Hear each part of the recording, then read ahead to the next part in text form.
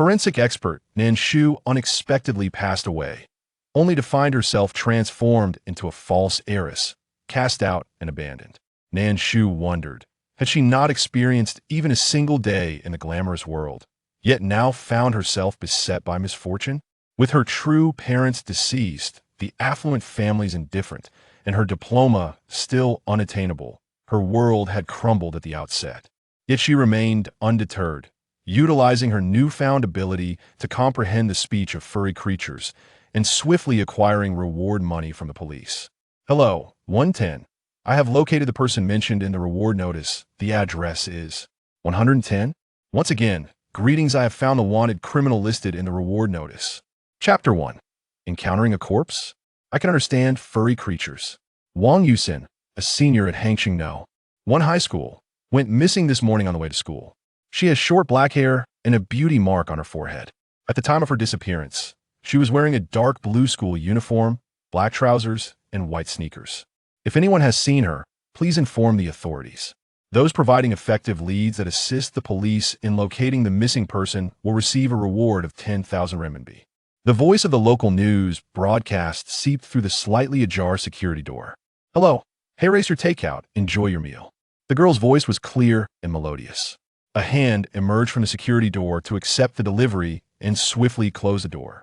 The hallway's motion sensor light flickered on, blindingly bright. Nan Shu raised her hand to shield her eyes, rubbing her face as she dragged her weary body toward the elevator. Her phone screen illuminated, displaying 21:48. Since 7 a.m., she had been delivering takeout for nearly 13 hours, earning 324 renminbi that day, more than she had ever made in a single day as a forensic expert in her previous life. The night breeze was gentle as Nan Shu sat on her electric scooter, pulling out a half-eaten, now hardened pancake from her pocket, taking small bites, followed by a hearty gulp of cola that fizzed delightfully in her throat, causing her to squint in pleasure. Not far away, the school bell of Hangqingno One rang, and the previously tranquil playground erupted into noise. Tilting her head toward the iron fence across the way, she could vaguely see the throngs of students bustling through the corridors. A smile involuntarily graced her lips. Youth is truly wonderful. Indeed, so many delicious things. Suddenly, a soft and sweet voice broke the air. Nan Shu paused, puzzled, glancing around her surroundings. Hangqing No. 1 was built against a mountain, and the back gate led directly to a hiking path lined with ginkgo trees, their golden leaves carpeting the ground in autumn.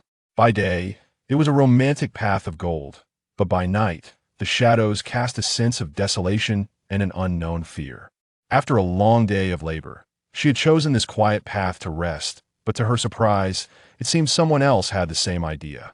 Nan Shu blinked, scanning her surroundings, but finding no one speaking. Where were? Another voice chimed in, deeper than the first. She surmised that this speaker must be a chubby little creature. Two distinct voices, yet no sight of their ownership was rather peculiar. Furrowing her brow, she instinctively reached into her pocket for her spring-loaded knife, having taken precautions against the late-night solitude. Suddenly, two small shadows flashed before her eyes. After prolonged exposure to darkness, her vision honed in on the swiftly moving figures, confirming them to be two little squirrels with their tails held high, one sprightly and the other plump. They dashed down the tree trunk and climbed the neighboring tree, twitching their black-gray noses adorably. Nan Shu tilted her head, gently accelerating her scooter, trailing behind the two little creatures. She had no doubt that the voices she had just heard belonged to them. Perhaps due to their proximity to the school and familiarity with humans, the two little beings noticed her presence but showed no fear, merely curious as to why this large human was following them. Did she wish to partake in their free meal? Nan Shu felt a twinge of boredom otherwise. Why would she be riding her electric scooter, stopping and starting just to observe these two little creatures searching for food? As for why she could suddenly understand their chatter, well, having died once and traversed into another world, it seemed only reasonable to acquire a golden finger of sorts. Indeed, she was not from this world. 3 days prior, forensic expert Nan Shu had collapsed in the autopsy room, and upon reopening her eyes, she found herself as the recently expelled false heiress, Nan Shu. From the original owner's memories, the relationship between the true and false heiresses had been strained 4 days ago, They had a fierce argument resulting in the true heiress, accusing the original owner of deliberately pushing her down the stairs. In the end, the original owner was cast out of the house. It was during this tumultuous time that Nan Shu had arrived, having yet to experience the lavish lifestyle of the wealthy, only to plummet into the depths of despair. Compounding her troubles, the original owner had not earned enough college credits, requiring an additional elective course to graduate, further delaying her diploma. Without the financial backing of the Nan family, and starting from scratch, Nan Shu fully grasped the meaning of the phrase. A single penny can thwart even the greatest of heroes. Fortunately, she was not one to wallow in self-pity. After tidying up her situation, she embarked on a new life of delivering takeout. This was the most feasible, legitimate, and expedient way she could conceive of making money. At last, the little creatures slowed their pace. Ah, I smell it. So fragrant. It's everywhere. Where? The scent is too strong. Then, Nan Shu witnessed the plump squirrel spinning anxiously on the ground, seemingly lost in the aroma of food, unable to discern its direction. Observing the little creature, she couldn't help but swallow. She thought that if this little one became a food vlogger, they would surely attract a significant audience. It was simply too adorable. Found it. Over there. An excited exclamation burst forth, and the plump squirrel halted abruptly, darting off in a specific direction. Nan Shu glanced instinctively and noticed a narrow path that her scooter could not navigate. After a moment's hesitation, she decided to abandon her vehicle and follow.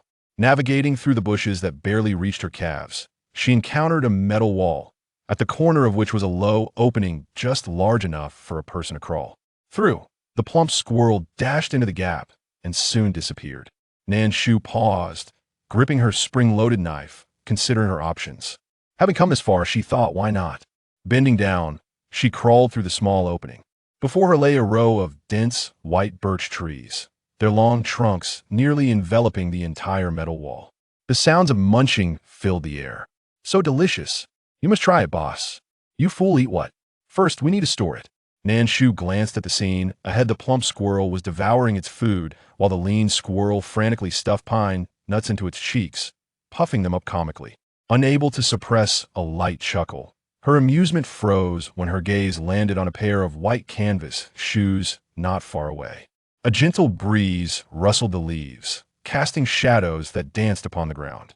Slowly, Nan Shu raised her head, only to meet a pair of crimson eyes staring back at her.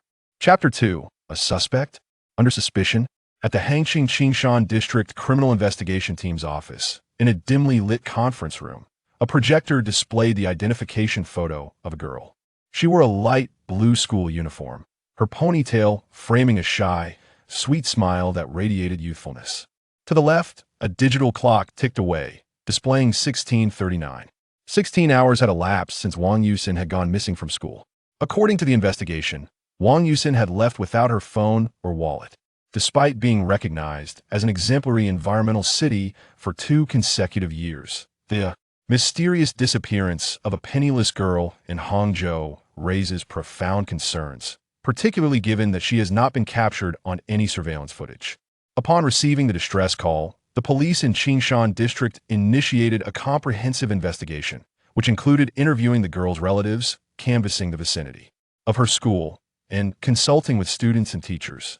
They meticulously reviewed surveillance footage from all nearby schools and enlisted additional police forces from neighboring districts, scrutinizing frame by frame, fearful of overlooking any crucial detail. Yet, their efforts yielded nothing. Wang Yusin vanished as if she had plummeted into the ocean, leaving no trace behind. As time ticked away, Li Feng, filled with anxiety, ran his fingers through his hair while casting glances toward Nan Dui, the district's 24-year-old criminal police chief. The flickering ember of his cigarette, coupled with his furrowed brow, belied the calm demeanor he tried to project. In this age dominated by the internet, the bizarre circumstances surrounding the girl's disappearance added a surreal layer to the case, rapidly escalating public interest, with related posts nearing 1 million views. Director Gua issued an unequivocal order. Wang Yusin must be found within 48 hours. However, despite the advances of modern technology and traditional search methods, no leads emerged. The thick scent of smoke permeated the meeting room, the tendrils of fog wrapping around the hearts of everyone present, not solely focused on solving the case, but also consumed by concern for the girl's safety and the haunting question of whether she was still alive. After countless hours of relentless investigation, a peculiar silence enveloped the room until the abrupt ringing of a mobile phone shattered it. All eyes turned to Nan Pernian's phone, which lay face down on the table. Since Wang Yusin's disappearance, her family had been in constant contact, inquiring about the progress of the investigation, their voices tinged with worry and desperation. Nan Pernian paused mid-drag on his cigarette, crushing it against the box before answering the call.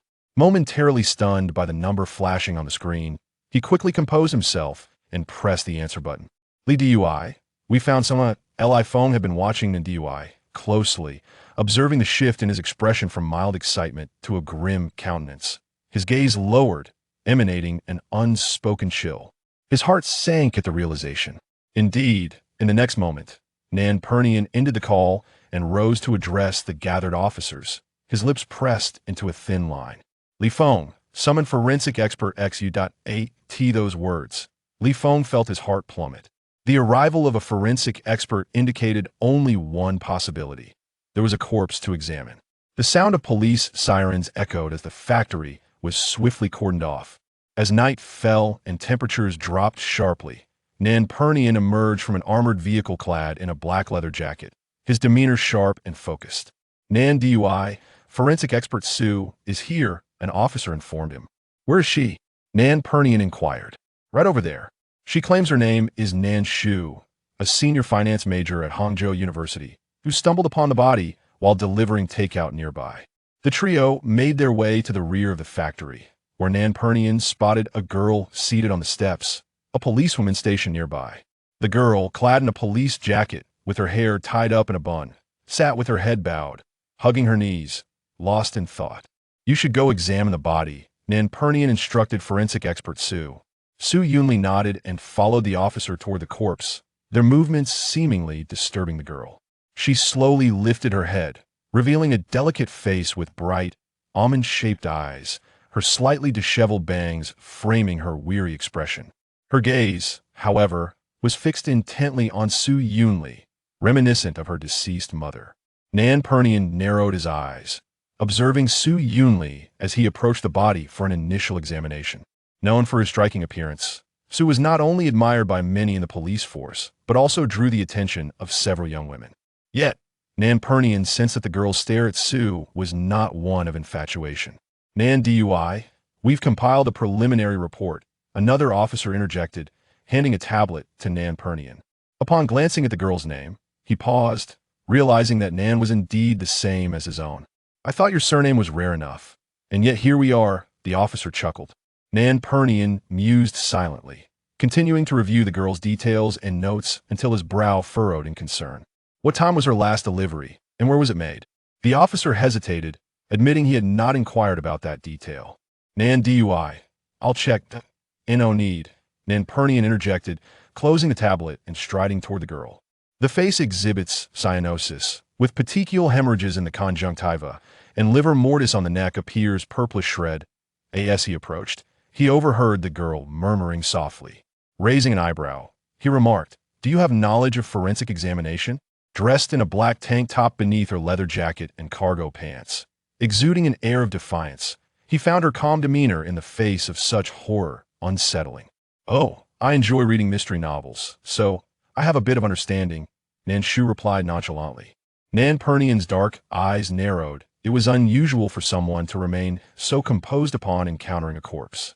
This peculiarity prompted him to entertain other thoughts. Chapter 3.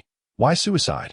The Authentic and the Fake Greetings. My name is Nan Pernian, and I am a member of the Criminal Investigation Team in QNG Seichin District.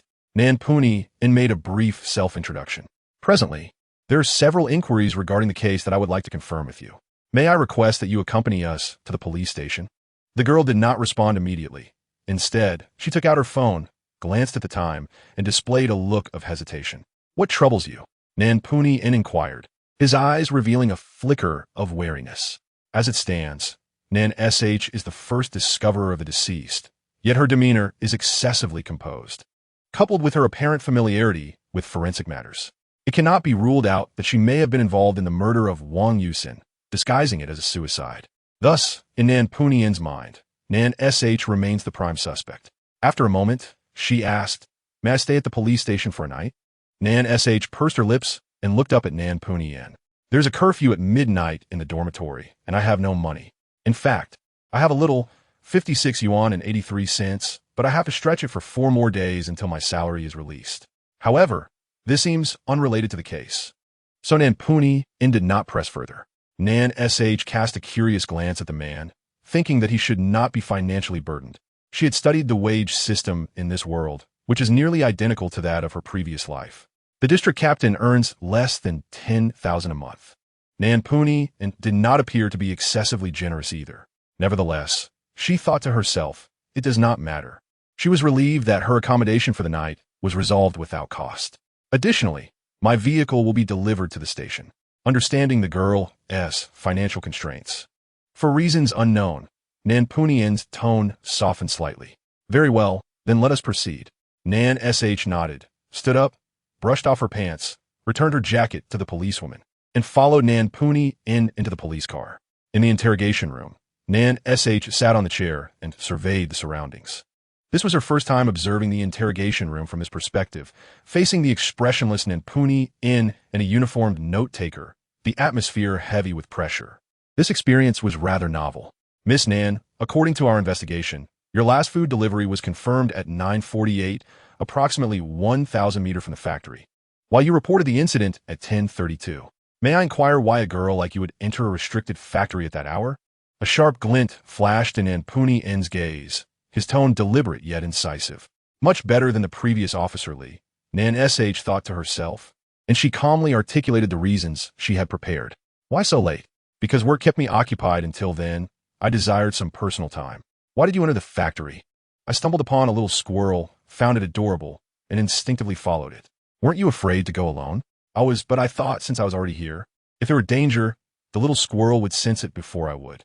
Just as Nan Sh could not disclose her crossing over to this world, the ability to comprehend the squirrel's speech was too extraordinary. She was not foolish enough to allow anyone to seize upon this flaw.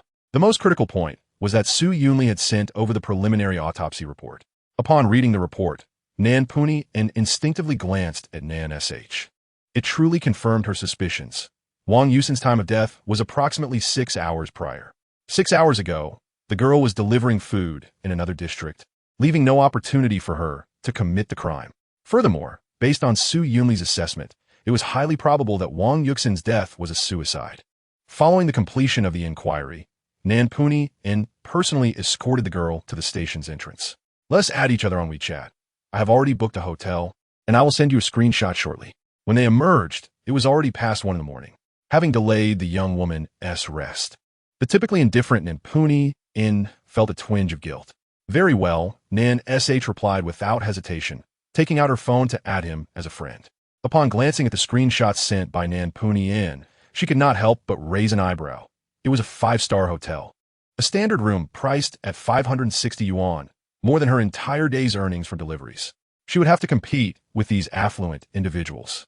"By the way," Nan Sh raised her head, "I noticed the police department is offering a reward of 10,000 for any leads that help locate the person." Nan Punian paused, as if recalling the matter for the first time, and could not help but chuckle. "Yes, I will submit the approval process today. Please send me the relevant information. And barring any unforeseen circumstances, you should receive your post-tax reward within the next day or 2. Based on the tax rate, you should receive over 8,000. Nan Punian had been observing the girl, and noted that as soon as he mentioned that phrase, her eyes sparkled, and her lips curved into a playful smile that was fitting for her age. "Excellent. Thank you, Captain Nan." The prospect of suddenly acquiring over 8,000 yuan made Nan Sh feel invigorated.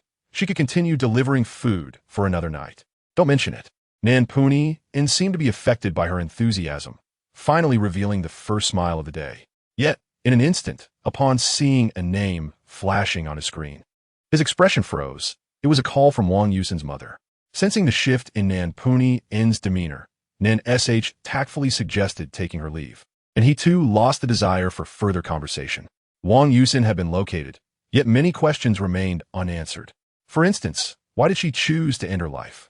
Upon entering the Hilton Hotel, Nan Sh presented her identification to the front desk. "Hello, I would like to check in." In her 2 lifetimes, Nan Sh had never stayed in a 5-star hotel. "Nan Sh?" A voice, slightly hoarse yet tinged with confusion, called from behind. Upon receiving the room key, she turned to face the speaker.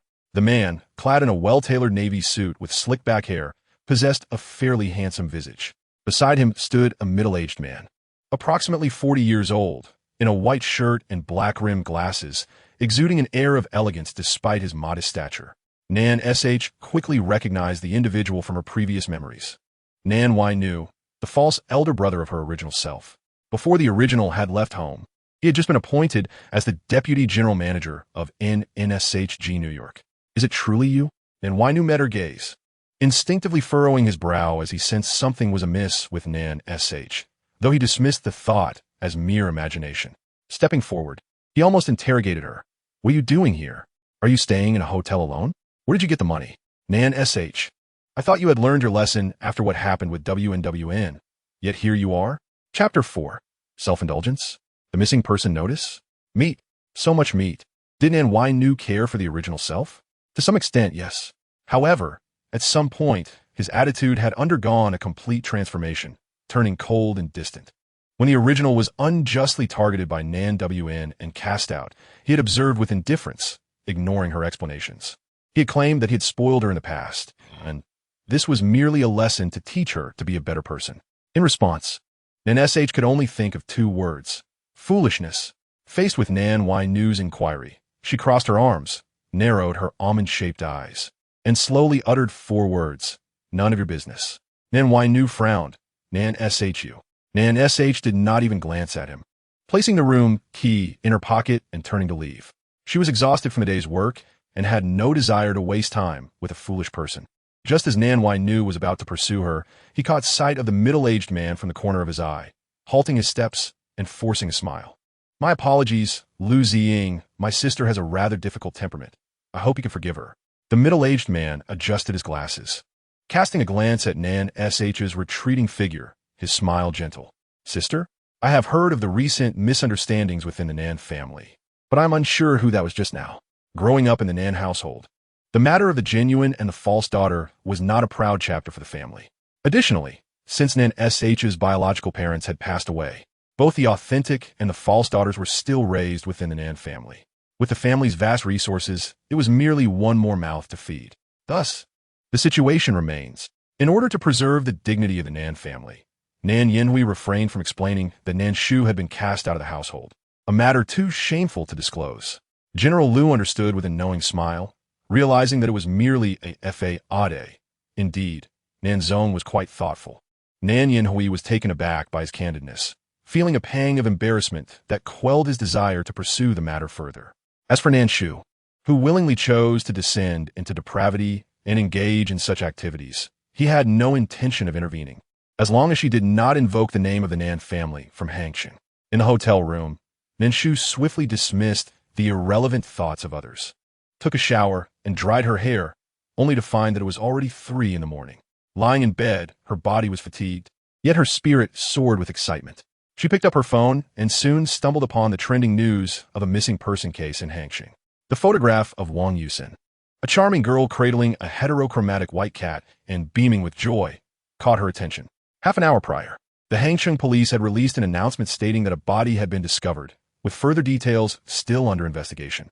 The news sent ripples through the community, igniting a flurry of conspiracy theories and murder speculations, while Wang Yusin's family background was thrust into the spotlight. It was revealed that her parents had secretly divorced 3 years earlier and had each established new families.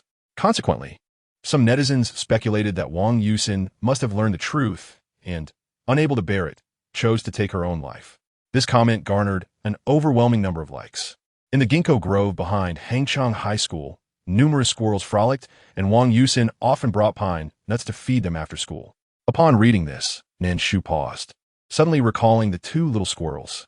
It dawned upon her that their discovery of the pine nuts had not been mere coincidence.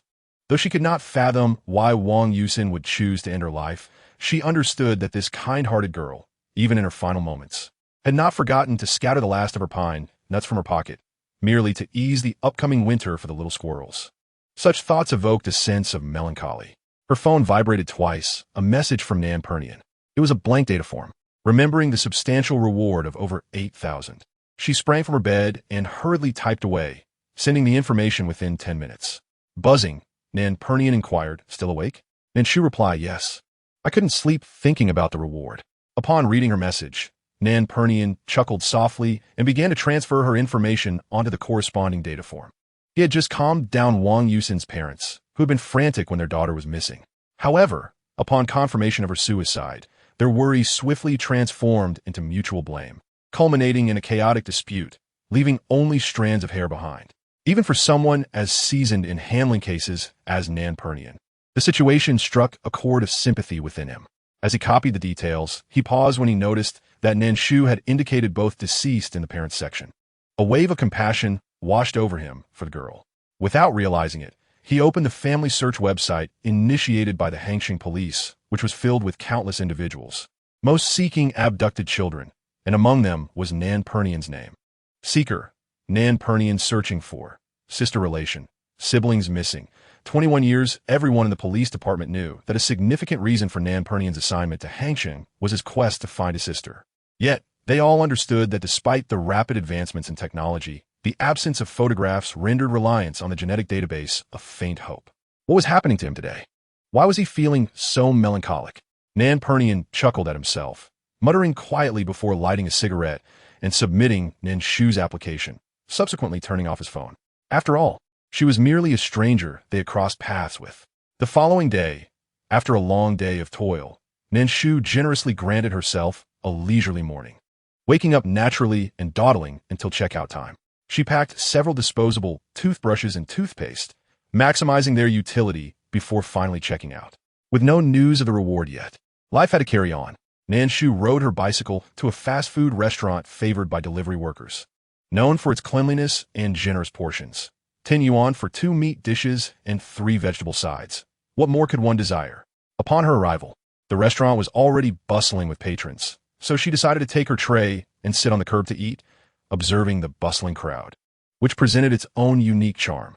As she savored her meal, a faint voice caught her attention. Delicious. So much meat. Curious. Nan Shu turned to locate the source of the youthful voice, which seemed to emanate from a delivery worker crouched nearby, most of whom were young males. However, the voice clearly belonged to a younger boy. Chapter 5, again, Awakening of a Detective Spirit. After scanning the area, Nan Shu pinpointed the origin of the voice beneath the manhole cover. But there were no signs of construction nearby. Her first thought was that someone might have accidentally fallen in and was unable to get out. Yet, upon reflection, she found it odd. A person who fell would surely cry for help to attract attention, not contemplate eating meat. Moreover, what meat could possibly be found in the sewers? Could it be? Nan Shu recalled her late-blooming instincts. Who said there was no meat in the sewers? Her past experiences suggested that beneath the manhole cover, it was quite possible that a bag of dismembered remains lay concealed, and the voice she heard could likely belong to a rat or similar creature. Whether it was mere coincidence or not, the moment that thought crossed her mind, she caught a whiff of a familiar, faint scent of decaying flesh, one she had encountered almost daily in the anatomy lab. She took a bite of the braised meat to steady her nerves. Was she awakening some kind of detective intuition? It had barely been 24 hours. The youthful voice continued to chatter in her ear. So tasty. It's even fried. So fragrant. After finishing her meal, Nan Shu remained seated, pondering a dilemma. If there truly were dismembered remains beneath the manhole, how could she explain to the operator how she came to know this? Would she not be apprehended as a suspect? What are you looking at? At the intersection, under the red light, Su Yunli followed Nan Pernian's gaze and spotted the girl from the previous night, clad in a yellow delivery uniform that accentuated her slender figure. Her low ponytail allowed a few strands of hair to cascade down her cheeks as she focused intently on the ground, as if engaged in a complex chemistry experiment. As the light turned green, Nan Pernian pondered for a moment before steering the wheel, while Su Yunli shot him a curious glance. The vehicle came to a halt beside the road. Nan Shu. Nan Pernian rolled down the window. To his surprise, the girl seemed momentarily stunned, abruptly lifting her head, her bright almond-shaped eyes sparkling as though she had spotted a beacon of hope. "Captain Nan, come here." Nan Shu waved her hand. her gaze drifting past Nan Pernian to Su Yunli and the forensic officer. Quickly, come over. Her exuberance was so palpable that one might think she had stumbled upon treasure.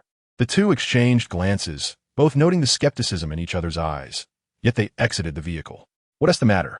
Nan Pernian's eyes swept over the empty food container in her hands, which had been polished clean, then scanned the group of delivery workers lounging in the shade, buried in their phones, as his brows knitted together in concern. Look, what is this?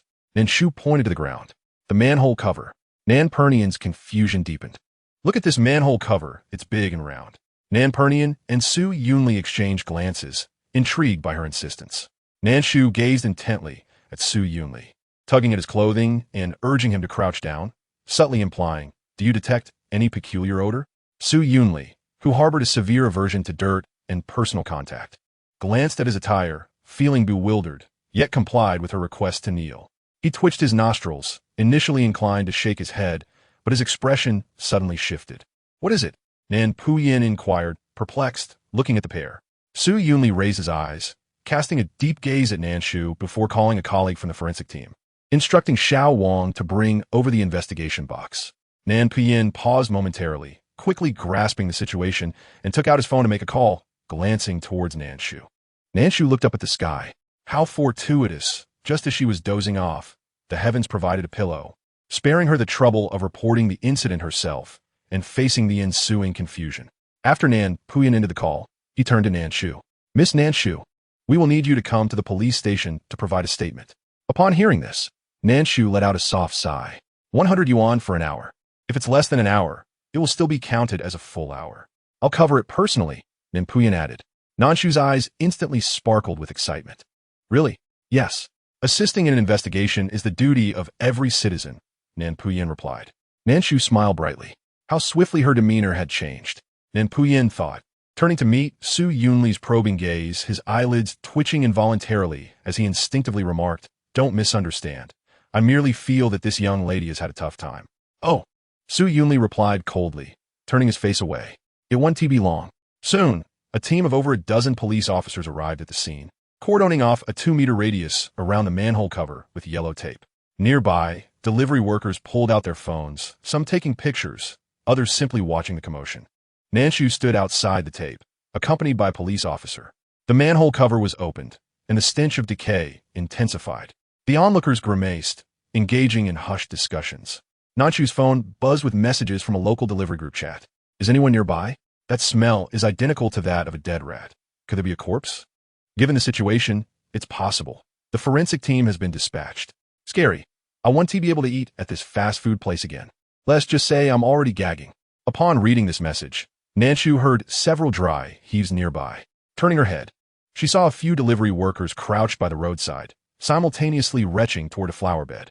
Among them, one not dressed in yellow was none other than the fast food restaurant owner. Is it really necessary? Nan Shu thought as she watched Nan Puyin don protective gear, preparing to descend into the manhole. After a moment's contemplation, she spoke up, Captain Nan.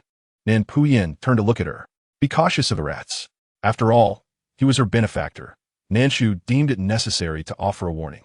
Nan Puyin nodded in acknowledgement, following his forensic colleagues down into the manhole, with Su Yunli trailing closely behind. Miss, what is your relationship with our Captain Nan? A junior officer could not help but inquire, unable to suppress his curiosity. Since joining the unit, he had never seen Captain Nan display such warmth towards anyone. Nan Shu replied, Oh, it's merely a simple cooperative relationship. Captain Nan pays, and I provide my statement. ISNT that cooperation? The junior officer misinterpreted her words, assuming Nan Shu was an informant for Captain Nan, regarding her with a hint of sympathy. Being an informant was a tough and thankless job with little reward. Observing Nan Shu in her yellow attire, the sympathy in his gaze intensified. Nan Shu. Chapter 6. Under suspicion again? Special abilities? Captain Nan, we made a discovery. The air in the sewer was far from pleasant, and even through the mask, the stench remained pungent. A colleague's voice called out as Nan Puyin quickly approached him, spotting a floral-patterned snakeskin bag caught in the wire mesh of the drainage outlet. The beam of the flashlight startled the reveling rats, sending them scurrying in all directions. Nan Puyin scanned the area with his flashlight, frowning, and called for more personnel to descend. The snakeskin bag was severely torn, revealing scattered remains within.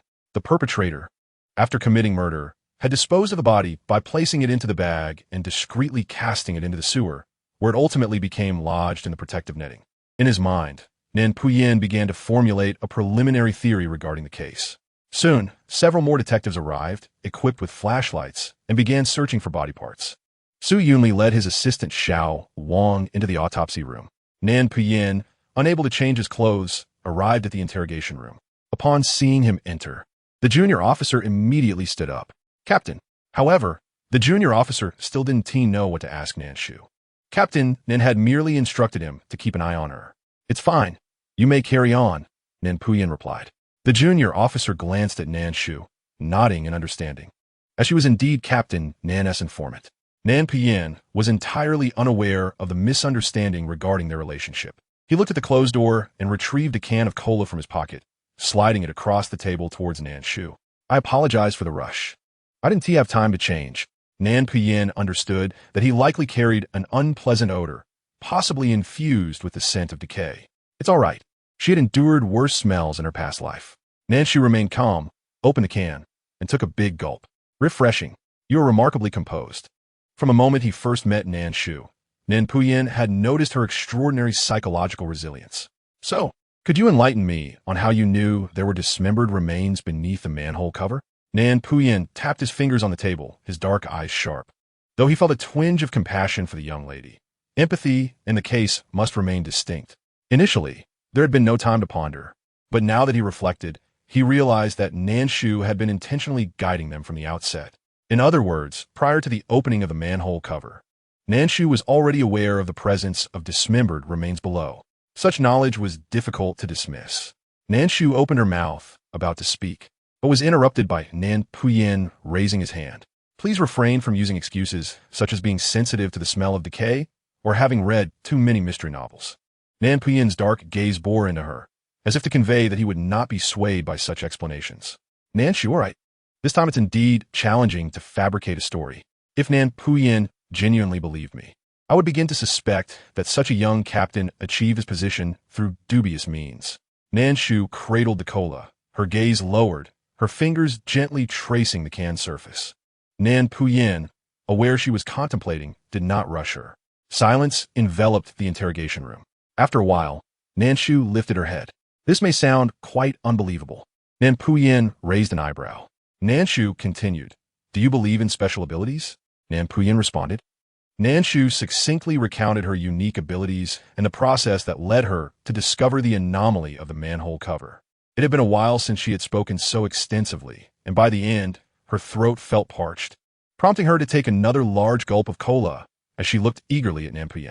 Nan Shu, every word is in the language of the Daxia, yet somehow, when strung together, I find it rather incomprehensible. After a lengthy pause, Nan Shu began to grasp her meaning. Are you suggesting that you can understand what the rats are saying?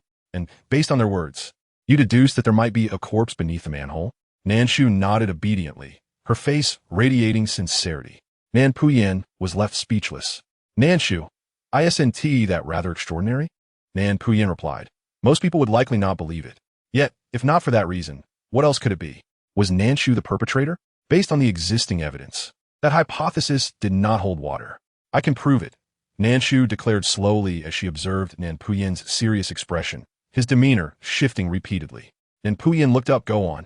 I overheard the mice whispering that it tasted exceptionally crunchy, and Nan Shu licked her lips, pondering whether some of the body parts had undergone frying or grilling.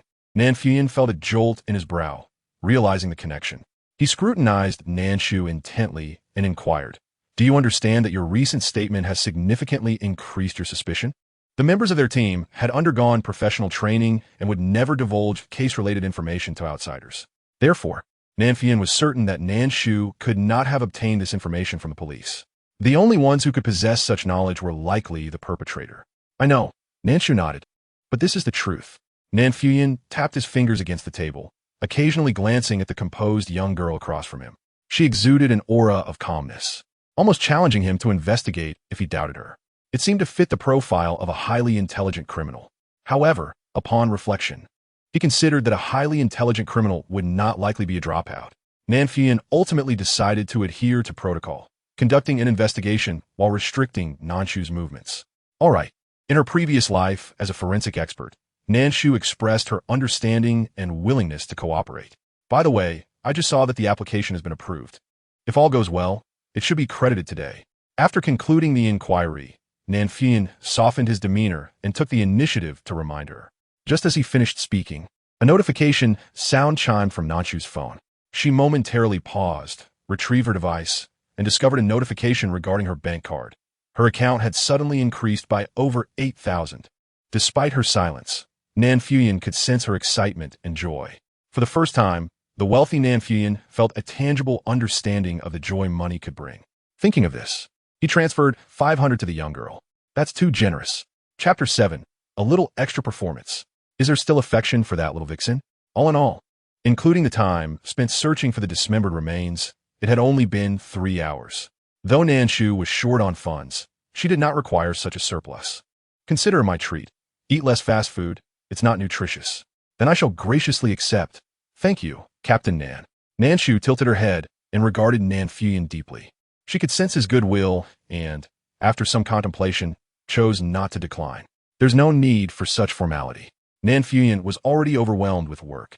After seeing Nan Shu off, he promptly headed to the conference room. As for further clues, they would have to await a more detailed examination and analysis from the forensic department.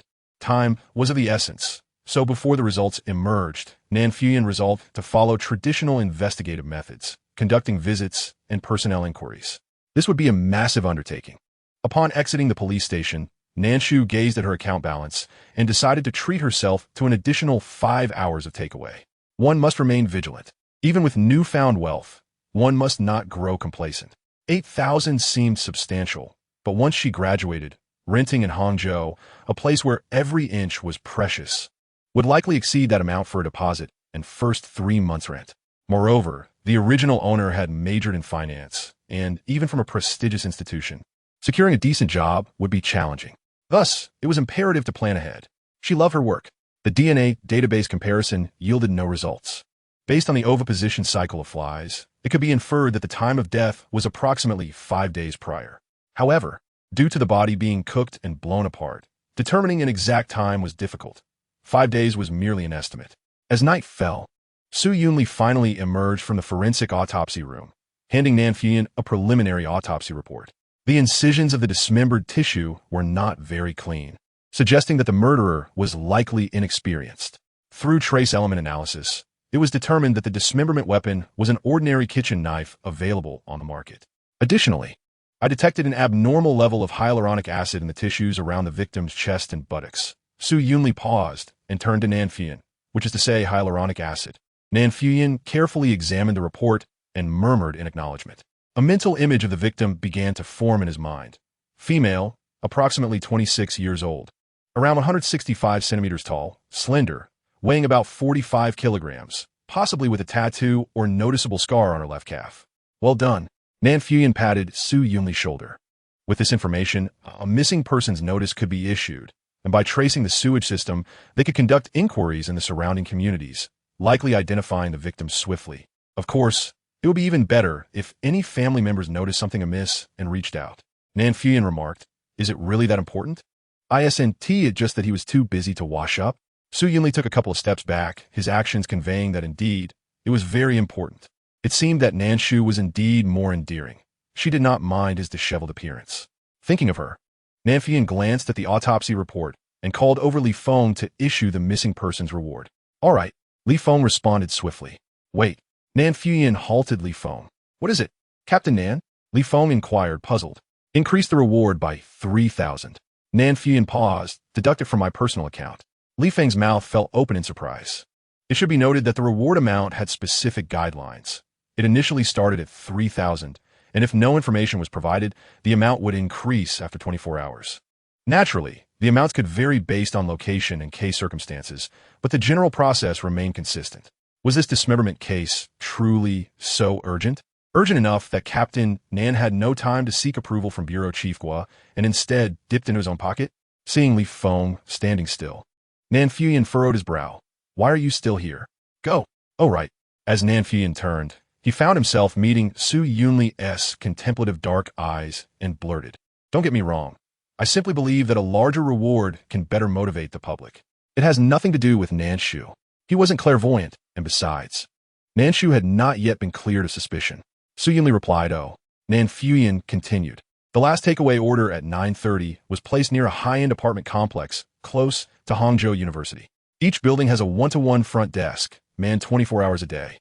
Accessing the elevator requires a card swipe. Typically, only residents can go up. Visitors must register and obtain permission from the residents before the front desk can assist them. It was said that most of the residents in this building were streamers or internet celebrities. Nan Shu's order had the note to leave it at the front desk, which simplified matters. Having completed her task, she earned 240, adding the 500 from Nan Fuyin. Her total income reached 740. Life was becoming increasingly promising. Exiting the order management interface, Nan Shu walked outside, donning her helmet. She encountered a man and a woman approaching her. The woman followed behind the man, her expression somewhat grim, her lips moving as if she were saying something, while the man appeared impatient, quickening his pace. The man glanced at Nan Shu, and upon noticing her yellow attire, seemed to recall that he had ordered takeaway, striding toward the front desk. "Hello."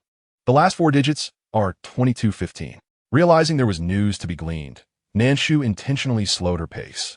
Hearing the man's words, she was somewhat surprised. What a coincidence that the sushi she delivered for a 15 yuan fee was indeed ordered by this man. Nan Shu couldn't help but take a closer look at him. He stood just over 180 centimeters tall, weighing around 180 pounds with a sturdy build, dressed in black pants and wearing a pair of hook shoes. Her gaze lingered on the band-aid on the man's right hand. The man appeared to be about 25 or 26 years old, his under-eye circles severely dark, looking somewhat haggard, with faint traces of bloodshot eyes. Clearly, his sleep quality had been poor in recent days. In her previous life, her professional instincts led Nan Shu to subconsciously appraise the man from head to toe. Meanwhile, the woman, who had been overlooked by the man, finally erupted. "Guanxua, do you still have feeling for that little vixen?" Chapter 8. Witnessing the scene, respect, and blessings locked in. A woman donned in a black letter-patterned dress, adorned with a circle of rhinestones around her neck, possessed chestnut-colored, voluminous waves cascading down her shoulders. She clutched a small handbag, her makeup exquisitely applied, yet her excitement rendered her expression slightly contorted. Guanxua took the takeout with a frown, directing a cold, impatient gaze at the woman. "Kong Liner, have you had enough of this ruckus?" His irritability had already been heightened over these past few days, leaving him little patience to placate his naturally suspicious girlfriend. "Not enough. This sushi restaurant, is it not the one Wang Shui frequents? Did she place the order for you? What does she mean by this? We are to be married, yet she still clings to you." Kong Liner cast a glance at the takeout packaging, her agitation only escalating rather than being soothed. "I must confront her. You two have been apart for half a year. What does she intend by this?" As she spoke, Kong Liner retrieved her phone from her bag, ready to make a call. Guanxua, who had initially exhibited signs of frustration, seemed to be provoked by something beyond comprehension. He swiftly stepped forward, snatching the phone from Kong Liner's hands and smashing it violently onto the ground. As if not yet satisfied, he raised his foot and stomped down hard, producing a sharp crack as the screen shattered into a spiderweb of cracks. Guanxua, seemingly lost in a frenzy, continued to stomp repeatedly. This sudden transformation left everyone present in shock. Kong Liner transitioned from surprise to anger at Guanxua's drastic measure to prevent her from calling, culminating in fear as she witnessed his uncontrollable state. She stepped closer, wrapping her arms around his waist to halt his actions. "What is wrong with you? Guanxua, please stop. I am frightened." "It's all right," she insisted, shaking her head. In less than 10 minutes, the couple, having erupted in conflict and reconciled just as mysteriously, emerged hand in hand, takeout in tow, into the elevator, leaving behind scattered remnants of the broken phone. The staff of the apartment complex were professionally trained to safeguard the privacy of the residents. Thus, even if someone recognized the man as Dodo, the male streamer with 1 million followers, no one attempted to take out their phone to capture the moment. As for Nan Shu, she did not raise her phone at all, and the staff allowed her to exit the building without hindrance. Is this truly what they call love? Upon exiting the community gate, Nan Shu mounted her electric scooter, secretly astonished. That man exhibited overt, violent tendencies, based on her previous life's analysis of criminal psychology. Individuals like him had a high probability of being potential perpetrators of crimes of passion. Should he be pushed to a certain threshold, He could easily descend into a state of uncontrollable rage, and such individuals, once married, were likely to inflict domestic violence upon their wives. Despite recognizing this reality, the girl named Kong Linner seemed disinclined to part ways.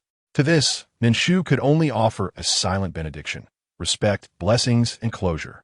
Returning to school, it was already 10:30.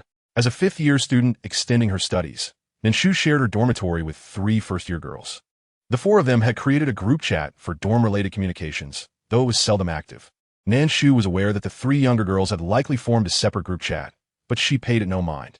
In her previous life, she often preferred solitude, and after becoming a forensic expert, she rotated between the police station, her home, and crime scenes, engaging in minimal social interactions.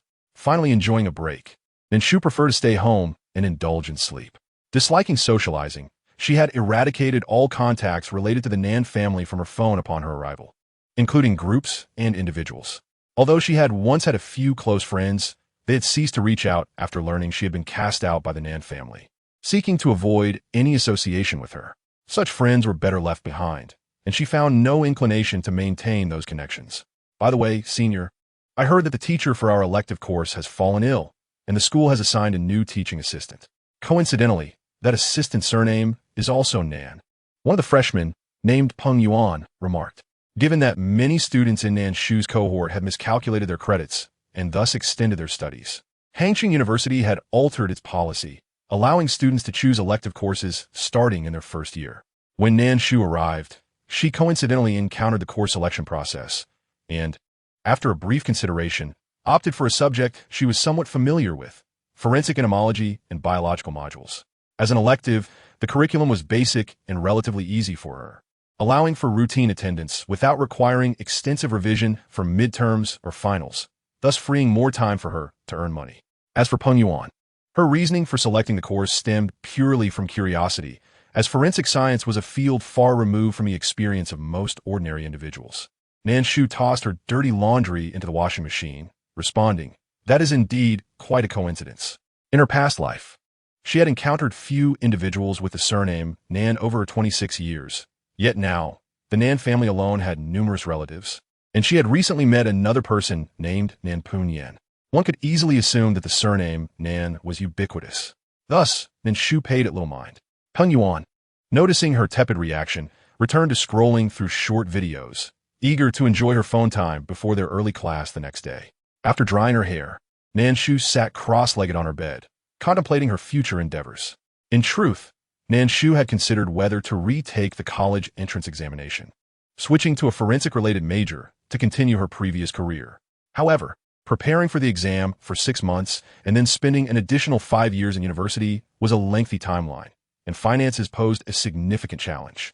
Even though she currently had 8,000 yuan, it paled in comparison to the expenses she would incur. Thus, while the idea was appealing, it did not align with her current circumstances. Freshmen, use your youthful minds to help me brainstorm. What can I do now to earn money? After much contemplation, Nan Shu decided to seek assistance from the younger girls. Peng Yuan and her friends were aware that Nan Shu was in dire need of funds, but they hesitated to inquire further.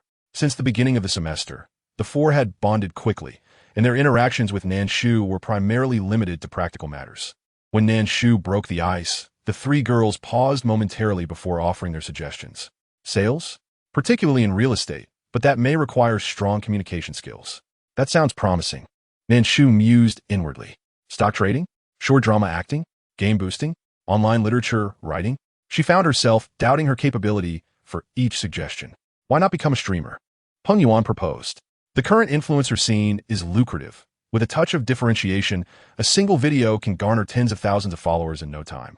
And then you can link products in your showcase and make a fortune. Peng Yuan peered out from behind the curtain, her head appearing as if it were floating in the air, her eyes gleaming with an excited light. A flicker of contemplation crossed Nan Shu's mind. This would be worth exploring.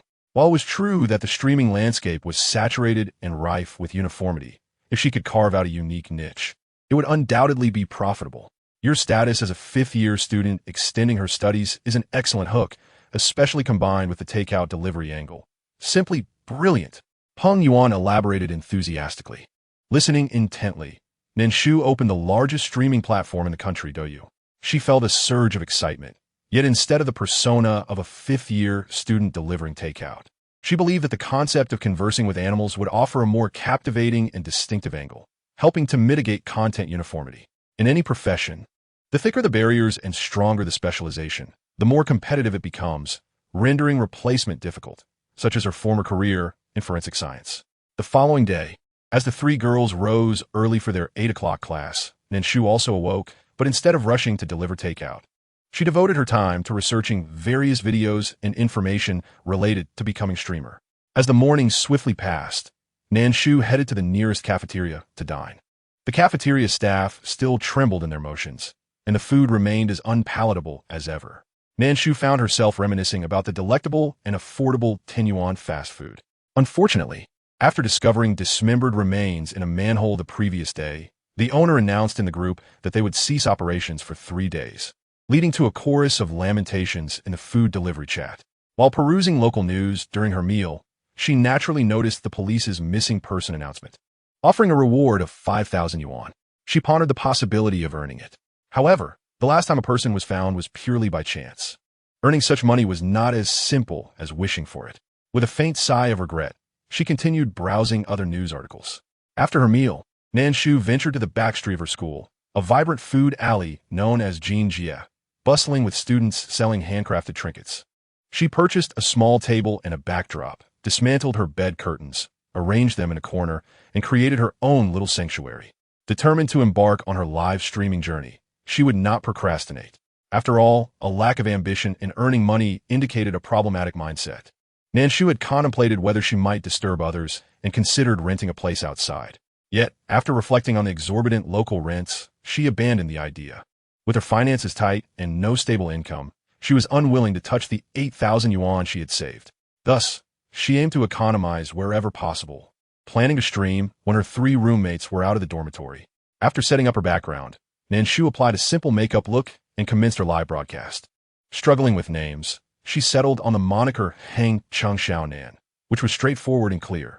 She put thought into her stream's title, dubbing it Xiao Nan Online, communicating with animals. The theme read, "Are you still disheartened by the inability to converse with your beloved pet? Do you truly understand your furry companion's thoughts? Do you wish to win their affection? Follow Xiao Nan for a brand new human-animal relationship." While somewhat cliché, it was simple and easily comprehensible, clearly indicating the content of her stream. As her stream began, the first half hour saw her viewer count remain at 0. Nan Shu was unfazed. After all, every beginning is fraught with challenges, and it was normal for a novice streamer to lack viewers. Douyu did offer traffic packages for sale, but for someone like Nan Shu, who was determined to avoid spending money, it was a fanciful notion to extract even a penny from her pocket. During this initial half hour, she made good use of her time by immersing herself in a professional finance textbook. Due to insufficient credits, the original owner had written a thesis but was unable to defend it. To graduate smoothly, she needed to self-study from scratch. Alas, life was not easy, and Nan Shu sighed. After the half hour elapsed, a few sporadic viewers trickled into her stream, though only 2 or 3 at a time, entering and exiting with curiosity about her content, but hesitant to inquire. Nan Shu set her book aside. New viewers can click the follow button in the upper left corner. Follow the host to stay updated. You won't miss out on my next stream. She added for those with pets at home. I can offer free assistance in communicating with them. These were phrases she had learned from online resources. Just as she finished speaking, her follower count increased by 1. Nan Shu smiled. Thank you. I love eating fish for your follow. Sending hearts. Although Nan Shu was inherently awkward in front of the camera, her striking appearance helped her maintain a presentable image on screen. I love eating fish. Can you really talk to pets, miss? Nan Shu rested her chin on her hand. Indeed, if you need assistance, you can request a video call. I love eating fish fell silent. Nan Shu understood. Had she been in the viewer's position, she too would find such claims hard to believe, perhaps not even daring to click into the stream. Just as she was about to return to her reading, the live stream screen unexpectedly split in 2. Is this a fellow novice streamer? A cheerful male voice resonated.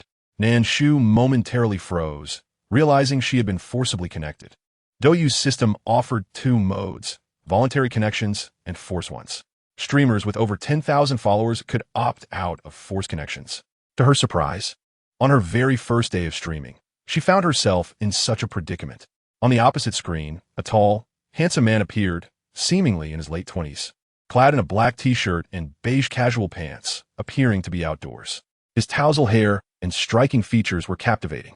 Upon visiting his profile, she discovered he was a pet streamer with 300,000 followers. Nan, you're also in Hangzhou? What a coincidence. The charming man greeted her with a radiant smile, showing no signs of condescension towards her as a newcomer. Yes, I am in Hangzhou. Hello, Nan Shu replied politely, maintaining an even demeanor. Surprised by her composed response, the handsome man elaborated, I'm currently at a work event, which is why I can only connect with you forcibly. I apologize, let's keep it brief. Noting that Nan Shu was merely a novice with a follower count of 1, he felt a pang of sympathy. Recalling how difficult his own start had been, Nan Shu was aware that in Douyu, the competition involved assessing the value of gifts sent by fans within a specified time frame, with the winning party allowed to make a request of the losing party. Of course, if the request was deemed excessive, it could be declined. All right, Nan Shu nodded, realizing she had no power to refuse. At that moment, a sharp bark pierced the air.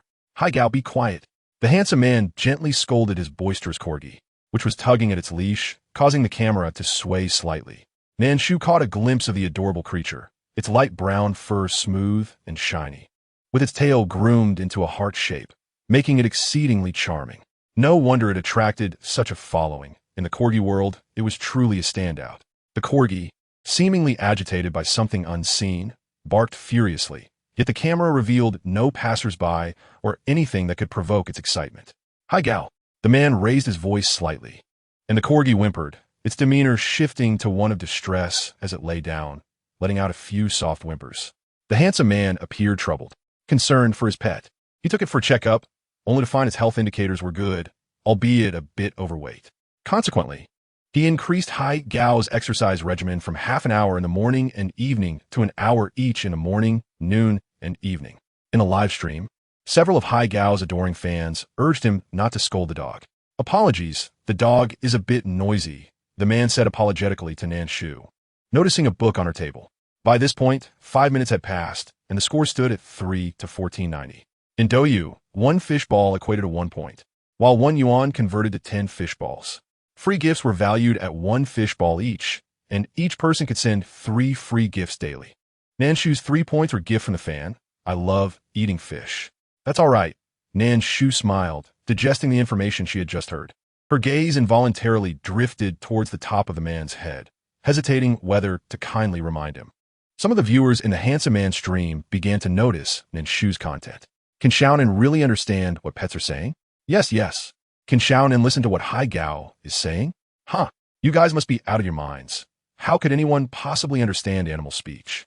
Their sound waves and frequencies differ so much that even human ears can't capture some animal sounds. It's pure nonsense. I'd say this streamer must have mistreated dogs. Otherwise, why would the dog seem so unwelcoming? You fans, believing you are feeding the dog with dog food, are in fact merely filling human pockets. Gao Ba has become a minor internet celebrity, attracting a fair share of detractors in his live stream. Observing the fans' frantic attempts to seek help, he couldn't resist the urge to mock. Several trolls have been banned from the chat. Despite his indifference toward the naysayers, Gao Ba is genuinely concerned about Gao Gao's condition. Noticing the fans' comments, he took a closer look at Nan Shu's live stream and curiously asked, Xiaonan, can you really understand what animals are saying? Yes. Nan Shu replied with a nod. Such a notion seemed ludicrous. Yet in the given atmosphere, Gao Ba impulsively inquired, so, did you understand what Gao Gao just said? Immediately regretting his words, he wondered how he could have entertained such a thought. In his old age, would he fall victim to scams selling health products? I did understand, came Nan Shu's unexpected response, causing him to momentarily pause. What did it say? He asked, intrigued. Nan Shu pursed her lips, declaring, I must clarify. I am merely relaying the message, and do not bear the consequences of these words. It doesn't sound very pleasant, Gao Ba remarked, yet his curiosity was piqued. Could Nan Shu truly comprehend animals? Her professional and composed demeanor made it hard not to believe her. All right, he conceded. Nan Shu continued. Do you have a mirror or a spare phone on hand? Why are we shifting to that? Gao Ba questioned. I do have a spare phone. It's essential for a streamer. Then open the camera, switch to the front-facing lens, and point it at yourself, she instructed calmly. Confused, Gao Ba complied, adjusting the camera before questioning. Now what? He gazed at his reflection, still as handsome as ever. Do you not think your head looks a bit green today? Nan Shu teased. What does that mean? The audience was equally baffled. Idiot. She implying Gao Ba has been cheated on. Wait, Gao Ba has a girlfriend? Why didn't I know about this? Indeed, we loyal fans have known for quite some time. It seems he has been dating her for 4 or 5 years now. Gao Ba's expression froze as he processed this information. Impossible, he retorted, his face reflecting a mixture of disbelief and anger. I understand you're upset, but don't be too hasty. Gao just mentioned that it became agitated because, during this time, your girlfriend would take it out to play and often visit hotels. Nan Shu explained with a shrug. If you doubt me, let Gao take you to the hotels she frequents. Gao Ba fell silent, realizing that only his loyal fans were privy to his relationship. A small group of just over 50 individuals. Observing Nan Shu's attire, he deduced she was not among them. However, could it be that a friend had informed her? Perhaps Nan Shu was merely seeking attention and engagement through sensationalism. No, he quickly dismissed that thought. He had initiated contact with Nan Shu. If she possessed such influence over the Douyu platform, she wouldn't have so few followers. Contemplating the most plausible scenario, Gao Ba's handsome features darkened. The audience began to sense the shift in the atmosphere. Why don't you try it out, Gao Ba? If you've been cheated on, you should at least find out who the other person is. Or are you planning to pretend to be oblivious? The comments flooded in, and suddenly, tens of thousands of viewers joined the stream. How did I end up in this stream while scrolling through breakup healing videos? Oh, probably because this streamer is about to face a breakup as well. Gao Ba mused over how he had never noticed the biting remarks of his fans before. After a minute of internal conflict, he decided to investigate, not out of belief in Nan Shu, but due to the unusual behavior of Gao over the past month. During this time, he had been frequently traveling between the dog food factory and Hangzhou, entrusting his girlfriend with the care of Gao, asking her to take the dog out for walks. His girlfriend, a traditional young woman, had been with him for 5 years, but they had never lived together. Occasionally, she would visit to play with Gao, and they would embark on road trips together. Earlier this year, their families met, and after matching their horoscopes, they decided to get married by the end of the year, holding the wedding in May. Thus, in order to be worthy of his girlfriend, Gao Ba contemplated opening his own dog food factory, not only to provide fresher and healthier options for his fans, but also to expand his side business. As he was uncertain how long he could sustain himself in the internet industry, he crouched down, patting Gao's head. Do you know where your mom is? Can you lead daddy to her? Gao seemed to understand, immediately standing up, spinning around, and tugging at the leash, indicating for Gao Ba to follow. Gao Ba was taken aback, sensing that Gao's response was quite unusual.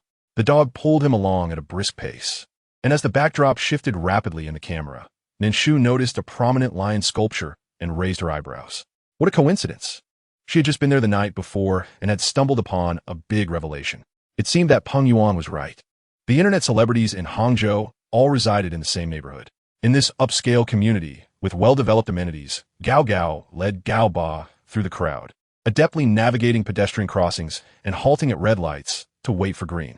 Look at Gao, so attentive, unlike my disobedient child. Yesterday, I ordered yet another new sofa. This is the 3rd one this year. Other people's pets are simply delightful. The fans were charmed by Gao's behavior, feeling a sense of warmth. As the 5-star hotel loomed closer, even the trolls watching Gao Ba were filled with sympathy. Gao came to a halt before the lobby of the Glen Hotel. Gauss, what is it? Gao Ba called out. Gao barked, indicating that its mother was inside and urging him to hurry. Nan Shu acted as an interpreter at the right moment. Gao Ba's lips twitched. At this point, he could no longer deny the evidence. He had never brought Gao to the Glen Hotel.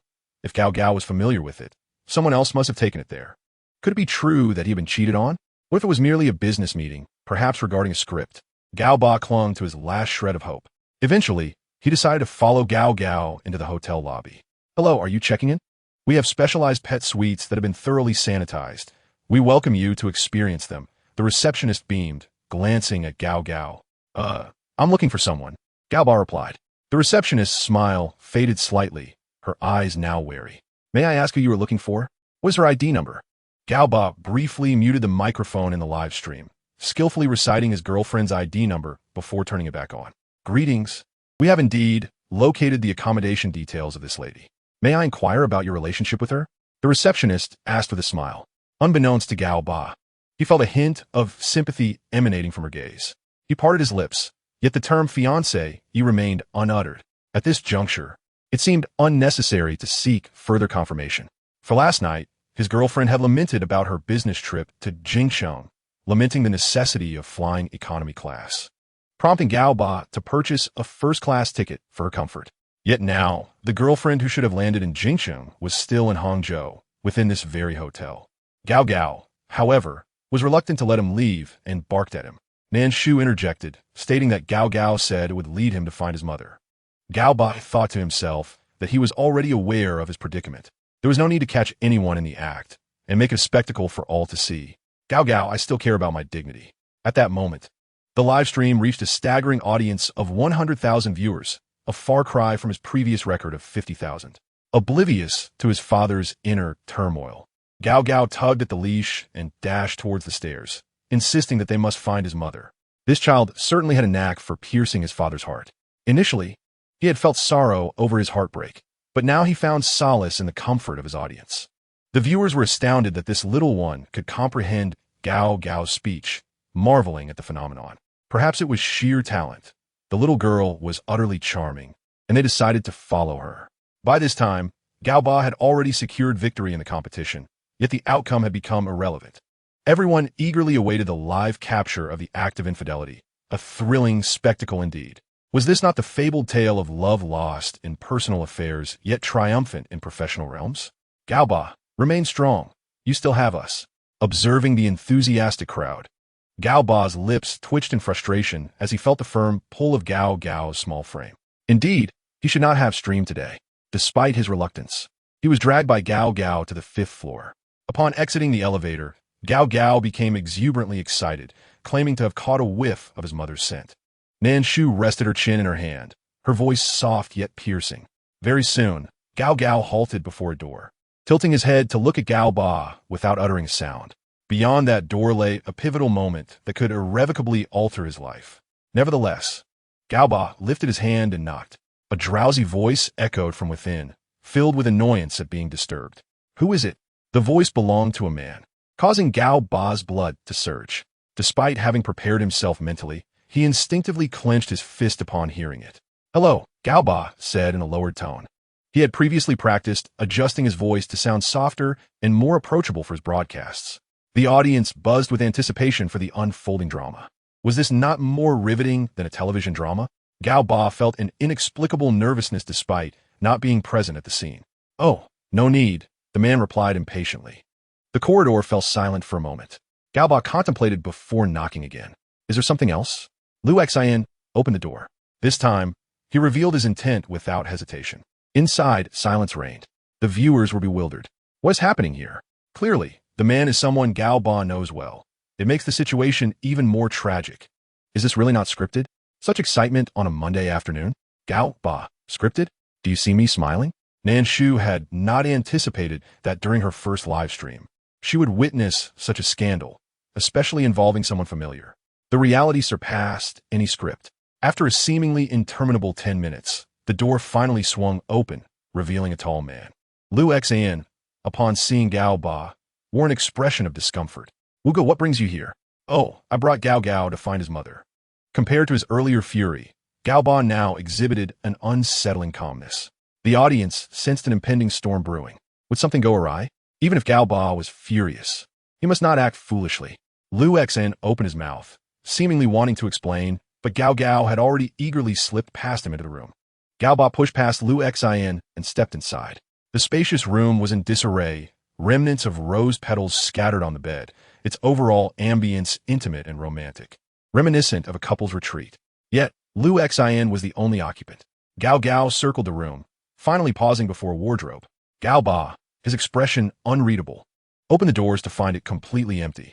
Woof woof, Gao Gao barked at the wardrobe. Mommy should be here, but she is not. I'm confused, he declared. Nan Shu re-entered the conversation. Gao Ba, wearing a Bluetooth headset, heard her words but displayed no emotion.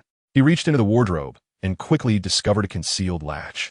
Pressing it gently, with a soft click, a hidden panel swung open, revealing a passage leading to the corridor. Wait, what is this operation? The hotel has a secret passage? After years of staying in hotels, I never knew such a door existed. Who would have thought? Watching a live stream would not only serve drama, but also enlighten us. I'm curious how Gao Ba knew about this hidden door. His knowledge stemmed from a recent collaborative production where they filmed a hotel informational video, which he had planned to edit and release the following Saturday. Fate had led him to this moment. As the hidden door swung open, Gao Gao barked with renewed excitement. Having caught a whiff of his mother-esque scent, Gao Ba turned to Liu Xin, who wore an expression of guilt. If Gao Ba had confronted him angrily, Liu Xin would not feel so remorseful, yet Gao Ba's eerie calm left him perplexed. Wu Ge, when did you two become involved? Gao Ba inquired, bypassing any doubts and directly addressing their relationship. Liu Xin, realizing the gravity of the situation, confessed everything.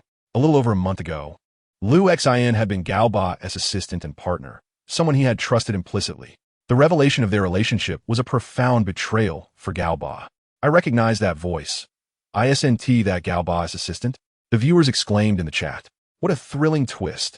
Even without a confrontation, my heart races with anticipation. Nan Shu observed the unfolding drama, ready for the next revelation. Gao Ba preferred not to air his private matters online for public amusement, instead opting to arrange a private discussion with Liu Xin before departing with Gao Gao. They exited the hotel. Gao Ba exhaled a heavy breath, casting an apologetic glance towards Nan Shu. I'm sorry, Nan, for interrupting your live broadcast. Although it had long concluded, their connection remained intact. It's nothing. I was enjoying the gossip anyway. Let's forego the punishment. Allow me to offer you some compensation. Gao Ba felt utterly drained. The comments flooded in. Gao Ba. He truly is something. I'm in tears. Even in such a state, he's still thinking of comforting others. Exiting the hotel, Gao Ba appeared to age a decade in an instant. Gao Ba, stay strong. It's all right. You still have Gao Gao, who's also single. You two would make a perfect pair. Seriously, are you being sarcastic? Thank you, Gao Ba. Nan Shu did not refuse, as she had contributed her share. It was only natural to accept some reward. After this incident, Gao Ba lacked the spirit to continue streaming. He rewarded Nan Shu with 1,000 yuan before hastily ending the broadcast. Although his viewer count had surpassed 200,000, he had little desire for such traffic. Those 200,000 viewers, having nowhere else to go, swiftly flocked to Nan Shu's stream after witnessing her talent. Thanks to Gao Ba for the immense fortune, Nan Shu smiled at the surge in online viewers. On her first day, she received 500 yuan in gifts, and her follower count saw a significant leap. She expressed her satisfaction. New followers, please consider hitting that follow button. If anyone has questions about pet care, feel free to connect with me live. Following this event, Nan Shu's followers increased from a mere 1 to over 3,000, with a continuous upward trend. Is it really possible to connect? Can I remain off camera and only show my pet? The host is so beautiful. Sending love. Can Nan understand the sounds of all animals? What about snakes? Lizards? Yes. We can connect. Some may feel shy and choose to stay off camera. The lens can focus on the pet. I'm not sure if I can understand snakes, but we can certainly try. As she was answering, the screen abruptly divided in two. Chapter 13. Hello, sister. You're so impressive. Connecting with an acquaintance? Once connected, Nan Shu was taken aback. This familiar operation was yet another forced connection. Had she inadvertently poked the back end of Douyu today? She had only just finished. I just applied to connect. Here we go again? Whoa, it's a major streamer. Is that my Shuago? He already has 1 million followers. Does he really need to participate in the preliminaries? This competition is quite fair. Regardless of the streamer's size, everyone is treated equally. Only those who excel in the preliminaries can advance, which is friendly to newcomers. It's more favorable for those who can afford to pay. For a newcomer like Nan. If it weren't for Gao Ba's connection just now, she would probably still have only a handful of viewers. The comments buzzed with discussion. Yet, Nan Shu's gaze was fixated on the man opposite her, her brow twitching. He wore a white suit adorned with a silver chain, with only 2 buttons fastened, revealing glimpses of his defined abs. His hair was dyed silver, complemented by light blue contact lenses and meticulous makeup, enhanced by a beauty filter. Despite this, Nan Shu recognized him immediately. He was none other than Guan Shua, the protagonist of last night's gossip. His streaming name was Guan Shua, who can dance. What a small world. Nan Shu couldn't help but marvel internally. Upon seeing her, Guan Shua's smile faded slightly. It was evident that he recognized her as well. Clearly, Guan Shua hadn't anticipated that the inconspicuous delivery person from last night would whimsically decide to become a streamer today, and even more coincidentally, connect with him. Most importantly, she had approached him first. Guan Shua felt a swell of frustration. This person had witnessed his most authentic self. What if she spoke indiscriminately in the live stream? Hello. Guan Shuo greeted Nan Shu with an impassive expression. She nodded in response. This young lady is quite lovely. Can she dance? Or perhaps a punishment song? This lifestyle streamer is so uninteresting. What is she doing? Is she broadcasting study sessions? The newcomer seems rather aloof. This is Shuoge, after all. I can't imagine how happy I would be to connect with him. Unlike the friendly fans in Gaoba stream, Guan Shuo's audience was much more aggressive. Seeing Nan Shu was merely a small streamer with a few thousand followers, they were already contemplating potential punishments. Shouldn't the little streamer showcase her talent? Perhaps dance or sing. It could draw more votes. The progress bar in Guan Shuo's stream quickly filled as his viewer count soared to over 300,000, including several affluent viewers fond of risque dance performances. A few rockets descended, reaching heights that Nan Shu could only dream of. They both tacitly avoided addressing this point. Guan Shuo, noticing her understanding demeanor, smiled and suggested, "It sounds like good advice." Yet, the perceptive Nan Shu detected the hidden malice and disdain in his gaze. "I appreciate the kind suggestion, but I'm not particularly skilled in singing or dancing," she replied coolly. Even in the presence of a million-follower streamer, her composure remained unwavering. How can someone who can't sing or dance be a streamer? One must possess some talent, right? Nowadays, Douyu really allows anyone to become streamer. Indeed, and with that expression, how arrogant can you be?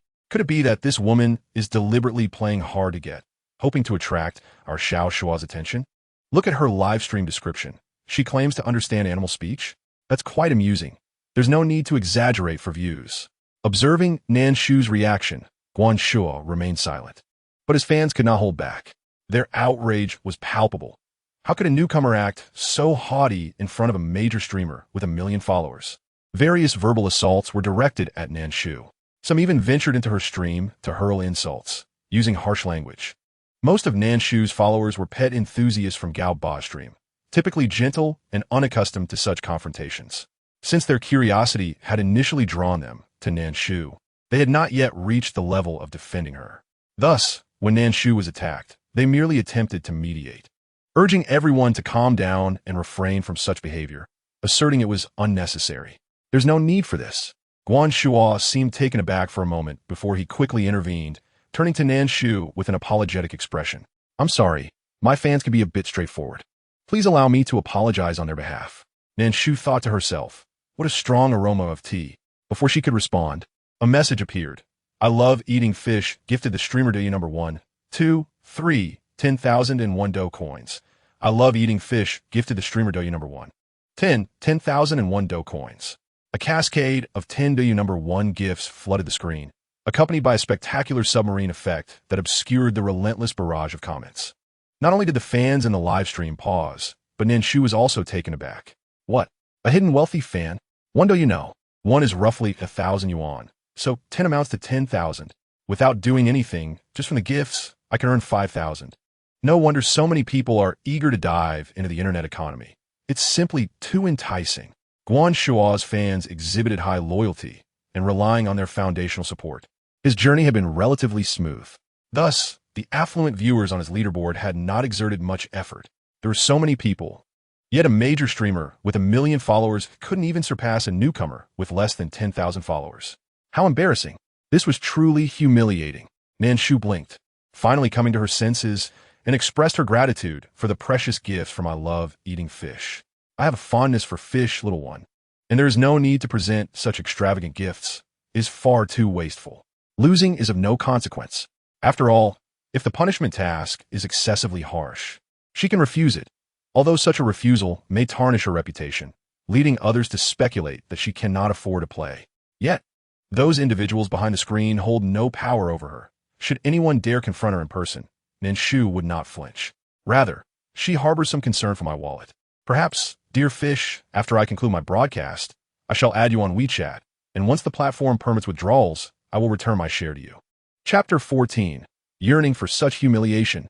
Do not seek to leech off the popularity. In her previous life, Nan Shu had dealt with no fewer than 5 homicide cases involving top-tier patrons and female streamers. Typically, these affluent patrons would exhaust their fortunes or take out loans to present themselves as wealthy, desiring to meet the streamers offline. When rejected, they would find themselves in utter despair, igniting a furious rage that led to violence. Thus, Nan Shu was determined from the outset to avoid the paths of dance or artistic displays, for she did not wish to attract excessive gifts or entanglements. She had meticulously planned to reduce her streaming after accumulating a modicum of popularity, opting instead to create short videos or clips regarding the internet as a side endeavor, while her primary focus remained on securing a stable job or perhaps even pursuing civil service. Unexpectedly, on her very first day of broadcasting, her initial fan turned out to be a prodigious benefactor. If you cannot afford to give, then do not pretend. I thought you were truly affluent. I must say, little Nan's survival instinct is remarkably strong. She must have heard about the recent incident where a female streamer was murdered by her top patron. Upon hearing Nan Shu's remarks, the previously silent fans of Guan Shua erupted once more. At this moment, the progress bar had surged due to the efforts of Guan Shua's affluent female supporters. I love eating fish. Do not worry, I have money. I simply cannot abide by those who bark like dogs. No sooner had the words left her lips than the live broadcast effects illuminated once again. I love eating fish rewards a streamer with always with you 1, 2, 310, 17,999 coins. In mere minutes of gifting, despite still being in the preliminary rounds. I love eating fish had elevated the stream to a high-stakes arena. Nan Shu glanced at I love eating fish's comment and refrained from curbing the benefactor's exuberance. I cannot tolerate others' behavior. In a fit of anger, I retaliate while the benefactor uses wealth to humiliate others. I too wish to experience such humiliation once. Who cried out in envy, yet remained silent? Clearly, it is not my money being gifted, yet I cannot help but feel exhilarated. Is it not delightful?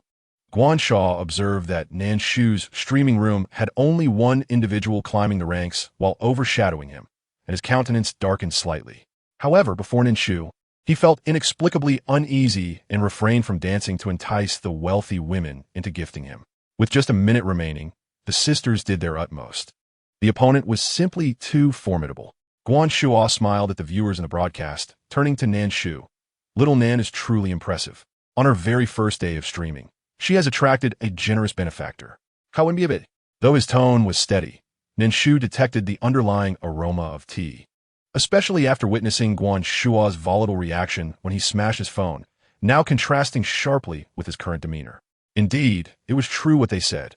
One's identity is self-bestowed. Who could have imagined that the private Guan Shua would be so different? Ah yes, I am indeed fortunate. Nan Shu rested her chin on her hand, smiling brightly. I'm quite envious of myself as well. At this moment, a soft meow resonated.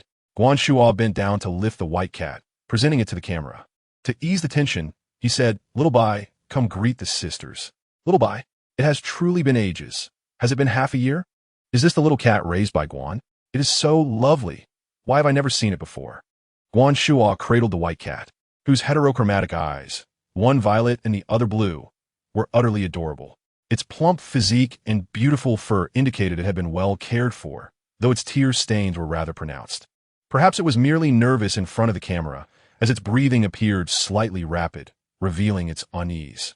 As he spoke, Guan Shua reached out to stroke the cat's head. Suddenly, the white cat emitted a sharp cry and swiped at Guan Shua, under the camera's gaze. The back of his hand visibly reddened, and soon crimson blood welled forth. Upon seeing the blood, Guan Shua's eyes flickered, revealing a trace of an enigmatic emotion. What has happened to Little Bai? That scratch seems quite severe. Guan, you should tend to it promptly. Indeed, a beast is a beast. Had it been my cat, it would have been silenced long ago. Come now, there is no need for such remarks. Perhaps the cat was merely anxious and did not mean harm. However, Guan should quickly disinfect and bandage it to avoid scarring. It is of no consequence. A little disinfection will suffice. Guan Shua nonchalantly retrieved cotton swabs and hydrogen peroxide, beginning to treat the wound on camera, feigning strength, which elicited sympathy from a wave of affluent female viewers. Guan is truly kind-hearted and patient. I cannot imagine how blissful I would be if I were Guan's girlfriend. Am I mistaken? I cannot shake the feeling that I have seen this white cat somewhere before. Does Shue not have an identical one? Shue's fans, please refrain from trying to leech off of Guan. All white cats are similar. Have we not seen enough of Shue trying to ride on Guan's coattails? Indeed, do they truly believe that by mimicking Guan's decor and acquiring similar furnishings, they can achieve success? They would do better to enhance themselves and strive to please their own audience, rather than resorting to such underhanded tactics. Streaming once a week with no novel content, and now even failing to uphold that schedule due to illness, as a longtime fan, I find it increasingly difficult to continue. The audience engaged in animated conversation. No one noticed that ever since the white cat appeared, Nan Shu had been fixated on the screen, appearing lost in thought. I love eating fish has lavished so many gifts. Does a little streamer not express any gratitude? Or perhaps she is simply overwhelmed by such generosity for the first time. Can someone calculate how much the benefactor has spent? The most extravagant gifts on Douyu are typically only seen in the top streamers' rooms. Who would have thought to witness such opulence in a small streamer's broadcast? Perhaps around 50 or 60,000. The wealthy benefactor remains silent, merely showering gifts. Is her recent manicure satisfactory? Sister, my nail art skills are quite good. May I have your contact information? Goodness, are we now advertising in the broadcast? Excuse me, I need to use the restroom. As the audience engaged in fervent discussion, Nan Shu abruptly stood, leaving behind those words as she exited the broadcast room. The viewers were left bewildered. Chapter 15. A wealthy sister. A benefactor with true vision. Did she truly just depart so gracefully? At such a crucial moment, when victory hangs in the balance. She simply floated away? Such personality. I admire it and have followed her. I appreciate how the little streamer treats both the affluent sisters and us impoverished viewers equally. Having just finished disinfecting his wound, Guan Shuo paused, harboring the same thought. This group of streamers, when spoken of positively, are influencers, yet, when viewed critically, they are not much different from internet beggars, engaging in suggestive dances and various displays, occasionally needing to meet affluent patrons offline for conversation. Even though Guan Shuo's fanbase had surpassed 1 million, what did that matter? He had witnessed countless influencers with millions of followers fall from grace, disappearing without a trace thereafter. Upon witnessing Nan Shu's actions, Guan Shuo experienced an inexplicable surge of envy. Apologies. I just had a bit too much to drink, he remarked. No problem, people have their needs, came the reply from what AI Chiyu. Thank you, Sister Chiyu. Nan Shu smiled, tilting her head. What AI Chiyu's profile revealed her gender. The results are out, she announced. It was only then that Nan Shu realized the competition had concluded, and her score against Guan Shuo was an impressive 6248, 133, 2931, nearly double his. In the currency of Daxia, that amounted to over 60,000, predominantly gifted by AI Chiyu alone. Nan Shu's almond-shaped eyes sparkled as she gasped in surprise and flashed a sweet smile at the camera. Sister Chiyu, you're amazing. Sending hearts. Nan Shu made various heart gestures, her inexperience evident in her awkward movements. Yet through the lens, it was clear that the girl radiated unrestrained joy and genuine gratitude. Such a cute little streamer. Clearly, she could rely on her looks, yet Nan Shu chooses to rely on her skills. I haven't encountered a streamer like this in ages. I'm following her. Seeing that he was outperformed by a small streamer, Guan Shuo's expression soured momentarily before he quickly masked it. Congratulations, little Nan Shu. You're too kind, Shuoji. My apologies, she replied, though her smile betrayed her embarrassment. She picked up her backup phone, a second-hand device she had purchased for 100 from a senior before starting her delivery job. Little Nan Shu has entered the live stream. Little Nan Shu has gifted the streamer a placard, 199 Dowang coins. My apologies, Shuoji. I just started streaming and am a bit strapped for cash. I hope you don't mind this small token of compensation. Nan Shu shook her phone at the camera, indicating that she had sent the compensation. This is hardly compensation. It's like tossing a few coins to a beggar, Guan Shuo thought, though he did not need that 199. Yet, the atmosphere in Nan Shu's live stream reeked of poverty. As a streamer with millions of followers, if he were to nitpick over this, it would only paint him as petty. No, it's fine, he replied awkwardly. Truly, Shuoji is generous. A big streamer has such a broad perspective. Nan Shu gave a thumbs up to the camera. Guan Shuo felt an inexplicable sense that Nan Shu was somehow mocking him. Living on the 9th floor, climbing the stairs was not a challenge for someone like him who often exercised. Yet, he could hardly call this punishment light. Before he could voice his thoughts, his fans in the live stream began to express their discontent. Being poor is one thing, but being so mean? Truly, the troubles of the impoverished. My Shuoji has an injured hand, and this person is making him climb stairs. How absurd. Does this person think we are mere fodder? Sisters, this little streamer must be from Hangcheng, right? What should we do? I suspect she has no friends in real life. Nan Shu's alternate account had already exited Guan Shua's livestream. Thus, she was oblivious to the barrage of comments. Guan Shua, however, was reluctant to jump, especially in front of Nan Shu. I suppose I'll just climb the stairs. It's a good excuse to get some exercise. He laughed, acknowledging that the punishment wasn't too severe, and thanked Nan Shu for her understanding. No need for thanks, Shuaji, Nan Shu responded cheerfully. Guan Shua noted that Nan Shu had quite the thick skin. As a prominent streamer, he quickly set up his equipment and stepped outside. Seeing that Guan Shua had agreed, his fans fell silent. Nan Shu, uninterested in both the punishment and the luxurious environment of his high-end apartment complex, picked up a professional book and began reading again. As Guan Shua introduced his apartment complex and shared renovation tips, his gaze fell upon Nan Shu, who was immersed in her book, seemingly oblivious to her surroundings. What an act of pretentiousness, he thought. For reasons unknown, he harbored a dislike for Nan Shu. Whatever she did seemed to irk him. Initially intending to engage more with his fans, he lost interest, eager to complete the punishment and disconnect. He entered the fire escape. The stairs were bright and well lit, and Guan Shua ascended at a steady pace. Halfway up, he faintly heard a siren, causing him to pause and listen attentively, but the sound faded. Perhaps merely a figment of his imagination. What is wrong with Shuaji? His face suddenly turned pale. Is he unwell? If he is unwell, he should stop. His hand is injured. Indeed, his hand had healed, and an injury should not hinder his legs. If Nan Shu could see this comment, she would likely take it seriously and educate those fans. She glanced at the time in the upper left corner, realizing that Nandui and the other should be arriving soon. She had delayed considerably. I'm fine. Perhaps I just didn't eat much at noon and have low blood sugar, Guan Shua replied, his face pale, yet managing a smile. However, his pace unconsciously quickened as he continued climbing. Nan Shu noticed his abnormal behavior, tapping her fingers on the screen of her backup device. If they don't come soon, I might just run away. Chapter 16. Surprise, you little rascal. Nan Shu, it's nearly time. Upon receiving Nan Shu's message, Nan Yen was in a meeting discussing the identity investigation related to the dismemberment case. Suddenly, Nan Yen's phone vibrated. Without hesitation, he gathered a small team and set off. Having worked together for 3 years, Su Yunli believed this was an irrational decision. I don't know, just a gut feeling, he thought. Su Yunli remained silent. As a meticulous engineering student, he only trusted empirical evidence. Intuition was too abstract and elusive. If you apprehend the wrong person, you'll have to handle it with Bureau Chief Gua.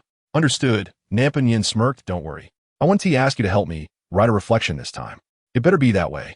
A sleek black Hummer executed a perfect drift, halting before the opulent entrance of the apartment complex. The two men exited the vehicle. Nan Yen glanced at the stone Qilin statues at the entrance and raised his eyes to the glimmering gold lettering of Ming Shan Yuan, which radiated an ostentatious brilliance. It was evident that this place was expensive.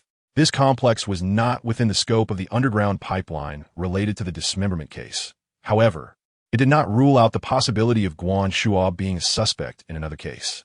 The security at Ming Shan Yuan was stringent. If they displayed their officer badges directly, the property management might alert the suspect, thus compromising the operation. Contemplating this, Nan Yen retrieved his phone and located a particular chat. He sent a message. All set. Leading a team of plainclothes officers, he approached the entrance and scanned the QR code at the gate, which slowly swung open. Su Yunli glanced at him. Nan Yen smiled. A friend happens to have a residence here. Su Yunli remarked, Little Nan Shu, do you think this counts as completing the task? Hearing that an accident had occurred near the complex, Guan Shua sighed in relief, glancing at Nan Shu across from him, smiling as he asked, Nan Shu, are you okay? Just as she opened her mouth to respond, a steady knock echoed at the door. Guan Shua, having just entered his home and standing at the entrance to change his shoes, heard the knock clearly, resonating like a heartbeat.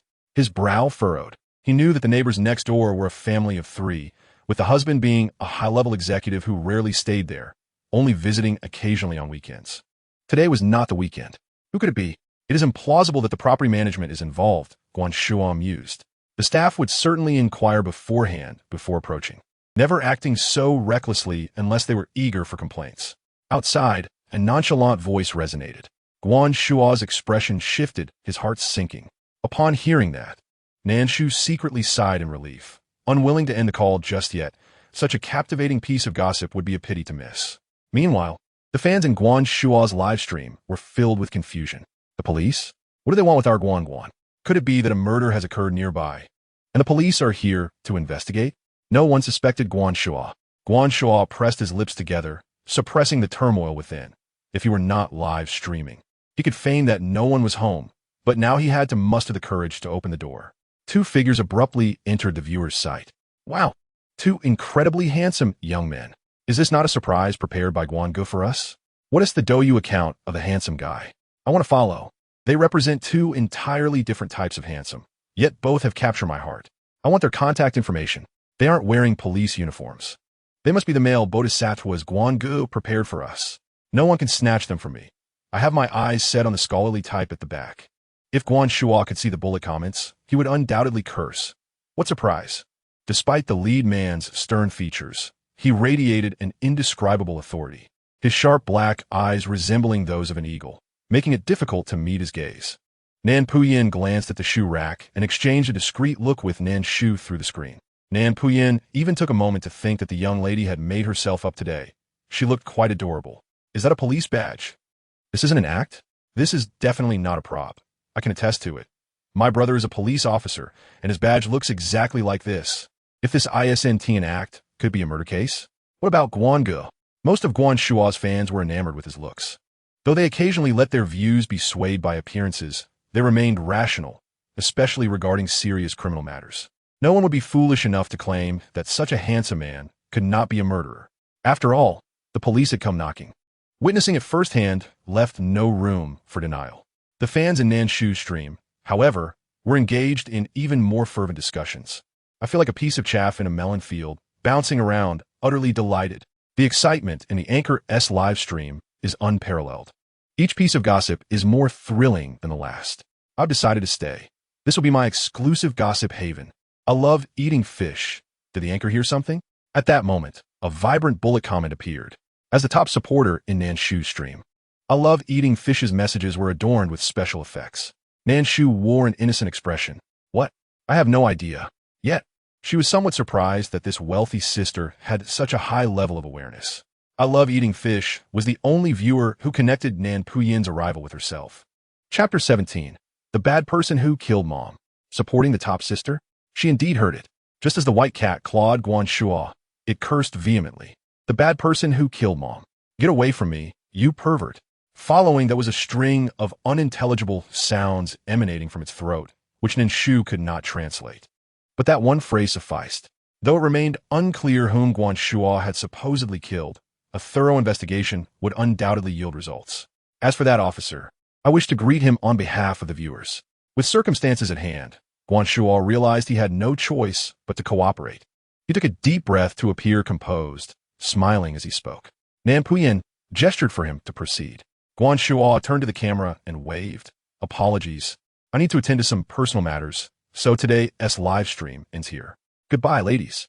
The fans in Guan Shua's stream, witnessing his calm demeanor, found solace. Guan Gu is so composed. I admire him. I hope the truth comes to light soon. What is this situation? Goodbye, Guan Guan. Please let us know you're safe later. Until now, no one had taken Nan Puyin's words seriously. Only a few sensed something amiss but dared not voice it in the stream, fearing backlash from fervent fans. Ultimately, Guan Shua was taken away. The connection was severed along with his live stream. Nan Shu glanced at the time. The three little sisters would be finishing class soon. So far, she had streamed for nearly 2 hours, with her follower count exceeding 10,000 and garnering over 30,000 in tips, surpassing her expectations.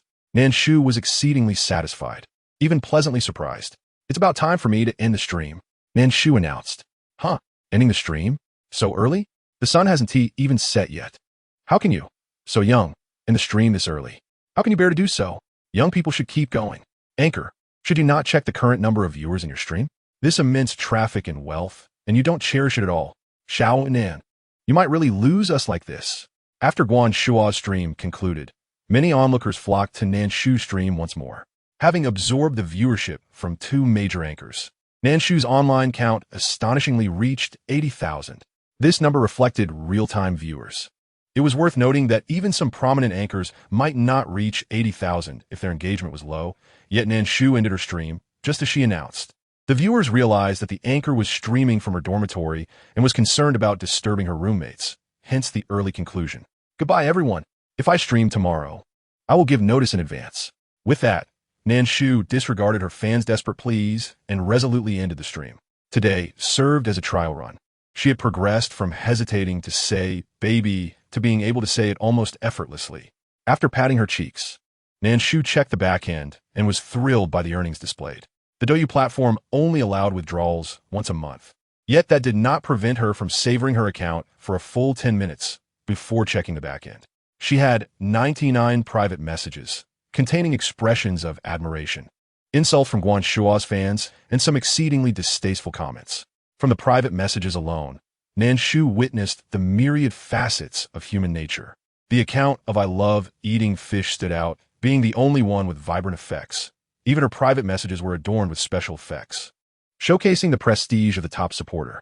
She received a string of phone numbers and promptly copied them into WeChat. The top supporter's WeChat profile picture was of a round, fluffy orange cat, nearly filling the entire avatar. The cat's sleek fur indicated it was well cared for. In her previous life, Nan Shu had contemplated adopting a small animal, but ultimately decided against it, as her busy work schedule and irregular hours made it impossible to commit to regular feeding and companionship responsibilities. Little did she expect to form such a whimsical connection with furry creatures now. Scrolling through her moments, which could be viewed for 3 days, her latest post was still about showcasing her cat. What should she discuss next? Staring at the dialogue box, Nan Shu found herself at a loss. She was not adept at conversing, yet the live streaming guide indicated that maintaining relationships with wealthy supporters was crucial, as they would likely become the backbone of her future streams. Fortunately, the other party did not allow her to ponder for long and sent a message, "Going to work now?" which alleviated the awkwardness of their conversation. Maintaining relationships with wealthy supporters was indeed more challenging than live streaming. At that moment, there was a commotion at the door. Peng Yuan and her companions entered the dormitory, surprised to find Nan Shu there. "Senior, did you not go to deliver food today?" Peng Yuan inquired with curiosity. Ever since they became acquainted with Nan Shu, they had hardly seen her, especially during the day in the dormitory. As Peng Yuan grew closer to Nan Shu, she learned that Nan Shu delivered food every day, seemingly in dire need of money. Consequently, the three of them exchanged over 100 messages in their small group chat. Nan Shu pulled back the curtain and, taking advantage of the presence of all three, shared her plans to live stream from the dormitory. "Don't worry, I'll once capture you in the frame. I usually stream in the afternoons and go out on weekends, so I won't disturb you." Understanding that not everyone is comfortable being in front of the camera, even with few viewers, Nan Shu decided to give them a heads up to avoid unnecessary trouble and conflicts. The three expressed no objections, appreciating her thoughtful consideration. "When you become a millionaire streamer and need an assistant, think of me first." Peng Yuan jested with a smile. Nan Shu chuckled in response. "I'll do my best."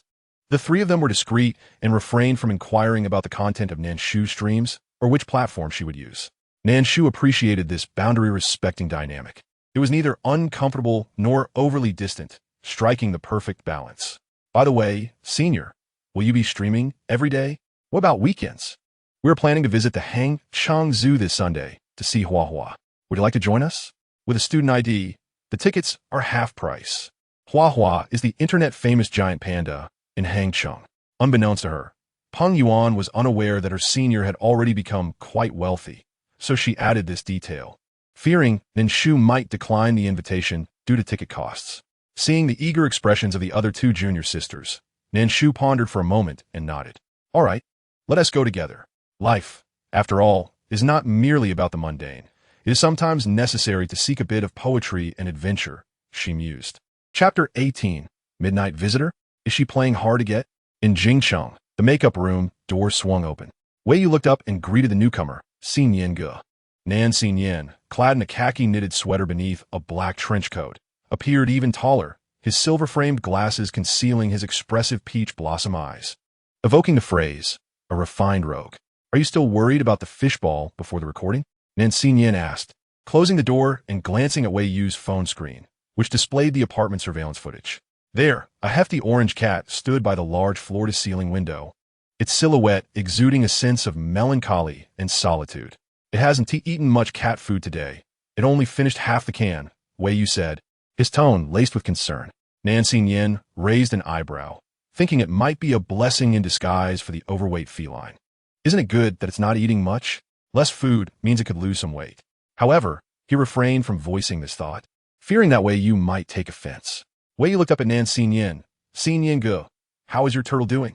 Unlike Wei Yu, who was a devoted cat lover, Nan Xinyan was indifferent to pets, having only a turtle, which he kept reluctantly, believing it would enhance his feng shui. The turtle spent its days eating and sleeping, unlike him. The next day, upon reviewing the surveillance footage, he found nothing unusual. This situation had persisted for nearly half a month. Although Nan Xinyan had declined several engagements to rest and recuperate, his dark circles only deepened with each passing day. He never imagined he would find himself envious of a turtle one day. Xinyan go, Wei Yu interrupted his thoughts. Do you believe there are people who can understand animals? Nan Xinyan responded with confusion. Have you stumbled upon some bizarre short video again? He regarded Wei Yu with a mix of disbelief and amusement. The younger man, 3 years his junior, was the youngest recipient of the Huabiao Award, and their families had business dealings. Wei Yu's father, unable to dissuade his son from pursuing an acting career, had requested Nan Xinyan to look after him discreetly. As they grew familiar, Nan Xinyan discovered that Wei Yu was entirely different from his on-screen persona. In reality, he was somewhat naive and had a penchant for watching all types of short videos, especially those featuring quirky items priced at 9.99 yuan. Nan Xinyan mused that when Wei Yu grew older, he would likely be the type to buy health supplements. It's not about short videos. It's about live streaming, Wei Yu corrected, feeling somewhat guilty. Goodness, you've upgraded. Nan Xinyan sighed. How much have you spent this time? At Wei Yu's home, the accumulation of 9.99 yuan trinkets had formed small mountains. Despite their low price, the quantity was staggering. According to his assistant, Wei Yu had spent nearly 100,000 yuan on these items on Douyu. Wei Yu averted his gaze and muttered, it's not too much, just around 60,000 or 70,000. What did you buy? Nan Xinyan questioned. I didn't buy anything this time, Wei Yu replied. I just recharged to send gifts to a streamer. The young man flashed a shy smile. That would be better spent on tangible items, Nan Xinyan remarked. A female streamer? Nan Xinyan asked, as a realization dawned on him. Yes, Wei Yu nodded. It seems you understand, Nan Xinyan said. You haven't logged into your main account, have you? No. Wei Yu shook his head, indicating he was cautious enough to use a secondary account for watching videos. That's good. Nan Xinyan paused, contemplating. Just make sure to exercise moderation. Yes, Xiao and Nan said the same. She told me not to watch too much. She's a good girl, Wei Yu replied. That's a trap. It's all a ploy. Please be more aware, Nan Xinyan urged. She is playing hard to get. By the way, Xinyan go. Xiao Nan can also understand animals. When she streams tomorrow, would you like to watch with me? She is really amazing, Wei Yu invited, eager to share. In his eyes, Nan Shu was an impressive girl, and he wanted more people to recognize her talent. No, I have something to attend to tomorrow. You can watch by yourself, Nan Xinyan replied, as he had scheduled an appointment with his personal doctor. Besides, he wasn't particularly interested in streamers.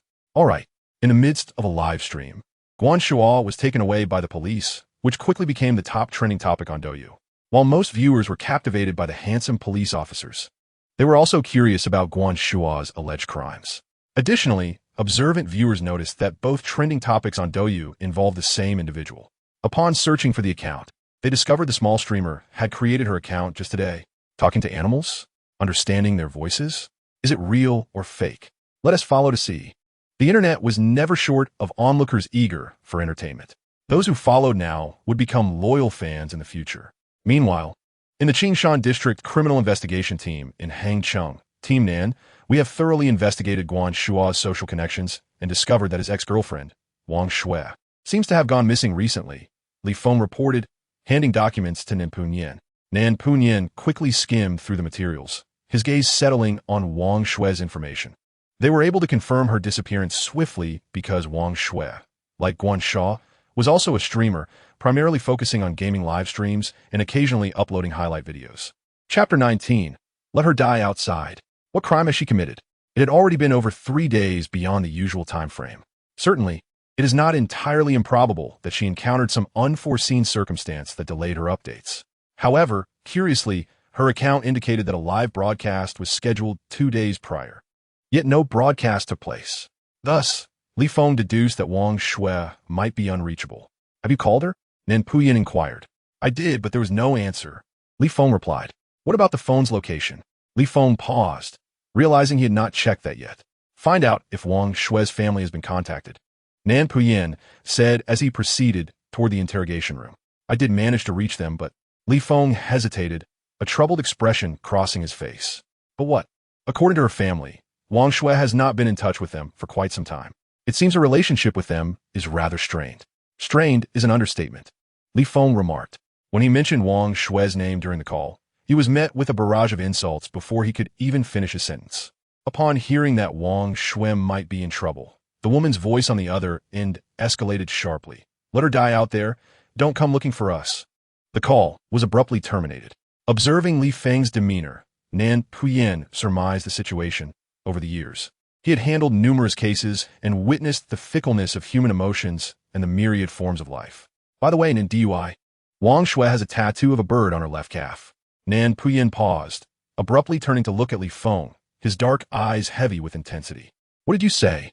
Li Feng stammered, repeating himself. Why didn't you wait for me to enter the interrogation room before mentioning that? Nan Puyin inhaled deeply and, leaving that remark behind, turned ahead toward the forensic office. Li Feng hurried to follow him, realizing he had not fully processed the information. Prior to Nan Dui's abruptness, Li Feng had considered the Guanxua case and the dismemberment case as two distinct investigations. The mention of the left leg stemmed from a series of artistic photos Wang Shui had posted, one of which featured a close-up of her bird tattoo on her left leg. When Li Feng first saw it, a vague idea had crossed his mind, but he had not grasped its significance until now, realizing that it could very well be the same case. Time passed swiftly, and before they knew it, for hours had elapsed. Guanxua remained in the interrogation room for those 4 hours, with only a young officer coming in to deliver some water. Finally, after 4 hours, the iron door trembled as a tall figure entered. Guanxua looked up and immediately recognized the man who had brought him to the police station.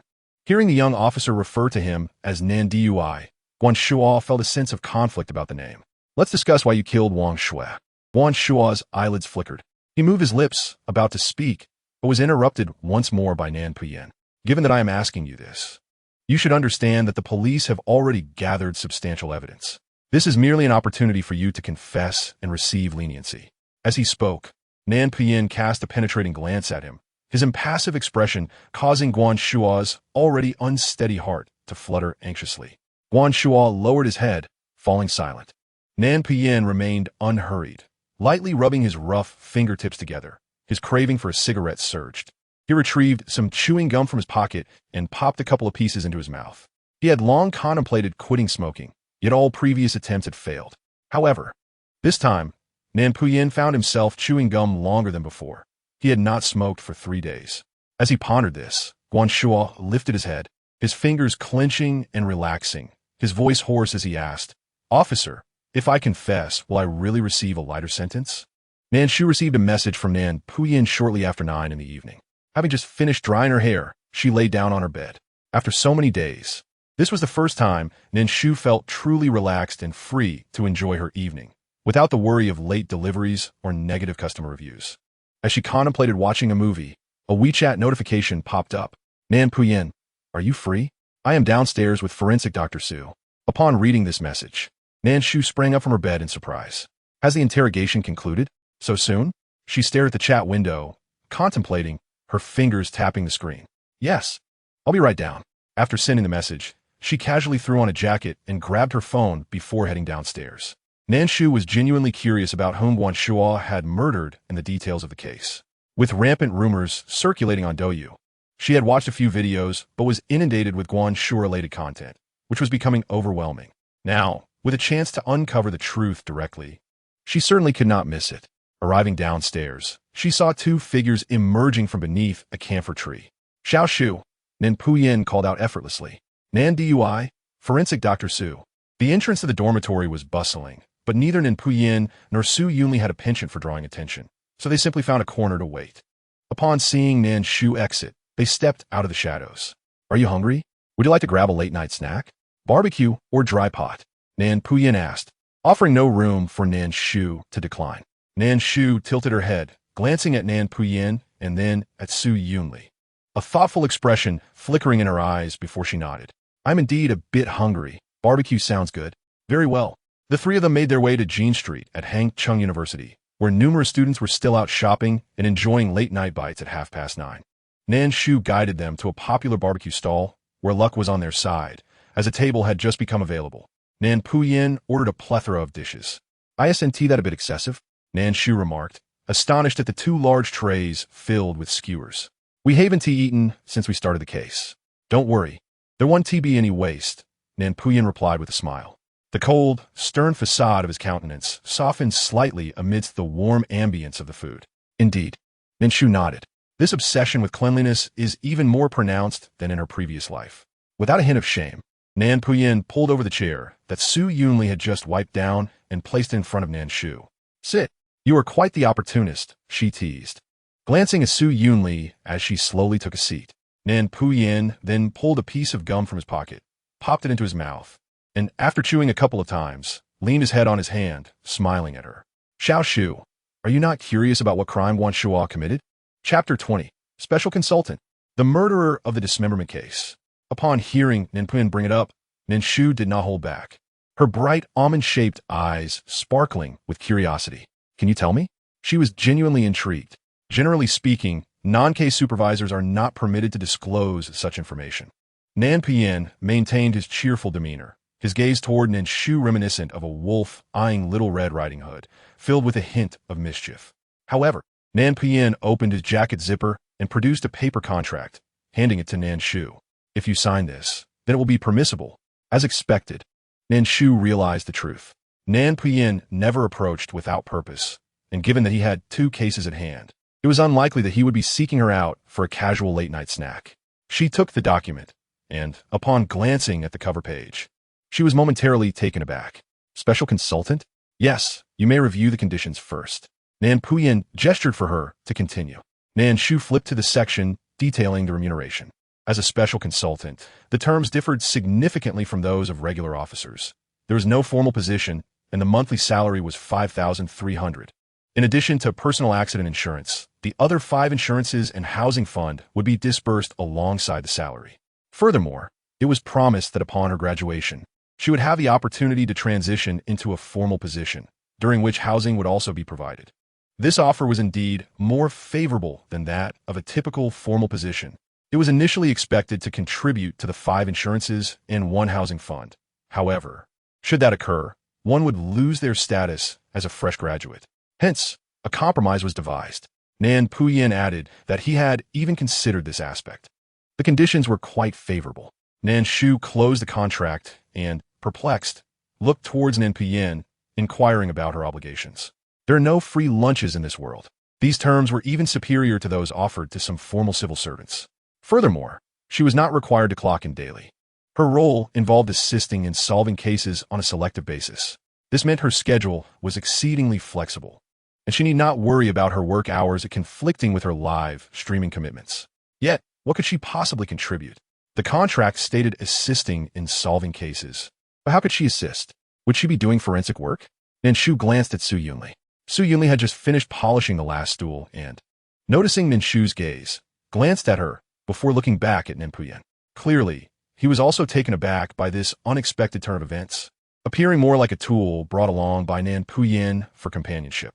And indeed, that was the reality. After exiting the interrogation room, Nan Puyin conceived this notion. Only Nan Puyin, who interacted most frequently with Nan Shu, understood the remarkable extent of her ability to comprehend animal speech. He had discovered a treasure. Thus, he eagerly submitted an application to Chief Gua, not explicitly stating the reason for her special appointment, merely mentioning that Nan Shu's ability to communicate with animals would greatly assist in solving cases. With Guanxua's case as a guarantee, coupled with Nan Puyin's years of efficiency in handling cases, Chief Gua swiftly approved it. Once the process was settled, Nan Puyin could hardly wait for the next day. He promptly decided to visit Hang Chung University. However, considering the late hour, he felt it inappropriate to meet the young lady alone. So he enlisted the company of Su Yunli, who had just finished work. Thus, until just now, Su Yunli had assumed that Nan Puyin merely wished to invite the young lady to dinner out of shyness. Little did he expect it was for this purpose. There was no need for her to do anything, merely to await the emergence of a case, or, as was the case today. Nan Puyin poured the young lady a cup of calming tea and spoke. "Is today akin to the case of Guanxua?" Nan Shu inquired. Indeed, Nan Puyin nodded. He was aware that today's incident was merely a coincidence. Yet what if? As the investigation progressed, they discovered that Guan Shuo had submitted an immigration application 3 days prior. Given his financial resources and connections, if all went smoothly, he would be abroad within 4 days, possessing a green card from another country. This meant that, without Nan Shu, they would have been unable to apprehend Guan Shuo, the murderer. Moreover, had it not been for Nan Shu, they would not have discovered the dismembered remains so swiftly.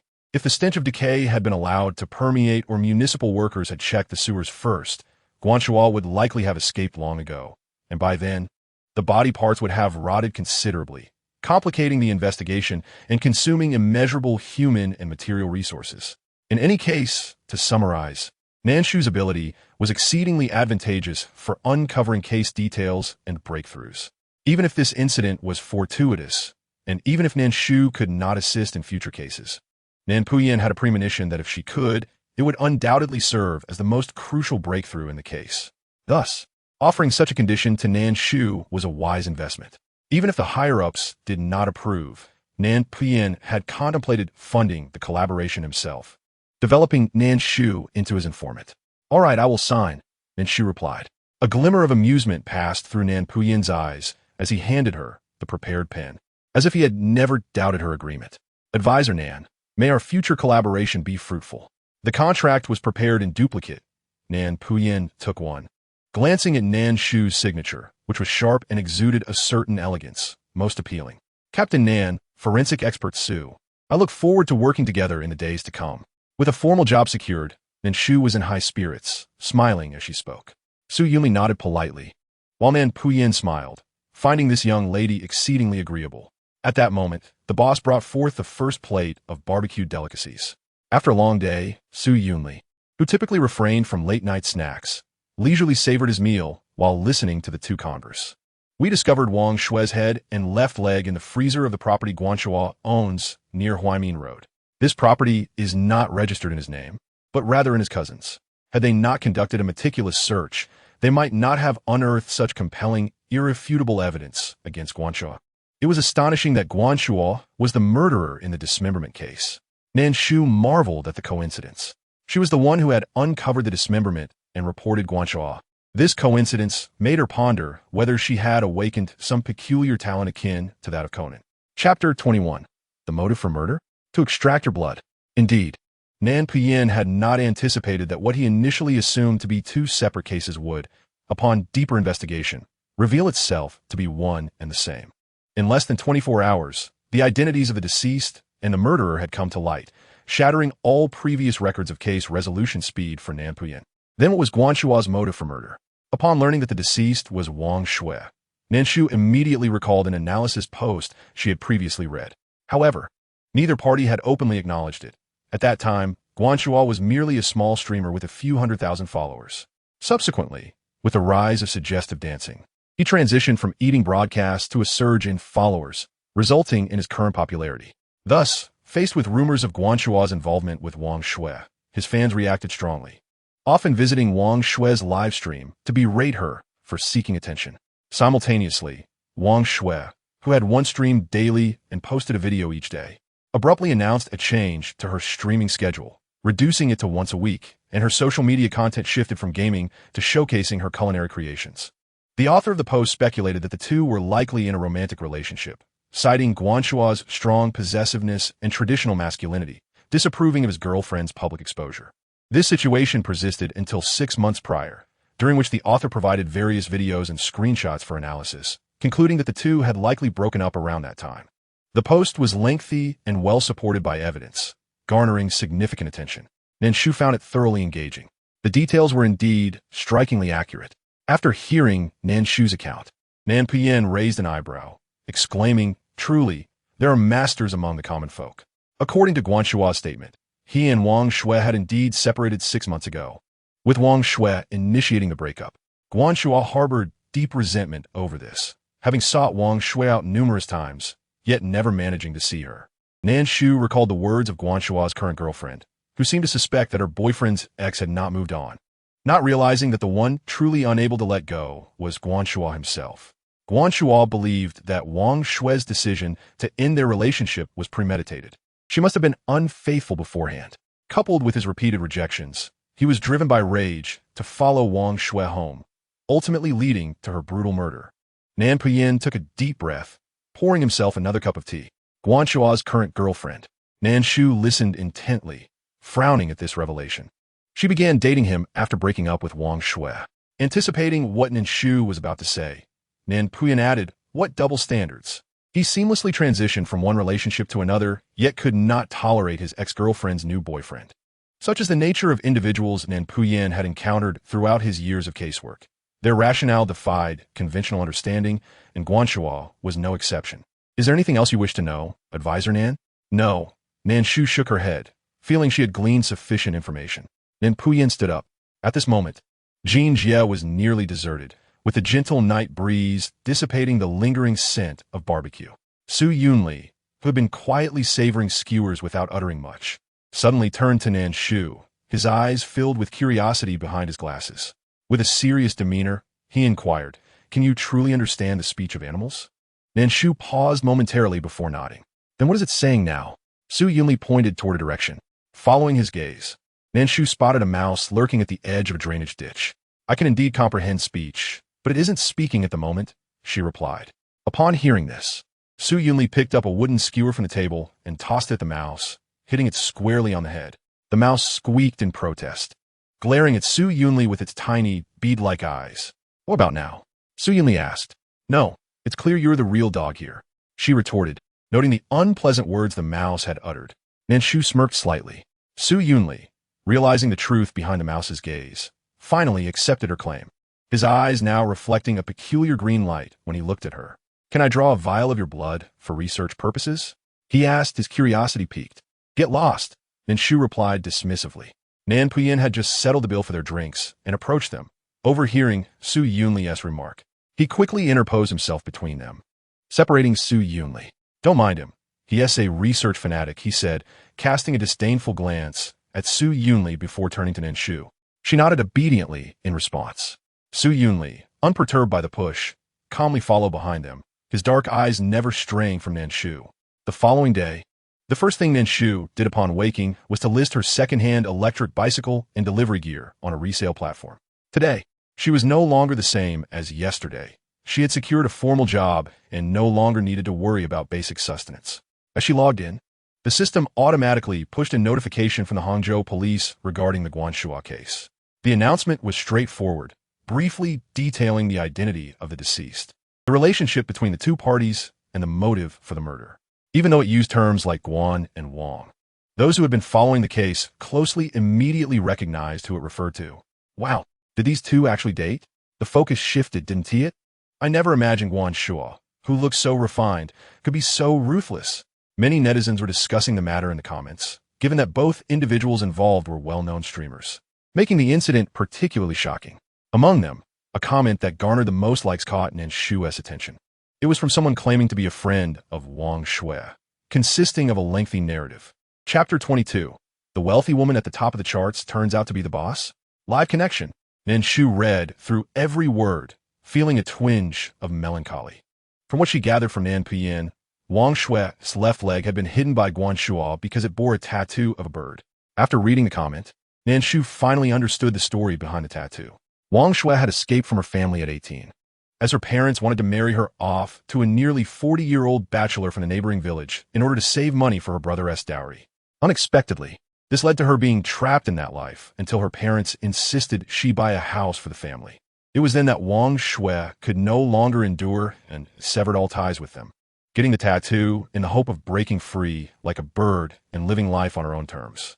Initially infatuated, she changed herself for Guan Shua, but ultimately awakened to the truth and resolutely ended their relationship. However, she never anticipated that Guan Shua would be so extreme, clinging to her even 6 months after their breakup. In the end, she could not live the life she had dreamed of like a bird soaring freely. Nan Shu rubbed her eyes, reminiscing about the countless corpses she had dissected in her past life. Yet, upon learning the stories behind each case, she couldn't help but feel a pang of sorrow. As her alarm went off, she took a deep breath, cleared away the negative emotions, and clicked to start her live stream. I'm here first. Good afternoon, my dear Xiaonan. You look even more beautiful today than yesterday. I've got the beer, seeds, and mineral water ready, just waiting to enjoy the gossip. Speaking of gossip, have you all heard about the shocking news regarding Guan Shuo? I'm stunned. How could he remain so calm while live streaming after committing murder? As Nan Shu began her broadcast, dozens of viewers flooded into the room. Seeing the affectionate titles like "My Dear Xiao Nan," she couldn't help but smile wryly, but chose not to correct them, as she had no control over how others referred to her. However, when her follower count reached 24,000, she was slightly taken aback, remembering that she had just over 10,000 followers when she signed off yesterday. It dawned on her that the recent developments surrounding Guan Shuo had drawn people in, leading them to her stream. Welcome to all the new viewers in the stream. Don't forget to follow, so you don't get lost. She called me baby. She must really love me. You up there, take a look in the mirror. If you can't manage, I could offer assistance, or just wake you up directly. As Nan Shu glanced at the comments, she navigated to the back end to see if she could disable the force button that activates once the follower count hits 10,000. She clicked yes, realizing that the previous 2 streams had brought her unexpected joy. However, Nan Shu personally disliked this mode of operation. While it sounded appealing, at its core, it was merely a means to rake in money. Once the excitement faded and people calmed down, most would regret their actions. This disparity could easily lead individuals to extremes, and Nan Shu preferred a more steady and grounded approach. Relying solely on gimmicks might yield temporary success, but content creators could achieve lasting impact. Just as she contemplated this, a colorful message appeared on the screen. "I love eating fish" has entered the live stream. "Good afternoon, little fish sister." Nan Shu waved and greeted her with a smile. "I love eating fish. Good. I love eating fish. Are you busy now? Is it convenient to connect?" Taken aback by these messages, Nan Shu nodded. "It's convenient. If you're not comfortable showing your face, voice connection works too." During yesterday's stream, "I love eating fish" seemed hesitant, but today, she took the initiative. Nan Shu sensed that beyond her genuine desire to connect, she might also want to set an example for others in the stream. "I love eating fish." Okay.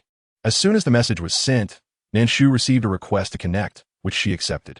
A faint static sound came through the receiver, followed by a clear, soothing voice that carried a hint of warmth. "Hello, little Nan streamer. Can you hear me?" Nan Shu was momentarily stunned. The voice was male. "What? I thought it was a wealthy sister, but it turns out to be a wealthy brother." The voice of the big shot is so pleasant to hear. It's like music to my ears. He sounds quite young. How old is brother eating fish this year? I don't know why, but this voice feels oddly familiar. Like I've heard it somewhere before. Little Nan streamer? "I love eating fish"'s voice rang out again. He had applied for a video connection, but had turned off his camera. Nan Shu mentally exclaimed in shock.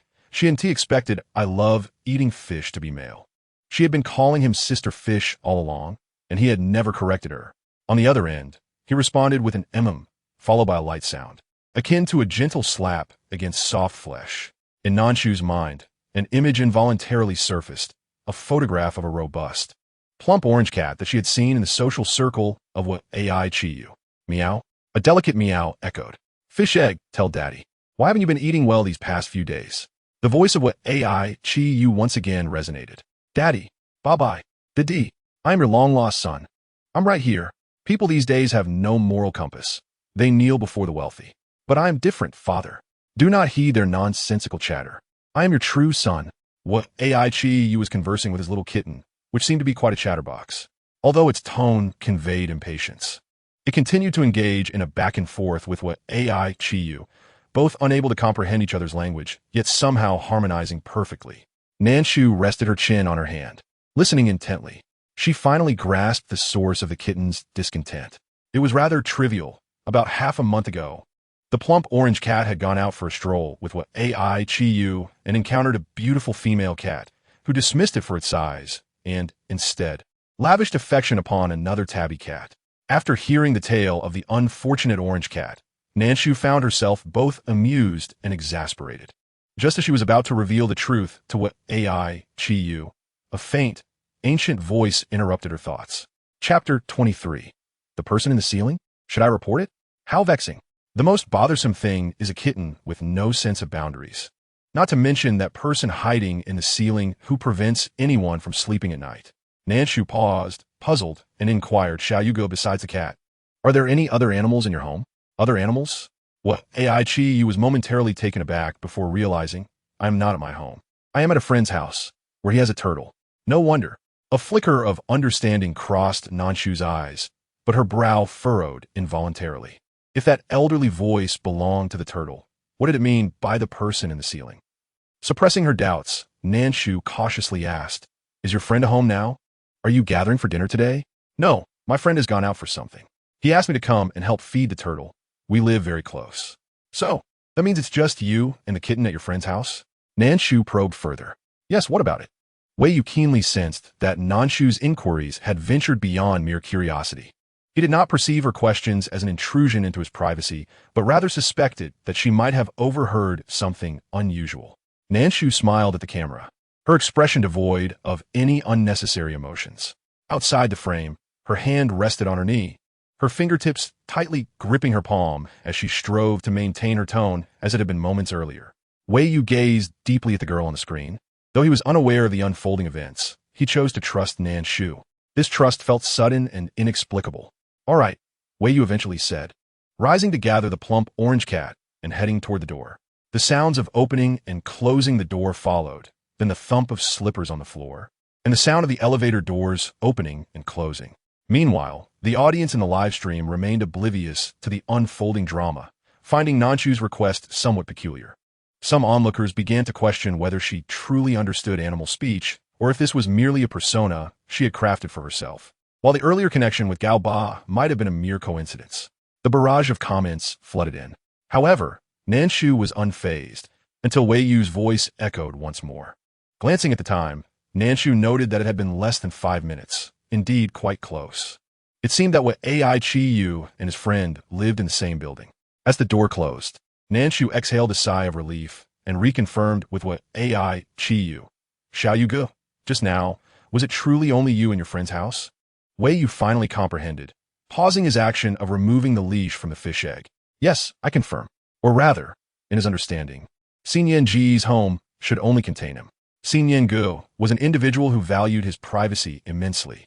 Even his manager lacked the password and fingerprint for his security door, only visiting when Xin Yangu was home. This time, Xin Yangu had left in a hurry, forgetting to feed the turtle, thus requesting Wei Yu's assistance and providing a temporary access code. Now, having exited Xin Yanji's residence, he would need to obtain a new code to re-enter. Otherwise, he would remain locked out. Did Xiao Nan Shu hear something odd? Wei Yu inquired. Wei Yu. The audience in the live stream reacted with confusion. "I didn't leave the stream at all. I was glued to my phone, yet I feel like I missed something." "You're not alone. I feel like a lot was cut out in between. Why mention the police? Can someone clarify?" As the bewildered audience continued their discussion, Wei Yu was the first to regain his composure and spoke. "Xiao Nan Shu, I may need to mute the microphone for a moment." "All right, Xiao Yu Ge, you proceed." Nan Shu appreciated what Ai Chi Yu's unwavering trust, reflecting that although the wealthy sister had transformed into a wealthy brother, their interactions remained comfortable. Wei Yu acknowledged her, muted the connection, and dialed Xin Yanji's number. "Doctor, is there truly nothing wrong with my health?" In a high-end private hospital under the Nan Corporation, Xin Yangu adjusted his silver glasses, gazing at the doctor across from him. "Mr. Nan, based on your health report and psychological evaluation, your physical and mental states are both excellent, and there are no issues." The doctor perused Xi Nianji's report, thinking that Xi Niangu was in much better health than himself. "Then why do I constantly feel like someone is watching me at night? Despite having slept for a long time, yet still feeling extremely tired? Once, I even saw a figure standing at the foot of my bed, staring at me. If I weren't a staunch materialist, I might have thought I was haunted. It could be a sign of heightened stress." "How do you usually relieve work-related pressure?" The doctor inquired. "Oh, my method of stress relief is rather singular." It's nothing much. I simply have a penchant for real estate. So I purchase properties in various locations to alleviate work pressure. I wish I could compete with these wealthy individuals." "All right, enough of that. If you keep talking, I might become anxious." Xin Yangu parted his lips, intending to continue, when his phone rang. Glancing at the caller ID, he saw it was Wei Yu.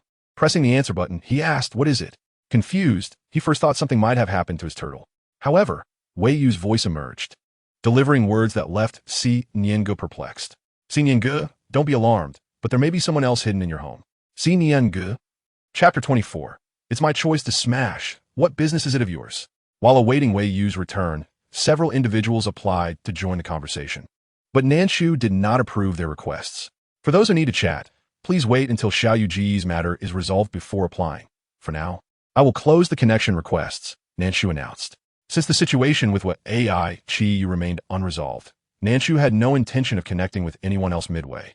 Wei Yu remained silent for a while, and Nan Shu, unperturbed, picked up a book on finance. Accidentally clicking in, this does not appear to be a reading live stream. Yet so many viewers are present. The longtime audience members, having eavesdropped on the conversation between the two, finally grasped the situation.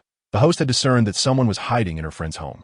Initially, those who found the connection between the two somewhat tedious suddenly perked up, no longer in a hurry, patiently awaiting the return of what AI Chi Yu. Such an intriguing tale was worth the wait.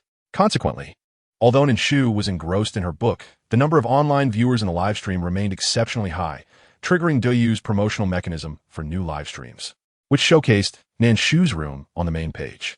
Numerous newcomers entered, observing Nan Shu reading, while the veteran fans remained silent, thus voicing the above queries. Don't ask. Just wait, rest assured. A juicy story, absolutely thrilling. You'll be satisfied. New fans, tap the follow button in the top left corner to avoid getting lost. I assure you, Xiaonan's livestream will not disappoint. Before Nan Shu could explain, the old viewers in the livestream activated their familiar mode. Nan Shu gazed at the flood of comments, feeling a mix of amusement and exasperation, as those unfamiliar might mistakenly believe these veteran viewers were her hired supporters. Currently, she was connected with a child, and the content of the livestream was clearly outlined in the theme description for the newcomers to peruse. They could also inquire directly from the host if they were confused. Nan Shu decided to clarify. Just then, Wei Yu's voice rang out again. Yes, Xiao Yu go. Nan Shu glanced at the connection, where what AI Chi Yu had activated his microphone. The police had arrived, having thoroughly inspected the house without discovering any intruders. Wei Yu stood at the entrance of Nan Xinyan's home, the armored door wide open, cradling a fishball in his arms, with a Bluetooth earpiece in his left ear. Beside him stood a police officer in uniform, around 30 years of age. Liu Jie, Nan Xinyan's manager, had also arrived early and occasionally glanced inside the house. Mr. Wei, are you certain someone is truly hiding in this house? Officer Wang exchanged glances with his colleague, who shook his head once more. They had meticulously examined every nook and cranny twice, confirming that no corner was overlooked. Yet they still could not locate the individual Wei you had reported. Were it not for the fact that Officer Wang and Liu Jie were old classmates, he might begin to question whether this young film emperor was experiencing some cognitive dissonance. At such a time, he was still watching a live stream, and it seemed that only under the female host's hint did the suspicion of someone hiding in his home arise. How could this female host be so certain from across the internet? Did she possess some extraordinary ability? Or was she akin to a charlatan, divining fortunes through her live stream? Most critically, Wei Yu appeared utterly convinced. I am certain, Wei Yu declared with unwavering resolve. Officer Wang commented, this film emperor might very well end up being duped into purchasing various insurances in his old age. What about the ceiling? Have we checked the ceiling? Nan Shu listened to their conversation and interjected. Wei Yu relayed her words to Officer Wang. All movable areas have been examined. Officer Wang patiently replied. It is hardly plausible that someone could sneak in while Nan Xinyan is away and drill a hole in the ceiling to hide inside. You must understand, the ceiling structure is complex and its load-bearing capacity is inherently limited. Furthermore, Nan Xinyan's home is equipped with surveillance. If anyone were to break through a wall, such a significant disturbance would surely trigger the alarm. Overall, Officer Wang believed that Wei Yu's claims were utterly preposterous, entirely improbable. As for other areas, any further inspection would require demolishing everything. Officer Wang glanced at Wei Yu and added, Mr. Wei, can you authorize this? Should we consult your friend? Officer Wang then looked toward his old classmate, being mindful not to disclose Nan Xinyan's name while Wei Yu was connected. No need, just demolish it. Wei Yu decisively stated. Liu Jie, standing nearby, moved her lips but ultimately refrained from speaking, merely nodding at Officer Wang. What if, compared to the cost of renovations, Nan Xinyan's personal safety was paramount? Officer Wang had not anticipated that Wei Yu would act so recklessly, nor that Liu Jie would lack clarity. He surveyed the interior decoration and thought that if everything were to be demolished, it could cost hundreds of thousands. However, since it was not his home and he bore no financial responsibility, having received the consent of Wei Yu and Liu Jie, with the law enforcement recording documenting everything, any potential financial disputes would not concern them. Officer Wang turned to his colleagues. Demolish it. Are we really going to demolish it? What if the host misheard? Renovations are costly, and if Chi Yugo is wealthy, surely his friend is not lacking either. If this turns out to be a misunderstanding, can the host bear the responsibility? As someone currently renovating my own home, I feel the pain hearing this. 600 square meters. Chi Yugo isn't the capital, right? There are only a handful of well-known apartments of that size. Demolishing this could lead to losses nearing 1 million. Nan Shu observed the comments without offering any explanations. Most of the viewers in the live stream were merely there for the spectacle and did not genuinely believe she could understand animal speech. What AI Chi rewarded the host with a cloud secret realm, 17,999 dough coins. A flurry of vibrant flowers blossomed on the screen, blooming one after another, completely obscuring the barrage of comments. What AI Chi you? I just want to demolish. What business is it of yours? This brief statement, oddly contrasting with Wei Yu's gentle voice, nonetheless provided a sense of relief. Exactly. Our Chi Yugo has plenty of money and enjoys demolishing walls. It doesn't affect you in any way, so why so much unnecessary chatter? Chi Yugo hasn't complained, yet you're the first to express concern. A friendly reminder, this is Chi Yuji's wallet.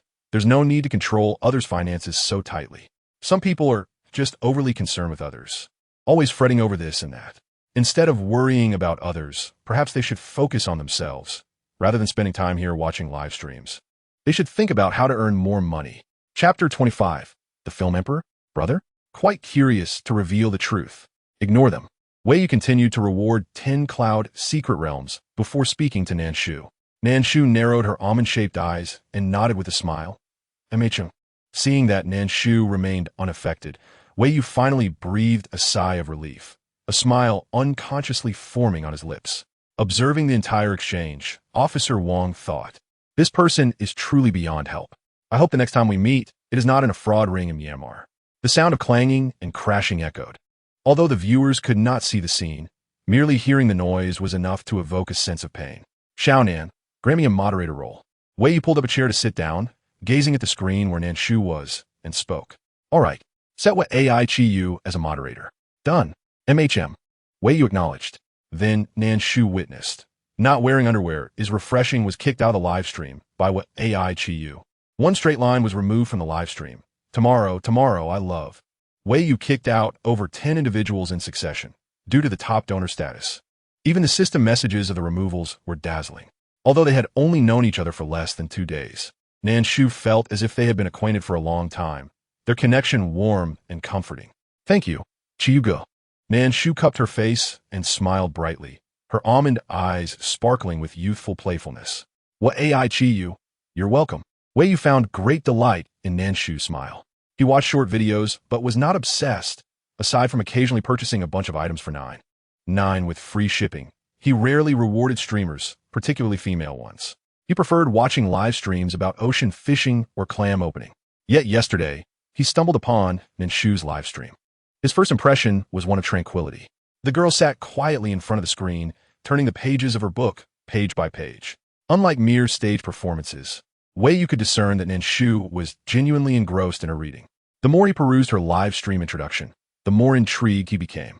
Could it be that this girl truly comprehended the language of animals?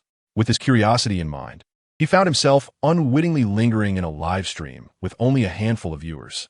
He watched as she was compelled to assist Gao Ba in locating a lover, subsequently connecting with Guan Shua, only to be attacked by Guan Shua's fans, leading him to impulsively recharge and offer gifts.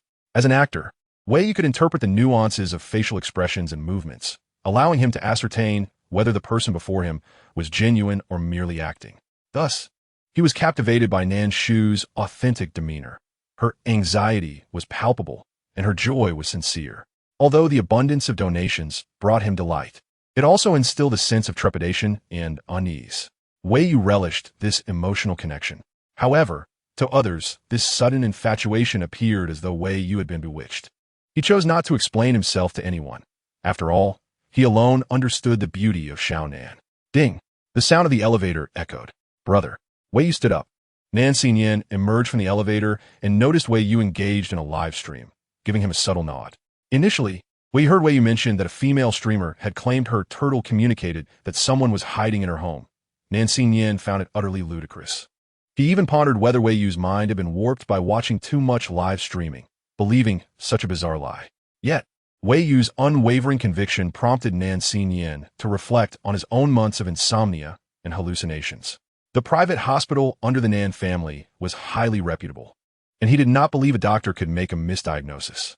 Thus, he was confident that both his physical and mental states were satisfactory. Simultaneously, Nan Shu was resolute that the shadows he perceived at night were not mere illusions. He had even begun to entertain thoughts of the supernatural. At that moment, Wei Yu called him, and upon hearing his words, a voice in Nan Shu's mind urged him to trust Wei Yu just this once. What if it was true, reporting it would merely incur some renovation costs, and it could help dispel one of his doubts? Consequently, Nan Shu agreed and provided Wei Yu with a password. Mr. Nan. Yes, officer, what is the update? Nan Shu glanced at the disarray in the room and inquired. Wow, is this really a friend of the Fish Brother? What a pleasant voice. What is their surname? Is there really no one who thinks this friend of the Fish Brother sounds like Nanning D? Yes, yes. The moment I heard it, I thought of Nanning D. Could it be that this person is actually him? Nan Shu scanned the bullet comments. Nanning D? However, she was not an avid follower of celebrities. She had only noticed him due to his surname. Now that she considered it, the names Nan Shu and Nan Pu sounded strikingly similar, almost like brothers. Yet, it seemed that his Baidu encyclopedia entry did not clarify whether he had any siblings. This fleeting thought vanished, yet due to Nan Shu's comment, the live stream erupted with speculation about whether this person was indeed Nan Shu. Unbeknownst to him, Wei Yu caught a glimpse of the comments and pursed his lips, feeling somewhat displeased. His own voice was quite recognizable. Why was no one guessing it was him? He was quite eager to reveal his identity before Nan Shu. Officer Wang glanced at Wei Yu and shook his head, stating that they had yet to uncover anything. Nan Shu approached the door, surveying the interior. The ceiling was riddled with holes, plaster and wall panels had fallen away, leaving a chaotic mess. The originally understated and rustic decor had been utterly destroyed. Despite the police's cautious efforts, dust and debris were strewn everywhere. Nan Shu had quite liked this decor, and he felt a twinge of regret. As time ticked away, the room transformed from an elegantly furnished space into a chaotic construction site, and Officer Wang internally lamented for Nan Shu. Meanwhile, the true culprit, Wei Yu, remained unfazed, casually petting a cat, seemingly unaware of the havoc his words had caused. Suddenly, a sharp voice pierced the air. Don't move. Accompanied by the sound of objects crashing to the ground, the atmosphere shifted dramatically. What is happening? What's going on? I heard a loud noise. Wow, could it be they actually caught someone? How thrilling. Damn it. Can't they turn on the camera for just a moment? I really want to see. I have a feeling this is going to be a huge revelation. The viewers, having grown bored, were instantly invigorated by the commotion, their excitement reigniting. Officer Wang, momentarily taken aback, quickly regained his composure and hastened into the room. Nan Shu raised an eyebrow at the noise and glanced at Wei Yu's phone screen, astonished that the girl had actually predicted something so significant. Wei Yu exchanged a glance with him and stepped inside, only to witness a frail man, clad solely in underwear, being restrained by two police officers. The man, despite his thin frame, struggled vigorously, emitting bizarre sounds. Wei Yu instinctively raised his hand to cover the camera, only to realize it was not turned on, and he breathed a sigh of relief, fearing that Xiaonan might be subjected to something unpleasant. Nan Shu, however, frowned as he scrutinized the subdued man, recognizing the underwear as his own. Damn it, that is utterly disgusting. Even Nan Shu, who rarely displayed his emotions, felt a wave of revulsion wash over him upon realizing that he had been spied on by this man for days on end. He shuddered with discomfort as goosebumps erupted across his skin. Nan the man, upon seeing Nan Shu, abruptly ceased his struggles, staring at him with an obsessive gaze. Nanning D, I adore you. I'm your fan. I watched every one of your films multiple times. You're so handsome. I truly adore you. Darling, I love you. Nan Shu thought, this is absurd. Can I really punch this pervert? Such declarations were typically uttered by female fans, but hearing them from a man was already unsettling enough. Not to mention that this man had infiltrated his apartment to spy on him each night. Nan Shu felt a wave of nausea wash over him, his complexion shifting between hues of green and purple, rendering him utterly unwell. Officer Wang, upon hearing this, cast a sympathetic glance at the visibly distressed Nan Shu. Meanwhile, Wei had already reacted swiftly. cutting off the microphone the moment the man uttered Nan Shu's name, thus preserving his anonymity. Had this information reached the media, the speculation would have spiraled out of control. The scandal-free Nanning D is hiding a lover? Could Nanning D be? Has Nanning D moved in with his young boyfriend? Does Nanning D prefer this type? At that point, Xin Gu would undoubtedly be infuriated. In the world of entertainment, rumors spread like wildfire, and dispelling them required immense effort. Although Wei Yu had only recently debuted, he was already well-versed in the media's tactics. Nanning D, did you know? You are the only light in my life. I love you, big brother. I love you more than anyone else. The man continued his fervent confession, struggling so fiercely that he nearly broke free from the officer's grasp, his expression one of madness. Nan Shu's face grew even more ashen. Officer Wang, his lips twitching, turned to Nan Shu and asked, by the way, Mr. Nan, if it's convenient, could we obtain a copy of the surveillance footage from the room? Initially, Officer Wang had been skeptical of Wei Yu's claims, primarily because Nan Shu's home was equipped with multiple cameras, even in the bedroom, with the only exception being the bathroom. Under such stringent surveillance, how could anyone possibly hide? Any disturbance would have triggered an immediate alert from the cameras. At present, upon seeing the man, Officer Wang could only feel a slight swelling in his face. However, he quickly realized that someone was hiding, and the lack of a warning from the surveillance cameras indicated that they had likely been tampered with. Nan Shu came to the same conclusion. After noticing the anomaly, he still had someone install the cameras, but to no avail. It now appeared that this man before him was indeed behind the mischief.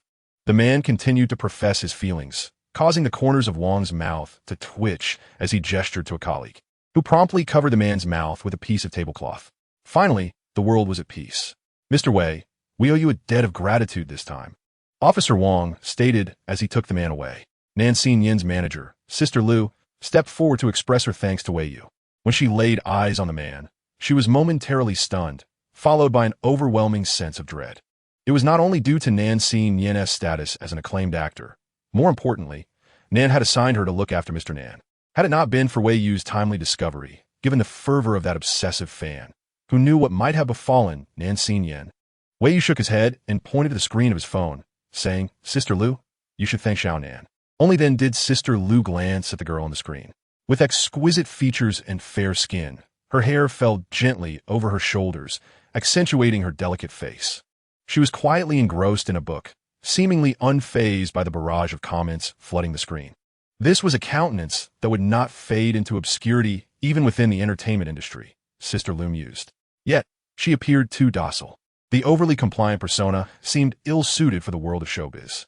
Upon scrutinizing the introduction in her live-streaming room, astonishment flickered across her face. So it was true that this girl had heard the turtle from the Sea Nian household speak, leading her to discover that person? Wei Yu nodded. He glanced at Nan Shu, as if to say, see, I told you Xiao Nan was remarkable. Now you finally believe me, don't you?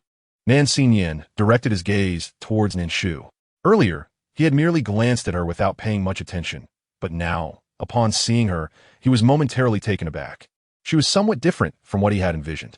He had assumed that the youthful Wei Yu, full of vigor, would naturally gravitate towards provocative female streamers. However, it now appeared that this young lady not only looked innocent, but was also earning a living through her genuine talents.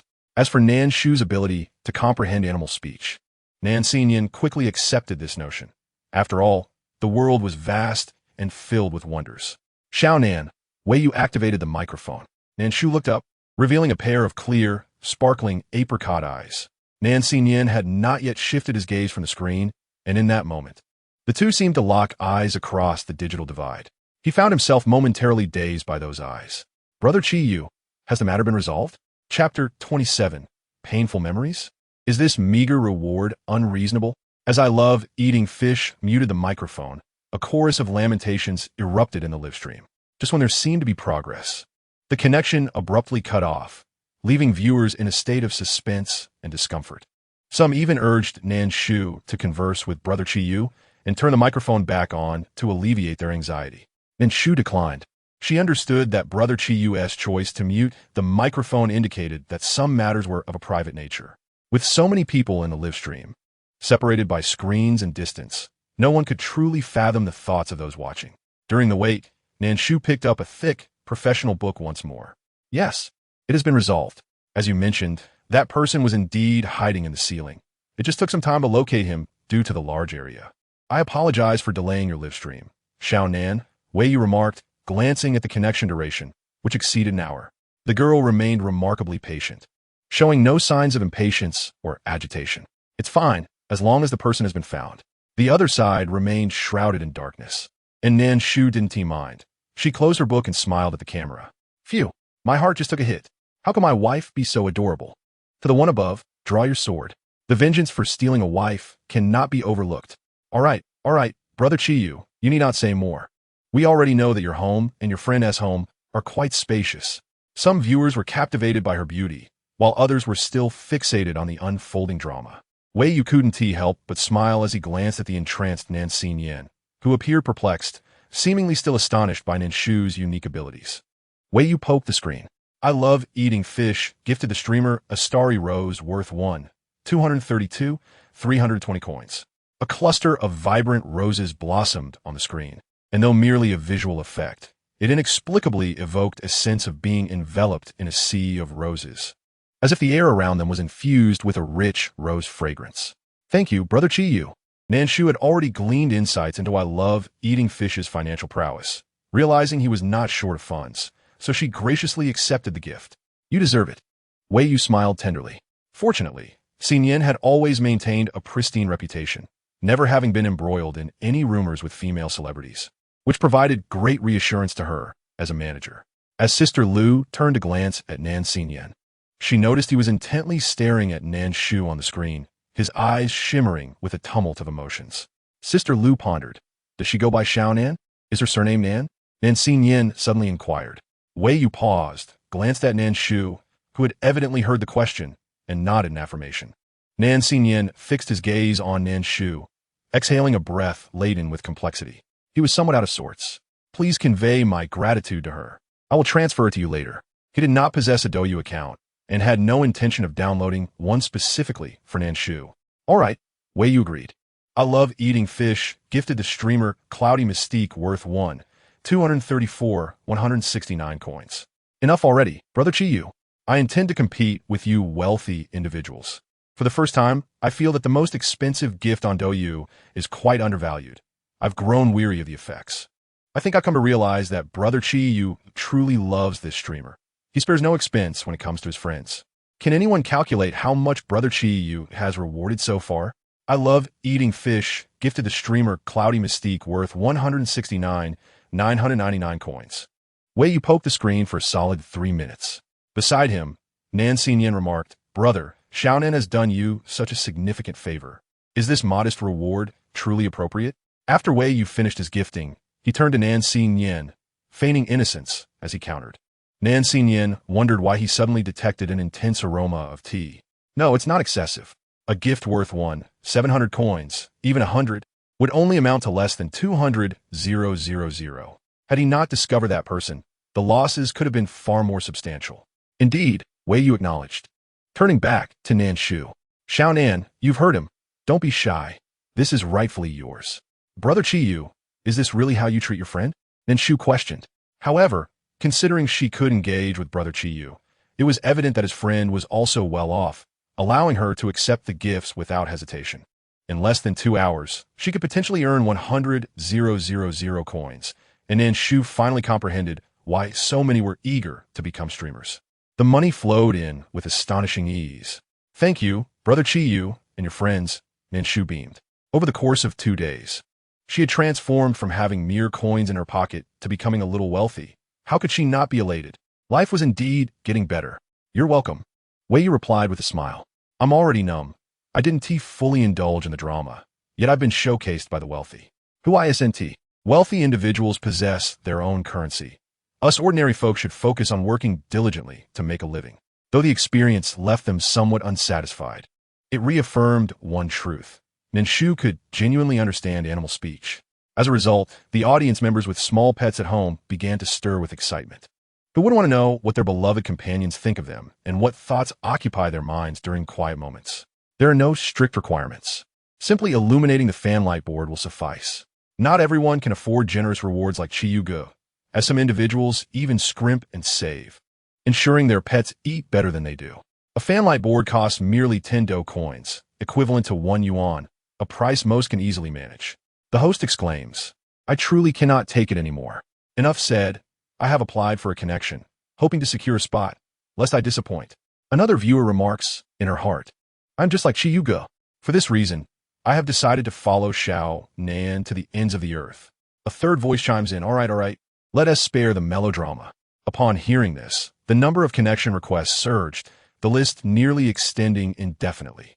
Chapter 28. The young lady is quite diligent. An unexpected incident? Xiao Nan, I must hang up now. Though reluctant, Wei Yu did not wish to disrupt Nan Shu's work. All right, Chiyuga, contact me anytime if anything arises. Nan Shu smiled while tilting her head. Yes, understood. One hand cradling the fishball and the other holding his phone, his arm began to feel numb. After all, the fishball was rather hefty. In this regard, it seemed that a lighter intake of the fishball might even serve as a means of weight loss. As this thought crossed his mind, Wei Yu suddenly recalled something, glancing at his phone screen before looking down at the fishball. Sensing his owner's emotional fluctuations, the fishball lifted its small head and meowed softly. A flicker of joy illuminated Wei Yu's eyes as he nearly forgot that he initially connected with Xiao Nan to inquire about the fishball's eating habits. However, events concerning Xin Yingu had caused him to completely forget. Was it not fortuitous that he had acquired another legitimate reason to connect with Xiao Nan? The fishball meowed, "Meow. I must lose weight. I cannot eat those treats." Wei Yu interpreted the fishball's reaction as happiness, a smile gracing his features as he turned to enter the elevator. Just before the elevator doors closed, Nan Xin suddenly spoke up.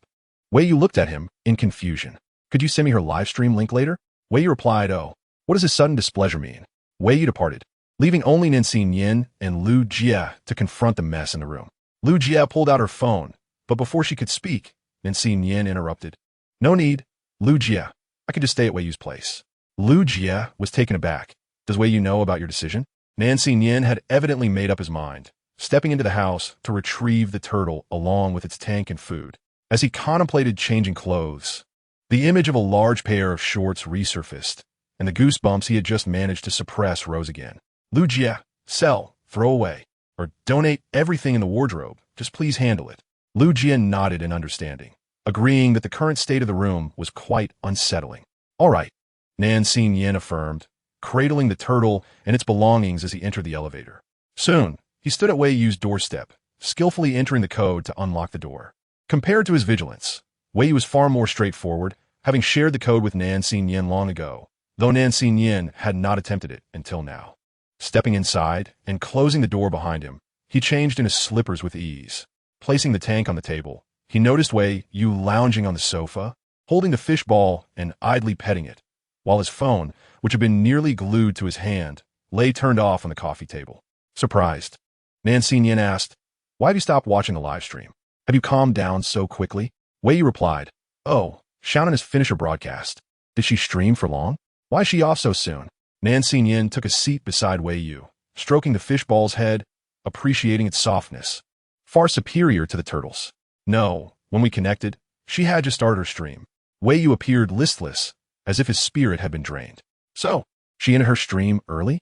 Nan Xin raised an eyebrow, recalling that there were approximately 30 to 40,000 viewers in Xiaonan's live stream, a significant number for a small streamer with less than 30,000 followers. Did she simply choose to end it? Yes. Xiaonan said she had to attend to other work, so she signed off. The thought of Xiaonan juggling 2 jobs stirred sympathy within Wei Yu. Suddenly, he comprehended the feelings of the devoted fans in the super topic. "The young lady is quite diligent," Nan Xin remarked, glancing at Wei Yu's expression and unable to resist rolling his eyes. "Enough. Others are working. It's not a big deal. Clean up and accompany me somewhere." Wei Yu, still listless, asked where to. "To the police station." A glint of cold determination flashed in Nan Xin eyes, as he anticipated that Officer Wang might have gleaned some information from the man. Meanwhile, Nan Shu had just disconnected from Wei Yu and was preparing to connect with new fans when she received a succinct message from Nan Punyan. "There is a case. Come to the police station." Nan Shu paused, surprised that just a day after signing a contract, work had already arisen. Fortunately, having faced similar situations in her past life, she quickly adjusted, apologizing to her audience and sending out a red envelope before signing off. Although live streaming was lucrative. The opportunity of transitioning to a permanent position as a special consultant was too enticing to ignore. Weighing the importance of both, Nan Shu made her choice. Changing into casual attire, she headed towards the school gate. While changing, her phone received 2 messages from Su Yunli, who offered to pick her up since his home was near Hangzhou University. Grateful for the prospect of saving on taxi fare, she accepted. Upon reaching the south gate, she found herself across from the medical college, where her elective class was held. Though a bit distant, the knowledge she had previously acquired made the exams manageable. As she waited at the curb for Su Yunli, a voice called out from behind her. Turning around, she recognized the speaker, Teacher Wu. "It is indeed you. I thought I might have mistaken you." The man, who appeared to be in his 50s, with a gray short-sleeved shirt and dress pants, approached. He was Wu Lin, her elective course instructor. "Did you just finish class?" Nan Shu noted the textbooks in his hands. "No, I just borrowed a few materials from the reading room to give to an old classmate." What a coincidence. Wu Lin had a fondness for Nan Shu, a talented student in his class, unlike many of his other students whose names he often forgot. Nan Shu inquired, "I hope you don't mind me asking, but is everything all right? Teacher Wu, you seem unwell." Wu Lin chuckled. "It's just appendicitis. I feared it might turn acute, so I decided to have it removed." Nan Shu nodded, acknowledging that it was indeed a minor procedure.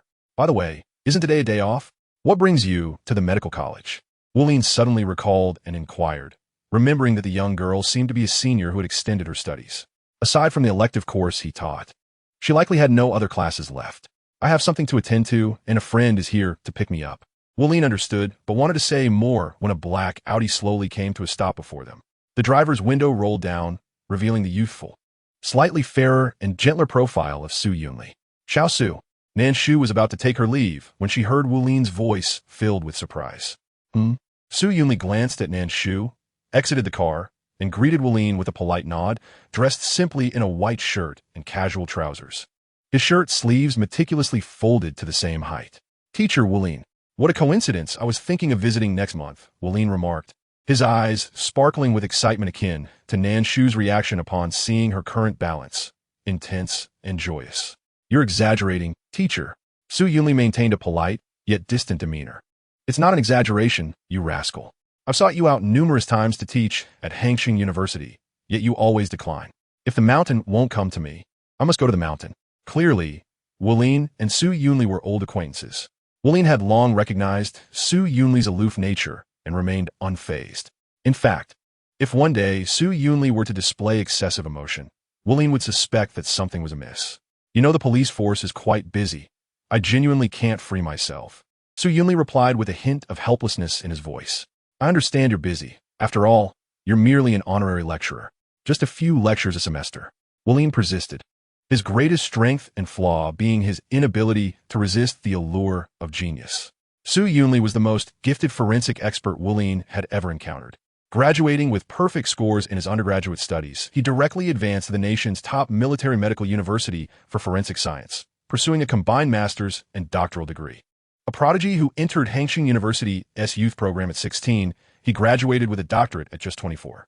During his time at school, he had already participated in several challenging cases alongside criminal investigation experts, and upon graduation, he boasted 3 years of practical experience, now serving as a seasoned forensic expert in the Qingshan District Criminal Investigation Team. It is essential to note that hands-on experience in forensics is far more invaluable than theoretical knowledge found in textbooks. Regrettably, this young man was as obstinate as ever, persistently refusing Wu Lin's offers, always citing his busy schedule. Today, however, Wu Lin was determined not to let the opportunity slip away. "Teacher," Su Yunli displayed a look of resignation. "I genuinely have something to attend to. What could be so important? Aren't you on a day off?"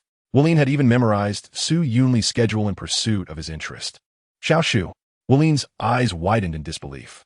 Facing Wu Lin's incredulous gaze, Nan Shu awkwardly smiled, feeling a slight itch on her scalp, sensing that Wu Lin might have misunderstood something. "Do you two know each other?" Wu Lin glanced between Nan Shu and Su Yunli. Then, as if recalling something, his expression shifted to one of realization. "Ah, now it makes sense. Teacher, I am here to pick up Xiao Shu," Su Yunli stated, only partially revealing his intentions. "No, at this point, there's no need for half-truths. Also, are we that familiar? We're merely colleagues." Under Wu Lin's increasingly skeptical gaze, Nan Shu affirmed, "Well then, teacher, my friend has arrived, so we shall take our leave. Wuling nodded, displaying an expression that suggested understanding. Very well, off you go. With that, he offered a kind and gentle smile, his gaze towards Nan Shu softening, resembling that of a mentor towards a younger generation. In her previous life, Nan Shu had been exceedingly busy, with little time for romance. Yet she had observed the dynamics of relationships. She was certain that teacher Wuling had misinterpreted her connection with Su Yunli. Yet she found herself unable to clarify their colleague relationship, knowing that any explanation would require far more than a few words. Ultimately, she resigned herself and opened the rear door of the car. Before she could settle in, Su Yunli suddenly spoke, "Xiao Shu, take the front seat." Huh? After saying this, Su Yunli did not look at her again, but addressed Wuling, "Teacher, Xiao Shu and I'll take our leave now. We will invite you and your wife for dinner another time." Very well, Wuling replied, his smile stretching from ear to ear, as if good were the only word he could utter. Once Su Yunli entered the car and it disappeared from Wuling's view, the smile on his face remained. Indeed, a match made in heaven, such a beautiful couple. Wuling felt an immense pride, eager to boast to his old friends. Moreover, regarding Su Yunli's employment, Wuling felt entirely at ease. His girlfriend was still within his grasp, and it was only a matter of time before Su Yunli would join the faculty.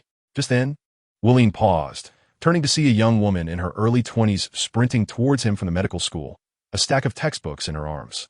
"Xiaowan." Wuling's smile dimmed slightly. "Teacher, I have a few questions regarding the class I'll be substituting for on Saturday. I intended to seek you out in your office, but I didn't expect to find you here." The girl was dressed in professional attire, her light makeup giving her the appearance of a child trying to wear adult clothing, striving to appear mature. If Wuling recalled correctly, she seemed to be around the same age as Nan Shu. Coincidentally, she too shared the surname Nan and was named Nanwan. It is impossible for her to have feelings for Nan Shu. She values Nan Shu highly. Graduating with a degree in biology from the capital city university with excellent grades, she was indeed a promising candidate.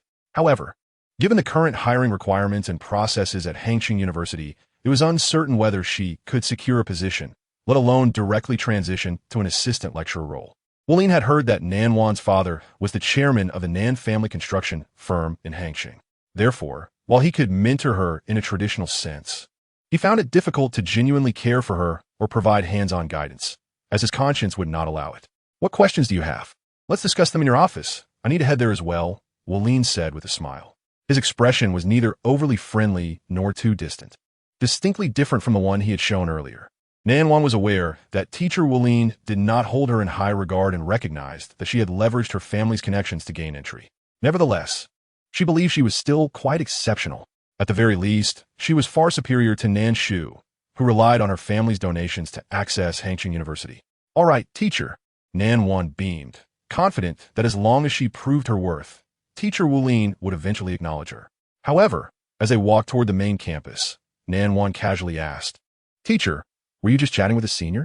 She had heard from other teachers that Wuling held a particular fondness for a senior who had already graduated, expressing warmth only in the presence of that individual. Indeed, it is rare to encounter him. Upon hearing Nanwan mention Su Yunli, Wuling's lips curled into a smile once more. He took immense pride in having nurtured such a brilliant student. "Is that individual a senior?" Nanwan continued to inquire. "No, she is Xiao Su's girlfriend and also his student, but not a senior," Wuling thought. After all, students in elective courses were still students in his eyes. "I see." Nanwan sighed in relief, realizing her initial assumption was incorrect. It was not Nan Shu. It merely appeared so from behind. Nanwan knew that after being cast out of the Nan family, Nan Shu had been living at the university, cut off financially by her family. And when she was expelled, she hadn't taken any valuables with her. Now, Nan Shu was likely struggling to make ends meet. How could it be possible for the brilliant senior brother to take a liking to me? Given his exceptional abilities, it is inconceivable that he would notice Nan Shu, right? Nanwan smiled subtly, trailing behind Wulin, ceasing her inquiries. Inside the Audi, Nan Shu sat in the passenger seat, arms crossed, furiously tapping on her phone screen. With a few swift gestures, the fruits on the screen were mercilessly obliterated. Life had improved for her, allowing her the leisure to indulge in games. In her previous life, whenever Nan Shu experienced intense emotional fluctuations or sought relief, she would play Fruit Ninja, which offered just the right diversion without leading to excessive immersion, effectively alleviating her stress. Su Yunli cast a sidelong glance, feeling as though Nan Shu was not merely slicing fruits, but rather dissecting him. "I apologize," Su Yunli expressed.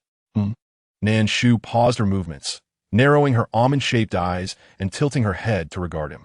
The way she elongated the final syllable carried a hint of indifference, a touch of mockery, and an air of nonchalance, as if challenging him to articulate his thoughts. Su Yunli continued, "I will clarify our relationship to Teacher Wu. I apologize. Today's actions were truly a matter of necessity." He sincerely offered his apologies. Indeed, the fruit symbolizes him, does it not? As the journey progressed, although the two exchanged no further words, the atmosphere had undeniably lightened compared to the initial tension, with Nan Shu no longer engaging in her fruit-slicing escapades. Soon, the vehicle arrived at the Criminal Investigation Division. Su Yunli led Nan Shu directly to the conference room, where numerous individuals were seated and the projector was operational. Upon seeing Nan Shu, everyone momentarily froze, with Li Feng and Officer Lin recognizing her. However, confusion reigned among the attendees as to why Su Yunli had brought along an outsider unrelated to the case. "Allow me to introduce our special consultant, Nan Shu. Please welcome her," Nan Punyin stated succinctly, standing and approaching Nan Shu. Applause erupted, despite the uncertainty surrounding when a consultant had been appointed or what expertise Nan Shu possessed. Nevertheless, they clapped, trusting Nan Team's decisions. "Please take a seat." Nan Punyin gestured to the space beside him, which had originally been designated for Su Yunli. Now, Su Yunli's seat was positioned next to Nan Shu. Su Yunli was indifferent to the arrangement. Any seat would suffice for him. The others in the division exchanged discreet glances, astonished at how much importance Nan Team seemed to place on Nan Shu. Nan Shu sensed the scrutiny of those around her. After 2 days of live streaming, she had grown accustomed to it. Once seated, she focused intently on the projector before her. It soon became clear why Nan Punyin had summoned her. On the large screen appeared a woman's identification photo, the image of the deceased. The woman, Lu Feng, age 36, was both blind and a writer. Cause of death, drowning. According to Lu Feng's husband, after finishing dinner the previous night, they had gone out for a walk with their guide dog along a route they frequented over the past 6 months. Unexpectedly, while crossing a bridge, the guide dog seemed to have been startled and abruptly pulled Lu Feng forward. Unable to see the path ahead, Lu Feng was helplessly dragged along, her wrist caught in the leash and unable to free herself. Due to the suddenness of the incident, her husband could not react in time. By the time he caught up, Lu Feng had lost her balance and tumbled over the low bridge railing into the river below. The bridge was a staggering 20 meters above the water surface, and her husband could not swim. Although he had promptly called for help, it was too late. By the time Lu Feng was retrieved, she had already lost all signs of life. At first glance, this appeared to be a tragic accident. However, accidents rarely reach the meeting room of the Criminal Investigation Division. Chapter 31. Accident or foul play? Insurance fraud in a murder? Please continue. Nan Punyin urged Li Feng with a nod. Li Feng hesitated before standing. "Oh, right, Nan Team." He couldn't help but steal a glance at Nan Shu. Only days prior, they had been in a police-civilian relationship, and now they were colleagues, a curious shift indeed. Strangely, he felt a sense of nervousness under Nan Shu's gaze, as if her serious demeanor evoked an inexplicable familiarity in him. Investigations revealed that Lu Feng's husband, Wang Mingyu, had accumulated substantial debts totaling nearly 1 million across over 30 small loan applications in the past 6 months.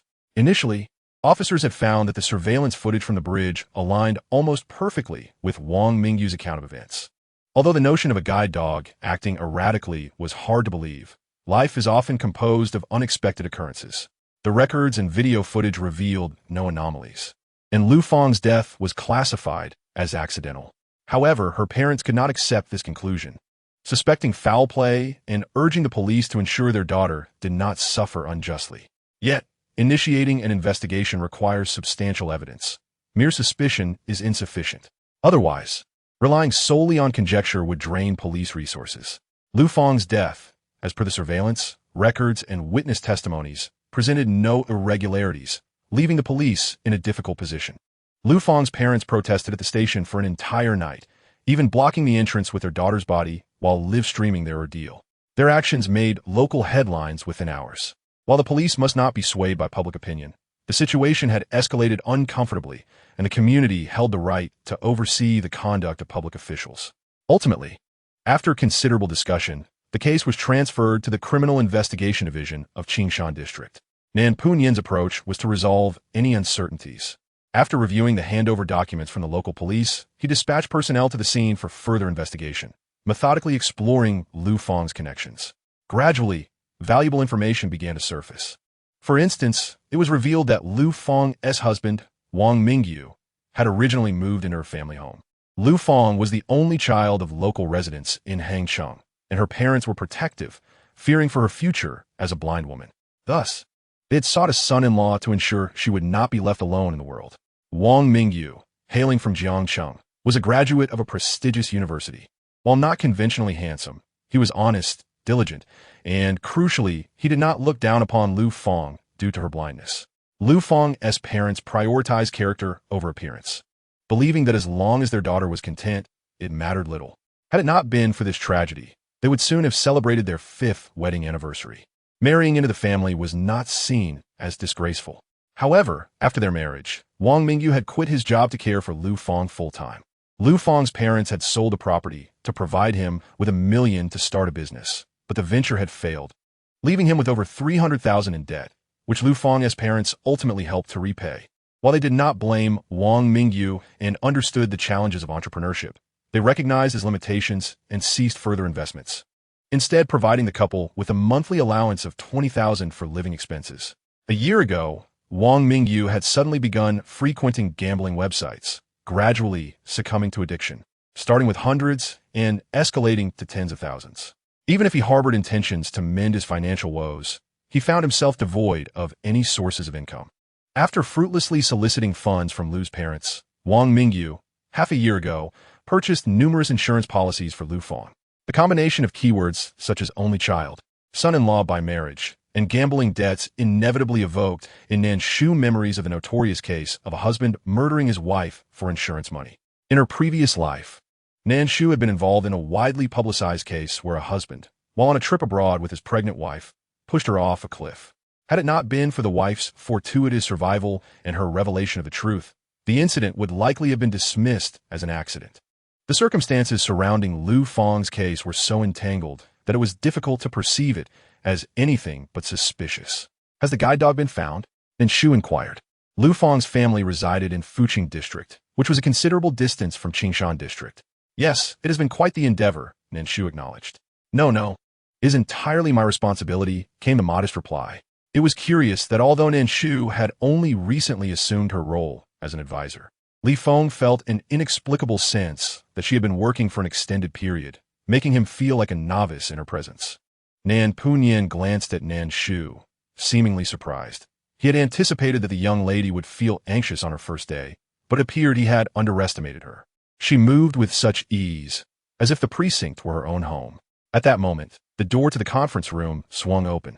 Captain Nan, Wang Mingyu has arrived. Understood, Nan Punyan replied, preparing himself.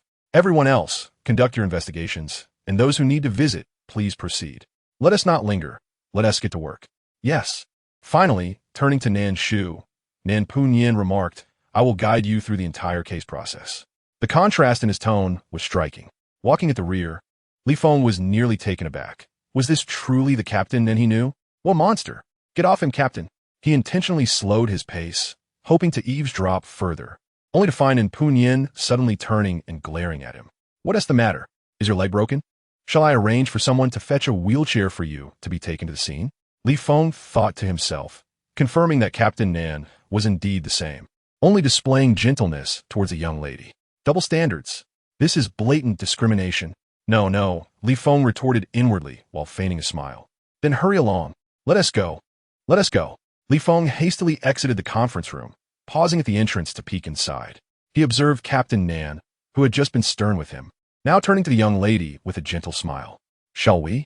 In Nan Shu's memory, Nan Punyan was only somewhat cold and fierce during investigations, but was otherwise quite amiable.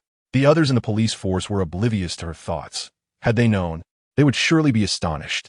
Who? Captain Nan? Amiable?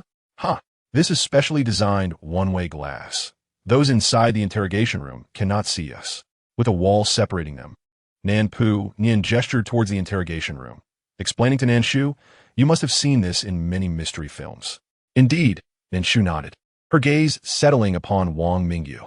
Wang Mingyu stood approximately 1.65 meters, with darker skin and a stout build. He wore black frame glasses, a checkered shirt over a black undershirt, dark jeans, and black sneakers, presenting the appearance of an honest man. His eyes were bloodshot, with dark circles indicating exhaustion. They had been married for 5 years. Although childless, they shared a strong bond, at least according to Wang Mingyu. Xiaoshu, what do you think? Nan Punyan turned to her. This was his second purpose in bringing Nan Shu along. Through their brief interaction, he had discerned that she possessed strong logical reasoning and remarkable talent. He was eager to nurture her abilities, teaching one to fish rather than merely providing fish. He hoped Nan Shu would not solely rely on her capacity to comprehend animal speech, but also gain a sense of involvement in cases devoid of animal participation. Though she lacked formal training in casework, he was determined to guide her personally, establishing a systematic approach within the cases, which would facilitate the quickest and most solid growth. Nan Shu perceived Nan Punyan's intentions, feeling warmth bloom in her heart. Despite her considerable experience in casework, she recognized that he was astute. He is lying, she declared. How can you tell? Nan Punyan inquired, a glimmer of admiration flickering in his eyes. Experience, Nan Shu silently affirmed. Intuition, she added, nodding. The interrogating officer posed questions, and Wang Mingyu responded to each one, nearly all of his statements being truthful. Thus, he appeared exceedingly sincere, eager to assist in his wife's case. Yet, his excessive eagerness was suspicious. Nan Punyan's keen gaze pierced through the glass, scrutinizing Wang Mingyu's unremarkable visage. Furthermore, he had a critical flaw. After a brief pause, Nan Punyan turned to Nan Shu, who appeared momentarily puzzled, yet quickly understood his intent. What is it? She asked, playing along. A subtle smile crept across Nan Punyan's lips. He has never voluntarily disclosed his gambling habits. Such compliance with the police investigation while concealing his own circumstances is quite telling. Upon hearing this, Nan Shu clapped her hands enthusiastically. What are you doing? Nan Punyan felt a flush creeping to his ears. Nan Shu blinked innocently. Oh, I think your analysis is remarkable, and I'm simply compelled to applaud. Is that so?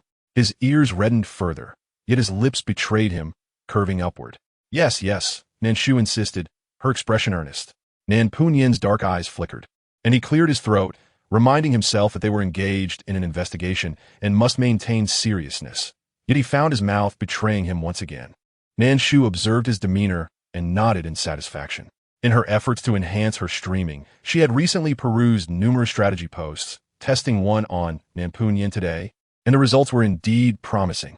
Unbeknownst to Nan Punyan, he had unwittingly become Nan Shu's experimental subject. He mused that the young lady not only possessed talent, but also a remarkable emotional intelligence, far superior to the likes of Li Feng. Li Feng, feeling inexplicably dismissed by his own captain, wondered what just happened. After 15 minutes of questioning, Wang Mingyu answered seamlessly, even adjusting his posture from a rigid stance to a more relaxed slouch, which could be interpreted as either a sign of ease or an indication of overconfidence. Noticing this, Nan Punyan furrowed his brow and pressed the button to communicate with the interrogation officers. Inquire about his gambling and the insurance policies for Lu Feng. Wang Mingyu, as we understand it, over the past year, you have accrued debts exceeding 1 million due to online gambling, and 6 months ago, you suddenly purchased multiple insurance policies for your wife in one go.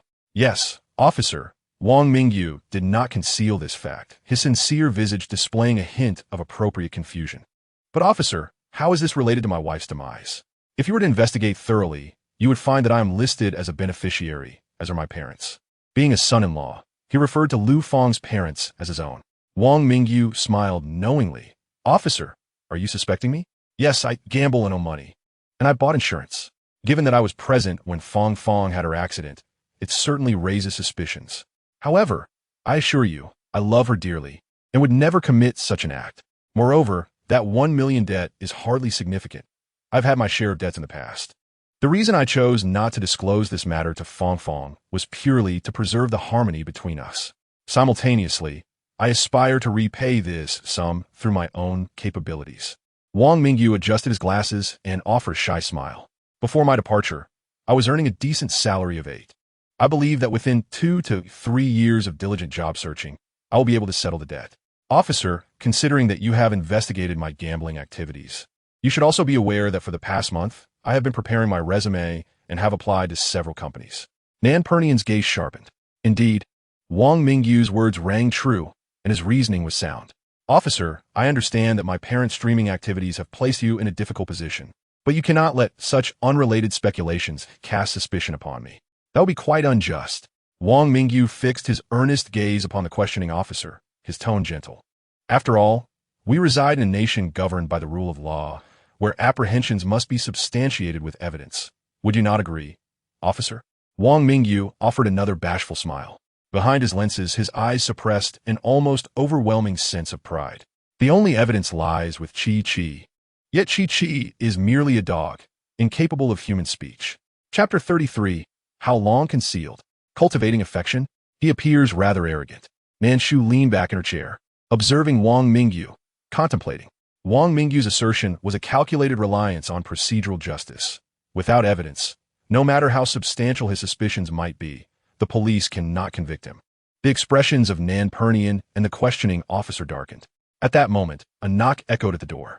Li Feng, sensing the tension emanating from Nan Pernian, shrank his neck, offering a sheepish grin. Captain Nan, the comrades from the Fuching District Police Station have arrived. Nan Pernian's demeanor shifted. Let us go and investigate. Very well. Nan Shu rose to follow. It was indeed peculiar. Despite her extensive experience in numerous cases, she inexplicably felt a surge of anxiety. Upon reaching the door, they encountered Lu Feng's guide dog, a German shepherd named Chi-Chi, whose size was not insignificant, due to past incidents of aggression. The police had confined it to a metal cage and transported it in a small pickup truck. Captain Nan, after exchanging pleasantries with the two officers, turned to observe Chi-Chi curled up in the corner of its cage. It still wore the red backpack that Lu Feng had purchased for it, but having been wet and then dried, it was now caked in mud, obscuring its original appearance. Its deep brown eyes drooped, as if it comprehended the gravity of its actions, exuding an indescribable sorrow. Is it prone to further aggression? Nan Pernian inquired. That is indeed strange. Upon receiving a call from the public, we rushed to the scene and found it huddled in the corner, much like it is now, allowing us to handle it. The officer paused, recalling its hind leg seemed injured. When we touched it, it merely whimpered without baring its teeth. Such docility hardly suggests it would drag its owner into the river. Of course, this sentiment was only whispered internally among the officers. Voicing it could jeopardize the direction of the criminal investigation, potentially leading to disciplinary actions. Very well, I understand. Thank you for your efforts, Li Feng. Captain Nan, I am here, Li Feng replied, stepping forward alongside his colleagues to jointly relocate the cage. As the officers had noted, throughout this process, the German shepherd remained utterly still, not uttering a single sound. After bidding farewell to the officers, Nan Pernian instructed Li Feng to confine Chi-Chi in a separate holding room. Nan Shu stood outside the iron bars, observing Chi-Chi, which had remained silent throughout, her brows knitted in concern. It is all right, take your time. Nan Pernian understood that Nan Shu possessed the ability to comprehend animal speech, but if the animal remained silent, she would be at a loss. Noting the young girl's serious expression, Nan Pernian instinctively reached out to gently pat her shoulder in reassurance. Do not bear too much pressure. I, along with my fellow detectives, am here to support you. Nan Pernian's ascent to the rank of criminal investigation team leader within a mere 4 years was not solely due to luck. Indeed, Nan Shu nodded, recognizing that haste often leads to failure, especially in investigations. However, since her arrival, everything had progressed with seemingly effortless success, leading to a sense of frustration when faced with the unresponsive Chi-Chi. Captain Nan, you may continue with your duties. I shall remain here to cultivate a rapport with it. Nan Shu took a deep breath, swiftly regaining her composure as she addressed Nan Pernian. Very well. Observing the young girl as prompt adjustment, a flicker of surprise crossed Nan Pernian's eyes, soon followed by a wave of admiration and delight. Indeed, he had not misjudged. The young girl was exceptionally suited for the police force, her psychological resilience nearly rivaling his own. After Nan Pernian departed, Nan Shu ordered takeout, purchasing a substantial amount of dog food, treats, and canned goods. It was evident that Chi-Chi remained in a state of heightened alertness, compounded by the inherent temperament of a guide dog, which had accustomed itself to silence as a response. To coax it into speaking, one must not rush the process. Nan Shu resolved to start with cultivating a connection. However, She did not anticipate that this endeavor would span 2 full days. In the capital city, at the Mingyang District Police Station, Officer Wang paused, addressing the fully armed Nan Shu and Wei Yu. Mr. Nan, we have gathered information. This individual is named Wu Gang, a programmer and also your fan. Officer Wang continued, noting the tension in the air. Nan Shu's expression darkened. A stalker is not a fan, and trespassing into another's residence constitutes a legal offense. He is a criminal. Indeed, Officer Wang acknowledged his understanding of entertainment news was limited, and he was unfamiliar with the nuances of fan culture. This particular stalker had previously been employed at a well-known domestic search software company. We suspect that he accessed Mr. Nan's private address through the back end. Subsequently, he applied for a security position at Jinming Yuan, where he left a backdoor in the internal surveillance system. After leaving his position, he deciphered the password to Mr. Nan's home through monitoring analysis. The details thereafter need not be reiterated, as Nan Shu was already aware. After infiltrating Mr. Nan's home, he would secretly administer sleeping pills in the milk consumed by Nan Shu each night, surveilling him. The expression beneath Nan Shu's mask darkened ominously, fingers drumming against the table. How long did he conceal himself in my home? Nan Shu inquired. Typically, he would hire chefs and cleaners to prepare meals and tidy up, so he would not immediately notice the absence of items in the refrigerator. Officer Wang, sensing the gravity of the situation, revealed a hint of sympathy, according to his account. It had been a month and a half. Nan Shu's fist clenched tightly. However, Mr. Nan, he claims that he did not do anything beyond perhaps touching your hand or kissing your cheek. A grown man being touched in such a manner should not be a cause for alarm. Officer Wang rationalized, struggling to convince himself.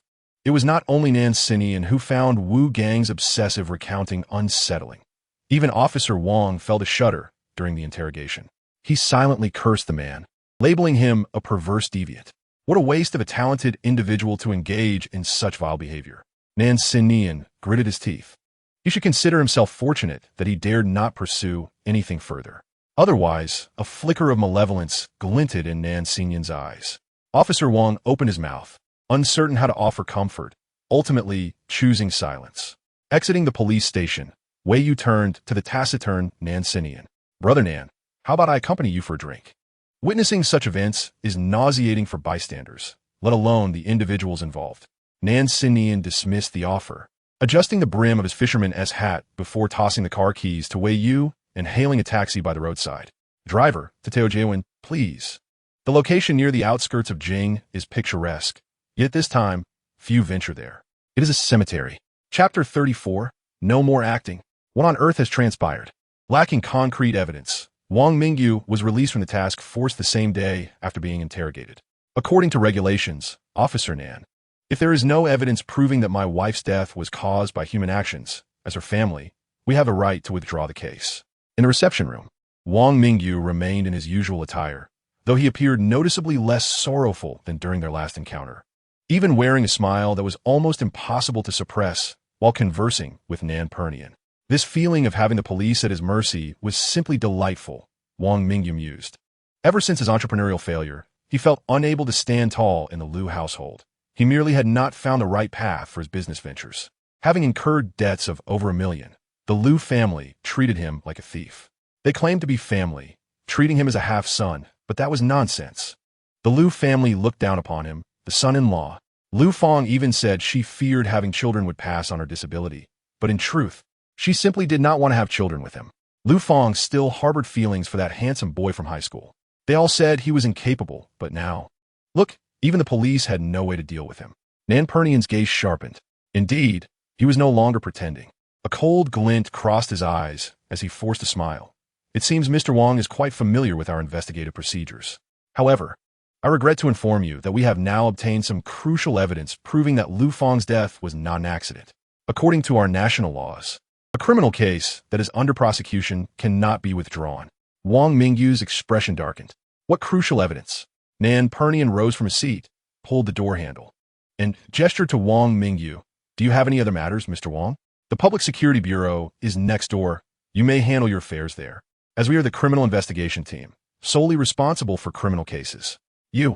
Wang Mingyu glared fiercely at Nan Shu from behind his black-framed glasses. Nan Shu smirked, feigning indifference.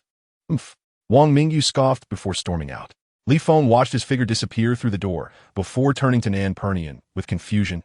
Captain Nan, what crucial evidence are you referring to? How come I am unaware of it? Nan Pernian's smile vanished. How would I know? Li Feng exclaimed. Captain Nan, you can't be serious. The cameras are recording. You will be reprimanded for this. Just because there is no evidence now does not mean there won't be in the future. Nan Pernian's expression turned cold as he stared at the door, a glimmer of cold light flashing in his eyes. Wang Mingyu undoubtedly had issues. Xiao Nan, you have no idea how foul Wang Mingyu's expression was when he left. It was quite something. At the detention room entrance, Li Feng held a piece of crushed ice and complained to Nan Shu. For the past few days, he had been delivering takeout to Nan Shu, believing they had forged a profound, revolutionary friendship. Oh, Nan Shu replied, tearing open a package of chew toys and tossing it to Chi-Chi, who caught it in a leap, wagging its tail and beginning to gnaw. Its condition had improved significantly compared to the previous days. It could now voluntarily exit its cage. Even when Nan Shu called its name, it would approach wagging its tail, but that was only for her. When Li Feng called, it wouldn't even glance his way. What a double-standard dog, Li Feng thought, just like Captain Nan. Nan Shu reached through the bars, patting Chi-Chi's head as a reward. Although their relationship had progressed, the barrier of species and the language barrier prevented precise communication. Moreover, every time Nan Shu mentioned Lu Feng's name, Chi-Chi would whimper and immediately revert to its original, silent, curled-up position in the corner. What would happen if they could not find evidence? What else could happen? They would face reprimands, sighing Li Feng, and then return the body to the Lu family. The case would be downgraded to a civil suit, and ultimately, the Lu elders would withdraw the case, allowing Wang Mingyu to walk free. It was evident to any discerning person that Wang Mingyu was acting suspiciously. But what could they do? They had no evidence. The laws of Daxia state that one is presumed innocent until proven guilty. How infuriating! Li Feng slammed his hand against the bars. Chi-Chi flinched at the noise but continued to gnaw on its chew toy. This was similar to the laws of her past life, Nan Shu mused. Glancing at the startled Chi-Chi, a fleeting thought crossed her mind but vanished just as quickly. Li Feng finished his ice and returned to his tasks, using this moment of leisure merely to catch his breath. Once he adjusted, he would continue searching for evidence. He refused to believe that Wang Mingyu could be so clever without leaving a trace. Nan Shu sat on a small stool, resting her chin in her hand as she looked at Chi-Chi, her fingers tapping on the bars in contemplation. Chi-Chi, what truly happened that day? Chi-Chi's ears perked up, continuing to chew its toy. Her phone vibrated. Nan Shu, nothing, just busy with some matters. I love eating fish. That's good. By the way, I had my assistant create a fan group for you, and you've been added. This way, when you stream next time, you can announce it in the group, and people will join faster. Nan Shu, so that's why I love eating fish, added her 2 days ago. Indeed. Upon opening the app, she found 99 unread messages, all from her fan group. She remained silent, and the group began chatting among themselves. After some thought, she sent a red envelope. Even though they were small fans, it was essential to maintain the relationship. Upon seeing Nan Shu's presence, the fans eagerly inquired why she had not streamed lately, with many waiting for a connection. Xiao Nan, shall I stream for an hour today? I love eating fish. Sure. Xiao Nan is my wife. Get your small stool ready. I can't wait. Brothers, it's time to show off your speed. This time, I must be the first to connect. The group was suddenly ablaze with excitement. Nan Shu decided to start her stream right at the detention room entrance. For the past 2 days, her thoughts have been consumed by Lu Feng's case. Perhaps streaming would provide her with a fresh perspective and unexpected insights. First. Huh? Where's this? Has Xiao Nan changed her style? Today's theme is Jail Wasteland. Ah, hands on hips, I got it. I'm the first to apply for a connection. What? Dog thief. You're so fast. Chapter 35, Confessions from Fans. Brother, Dad is calling for you. As soon as Nan Shu began her stream, many viewers entered the room. I love eating fish, enter the live stream. I love eating fish rewarded the host with a starry rose 1. 9,999 coins. Hello, eating fish. Thank you, eating fish. Hello. Everyone. Nan Shu waved at the camera, sitting on her small stool, leaning against the iron bars at first glance. One might mistakenly think she was confined in the detention room. Hello, wife. You're still so beautiful. Sending love. Where is Xiao Nan? Could it be she was genuinely detained at the police station these past few days? I'm crying. Even while detained, she thinks of streaming for us. Is the IQ of the person above negative? If she were really confined, how could she access her phone? Dream on. Nan Shu did not respond to the myriad of speculations, as she was now considered a public servant and needed to maintain a low profile. Now, let us connect with the first caller. Nan Shu moved on to the main topic. Soon, the screen split in two. A dark-skinned man in his 30s appeared on camera. Simultaneously, the sound of an engine roared, accompanied by the gentle lapping of water. From the background, it seemed the man was on a small fishing boat. "Hello, Nan anchor. Can you hear me speaking?" The man, with a hearty smile, waved at the camera, his voice rugged. "Yes, Brother Wang, I can hear you." Nan Shu cast a glance at him. Known as Jiang He Wang Fu Gue. Nan anchor, you are so adorable. I really like you. A blush crept across Jiang He Wang Fu Gue's dark face. Nan Shu thought to herself, being confessed to by a fan face-to-face for the first time felt rather strange. "Thank you." The comments flooded in, expressing various sentiments. Nan Shu cleared her throat and asked, "So, which little animal would you like to inquire about?" "It's this one, my shui bao." Jiang He Wang Fu Gue, knowing when to hold back, flipped the camera to focus on a tabby cat lounging at the bow of the boat, a paw lazily dangling into the lake as if basking in the sun. Its fur was damp, as if it had just taken a dip, and its emerald eyes glanced at Jiang He Wang Fu Gue before dismissively turning away, radiating an air of disdain. Not far from it lay a long, snow-white ferret. Upon hearing Wang Fu Gue's movements, it stretched its neck, its small eyes fixated on him with a look of deep affection. "Hey, Shui, be good. Daddy isn't talking about you. He's talking about your brother." Jiang He Wang Fu Gue's voice rose in pitch. The ferret seemed to comprehend, letting out a sound and turning to look at the tabby, as if to say, "Brother, Dad is calling you." The tabby turned its head and exhaled a huff toward it. Without Nan Shu needing to translate, the audience could roughly guess what it said. "Shaoan and anchor. You see, this is how it is. Shui Bao always huffs at Shui. Shui Bao is the tabby cat, and Shui is the ferret." Jiang He Wang Fu Gue scratched his head, his voice filled with confusion. In truth, the two little creatures had gotten along quite well at first, but he could not pinpoint when things had changed to the current state.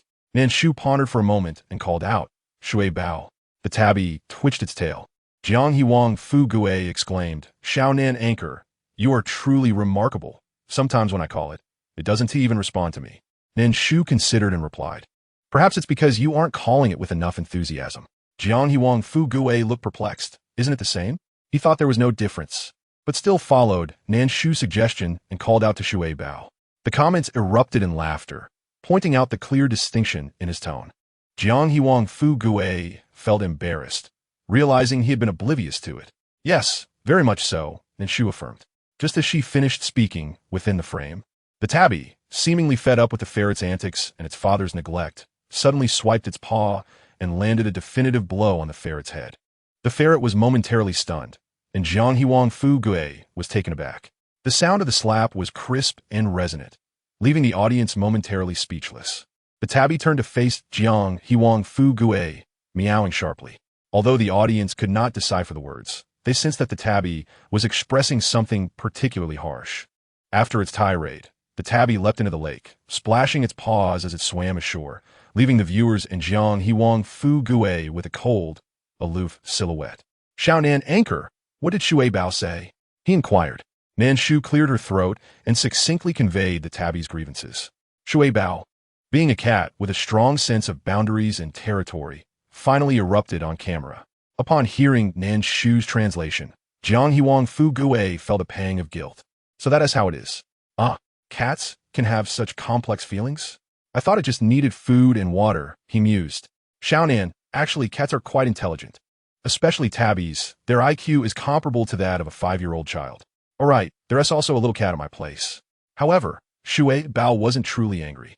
It just needed some extra treats and canned food to be appeased. For pets, their owner is their entire world, while they are merely a part of their owner's life.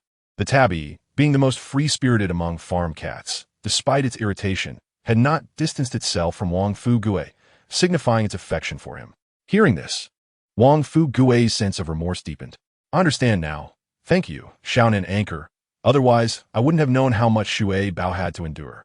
Nan Shu smiled, about to speak when suddenly, a boat horn echoed across the lake. "Woof, woof, woof." A dog barked sharply, accompanied by a growl that was fierce and piercing. Nan Shu froze for a moment, then turned abruptly, locking eyes with a pair of blood-red brown pupils. The sudden movement caused the camera to shake violently, ultimately focusing on the ground. The audience in the live stream was left bewildered, rapidly questioning Nan Shu's situation. However, Nan Shu was too preoccupied to address the comments. Her almond-shaped eyes widened, sparkling as she stared at the snarling Chi-Chi. Since the live stream began, Chi-Chi had remained unusually quiet, almost as if it were invisible, only occasionally heard chewing on bones. Yet now, Nan Shu blinked, a glimmer of realization dawning upon her. It was the sound. "Thank you, my dear viewers, I'm fine. I apologize, but there is an urgent matter I must attend to immediately, so I will end the stream now. I will make up for the time in the next session." "It's all right, go handle it," came a supportive voice from the audience. Though reluctant, the other viewers expressed their understanding. "Thank you for your understanding, sending hearts." Nan Shu made a heart gesture to the camera before ending the stream, tucking her phone away and hastening toward Nan Punyan's office. Upon arrival, she found the office empty. Just then, she collided with Su Yunli, who was delivering a report. "What is the matter?" Su Yunli asked, bracing her arm with one hand, his expression puzzled. He rarely saw Nan Shu in such a flurry. Gripping his wrist, her eyes sparkled with excitement. "Dr. Su, I found it. I found it." The heat from her palm indicated her fervor, and Su Yunli's long eyelashes fluttered as he quickly grasped the situation. "You mean Chi-Chi?" "Yes." Nan Shu eagerly shared her findings with Su Yunli.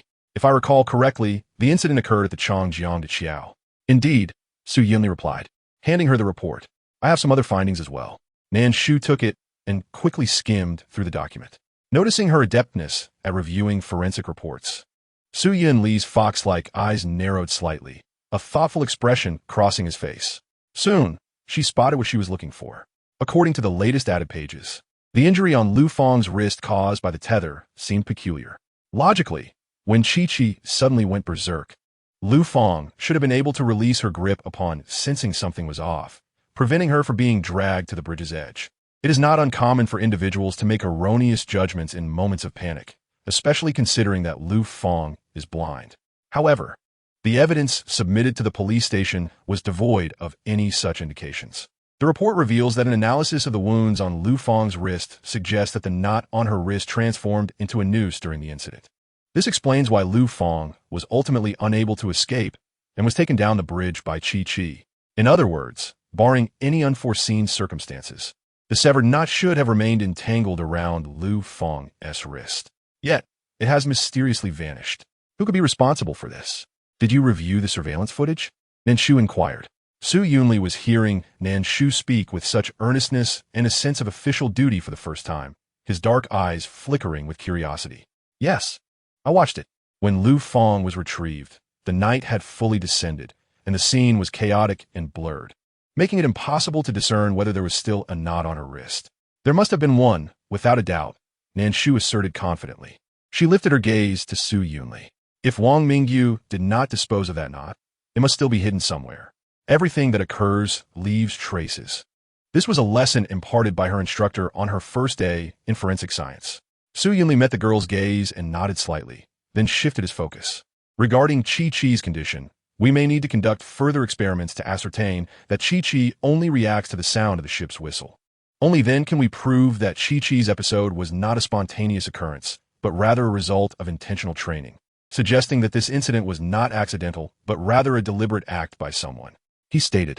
Yes, she was aware of this. "Let us go." Su Yunli opened the door to Nan Punyan's office and gestured for Nan Shu to follow, surprised by his apparent willingness to assist with the experiment. Nan Shu quickly caught up, thinking that having another person's help would be quite beneficial. Nan Shu found various audio recordings of different sounds online, discovering dozens of variations of ship whistles alone. Through experimentation, it became evident that Chi-Chi only responded to the ship whistle and was particularly sensitive to the greeting-like whistles emitted when two ships encountered one another. Sighing, Nan Shu rubbed her slightly sore shoulders and glanced outside, realizing that the night had completely fallen. Checking the time, she noted it was already 8 o'clock in the evening. She and Su Yunli had been busy for a solid 4 hours. Nan Shu capped her camera and touched its slightly warm body, thinking that this would serve as compelling evidence. Turning to Su Yunli, she recalled how she often lost track of time while performing autopsies in her previous life as a forensic scientist, never expecting to encounter someone as equally engrossed in their work. "Are you hungry?" Noticing Nan Shu's gaze, Su Yunli removed his gloves and reached through the railing to gently stroke Chi-Chi's head. This experiment had also been a significant ordeal for Chi-Chi. Although it quickly recovered after Nan Shu's reassurance, it continued to tremble. Nevertheless, it did not shy away from the meatkin before it, feeling fearful yet hungry. Observing Chi-Chi devouring its food, Nan Shu suddenly remembered that she had only nibbled on a single piece of bread since noon. She was now thoroughly famished. A hint of amusement flickered in Su Yunli's eyes as he replied, "Yes, me too. The cafeteria should still have food available. Shall we go eat something? Is the cafeteria still open?" Nan Shu was unaware of this, having not worked overtime in the past few days. "Yes, thanks to Captain Nan. Nan Poinian is quite diligent, and that has rubbed off on the cafeteria as well. What are we waiting for then?" Nan Shu sprang up. She adored the idea of enjoying free meals, especially since the cafeteria food was quite delectable and the staff was always steady-handed. Chapter 37. Personal Interrogation, Provocation. To Nan Shu's surprise, at 8:30, the cafeteria was not only open but also bustling with activity. Although Hangsheng had entered September, the late summer heat persisted and the air conditioning was running in the cafeteria. As she lifted the plastic curtain, a rich, familiar aroma wafted toward her, characteristic of a cafeteria. Several colleagues were scattered across the tables, each bearing a visible fatigue, indicating that everyone had been working hard on this case over the past few days. Upon seeing Nan Shu and Su Yunli enter together, a flicker of surprise crossed the eyes of a few in the task force who did not know that Su, the forensic expert, maintained a cold demeanor toward nearly everyone except for Captain Nan, often working alone. Thus, this pairing was indeed intriguing. Nan Shu, oblivious to the gazes upon her, walked directly to the counter and ordered a bowl of beef noodles, drenching them in vibrant chili oil, which was both sour and spicy. Su Yunli took a basket of steamed dumplings and sat across from Nan Shu, observing her as she savored the spicy noodles, her tongue sticking out from the heat. A hint of confusion surfacing in his eyes. He was not fond of spicy food, perceiving it as a form of pain, and thus felt that Nan Shu might possess a penchant for self-torment. The plastic curtain was lifted once more. "Lu Shu, 3 bowls of beef noodles, extra spicy and numbing." A casual voice, tinged with fatigue, rang out.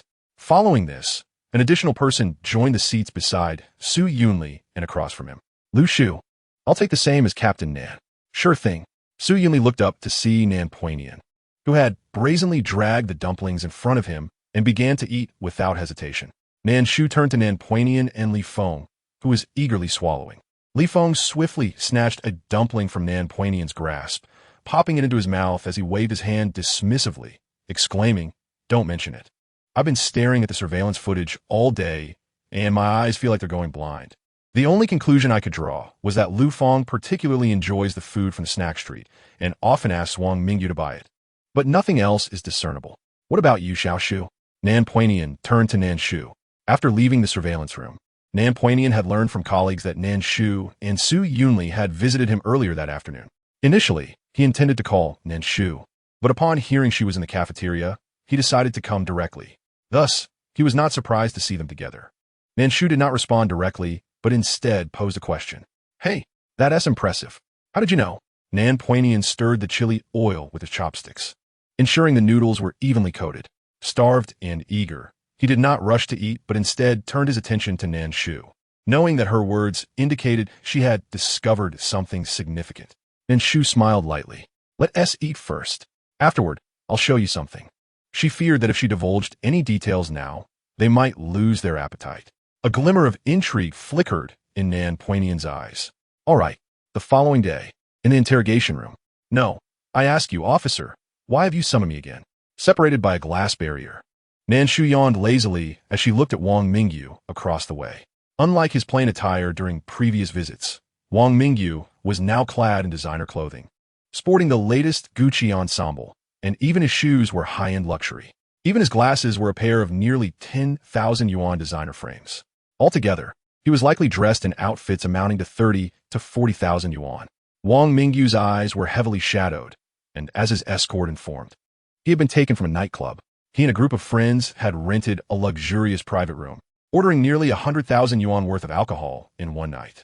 Hence, Wang Mingyu appeared impatient, his eyes bulging and bloodshot. It seemed he had given up any pretense of acting. Just a few days had passed, and feeling secure in the belief that the police lacked evidence. He had completely let loose. Nan Shu quietly bit into a bun. After reviewing the footage with Nan last night and conducting another experiment with Chi, both she and the dog had been thoroughly exhausted. Therefore, she had opted to stay in her dormitory and hurried over upon hearing that Wang Mingyu had been summoned. Having had no time for breakfast, this time it was Nan personally conducting the interrogation. In the face of Wang Mingyu's impatience, Nan remained as steadfast as a mountain, casually drumming his fingers on the table. As he spoke, he exchanged a knowing glance with his colleague. The colleague turned the computer screen towards Wang Mingyu and pressed the play button. The video revealed Chi, confined within the confines of a detention room.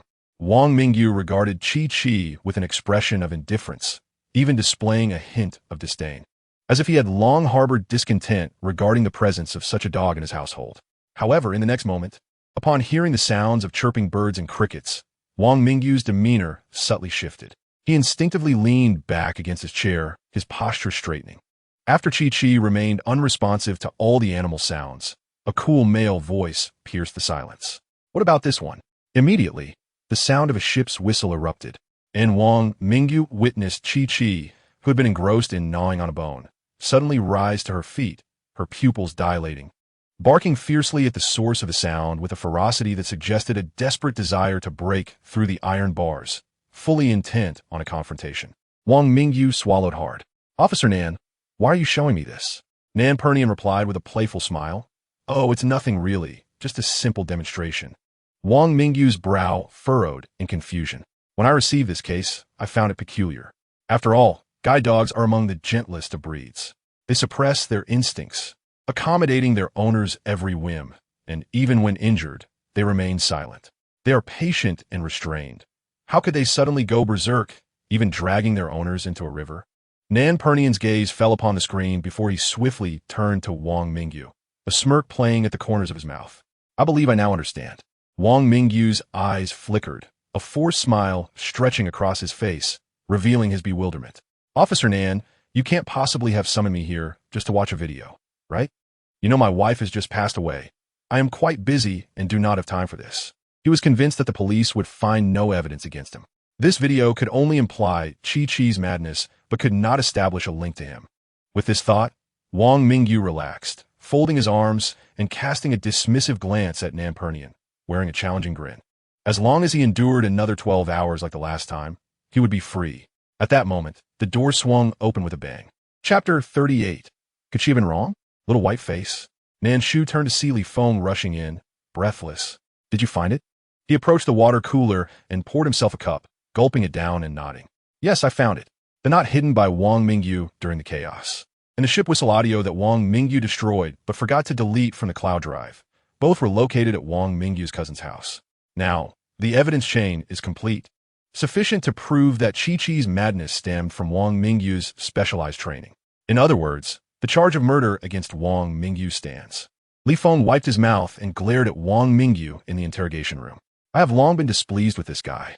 He truly believes himself to be clever, thinking he could play us like puppets. Perhaps he has read too many mystery novels and has gotten his head muddled." Hearing Li Feng's words through his earpiece, Nan eyes flickered with meaning as he looked at Wang Mingyu, revealing a smile that was almost mocking. Wang Mingyu scoffed. "But I'm afraid, Mr. Wang, your aspirations are about to be dashed." With that, he rose and gestured to the two uniformed officers nearby. "It seems Mr. Wang is quite familiar with this environment. I believe a change of scenery would better aid in the restoration of your memories." Wang Mingyu's expression shifted, panic setting in. "What do you plan to do? Are you going to force a confession? I will sue you. I will take legal action. Apologies, but that would be a complaint. Perhaps you should watch fewer dramas." "It seems to have clouded your judgment," Nan corrected him, noting how similar their responses were. "There are rules for summons, but with solid evidence at hand." Wang Mingyu could no longer remain in the interrogation room. In less than an hour, faced with irrefutable proof, Wang Mingyu finally broke down, confessing everything. 3 days prior, he had been so arrogant, yet now he was utterly disheveled. "Officer, I know I was wrong, but does Lu Feng bear no fault in this?" Wang Mingyu wept. Having handled numerous cases, Nan was immune to the tears of criminals. He raised an eyebrow. "Do tell, in what way did Lu Feng err?" "We are husband and wife. I merely owed a gambling debt of over 100,000. Lu's family is wealthy, It's not as if they couldn't pay it off. Why did she immediately think of divorce upon hearing this? Wang Mingyu's eyes turned red as he lamented. Just 100,000, you say? Nan Pernian raised an eyebrow. The Nan family was affluent, and Nan Pernian never lacked for money. Yet he found himself speechless at Wang Mingyu's words. No matter how rich the Liu family was, that wealth belonged to Liu's parents. What did it have to do with him? How could someone who had to beg others for money every month consider 100,000 a trivial amount? Then why didn't Tishi leave? Nan Pernian probed further. Motive for murder was a crucial element in interrogation, and now Wang Mingyu, having had his psychological defenses shattered, sought a confidant to share his long-held grievances.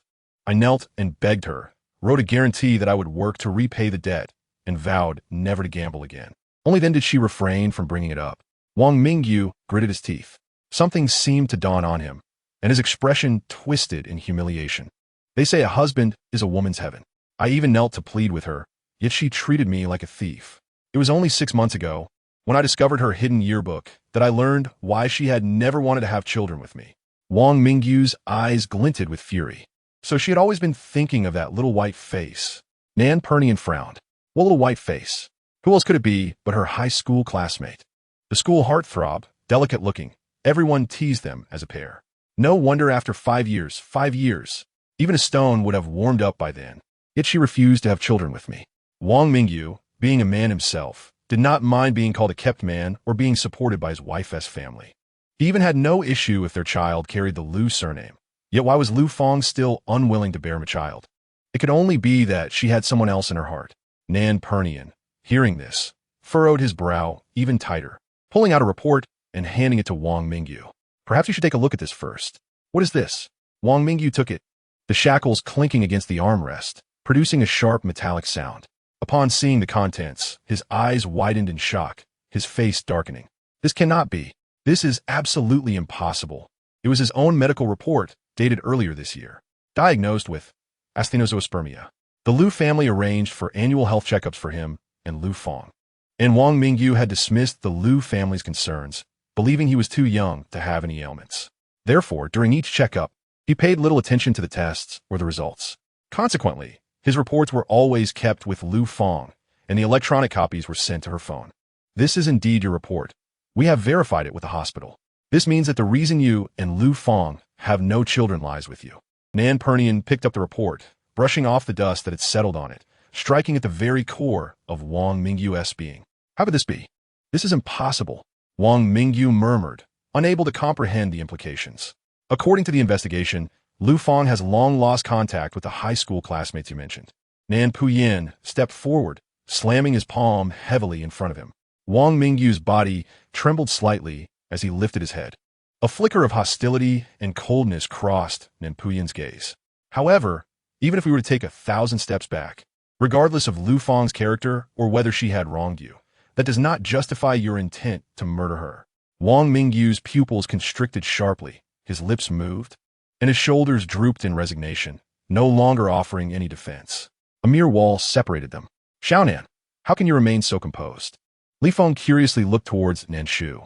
This demeanor is far more collected than when he first joined the team. Even now, he cannot help but be incensed by Wang Mingyu's despicable actions. Yet Nan Shu appears as calm as an experienced veteran, showing none of the nervousness typical of a newcomer. Nan Shu gently blew on her thermos, calmly sipping her milk tea. I've grown accustomed to it, having seen so much. Li Feng remarked. If it weren't for the fact that he knows Nan Shu is only 22 and has never been involved in criminal investigations, he might have believed her words. Chapter 39. Not targeting you. Another fateful encounter? Nan Shu truly has grown accustomed to such scenarios. In her previous life, she encountered criminals even more shameless than Wang Mingyu, who remained unrepentant even when facing execution. These individuals exist in their own worlds, adhering to a logic that ordinary people cannot comprehend. Therefore, what Nan Shu and her colleagues must do is gather evidence and apprehend them. The law will teach them the meaning of being human. At this moment, upon learning the truth, who can say that Wang Mingyu's tears are not those of a crocodile? Nan Shu took a sip of her milk tea, her almond-shaped eyes narrowing as she gazed at Wang Mingyu. His confession completed the final link in the chain of evidence.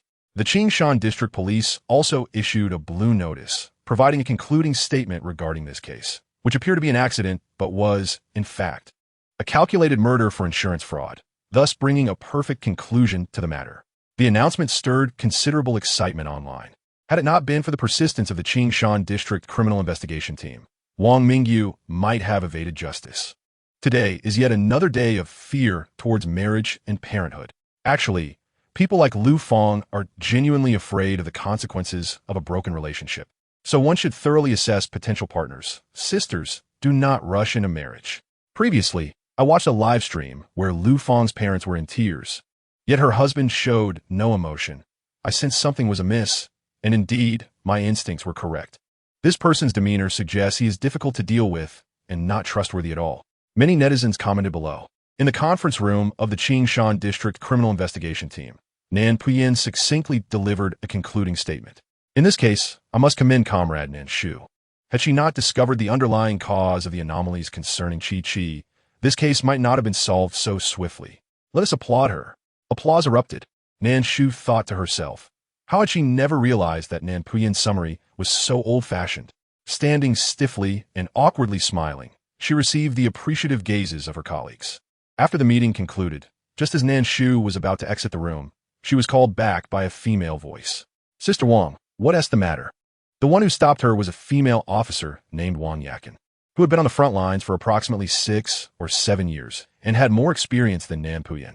Xiao Nan, Wang Yakin approached Nan Shu, her expression hesitant.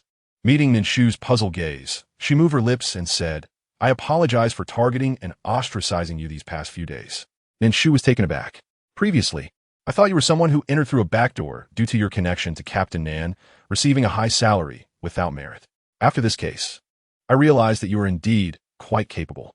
A flicker of regret crossed Wang Yakin's face. Moreover, I only learned from Li Feng that you and Captain Nan are not relatives, but merely share the same surname. In any case, I sincerely apologize for my previous behavior towards you. Nan Shu responded, confused. I'm truly sorry, Nan Shu. I hope you can forgive me.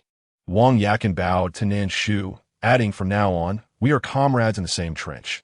I hope there are no hard feelings between us. Finally understanding, Nan Shu reached out to stop her. No, Sister Wang, I think you may have misunderstood something. These past few days, I have mostly been with Chi, and occasionally, Nan Puyin would come to check on her, but I often see Li Feng. I genuinely did not feel ostracized. Xiao Nan, you have such a good temperament. Comparing myself to you, I feel quite ashamed, Wang Yakin admitted, her face filled with shame. That's not true, Sister Wang, Nan Shu replied. All right, no need to say more. Xiao Nan, I understand you are a good person and quite capable. Let us put our past misunderstandings behind us and become good colleagues. Would you like to join me in the cafeteria for lunch? I heard Lu Shu is making his specialty, lamb spine, to celebrate the case's conclusion. Wang Yakin patted Nan Shu on the shoulder, extending the invitation. Sure, Nan Shu's mind was now filled with thoughts of lamb spine. Thus, unaware of the targeting she had faced and unexpectedly reconciling with Wang Yakin, she happily linked arms with her and headed to the cafeteria for a hearty meal. With the case concluded, the tension among the team members finally eased, allowing them to leave work on time for the first time in many days. Xiao Shu. Nan Shu halted her motion of scanning for a share bike and turned to face the newcomers. Captain Nan, Dr. Su, what is going on?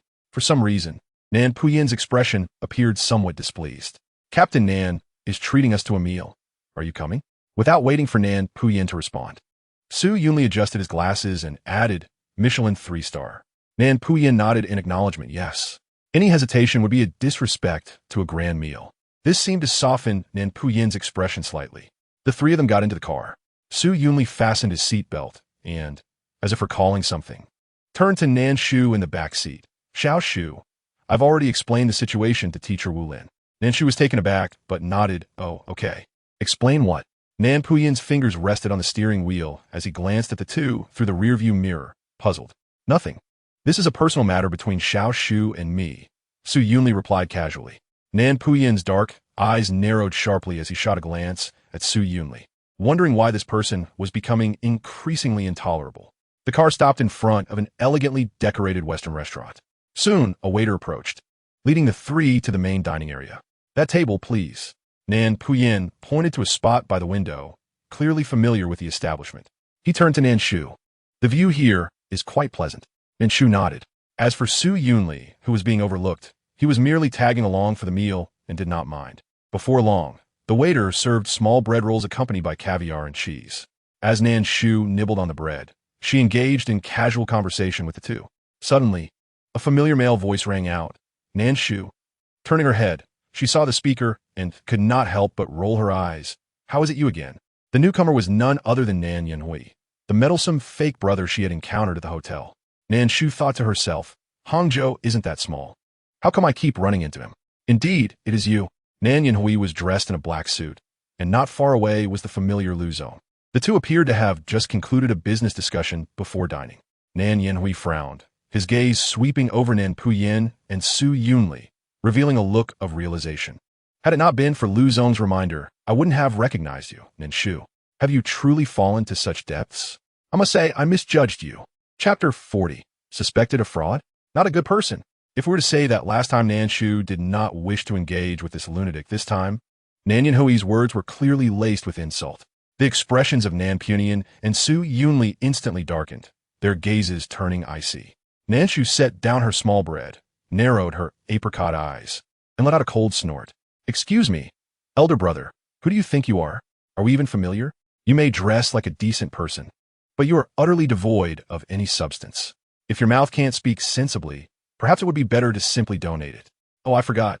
Who would want a mouth that has probably been smeared with countless bottles of laxative? Nan Shu raised her hand, elegantly covering her mouth, and chuckled softly. Although her words contained not a single vulgarity, they were laced with a particularly sharp sting. Nan Puyin finally understood why this young lady excelled at live streaming. Her tongue was indeed venomous. You. Nan Yanhui's chest heaved violently, his face flushing crimson as he stepped forward, lifting his chin defiantly. Nan Puyin's gaze sharpened, his fingertips tapping the table. Sir, might I draw your attention to the camera directly above us? He pointed upward to where a red light blinked, indicating a surveillance camera. Before you act, consider the consequences. Should you regret your actions, there is no remedy for it. Nan Yanhui was momentarily stifled, realizing the presence of the surveillance. His hand gradually fell to his side. It was not worth it to provoke Nan Shu. He and she were already 2 worlds apart. Nan Shu's self-destructive behavior was her own affair. Why should he concern himself with it? Nan Yanhui adjusted his cuffs, a mocking expression on his face. Gentlemen, I am merely offering a kind reminder that she, Nan Yanhui glanced at Nan Shu, is not a virtuous individual. Be wary of contracting an ailment. With that, he turned to leave, seemingly unable to tolerate sharing the same air with Nan Shu, his demeanor replete with disdain. Wait, Nan Puyin spoke. His eyes were dark and calm, though his expression revealed a tempestuous anger. If Li Feng were present, he would undoubtedly recognize this as the countenance of his captain when pushed to the brink. Nan Yanhui, growing impatient, retorted, what now? Nan Puyin beckoned a nearby waiter, who approached. Nan Puyin produced his police badge, placing it on the table. I apologize, but we are conducting an investigation. We suspect this gentleman may be involved in a fraud case, and I require your cooperation in retrieving the surveillance footage from this area. Nan Yanhui interjected. When did I ever partake in fraud? Since you are a police officer, you ought not to slander innocent citizens, he replied. My apologies, but this is merely a preliminary suspicion. We need to clarify the situation to restore Mr. Nan's reputation, Nan Puyin said, a smirk forming at the corner of his mouth. His expression nonchalant. Oh, I forgot to inform you, Mr. Nan, the surveillance not only captures images, but also clearly records voices. Surely you do not believe you can defame someone without facing legal consequences? How fortuitous, she continued, her apricot eyes narrowing. I was concerned that audio evidence might not suffice. But combined with the visual, it becomes even more compelling. Mr. Nan, I will file a civil lawsuit for defamation, so do await the court summons.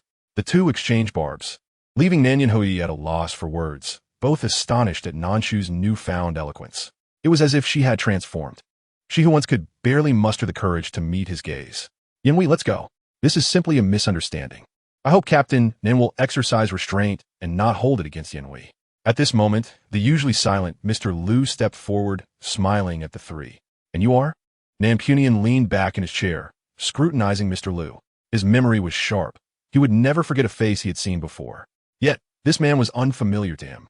Mr. Nan, today's incident is merely a misunderstanding. I will escort Yanhui away now. My apologies, Mr. Lu said, his demeanor congenial and sincere. For a man of his stature, it was a remarkably temperate response. Regrettably, the three were unimpressed by his demeanor. His legs are his own. Am I to restrain him? Nan retorted sharply. Nan Shu smiled faintly.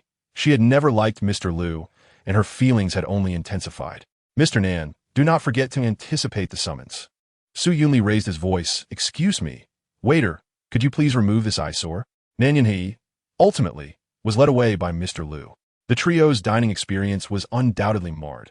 However, Nan Shu seemed to be enjoying herself quite thoroughly, while Nan Punian and Su Yunli exchanged glances, hesitant to speak. Unable to hold back, Nan Punian ventured, Little Shu, that man. Is he related to you? He recalled that Nan Shu was an only child, orphaned at a young age. Yet, that man seemed to share her surname. Oh, just a fool. Nan Shu shrugged, her tone indifferent. She truly regarded Nan Yanhee as such. However, Nan Yanhee's recent comments had piqued her curiosity. Based on Nan Shu's memories, the original owner had never committed those alleged acts. They were all fabrications by Nanwan. As an observer, Nan Shu could comprehend Nanwan's motives. It was simply resentment. Jealousy over the original owner enjoying privileges that should have belonged to her. Yet, Nanwan seemed to have forgotten that the original owner's parents had treated her well, providing her with the best they could offer. Thus, while Nan Shu understood her rationale, it did not equate to endorsing her tactics, especially when she was the one being targeted. Had it not been for her own arrival, the original owner would likely have endured an even harsher existence, perhaps still toiling away to earn a meager living. In this matter, the one who had undergone the most significant transformation was certainly Nan Yanhee. It was as if he had suddenly shifted his attitude towards the original owner. Nan Shu had not given it much thought previously, merely viewing Nan Yanhee as a madman. However, it now appeared that there were matters at play that she was unaware of, and she sensed that they might be intricately linked to Nanwan. Of course, regardless of what transpired, it would not deter Nan Shu from pursuing civil action against Nan Yanhee.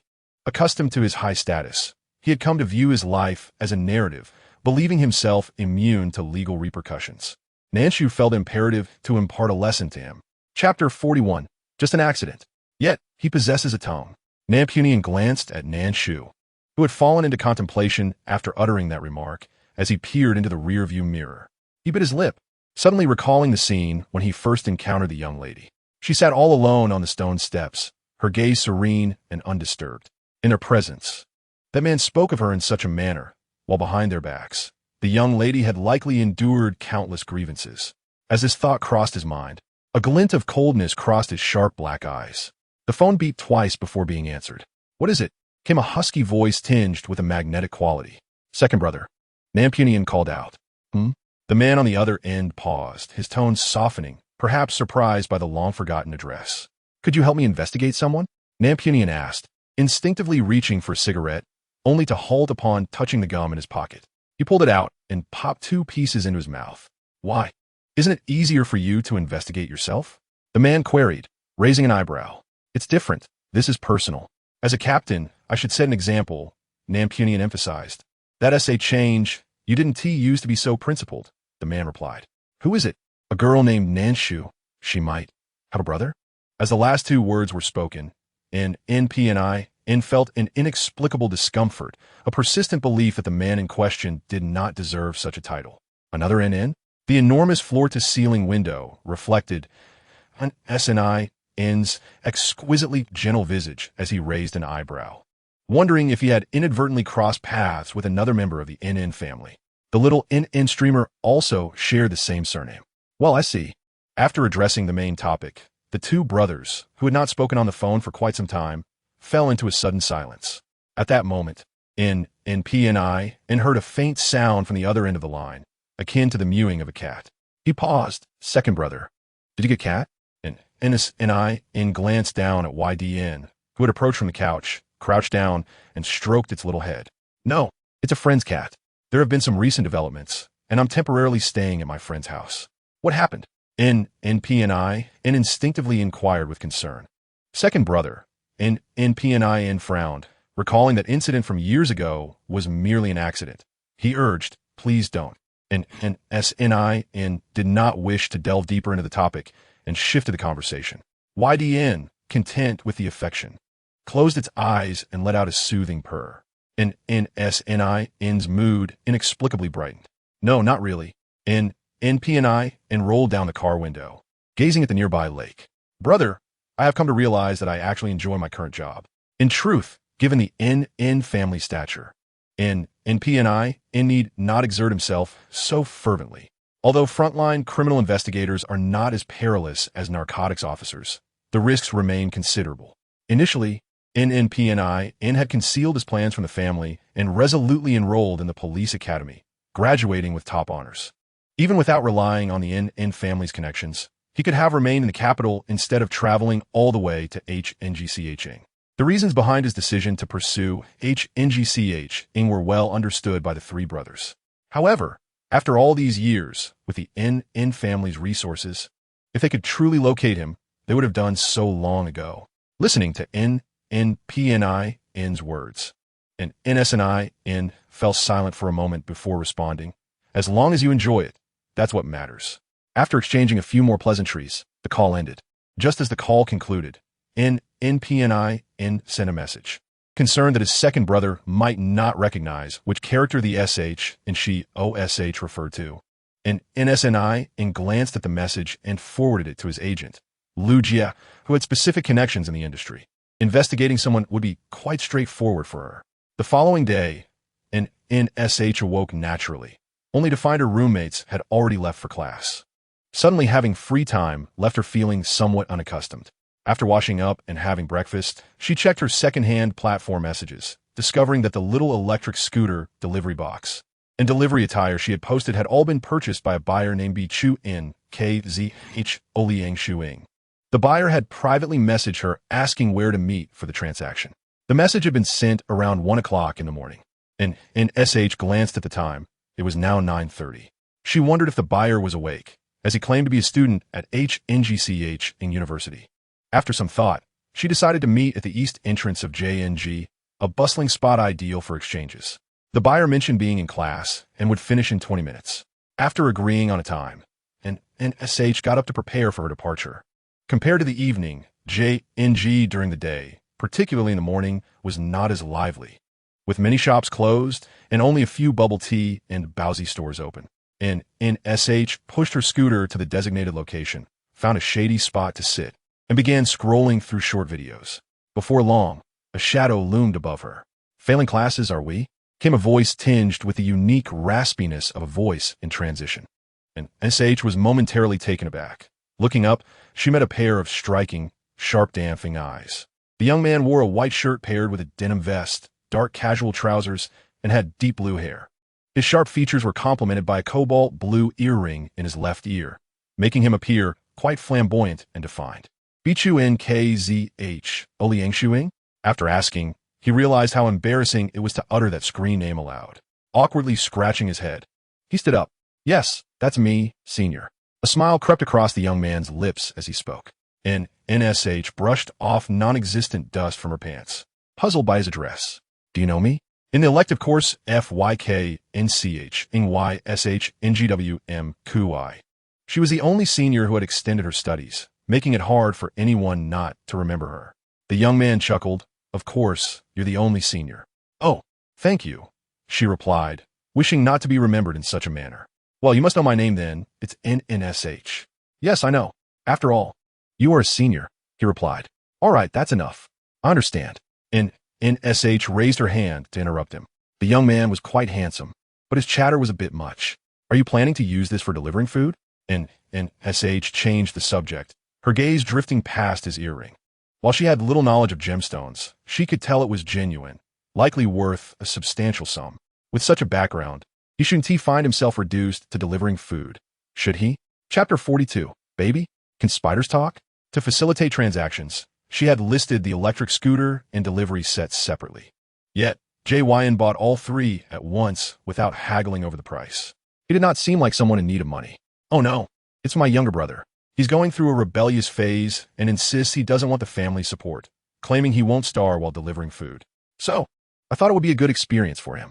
It's wasteful to buy new, so secondhand is just right. As JYN spoke, he hopped onto the electric scooter to test it out, revealing the reason for his purchase. NSH had yet to realize that JYN was quite frugal. I've checked. This scooter is in good condition. All right, let me take a photo for proof of the successful transaction. And NSH pulled out her phone. Even as a junior, both parties needed to maintain transparency in their dealings. Great, JYN exclaimed, playfully flashing a peace sign and flashing a bright smile that revealed a set of pristine teeth. Thank you for your cooperation. I'll take my leave now. Feel free to enjoy yourself. And SH glanced at the recently opened grilled cold noodle stall nearby, already deciding on her lunch. All right, senior. JYN casually put his hands in his pockets and waved at NSH's retreating figure, a thoughtful expression crossing his face. Then, recalling something, he leaned towards the electric scooter's rearview mirror, touched his face, and murmured, "How come such a handsome face is so hard to remember?" They had shared the same classroom and attended 2 classes together, yet the senior had no impression of him at all. NSH was oblivious to his thoughts. Had she known, she would have rolled her eyes at him, retorting, "Dude, elective classes are large lectures with 200 to 300 students. How could she possibly know everyone?" NSH leisurely sat cross-legged on her bed, observing the 3 boys' dejected silhouettes while shaking her head. After a good rest, she got up and began preparing for her live stream. The previous broadcast had ended abruptly, leaving Minnie in her group asking if her issues were resolved and when she would stream again. Thus, before starting today's live stream, NSH made sure to notify the group, initiating her broadcast. "Yay, I got first. Little streamer, pick me." NSH mused, "This sounds rather ambiguous." To make up for the sudden end of her last stream, she decided to hold a lottery in the form of red envelopes, all containing virtual currency, without any props. The lucky winner could connect directly without applying. Of course, if they did not wish to connect, they could receive an additional cash prize of 88 yuan.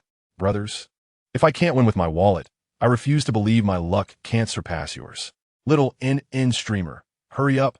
My hands are itching. And SH scanned the barrage of comments, her lips twitching as she glanced at the online viewer count, which was just over 1,000, with most of her loyal fans present. I Love Fish hadn't shown up today, she thought, assuming he must be busy with work. All right, I am ready to post. And I'm also very much looking forward to it. Who will be the luckiest one? As soon as the words left her mouth, a fortune bag appeared on the screen. Nan Shu squinted her almond-shaped eyes, resting her chin on one hand, gazing at the camera with a smile. Although separated by the internet, it felt as if she could genuinely hear the eager tapping of fingers on screens from her audience. Welcome, darling, sweet potato darling, cornstarch darling, to the live stream. For those who just joined, please kindly tap your little hands and follow. Darling? Nansinian hesitated, his fingertip hovering over the screen. Though he felt less disgusted than when the previous illegitimate child had called him that, something still felt off. This moment of hesitation caused him to miss the fortune bag, and by the time he realized, it had already been claimed. Because the balance on Douyu cannot be withdrawn yet, the red envelope is small. Once payday arrives, I will send a larger red envelope to all the darlings. Nan Shu made a heart gesture towards the camera. With the reward money, she currently had a little over 8,000 yuan to spend. Both of her salaries had yet to be dispersed, so she dared not indulge in excessive spending. Although it was not a large amount, she possessed 600 Douyu coins. With thousands of people competing, at least a dozen Douyu coins were claimed, creating a strong sense of participation. That's quite a sum. Little Nan Shu, we all know you're not wealthy. In the future, don't issue such large red envelopes. Save some for yourself, and treat yourself to something nice. Indeed. Just look at the background of little Nan Shu's stream, and then at my 1.8 meter wide bed, complete with fully intelligent home systems. I feel guilty for clicking. Let the new fans grab it. All right, we get it. We know you all have money. So enough of that. Soon, the luckiest one appeared. Cornstarch, I just entered in their SA fortune bag to snatch, and I might be the luckiest one, able to connect with the host. What incredible fortune is this? Nansinian, who hadn't even had time to click on the fortune bag, felt even more frustrated. Congratulations to Cornstarch Darling. Nan Shu rested her chin on her hand, explaining that Corn Darling could choose between a cash red envelope or a chance to connect and ask questions. Cornstarch. Can little Nan Shu really understand what animals are saying? What about spiders? The moment these words were spoken, not just Nan Shu, but also the other viewers in the live stream were momentarily stunned. Nan Shu hesitated. I'm not very sure about spiders, but we can give it a try. Are spiders considered animals? If a spider shows up in my house, it usually gets eliminated immediately. But if it appears in Nansheng, it will be cleaned up and tossed into a frying pan, crispy with each bite.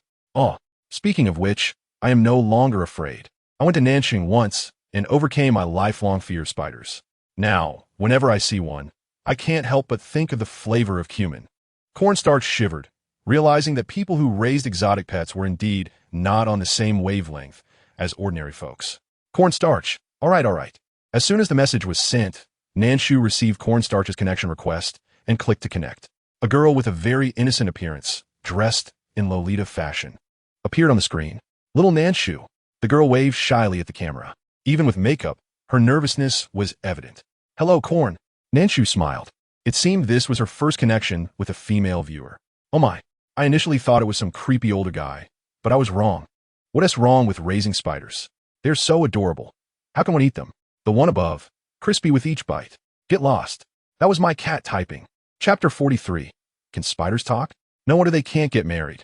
Cat, please give me peanuts. To impress the pretty girl, the cat is a good guy. Cornstarch, observing such enthusiastic viewers, felt somewhat out of place and quickly turned the camera to focus on her temperature-controlled room. Little Nan Shu, all my spiders are in here. In her roughly 30-square-meter bedroom, there are no wardrobes, beds, or desks, only 3 rows of neatly arranged cabinets. These cabinets appear to be custom-made, with the bottom storing food and snacks needed by her exotic pets, while the top featured pull-out drawers with transparent acrylic panels, allowing viewers to see the pets inside without opening the drawers. There were not only spiders, but also lizards. Oh, Lil Nan Shu, let me show you my favorite little green snake. Stepping out of the camera's view, Cornstarch's tone became noticeably more relaxed, as if she were sharing her pets with a friend. She approached a pull-out cabinet and took out a slender, green snake that curled calmly around her wrist. Flicking its red tongue, the small snake, about the thickness of an adult's thumb, looked directly at the camera with its small eyes. This is amazing. After being single for so long, even a snake seems enchanting. Little Green, is that you? I am Su Xian. Do you know where my wife went? The two upstairs are such perverts. What kind of girl plays with such terrifying creatures? No wonder you're still single. Who would want you? You'd scare anyone away. Amidst the teasing comments, one particular admonishing message stood out. Nan Shu's almond eyes sharpened. Everyone has different preferences. While one may not understand, please do not harm others. Nan Shu's voice was soft yet firm. Also, whether it is a girl or a boy, marriage is not a necessity. Please refrain from using terms like can't he get married or unable to find a wife to casually attack anyone. This is the most basic and necessary courtesy as human beings. Therefore, I apologize. But my live stream does not welcome such viewers. Please leave. The son is super cute. The host kicked him out of the live stream. Nan Shu smiled at the camera. All right, Corn darling, you may continue. Little Green is truly beautiful. Cornstarch gazed at Nan Shu on the screen, her eyes shimmering. She had heard such words more than once in real life. Even her mother had little understanding of her interests, often calling her a pervert and saying she must be insane to like such strange animals. Her mother even expressed regret for giving birth to her, claiming that she had raised an erotic child, making it difficult for her to hold her head high in front of friends, and that it was embarrassing. Because of this, she had quarreled with her mother on multiple occasions. One day, while Cornstarch was out mailing a package, her mother threw all her pets into the trash. Their conflict escalated to the point that she moved away to a city far from her mother, seeking a true home free of harm for both herself and her beloved pets. She opened an exotic pet shop, meeting many friends who shared her passion for unusual pets. Yet occasionally, she still received private messages from those who did not understand. Cornstarch had grown accustomed to it. However, at this moment, Nan Shu defended her in front of so many people and even gifted a plane ticket to a new viewer. How could there be such a beautiful and kind-hearted girl in this world? Cornstarch sniffled and nodded. Her voice was somewhat choked, and she resolved to support little Nan Shu for a lifetime, watching her stream for as long as she could. Exactly. What is wrong with girls? Even I, a big guy, think it's super cool. I wouldn't dare to interact with them, and if others can't appreciate it, that's their problem, not yours, Corn darling. What century are we in? Still engaging in gender attacks? How ridiculous. That person upstairs must live by the sea, meddling in others' affairs. Yes, persevere in being yourself, and do not mind the rumors. Cornstarch felt her eyes warming, and even the friends in the live stream were so kind. Yes, thank you all for your encouragement. I want to mind. Oh, right, little Nan Shu, I almost forgot the main point. I want you to help me take a look at this little spider. Little Green is truly adorable. Indeed, I once harbored a considerable fear of serpents. But now I find myself somewhat inclined to touch one. Yumi Dandan gently caressed Xiao Qing's tail, then decisively closed the drawer. Xiao Qing remarked, "Ah, women, indeed." I exclaimed, "Wow, at last, I comprehend why young ladies are fond of exotic pets. This spider is rather captivating." The blue leg, officially known as the South African blue leg baboon, can exhibit a leg span of up to 14 centimeters when fully grown, possessing a slightly aggressive nature and considerable venom. It appears that there are indeed knowledgeable individuals among the netizens. I have successfully dispelled my desire to keep one. Such beautiful creatures are best admired from a distance. Not trifled with, explained Yumi Dandan. All right, I understand, Nan Shu nodded, gazing at the evidently juvenile spider, which looked strikingly beautiful under the light from the box. Yumi baby, would you like to try feeding it some food? Suggested Nan Shu. With the experience of interacting with Chi, Nan Shu had developed a method for dealing with these reticent little creatures. Sure. Yumi Dandan quickly procured some food, a live baby cockroach, and, using tweezers, presented it to the blue-leg spider. Typically, it would have struck as soon as it sensed movement, but now, Lon Lon remained utterly still, curled up in the corner of the box, indifferent to Yumi Dandan's attempts to entice it with food. Only when seemingly annoyed did it exhale a huffy breath. Goodness, I am truly enlightened. I have actually heard a spider make a sound. I thought I had misheard. Is it truly the spider vocalizing? It sounds just like a cat. Coincidentally, my cat, upon hearing the noise, leapt into my lap, joining me as we watched the live stream. Chapter 44. Did the spider just speak? An extraordinary occurrence? All right, those upstairs, we know you have a cat. No need to flaunt it. Watching the live stream, I felt that some peculiar knowledge was seeping into my mind. Nancy Nien glanced at the barrage of comments, then at the screen, finding it somewhat intriguing. Turning his head, he met the round, glistening eyes of Yudan, who appeared to have also heard the previous commotion, having leapt onto the sofa at some point, tilting its little head to observe him. Did you hear that too? Nancy Nien extended his hand towards it, and Yudan obediently meowed, nuzzling against his palm. With a soft chuckle, he turned back to the screen, eagerly anticipating how the young broadcaster would respond next. Nan Shu tilted her head. Just as Lon Lon huffed, a resonant voice, rich and full, suddenly filled the air. Nan Shu paused for a moment, quickly realizing it was Lon Lon speaking. How annoying. I'm already quite full. I do not wish to eat anymore. That young lady is truly something else.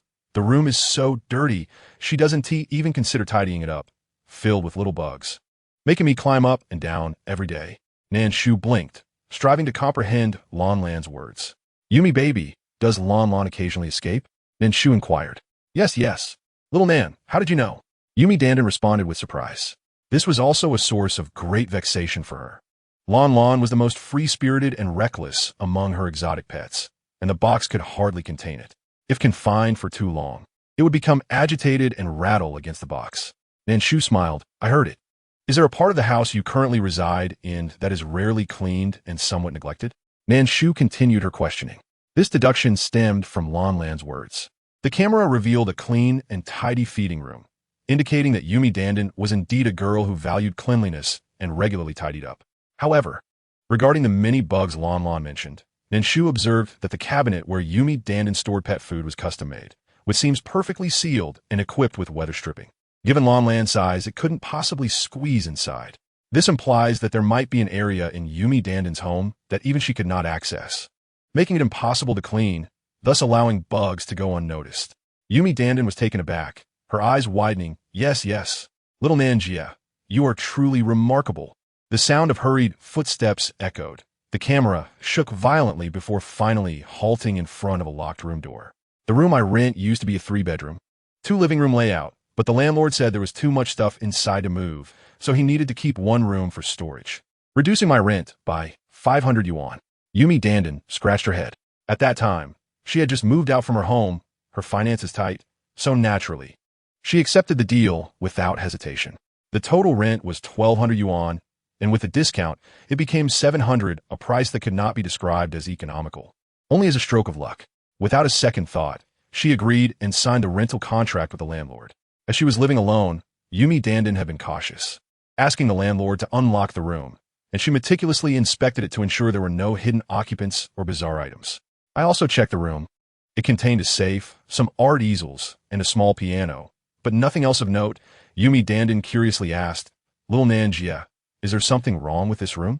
The camera panned down slightly, and Nan Shu replied, "I want to confirm something." "Oh, all right." The camera descended a bit more. "Good, stop." Yumi Dandan obediently complied. Doing whatever Nan Shu instructed. "Yumi baby, do you have the key to this room? Can you open it and take a look?" Nan Shu inquired, having confirmed her suspicion.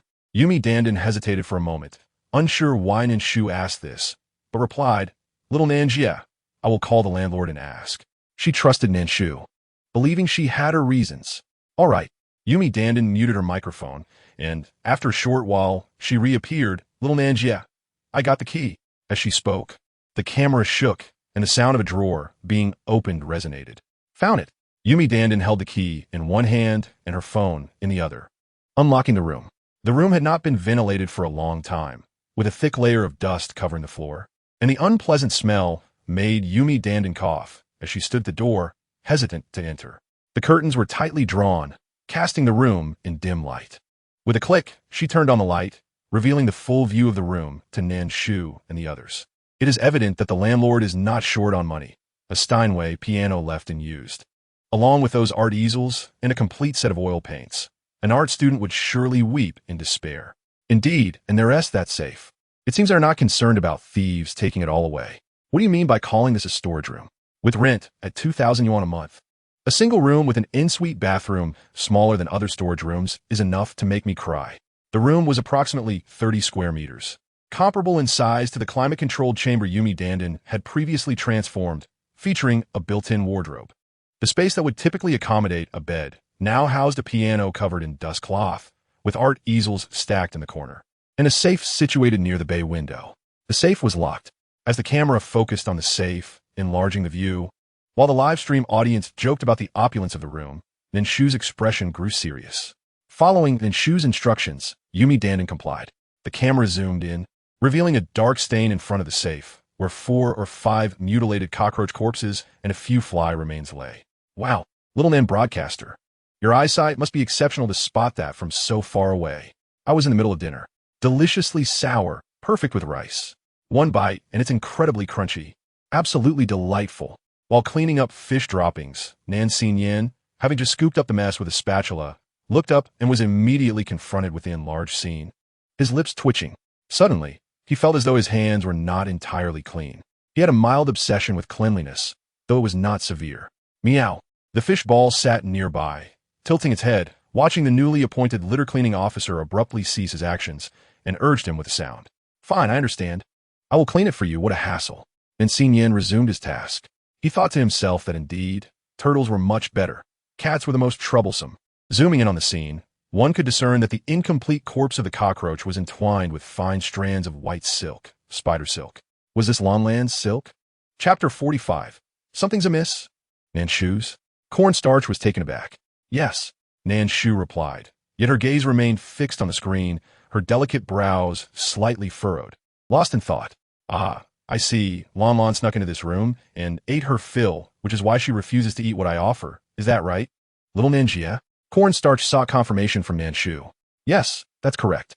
After a moment's hesitation, she pondered and then asked, "Corn baby, would you mind sending me your address via private message?" "Huh?" Cornstarch was momentarily stunned. The viewers in the live stream were equally puzzled. Why suddenly ask for a private address? Although they enjoyed watching Nan Shu's broadcasts and referred to each other as family in the group, a personal address was far too private. What if the host intended to do something to them? "All right." Cornstarch nodded without hesitation, placing her trust in Nan Shu. Nan Shu smiled, expressing gratitude for Cornstarch's trust, but cautioned that if other hosts in real life asked for her address, she should not easily provide it. Yes. Okay. Cornstarch, in her current state, resembled someone who had been brainwashed into a pyramid scheme. The longtime viewers were at a loss as to how to advise her. They believed in Nan Shu, yet not entirely. Regardless, if Nan Shu were to ask them for their private addresses, they certainly would not comply. After all, one can never fully trust another, especially when separated by the vastness of the internet. Before long, the viewers of the live stream heard the notification sound of a WeChat message. "I apologize, my dear ones, but I must step away from the live stream for a few minutes and mute myself for a moment." The connection remained active. Yet Nan Shu rose, and exited the live stream, following the previous incident where Nan Shu had left to use the restroom. The longtime viewers had grown accustomed to such occurrences. Moreover, with little Nan asking for addresses and leaving the broadcast, something significant was undoubtedly about to transpire, and they patiently awaited the unfolding drama. Once off camera, Nan Shu made her way to the balcony. Upon receiving a private message from Cornstarch, she was astonished to discover that Cornstarch also resided in Hangzhou, specifically in the Qingshan district, which fell under their team's jurisdiction. This made her the second person from Hangzhou, besides Guanxua. What a small world. Consequently, Nan Shu decided to call Nan Punyan. This time, the call was quickly connected. Xiao Shu, what is the matter?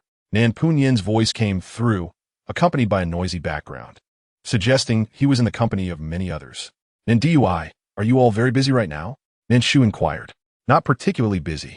With the National Day approaching, we just received news that all districts are joining forces to patrol near the subway lines and high-speed rail stations, cracking down on theft and deception. We're currently in a meeting.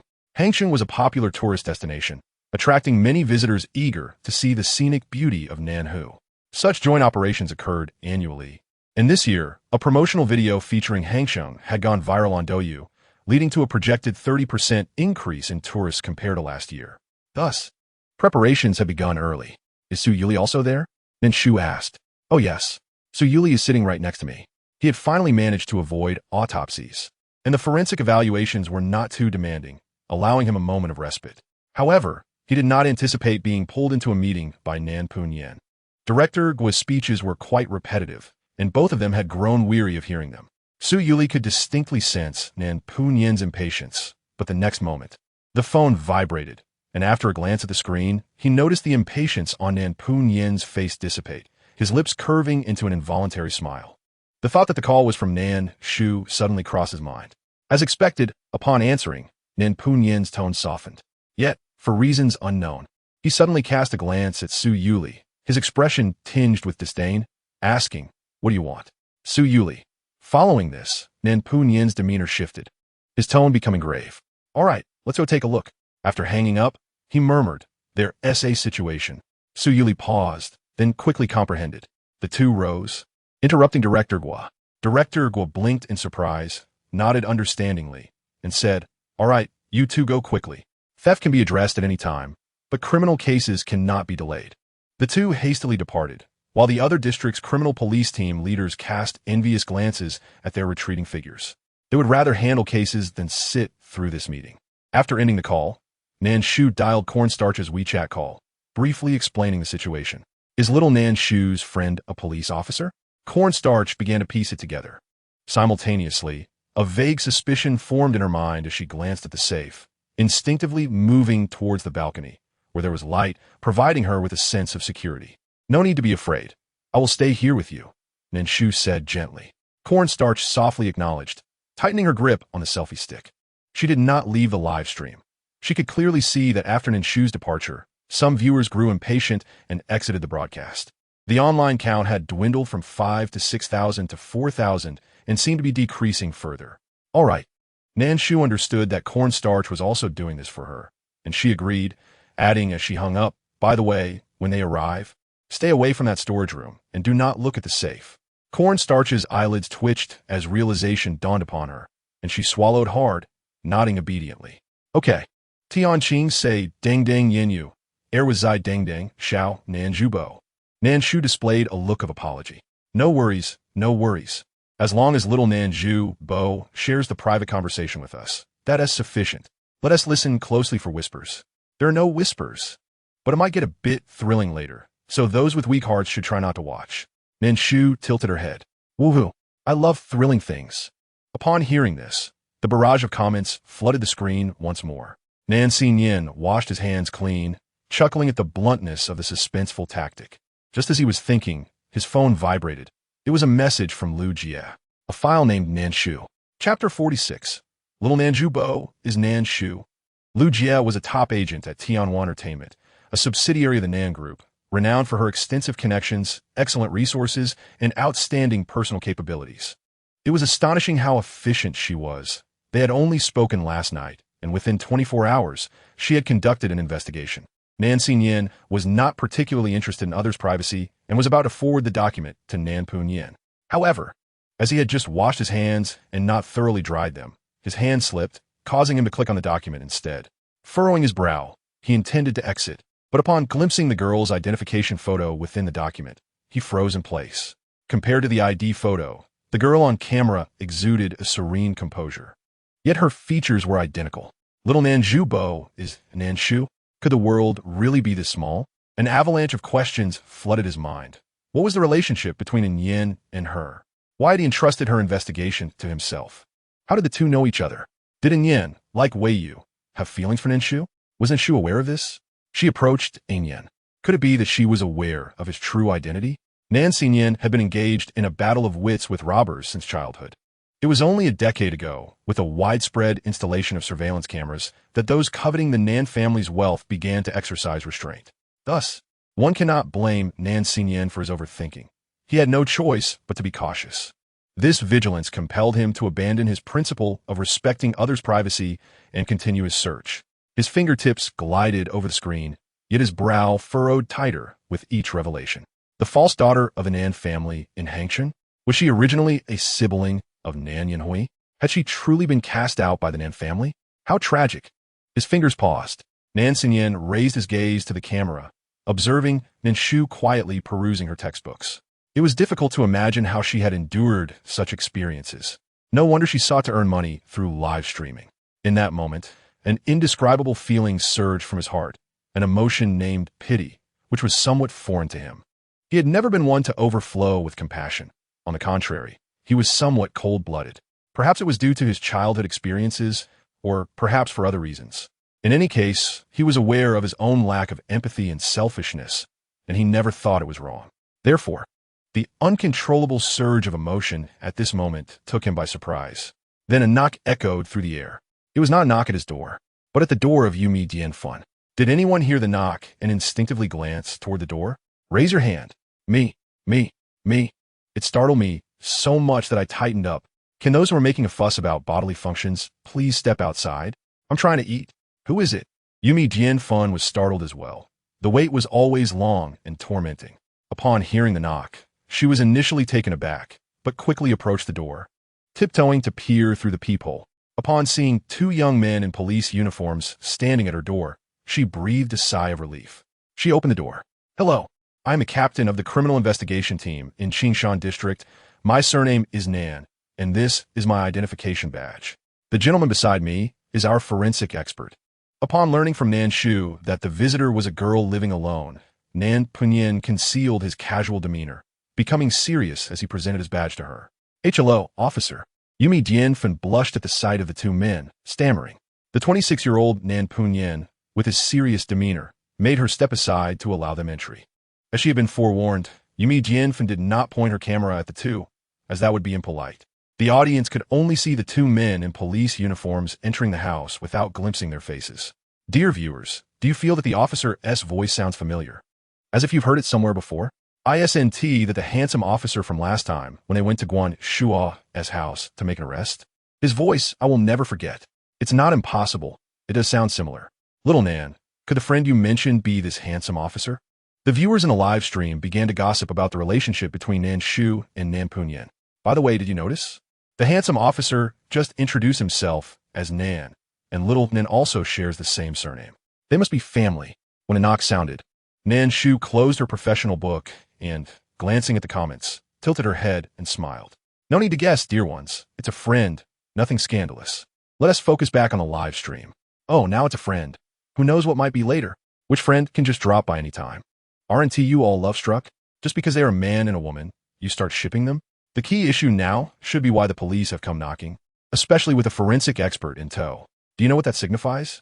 Some viewers, less interested in gossip, sensed something amiss upon hearing Nan Yin's introduction. Was it truly necessary to involve the police over a matter that seemed like a blue-legged spider refusing its owner's feeding? Nan Yin examined the comments closely, realizing that Yin had not made his first appearance in this live stream.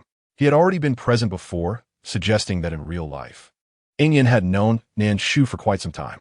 Nan Yin frowned. He had an inkling that their relationship was not as simple as the comments speculated.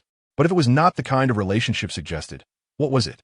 He could see that Anyan clearly had a fondness for the young girl. Regardless of how Nancy ruminated behind the screen, on the other side, Nan Punyan was exceptionally serious. Upon entering the room, he blocked Yumi Dianfun from entering, while he and Su Yunli donned shoe covers and entered the storage room. Su Yunli halted in front of the safe, opened the examination box, and retrieved tweezers and evidence bags. He picked up a fragmented fly carcass. Those accustomed to seeing decomposing bodies know that one can determine the state of decay by observing the surrounding organisms, such as whether the flies are first or second generation, thereby estimating the approximate time of death. Simultaneously, a forensic expert can ascertain whether there are decomposing bodies nearby, although this requires considerable experience. After all, decaying pigs, sheep, chickens, and ducks can also be termed as corpses and will likewise hatch numerous maggots during the decomposition process. What do you think? Nan Punyan inquired. I'm not sure. But in Chapter 47, The Secret of the Safe, A Warning to the Snake, Su Yunli carefully placed all the fly carcasses into the evidence bags and turned to Nan Punyan. It would indeed be appropriate to have a landlord come over to open the safe. Nan Punyan signaled him and stepped outside to discuss the matter with Yumi Dianfun. The safe? I'll ask. Yumi Dianfun turned off her microphone and called the landlord again, cleverly omitting any mention of the police, merely stating that a particularly cherished exotic pet had accidentally gotten into the safe and inquired if the landlord could come by to open it. Huh, the landlord, whose voice sounded quite youthful, hesitated. Nan Punyan narrowed his eyes. This safe belongs to a friend of mine, and I don't know the password. Should I call and ask? Through the screen, Nan Punyan could not see the expression on the other side. Judging solely by voice made it impossible to discern if he was lying. Nan Punyan made a gesture of refusal. Now, there were two hypotheses. If there was indeed something unusual inside, the landlord might be lying, and they had already startled the snake. Secondly, if the landlord was telling the truth, that this was a friend's safe, then calling now would easily alert the snake. Yumi Dianfun responded swiftly. No, that is not necessary. It got out. Sorry for bothering you, Hugo. No problem. It's no trouble at all. The landlord, named Hugo, remained unfazed. After hanging up, Su Yunli had already arrived at the door. I've called Shaoli. Shaoli was a locksmith who frequently collaborated with the police. Nan Punyan shrugged. Fine. We'll share the responsibility later. Su Yunli cast him a sidelong glance and turned away. Observing their interaction, Yumi Dianfun felt something was amiss. Why did the police friend of little Nan seem to exude an untrustworthy aura? Shaoli arrived shortly, and Yumi Dianfun finally learned who he was.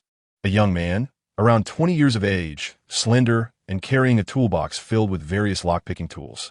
Upon seeing Nan Punyan and Su Yunli, a sycophantic smile spread across his face. Captain Nan, forensic expert Su, where's my work? He seemed thoroughly accustomed to this line of work, displaying remarkable familiarity. Nan Punyan gestured toward the storage room. Shaoli adeptly stepped forward, noticing the safe in front of Su Yunli. He produced a wire and, in a matter of moments, with a sharp click, the safe's door swung open.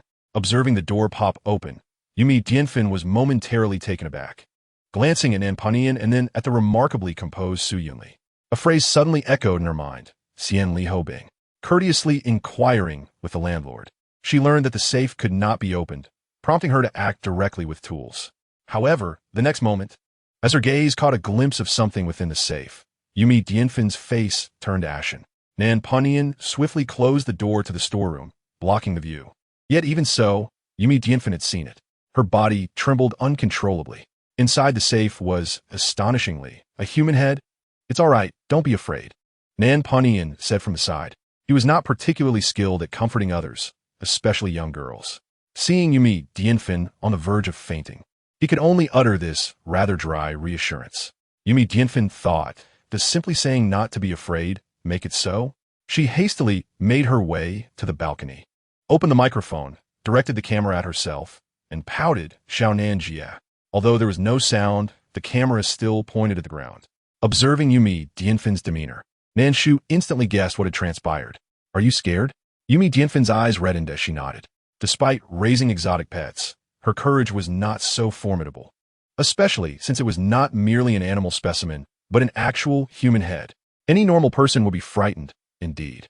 Just as she pondered this, a loud retching sound erupted. Turning around, she saw Shaoli, the locksmith, leaning by the storeroom window, expelling his stomach's contents. Ugh.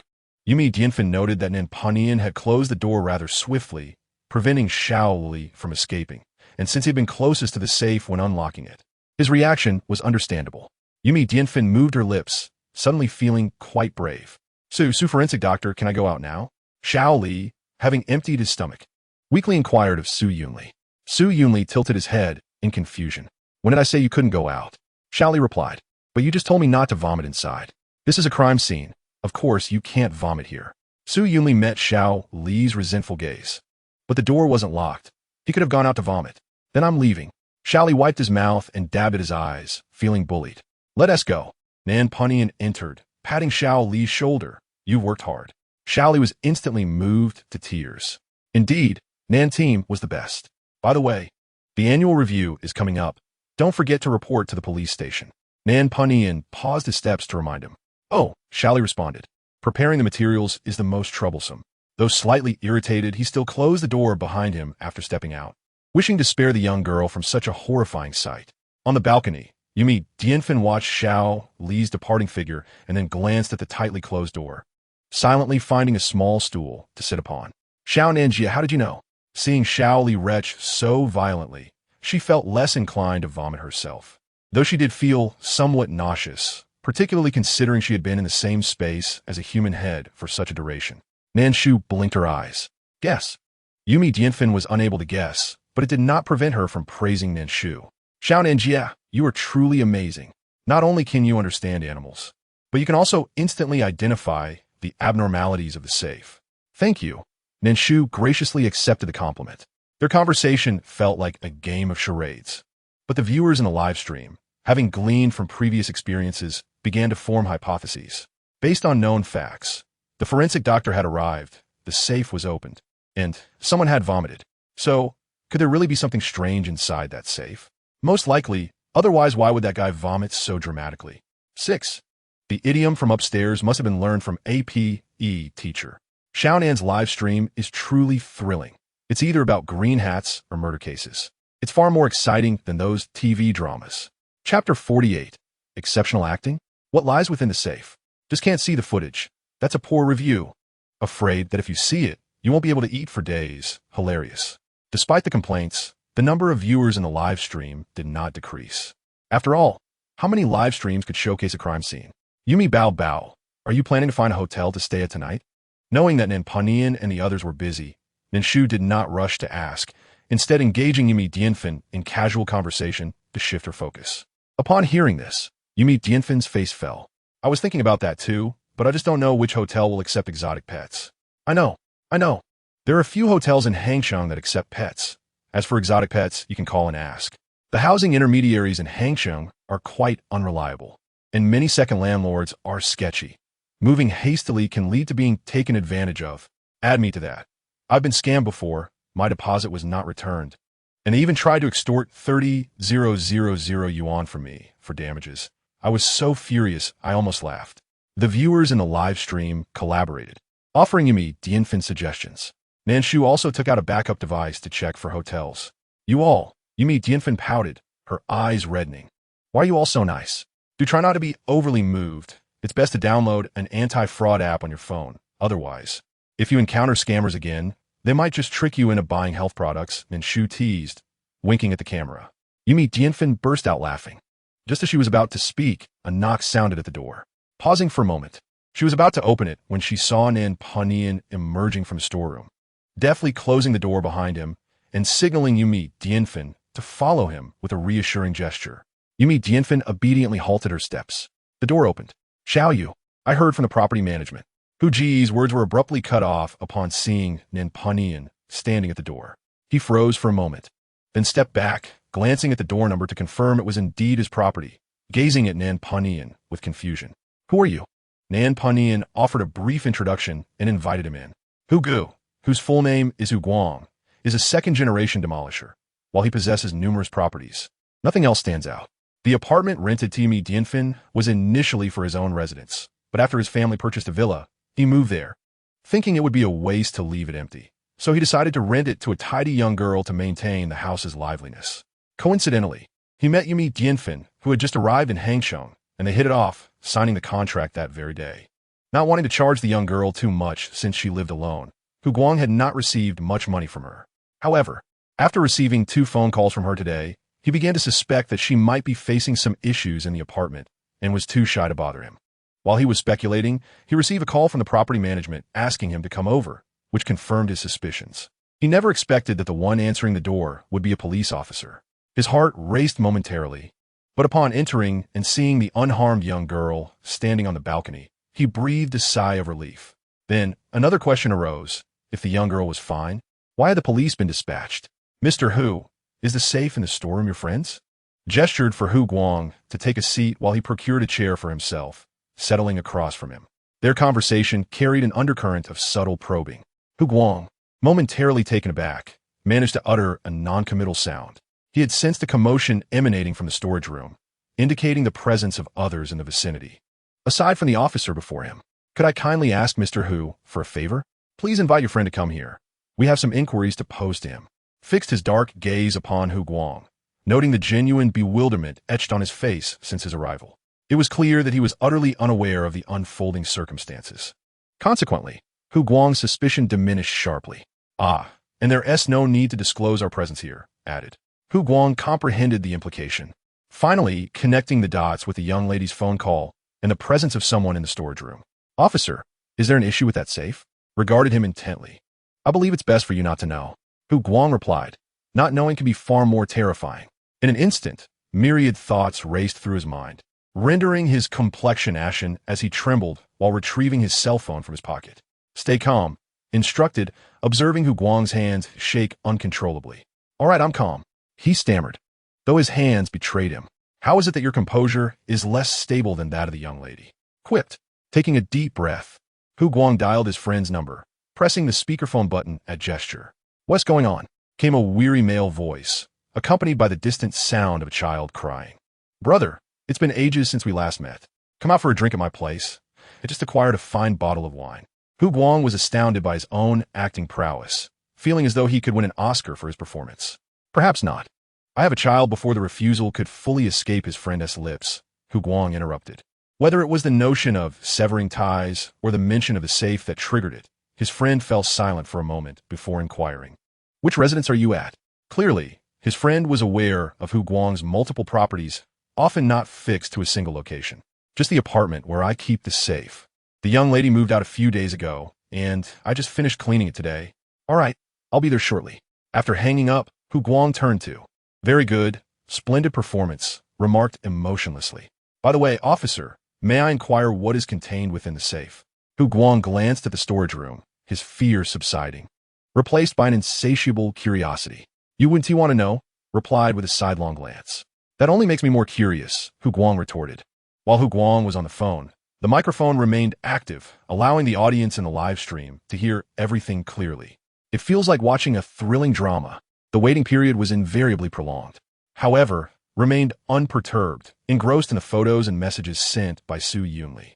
Inside the safe, all the dividers had been removed, revealing a single space wherein an unmistakably boiled head lay in eerie stillness. Ice packs adorned both sides of the box, with several deflated dry ice bags remaining at the back of the head, evidently utilized for cooling. The hollow eye sockets gazed vacantly ahead, exuding an inexplicable aura of eeriness and chill, explaining why the locksmith had been visibly distressed. Nevertheless, for who had encountered numerous corpses, this was merely a head. The forehead was notably steep, and as perused the photographs, she noted the lack of pronounced protrusions, indicative of a typical female cranial shape. Thus, it could be concluded that the deceased was indeed a woman. Based on the information gleaned from Hu Guang's earlier phone call, it was apparent that his friend had a family, with a child recently born. The notion of a crime of passion abruptly surfaced in his mind. Ding dong, the doorbell rang, causing everyone to stiffen. The VE arrived. Hu Guang rose to open the door, a flicker of unease flashing across his eyes as he felt an inexplicable guilt for betraying his friend. However, upon reflection, he realized that his friend had placed the peculiar safe in his home without informing him, thus entangling him in a situation he did not ask for. The moral scales were balanced. Come in. Chao Jun, perceptive to Hu Guang's uncharacteristic demeanor, recalled his friend mentioning a quarrel with his girlfriend, thereby understanding his mood. Carrying the delicacies he had purchased en route, he entered the living room, only to be taken aback upon spotting in uniform at the entrance. His face paled drastically. Dropping the food, he pivoted to flee, sprang into action, deftly kicking a chair toward Chow Jun, who was caught off guard and tripped, crashing to the ground, his two front teeth flying out and his mouth filled with blood. The speed was such that neither Hu Guang nor the audience could fully process the scene before Chow Jun was hoisted up by like a rag doll. "Let us hear what you have done," demanded, tossing Chow Jun onto the sofa and cuffing his wrists. Chow Jun covered his mouth, tears and snot streaming down his face from the pain, his gaze evasive. "Officer, what are you talking about? What have I done? Are you truly unaware of what I mean? Why did you attempt to flee?" Responded with a sardonic smile. Having already concluded that Chow Jun was the perpetrator the instant he tried to escape, his expression of denial mirrored that of others he had previously interrogated. "I was startled. I didn't expect old Hu to have company," Chow Jun stammered, attempting to mask his fear with a tissue. "Is that so?" Leaned back against the chair. "Chow Jun, it is imperative I remind you that this is merely an inquiry. Once you are officially designated as a suspect, your family may very well be summoned." Chow Jun's eyelids flickered. "Your wife has recently given birth, hasn't she? A pair of twins, if I recall correctly. Can you truly bear to cause her further worry?" Chow Jun's demeanor crumbled, his head drooping in silence. Remain patient, knowing that time was on his side. After what felt like an eternity, Chow Jun finally spoke. "Officer, I'll confess everything, just don't involve my wife." "Now you think of your wife. What about when you were committing murder? I don't know how to explain it. It's just a pity for those two little ones. Their future hopes of civil service are dashed."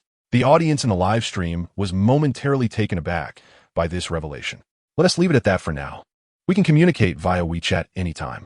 Just as the viewers were eager to delve deeper, interjected, "No, I still wish to understand the motives behind this murder. Please, let's hear more." The live stream erupted in lamentations. However, heed its words, promptly acknowledging her request and decisively ending the connection. The audience lamented, "The sky is falling. We must crowdfund a gift for his wife. Just one more glimpse. Really, it's not that serious. Donation for the host. Porsche 1, 2, 310, 699. Donation for the host. Helicopter 1, 2, 310, 999. Donations for the host. Rocket 1, 2, 310, 1999. Before could elucidate the reason, the effects of planes and rockets flooded the screen, accompanied by various sound effects, nearly overwhelming the entire display. Paused momentarily before quickly regaining her composure. "Thank you for your generous donations." The series of generous gifts propelled the wealthy individual to the esteemed rankings of Nan Shu's livestream, second only to AI Chiyu. However, the disparity in their points remained quite evident. Nan Shu had come to accept the term baby with a sense of ease. With the affluent gentleman having spoken, the other viewers in the live stream dared not voice objections. After all, in the realm of live streaming, wealth often equates to authority. Discontent? The one who invests the most holds sway. Nan Shu recognized that he was assisting her in a difficult moment, blinking appreciatively and expressing her gratitude. "Thank you, baby," Nan Shu remarked. "All right, I still feel a bit strange." This was precisely why Nan Shu had interrupted. "Let's continue." Nan Shu opened the application list, eliminating the luckiest participant, leaving her with a selection of individuals to connect with at random. After a brief glance, she resolved to proceed in order, her fingers gliding over the screen as she prepared to search further down. Suddenly, an invitation popped up from a certain Gao Gao, the dashing father. Chapter 50. Guild? Multiple participants? Nan Shu paused momentarily. Upon clicking accept, the screen split in two, revealing Gao Dad's face on the public screen. What happened to Gao Dad? He seems to have aged a decade in an instant. Isn't that obvious? If you were betrayed, you'd look older too. Gao Dad had become a familiar face in the live stream, especially among the early viewers who had followed Nan Shu from the beginning. Those who were less acquainted with him gained a newfound understanding through some explanation. The gazes directed towards him unconsciously carried a hint of sympathy. Nan Shu sent the files to Nan Pian and messaged him before turning her attention back to the barrage of comments, which provided further context. Her gaze lingered for a fleeting moment on the man's head on the screen. Nan Shu thought to herself that it was surprising how vibrant the little girl's live stream had been from the very start. No wonder Wei Yu enjoyed watching. Since their last connection, Gao Dad had not appeared on the stream. It was astonishing to see him again, especially looking so worn. The dark circles under his eyes were particularly pronounced, and he seemed to have lost considerable weight in less than a week, his cheeks sunken, clearly indicating the profound impact of his recent heartbreak. "Good afternoon, Xiao Nan." Gao Dad greeted Nan Shu with a smile. Gao Gao barked cheerfully, in stark contrast to Gao Dad, who had been suffering from a dual torment over the past week. Gao Gao remained the carefree and joyous pup. "Hello, Gao Dad," and "Hello, Gao Gao." Nan Shu could discern Gao Gao's current joy. Gao Dad's breakup had not affected him in the slightest. "Have you resolved your matters?" Nan Shu learned through trending news that Gao Dad's fiancé, he had been unfaithful with his most trusted assistant, someone he considered a brother and a close collaborator, entangled in both financial and emotional depths. Yes, it was a peaceful separation. Although Gao Dad appeared haggard, a smile of relief graced his features, hinting an unspoken ease. It seemed he had indeed managed to settle things amicably.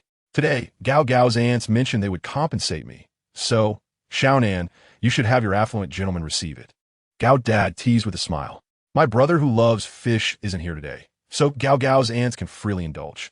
Nan Shu supported her chin with one hand, glancing at the lengthy progress bar without concern. Gao Dad had shown remarkable resilience to return to live streaming after such a significant blow. It's a 5-minute segment. Neither Gao Dad nor Nan Shu was particularly invested in the outcome, and they began to engage in casual conversation. "By the way, Xiao Nan, are you interested in joining a guild?" A guild?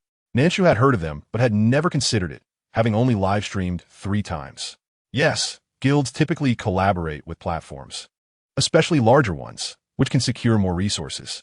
The guild I currently belong to, Xingyu Guild, is one of the 3 major guilds on Douyu. Joining a guild can reduce the platform's cut. Currently, Douyu takes 50% from most content creators. After joining a guild, it might be 40-60 or even 30-70.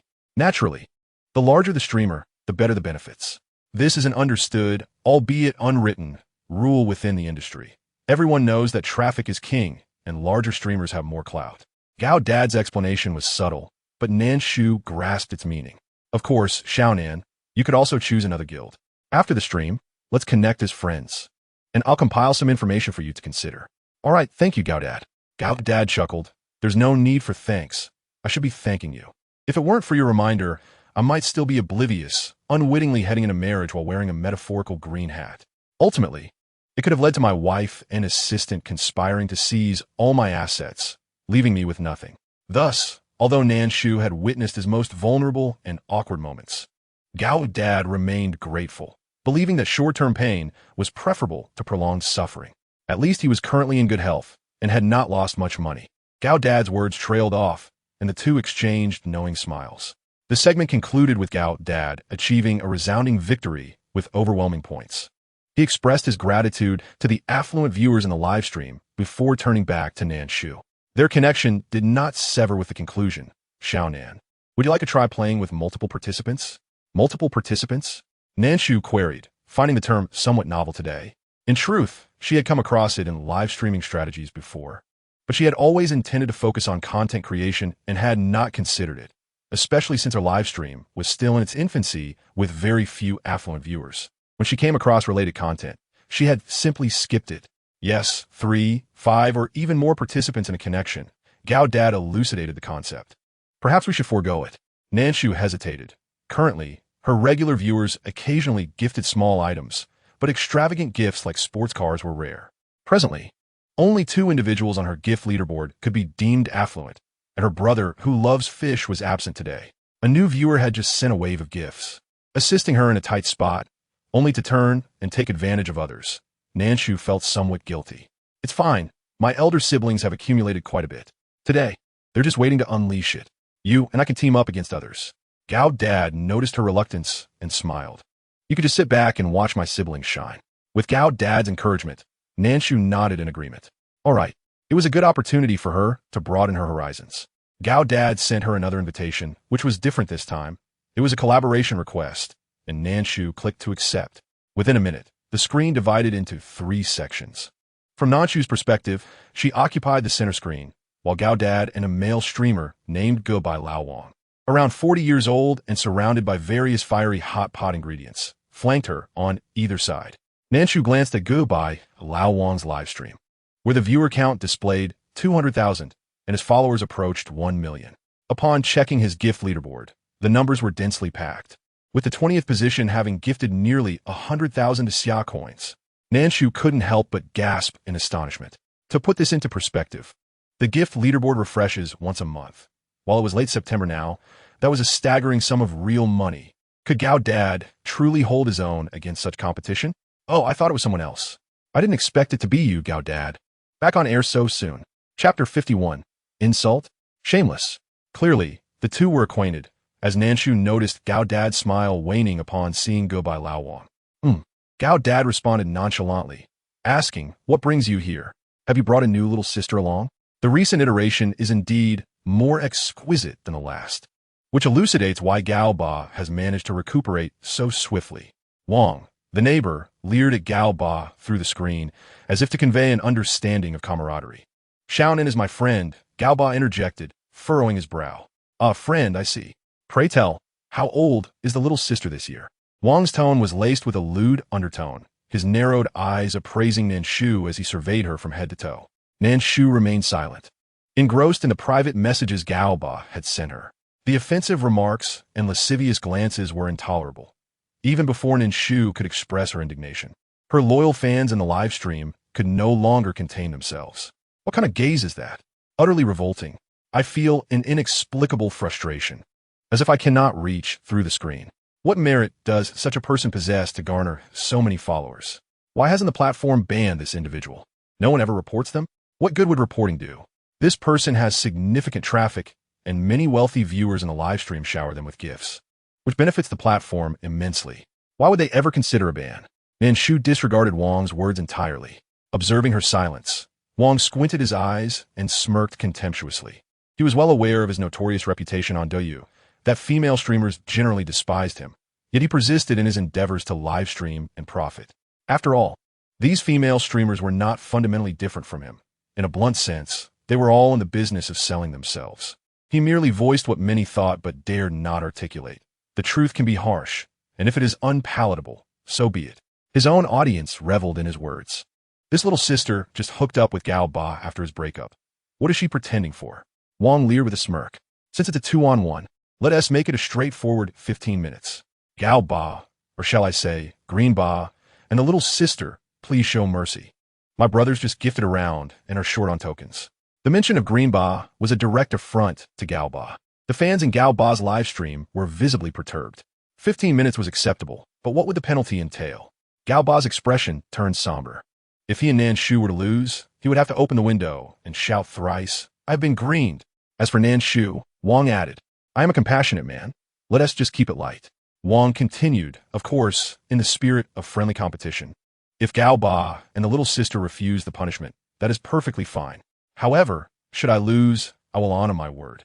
They may dictate my actions as they see fit. A wager is a wager. This punishment was evidently an affront.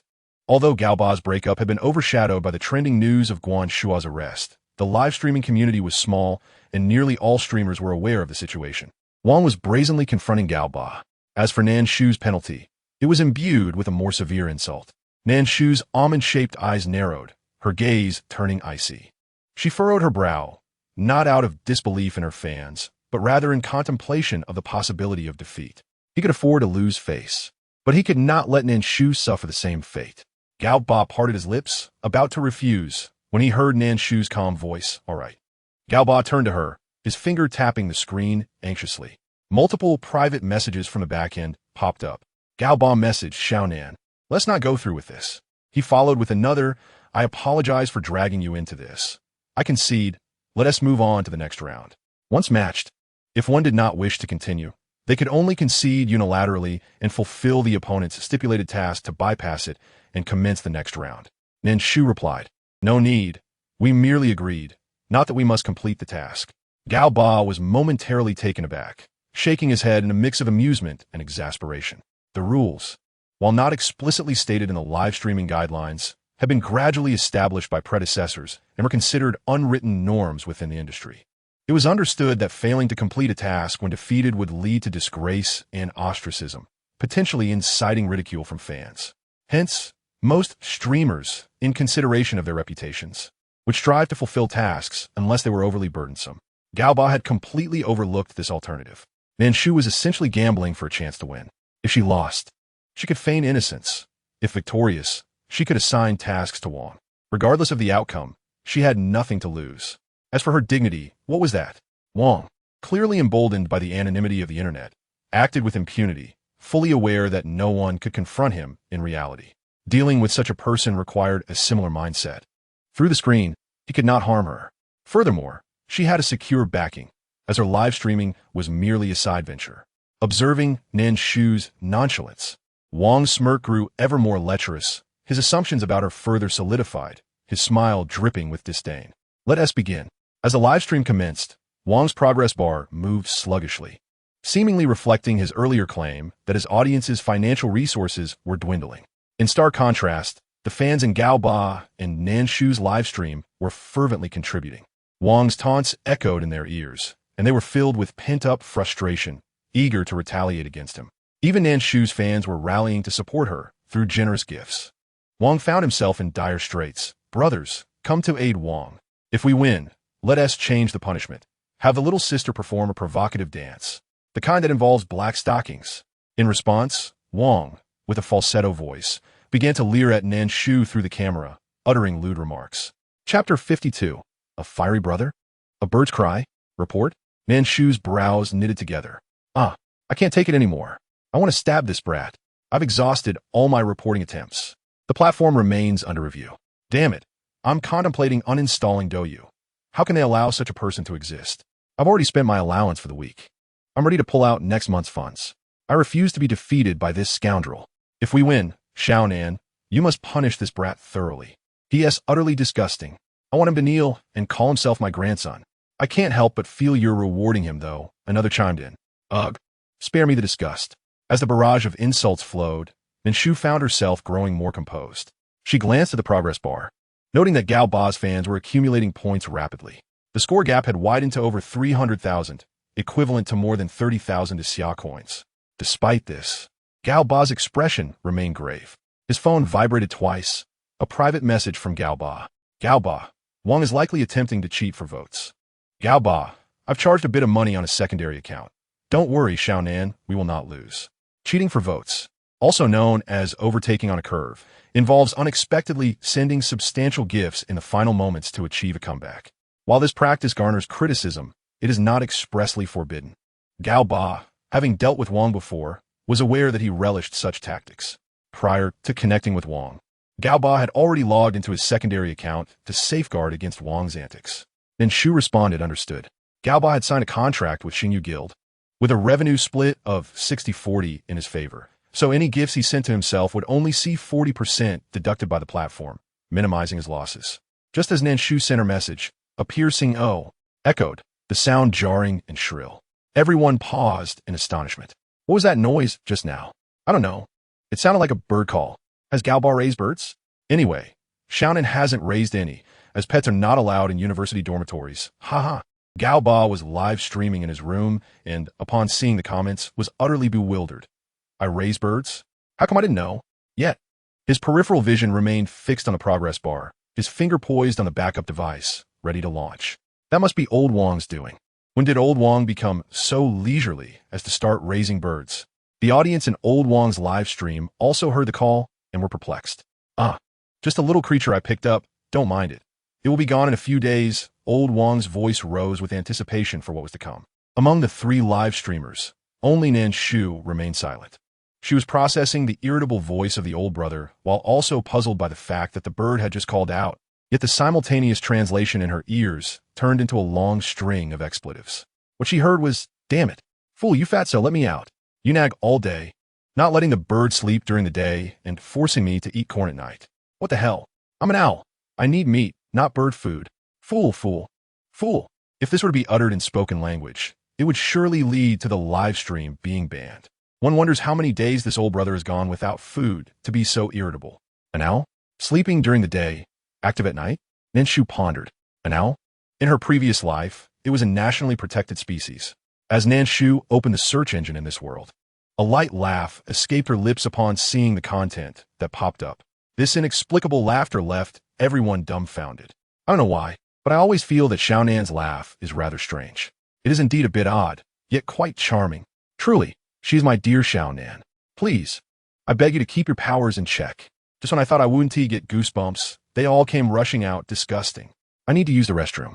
Nan Shu pulled out her chair and stood up. Go ahead, take your time. No rush. There's no use in hurrying. The viewers in Nan Shu's live stream had long grown accustomed to her actions.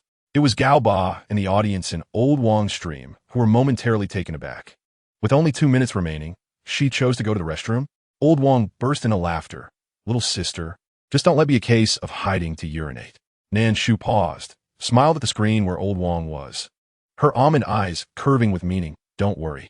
Old Wong's smile froze, his brows furrowing. He had not liked this woman since their first meeting, and seeing Nan Shu act this way only fueled his disdain. Whatever. I doubt Nan Shu can stir up any trouble. The backdrop of her live stream is so shabby. She doesn't seem wealthy at all. He poked the screen, tagging everyone. Brothers, get ready. As per the usual rule, we charge in during the last minute. Whatever you donate, I will return the same amount, and we can even open tickets. We were ready ages ago. Damn it. My wife is keeping a close eye on me, and I have no pocket money left. Wonga is the best, helping us brothers stash away some pocket money and get rich. The old tiger would never suspect this. There are over 60 people in the group, and if you look closely, you would notice that their nicknames match perfectly with the gift leaderboard. It's time. 1 minute, let us go. Nan Shu exited the dormitory, found a quiet spot, and dialed Nan Punyen's number. Just as I was about to message you, I didn't expect you to call first. Nan Punyen's voice carried laughter. Have you vomited? Cleaned out completely. I'll elaborate at the police station. Good. Are you done with your live stream? Nan Punyen was on the balcony, where the forensic team had arrived to collect evidence, and would soon head to the dismemberment room to investigate. No. I need your help with something, Nan DUI. Nan Punyen raised an eyebrow. Go ahead. Nan Shu briefly recounted the commotion she had heard from Old Wong's stream. I see his address is in Heechung. If I report across provinces, would it be faster if you took the lead? Nan Shu didn't elaborate further. But Nan Punyen keenly sensed her feelings towards Old Wong. He understood that Nan Shu was not one to easily show her emotions. For her to be so evidently affected was quite unusual. Yes, it's all Old Wong's fault. Fine. The call ended, and Nan Punyen retrieved a piece of gum from his pocket, popping it into his mouth as he opened his contacts to find the number for the captain of the criminal police in Heechung. What a coincidence. 2 years ago, their team handled a case across provinces, and it was indeed in Heechung. Chapter 53. Sarcastic? The wealthy god? Past grievances? Upon seeing the words on the screen and the shower of fireworks effects, Nan Shu was momentarily stunned. We won? Then why are fireworks displayed on her public screen? It felt as though she had stepped out only to miss a great deal, leaving her utterly bewildered. What just happened? Thanks to brother for turning the tide. From now on, I declare that you are my god. Without you, we might have lost. Nan Shu sat down, glancing at the comments, and noticed Gao Ba's private message from 2 minutes ago. Gao Ba, damn, I knew it. That dog dragged over a dozen people to rush the score. Gao Ba, I can't take it anymore. I'm completely outmatched. There are too many on the other side. I'm sorry, Xiao Nan. I've dragged you down. A few seconds later, Gao Ba, what the heck? Xiao Nan, didn't you say your brother wasn't around? Nan Shu looked at the gift leaderboard. What was once the second place had now surpassed what AI Chiyu, becoming the first, and the points. Nan Shu counted twice, her almond eyes widening slightly. Over 5 million. Converted into the Xia currency, that's over 50,000. In just 2 minutes, one person sent over 50,000 in gifts. Thank you for the donations. Darling, how is your hand holding up? The most expensive gift on Douyu is with you all the way, equivalent to 1,800. How many of those would one need to send to reach over 50,000? Nan Shu was astounded. Did she truly break the screen? A bit sour. Haha. Big Brother is quite honest. Douyu platform is clueless. They should have said exclusive gifts for the big brothers, like those worth hundreds of thousands, unlocked at certain levels. Douyu, what are you doing? Look, even the big shots are getting sore hands. Not to mention, it's quite reasonable. Doesn't Heechung have its own exclusive currency? It's perfectly normal for us on Douyu to have exclusive gifts for the big brothers. The comments were filled with teasing, and the atmosphere was delightful. In contrast, Old Wong next door, he had teamed up with his friends to send 12,000 and still lost. What a disaster. He had underestimated Nan Shu. He didn't expect that in such a small streamer-s room, a wealthy god truly existed. Xiao Nan, let's express our gratitude to the wealthy god properly. Now, let us discuss the punishment. Look, Wang Ge can't wait any longer. Gao Ba smiled gently, reminding Nan Shu softly. Old Wang lost, and losing comes with a punishment. Seeing old Wang's ashen face, Gao Ba laughed internally while maintaining an increasingly gentle demeanor on the surface. What a relief. This is truly satisfying. The feud between the two dates back to a competition last year, where Gao Ba was also playing with 3 people, but they were each on their own. Apart from him and old Wang, the other participant was a female streamer with fewer than 100,000 fans, looking only in her early 20s. Unsurprisingly, she was voted for by old Wang, and both lost. Gao Ba had to complete a punishment task. While old Wang's punishment for the female streamer was to not wear safety shorts and dance provocatively on a stool in front of the live stream camera. At that time, old Wang's words hinted that if the female streamer did not comply, he would ensure she could not continue on Douyu, effectively threatening her. Later on, Gao Ba could no longer tolerate the situation and intervened, resulting in a fierce quarrel with Lao Wang that even trended on Douyu. Their enmity was forged at that very moment, and Gao Ba has since kept it in his heart. Thus, witnessing Lao Wang's discomposure brought him joy. Xiao Nan, fret not. Wang Ge has just admitted he is willing to gamble and accept his losses. You may propose a punishment, and Wang Ge will surely fulfill it. Isn't that right? Wang Ge. Gao Ba beamed at the neighboring Lao Wang, employing sarcasm to its fullest extent. Nan Shu cast a curious glance at Gao Ba, previously unaware of his sharp tongue. Meanwhile, Lao Wang's expression darkened further. However, in front of the live stream audience, he could not back down. His words had been spoken, and his persona was at stake. To act dishonorably would ruin his image, of course. Lao Wang, with a forced smile, replied, "Feel free to suggest a punishment, little sister. If I fail to accomplish it, I'll wash my hair upside down." With the stakes laid bare, Lao Wang found himself in a precarious position. Really? I was initially considering a more lenient punishment, but since Wang Ge has said so, I shall think of something a bit more challenging, Nan Shu said, resting her chin on her hands, her eyes sparkling with mischief. Lao Wang responded, "Then let us proceed with the punishment." Nan Shu deliberately elongated her tone, meeting Lao Wang's unwavering gaze as she declared, "Wang Ge, take off your shirt and run outside," shouting 3 times that you are a big fool. Gao Ba exclaimed, "Ahem, my apologies, I was caught off guard by my own laughter." He covered his mouth, reaching for his cup. Lao Wang's face turned a shade darker. The audience in the live stream reacted enthusiastically, expressing their approval of the punishment, and some even felt it was too lenient. Lao Wang shot a dark glare at Nan Shu, forcing a smile as he said, "Little sister, I am indifferent, but I fear that once our clothes come off, the live stream might get shut down. Then let us keep them on. It doesn't matter. After all, Wang Ge looks the same with or without a shirt." Nan Shu replied with a smile. Lao Wang could not miss the implication in her words, his chest heaving with frustration. At the beginning of the year, he had not anticipated such a public humiliation. However, glancing at the barrage of comments in his live stream, he understood that his audience relished in the discomfort of others, whether it be his or someone else's. They thrived on the spectacle of embarrassment and were encouraging him to hurry outside, with one viewer even offering 10 rockets for a good shout. Gritting his teeth, Lao Wang raised his selfie stick and stepped outside. It was precisely 5 in the afternoon, the peak time for villagers to be out and about. Standing at the entrance, Lao Wang faced the fields and shouted 3 times, "I am a big fool." The audience erupted in cheers. The village, nestled against the mountains, echoed with laughter and surprise as the local elders turned to gaze at Lao Wang, their expressions akin to that of watching a village simpleton. Lao Wang thought, he may be shameless, but he cannot lose face. He mentally noted this moment against Nan Shu, glancing back at her and Gao Ba, asking, "Is this sufficient, little sister?" Nan Shu, still smiling, nodded in approval, yes. Wang Ge is indeed generous and true to his word. She gave a thumbs up. Lao Wang felt an odd sense of unease towards Nan Shu's tone. Yet his mood slightly improved upon seeing the 10 rockets gifted by a viewer in the live stream. "Yes, little sister," he began, but was interrupted as 2 men in leather jackets approached from a vehicle. "Wang Gang." Lao Wang did not immediately comprehend, instinctively responding with a hum. In the next moment, he was forcefully pinned to the ground. With a click, a handcuff was secured around his wrist. What the?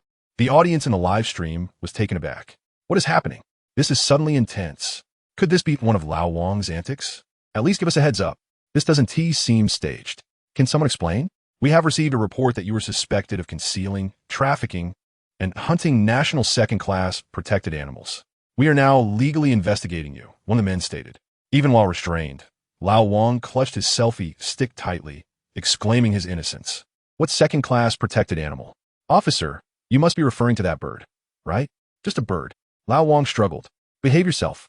Just cooperate with the investigation. Or it won't just be one handcuff, the officer warned. To the onlookers, this was merely an entertaining spectacle. It turns out this is not a prank. I knew Lao Wang's antics were lowbrow, but I never expected him to create a storyline. Exciting. I love it. It would be satisfying if they locked him up for 10 years. Gaoba glanced at Nan Shu, who showed no intention of disconnecting from the stream, and silently continued. Everyone loves a good scoop. Soon, the camera froze. A sudden, sharp call of a bird echoed, clearly audible to all viewers in the live stream, followed by a sound of something striking a cage. The two officers, hearing the noise, exchanged glances and opened the door to find a room approximately 30 square meters, set up as a streaming workspace. Lights and reflectors were haphazardly piled in a corner. In the far corner, a cage, typically used for chickens, housed a fluffy, short-beaked owl, which appeared before the officers and all viewers. What the heck? You call this a bird? Owl. Give me peanuts. How can a majestic owl be mistaken for a sparrow? No wonder my owl brother is upset. His calls sound discontented. For those unaware, owls belong to the Strigidae family, not hawks, and they are a national second-class protected species. This Lao Wang has dabbled in indecency, but now he has ventured into criminal territory. Lao Wang, unable to see the comments, continued shouting, "Officer, look. I didn't say anything wrong. This is just a bird. Just a bird." A bird? The officer glanced at his colleague, who immediately understood. He snatched the selfie stick from Lao Wang's grip and secured his other hand with a cuff, stating, "This is a national second-class protected animal." Lao Wang was momentarily stunned, his face turning pale. Before the police could disconnect the live stream, another phone in Lao Wang's pocket rang. Realizing the situation, he struggled even more fiercely, his eyes darting nervously. "Officer! Officer!" At that moment, a clear voice rang out, catching the attention of both officers and Lao Wang. They paused as they turned to the screen, where a young girl spoke, her tone far more gentle than before. "Little girl, what is the matter?" The difference in attitude was striking. Lao Wang muttered, "Double standards. Officer, I want to report that this Lao Wang is also suspected of illegal trade in protected animals. That phone call just now was likely from a buyer," Nan Shu stated, her almond-shaped eyes fixed intently on Lao Wang. Sure enough, upon hearing this, Lao Wang's reaction became increasingly frantic. "You're talking nonsense." "Aye, silence," the officer commanded. He retrieved the phone from Lao Wang's pocket. The previous call had ended, and with no password, the police could not access the phone, allowing Lao Wang to breathe a sigh of relief. But in the next moment, the phone rang again. Lao Wang cursed inwardly. The police officer answered the call, activating the speakerphone. A fluent accent from Hucheng resonated through. "Lao Wang, I found a buyer. The buyer wants to see the goods. Is the bird's beak sharp? If it is, I can add another 20,000. The only creature in the entire room that could be considered a bird was the owl confined in a chicken coop, with both testimonial and material evidence at hand. The call was abruptly terminated by the police. With Wang Gang present, the perpetrator could escape the monk, but not the temple. "Officer, I am wronged. I genuinely thought this was a bird." Wang Gang attempted to plead further. "I haven't received much education. I'm just a farmer with a primary school diploma. How would I know about protected species?" In this regard, Wang Gang was not lying. He truly did not know that the bird was a national protected animal. "Oh, you didn't know? Did you not find it suspicious that someone offered such a high price for your so-called bird?" The police officer retorted with a cold snort. Wang Gang fell silent. "Indeed, you desire the money, yet shy away from responsibility. Where in the world does such a good deal exist?" Upon reflection, it became evident that Wang Gang, lacking education, had earned more in a short time than the speaker had in 15 years of schooling, which only served to amplify the frustration.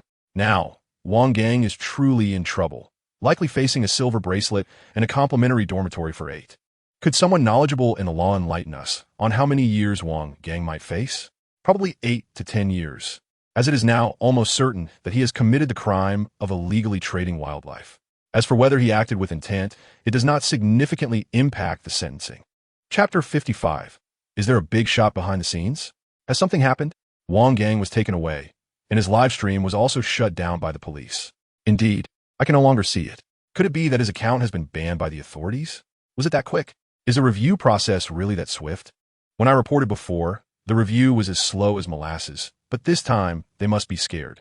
For some reason, I feel it's not that simple, but nonetheless, it is quite satisfying. Seeing the comments, Gaoba couldn't help but pause.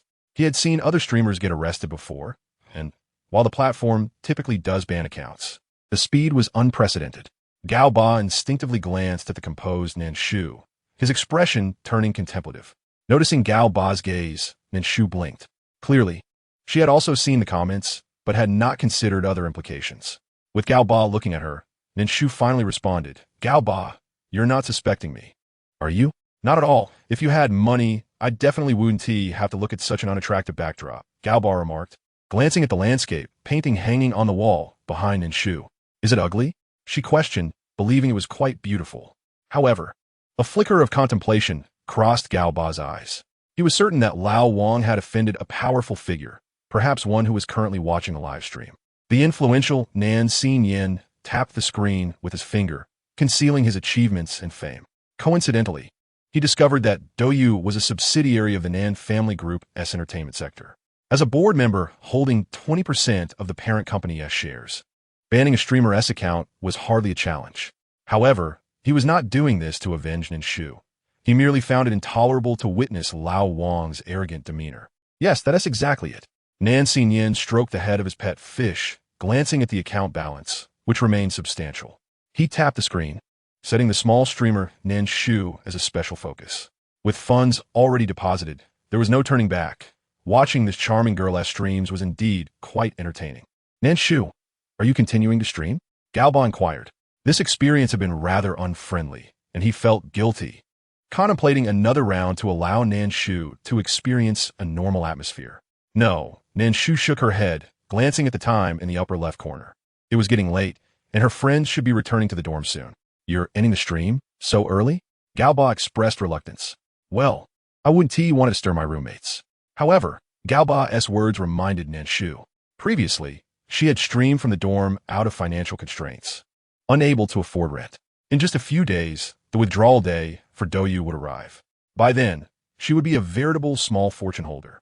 Aside from her elective classes on Saturdays, Nan Shu truly had no need to remain on campus. Renting a place near the school would facilitate streaming and provide her with more convenience. "All right then, next time I'll take you along." Gaoba vowed to redeem himself. "Sure," Nan Shu smiled, disconnecting from Gaoba's stream.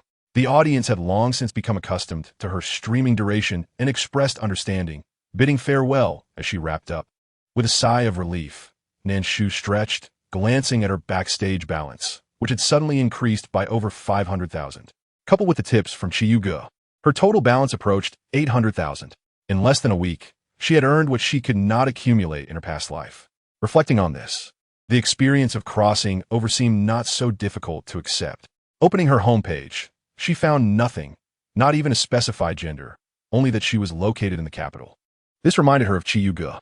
Entering the backstage private messages, Nan Shu sent him her contact information, regardless of whether he was indeed Chiyuge's friend. Maintaining connections with wealthy individuals was prudent. After sending the message, it remained unread for quite some time.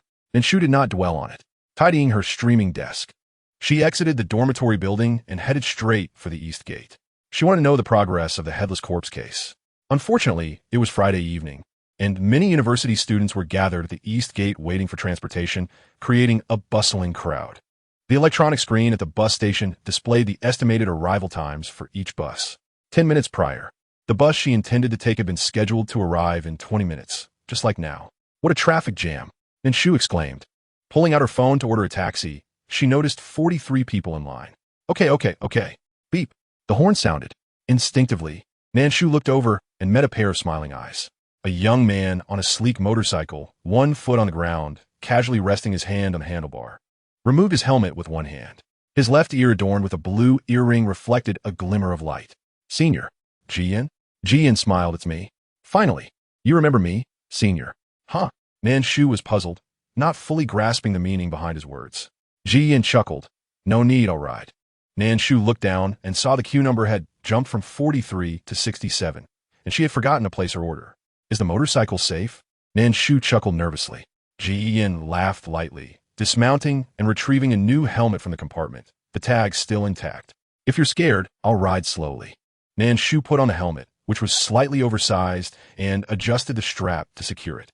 Using both hands and feet, she climbed onto the motorcycle. The high chassis made it impossible for her to mount it gracefully. Ji Yin smiled patiently, waiting for her to stabilize before he kicked the stand away. Are you ready, senior? Nan Shu remained silent, merely gesturing with her hands. All right, hold on tight. As soon as he finished speaking, Ji Yin started the motorcycle, just as he had promised. The speed was exceptionally slow, almost turtle-like. She was not afraid of dying. It was simply that in her previous life, she had dealt with a motorcycle accident involving high speeds, where the impact had been so severe that the body had been reduced to unrecognizable fragments. At last, they resorted to using a shovel, scooping the remains piece by piece into a bucket. Consequently, Nan Shu developed a slight psychological aversion to motorcycles. The journey was smooth, and half an hour later, the motorcycle halted before the entrance of the Qingshan District Criminal Police Team. Has something happened to the senior?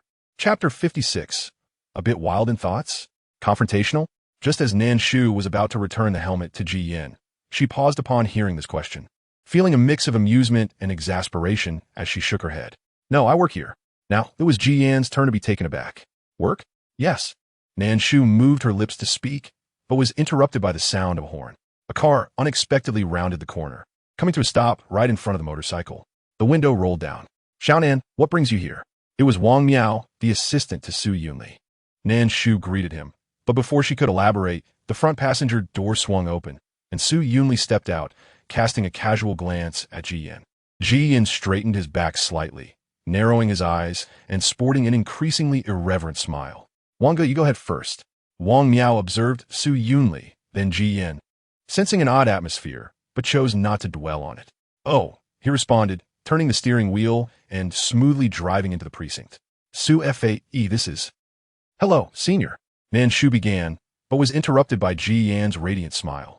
Nan Shu understood he was referring to Nan Punyin and nodded in acknowledgement. Her gaze flicked toward Ji Yin, who seemed unfazed by the neglect, and continued. It's not surprising that the senior has been graduated for 6 years and doesn't know us juniors. However, Teacher Wu often praises the senior in our presence. ISNT that right. Xiaoshu?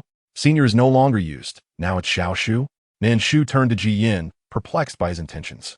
Ji Yin flashed her a bright smile, revealing a set of pearly whites. Su Yunli's gaze darkened. He discerned the sarcasm laced in Ji Yan's tone, which implied that he was older and had categorized Nan Shu into the realm of us. This sudden antagonism made Su Yunli's eyes dart between the two, a flicker of understanding crossing his features before he subtly furrowed his brow. This individual was not suitable for Nan Shu. The reason for his unsuitability was inconsequential. Oh, it turns out you were a junior. Su Yunli's voice was cool and detached. Ji Yin smirked. Yes, senior, good luck. Then you should work hard, Su Yunli advised, adjusting his glasses with his long, pale fingers, his eyes glimmering behind the lenses. Oh, work hard in your studies. Strive to surpass my position in Teacher Wu's heart. Even if you cannot replace me, at the very least. Su Yunli paused, a smile curling at his lips, his suggestion earnest and sincere. Do not become the worst class in Teacher Wu's history, don't you think, junior? Ji Yin interjected that. Nan Shu felt an urgency to intervene, if she didn't. It seemed as though the two were about to engage in a battle of glances, which, though inexplicable, had already commenced. She shoved the helmet into Ji Yan's arms. Thank you, junior, for bringing me here. I'll treat you to a meal another day. At this, Ji Yin raised an eyebrow triumphantly at Su Yunli. All right, Xiaoshu. I expect a grand feast. Younger individuals refraining from calling her sister, how audacious. Unbeknownst to Nan Shu, she was unaware of the underlying joke. Waving goodbye, she watched Ji Yin depart, feeling an inexplicable sense of relief, though she could not pinpoint the source of her tension. The atmosphere between the two men felt peculiar. It was better for them to part ways. Let us go. Su Yunli finally resumed his usual composed demeanor, no longer exuding the earlier aggression.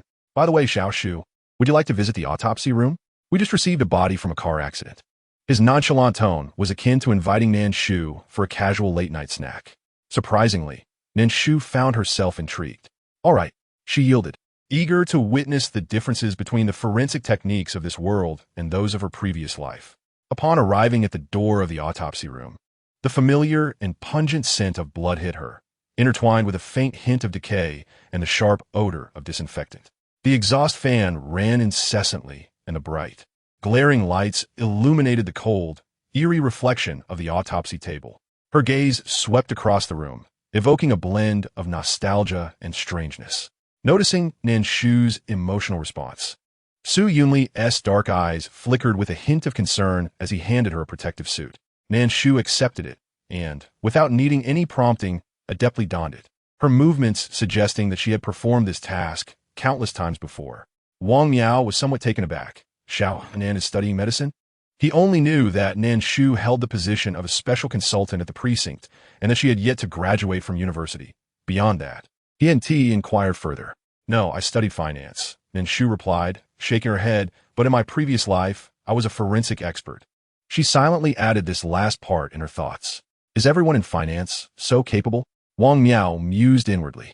Su Yunli also donned a protective suit and approached the autopsy table, where Wang Miao had already emptied the contents of the bucket, attempting to piece together a complete body.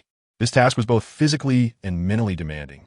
Seeing Su Yunli approach, Wang Miao suddenly realized that he had inadvertently allowed a young lady to witness such a gruesome scene.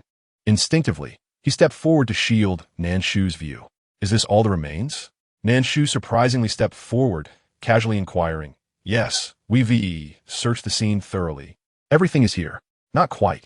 Wang Miao turned to Nan Shu, bewildered, especially upon observing her skillful selection and categorization of the body parts, leaving him momentarily stunned, as if questioning who the real forensic expert was. In this day and age, had the competition for jobs become so brazen? Before long, Wang Miao noted that Nan Shu was indeed not merely playing around. Her involvement significantly enhanced their work efficiency. Is he going to be unemployed? Wang Miao thought. Considering he was a civil servant, surely that wouldn't be the case. Su Yunli observed Nan Shu's proficient maneuvers with a sense of calm, occasionally glancing her way, the emotions in his dark eyes remaining inscrutable. Upon hearing that Su Yunli had brought someone to the autopsy room, Nan Punyan hurried over with urgency, as if he were racing to rescue a hostage. Li Feng struggled to keep pace. The two arrived at the doorway simultaneously, only to be met with the sight before them, causing them both to pause in astonishment. Hearing the commotion, Nan Shu lifted her gaze, her delicate brows knitting together in discontent at the interruption during her work. Li Feng, perplexed, thought, is he awake now? Or has he been sleepwalking all day? Ahem. Chapter 57. The motive for murder? Nan Shu's background? The Nan family of Hang City? That's Su Fa. He invited me to observe, so I was just learning a bit.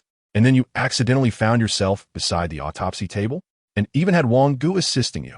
Li Feng's lips moved, but he refrained from voicing his thoughts, primarily out of fear of Nan Shu's wrath. You all carry on. Nan Punyan glanced at the young lady before him and addressed Wang Miao and the others. Wang Miao acknowledged him, while Su Yunli did not spare him a glance. Nan team, how come you're working so late? Nan Shu accepted the water Nan Punyan had poured for her, questioning with curiosity. Before Nan Punyan could respond, Li Feng interjected, why would that person steal anything? Of all things, they chose cat food, such a large bag. The target isn't too significant. And who knows if that person even knows how to read. Not realizing humans can't eat that. Nan team, where's my water? Li Feng sighed. All right, I'll pour it myself. Truly destined to toil. With no one to care for me, I have to fend for myself. Resigned, Li Feng stood up. Nan Punyan ignored him. What about the cornstarch? How was the progress on that head concealment case? Nan Shu continued to inquire. Rest assured, Xiao Nan, that case is quite straightforward. To put it plainly, it concerns a crime of passion. Chao Jun, that scoundrel, took advantage of his wife's pregnancy to engage in an affair with the deceased. Li Feng paused, gulped down a large sip of water, and continued his unrelenting narration, entirely oblivious to his captain's murderous glare beside him. Given the nature of his profession, Xiao Nan, you understand. Nan Shu nodded in agreement. Chao Jun was quite generous with his finances, and the deceased had genuinely developed feelings for him, desiring to be with him. Naturally, Chao Jun was unwilling. According to his account, the deceased persistently clung to him, resorting to threats against his wife to extort money from him. She received several $100,000, and their contact continued intermittently for a few months. When Chao Jun proposed a breakup once more, the deceased refused to relent.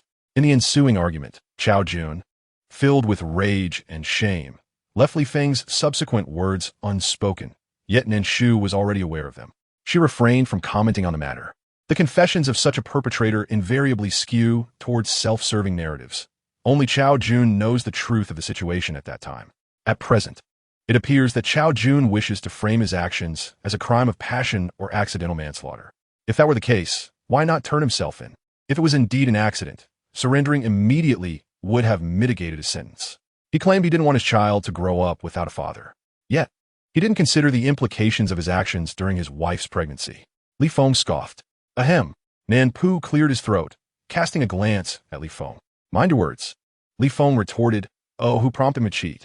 So, what did Chao Jun bury the deceased? Nan Shu took a seat, having stood too long in the autopsy room. Her legs weary. He didn't bury her. He specifically purchased a freezer to store her, keeping her for a year. As for why he placed the deceased's head in a safe and returned it to Hu Guang, he claimed he wanted his friend to discover it and report him, as he lacked the courage to confess. He genuinely wasn't concerned about Hu Guang being frightened to death. This case is inherently uncomplicated. Chao Jun has confessed thoroughly, and once the entire evidential chain is complete, the case can be closed. By the way, Yumi and her peculiar pets have relocated. For the first time, Li Feng found himself at a loss for words, while Nan Pu glanced at the puzzled Li Feng, took a sip of tea, and spoke. Hu Guang has several vacant rooms at his home, and given his responsibility in this matter, he directly offered her a room for free. She moved in the afternoon and is likely still unpacking. Nan Shu nodded, relieved that the young girl wouldn't have to search for a hotel while managing her peculiar pets. By the way, Captain Nan, do you have Hu Guang's contact information? The office fell silent for a moment before Nan Shu suddenly inquired. Nan Pu, puzzled, asked, what do you need his contact information for? To rent a place, Nan Shu replied honestly. Rent a place? Nan Pu frowned. Are you planning to move out of the dormitory to live alone? Nan Shu nodded. It's not very convenient for live streaming. When she first began streaming, she had considered it. If not for the cost-effectiveness, the complex where Guan Shuo resided was indeed picturesque, surrounded by lush greenery. However, it was prohibitively expensive, with monthly rent ranging from 30 to 40,000. All right, I will help you contact Hu Guang, Nan Pu said, while secretly contemplating whether he should purchase a property near Hangqing University, given his financial surplus and lack of outlets for spending. A steady knock echoed at the door, followed by the office door being pushed open from the outside. Nan Shu was taken aback, instinctively glancing at the wall clock, realizing it was already past 10. All right, she said, rising. Nan Pu, whose path did not align with hers, could only watch as Nan Shu exited, walking side by side with Su Yunli. Infuriated, he exclaimed, damn it. With that, he stormed off. With no time to vent his frustration, Nan Pu pinched the bridge of his nose, organized the files, and finally leaned back on the sofa, having spent the entire day outside. He took out his phone and opened the chat with his second brother. Earlier that afternoon, he had received documents, along with a message requesting assistance in renting out property. Rent a place? Nan Pu sat up. The property in question was indeed in that renowned community, known for its stringent security and 24-hour patrols, making it ideal for a young woman living alone. For the first time, he found his second brother's penchant for real estate rather appealing. He clicked on the document again, reading intently. He spent a full 20 minutes on the brief 3-page document. His dark eyes deepened, and his brows furrowed tighter. He had initially assumed the young girl, being orphaned, working as a delivery person to pay for her tuition, had a sufficiently tragic story. Yet, he discovered that the narrative was far more convoluted than he had anticipated. Hangqing, the Nan family? Chapter 58. Charity Gala? Elder brother? Substitute teacher, Nan Wan? As Nan Pu was lost in thought, his phone vibrated again. It was a message from his elder brother. Elder brother, Sunday evening at 7, Hangqing, Yunjuaji, Charity Gala, representing the Nan family, succinct and to the point, devoid of superfluous words. Nan Pu frowned. Among the three brothers, he despised such commercial gatherings the most. His keen intuition allowed him to easily discern others' motives, and his forthright nature often led him to speak bluntly, causing discomfort and awkwardness for others, though he himself was oblivious to it. Therefore, he had never attended such events, which were typically handled by his elder brother or second brother. He tapped on the screen, editing the message. Before he could send it, he received another message from his elder brother. Elder brother, I have no time. Xinyan had some trouble and needs to recuperate. Something happened to the second brother? Nan Pu frowned, wondering why his second brother hadn't informed him. Elder brother, yes, some psychological trauma. That explained it. The second brother was very concerned about appearances. Nonetheless, based on their conversation last night, it seemed that the issue was not significant. Nan Pu, I will go. Initially, He had no intention of declining. He merely thought that if he agreed too quickly, it might raise his elder brother's suspicions. Elder brother, all right, it's getting late. Take care of yourself. Good night. He clicked on the document once more. He pondered whether the Hangshang and family was eligible to participate in such a gala.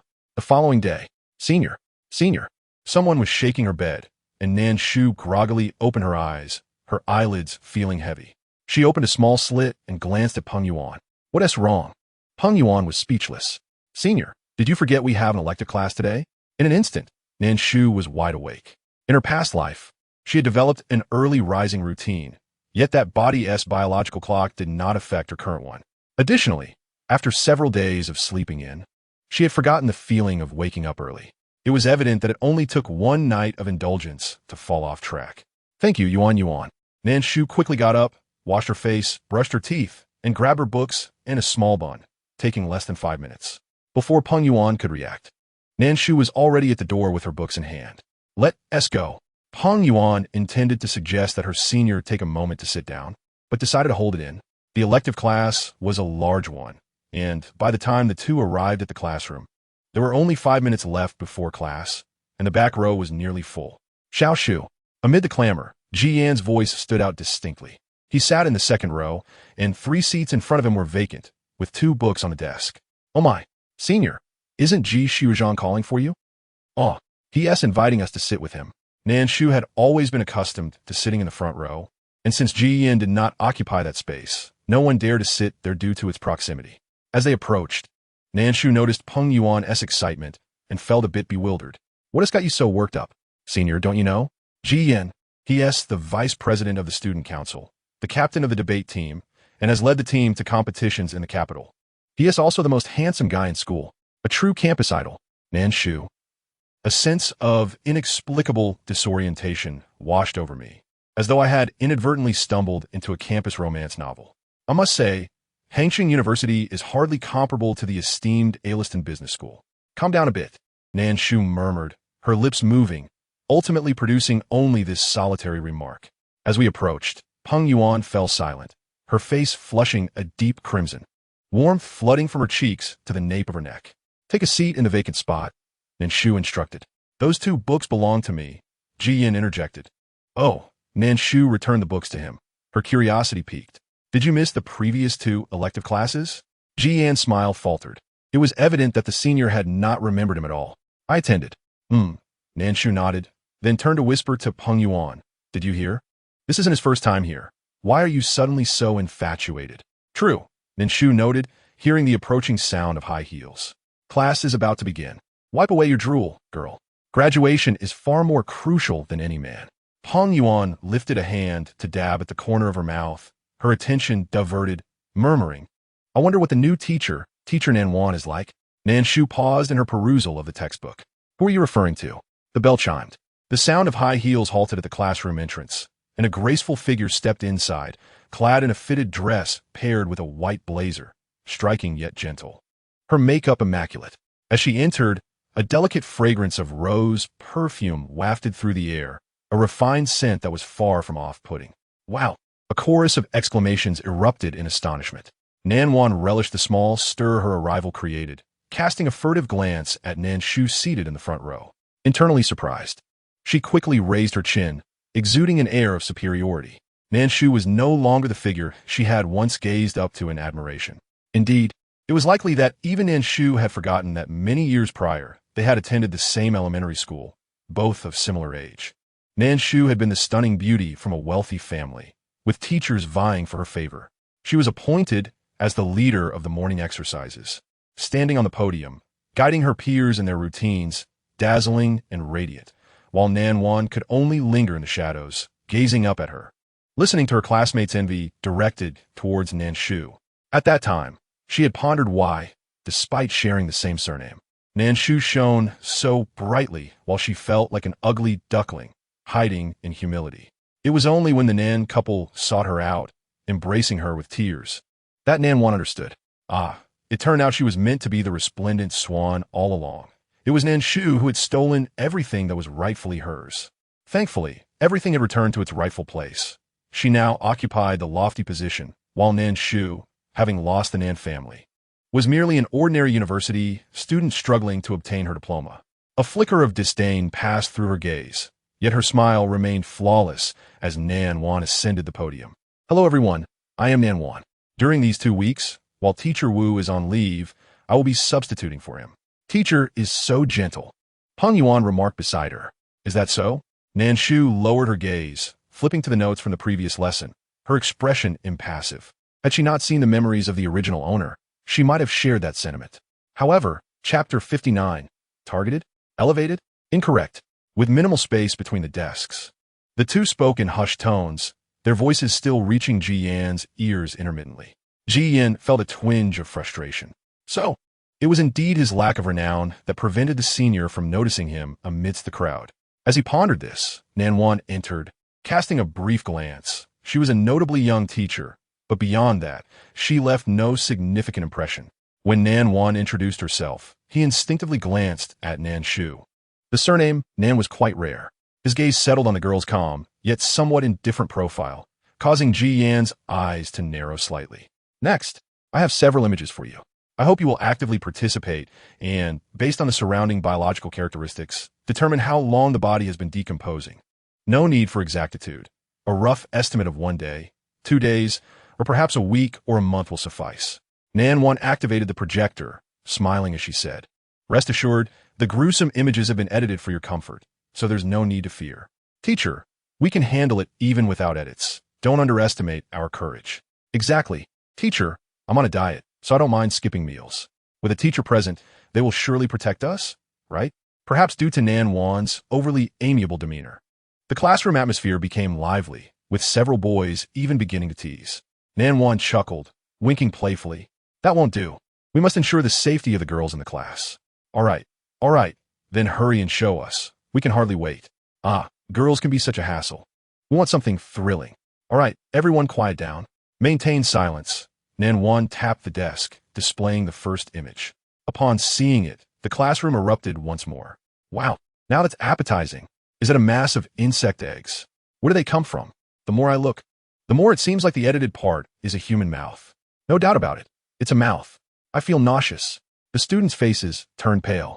After all, the majority of the textbook images were poorly rendered, barely discernible. Yet the pictures Nan Wan presented appeared as though they had been taken on-site, high-definition images. Even with the bodies obscured by censorship, for most students in the medical field who had yet to leave their ivory towers, this was overwhelmingly striking. Observing the students' reactions, Nan Wan's lips curled into a smile. This was precisely the effect she sought. Curiosity and amusement were essential to ignite their interest in learning. Otherwise, adhering strictly to the textbook would be exceedingly dull. Nan Wan was determined to prove herself to Teacher Wu. Although she had entered through connections, she was no less capable in teaching than any of her peers. Next, please examine this image closely, particularly the surrounding biological characteristics, to ascertain the approximate time of death. Nan Wan rapped her knuckles against the blackboard, posing the question. The students began to murmur. Senior, Peng Yuan gasped, her face pale, one hand pressed against her chest, looking as if she might vomit. Nan Shu, observing her fear, furrowed her brow and offered her water. Stop looking at the projection. Focus on the textbook. Take a deep breath. Peng Yuan nodded obediently. As a first-year student who had only seen a few crime investigation dramas, Peng Yuan understood it was scripted, so while frightened, she wouldn't typically react so strongly. Yet this image was different. Nan Shu recognized immediately that it was a forensic scene, the body found in the wilderness, and she wondered where Nan Wan had sourced it.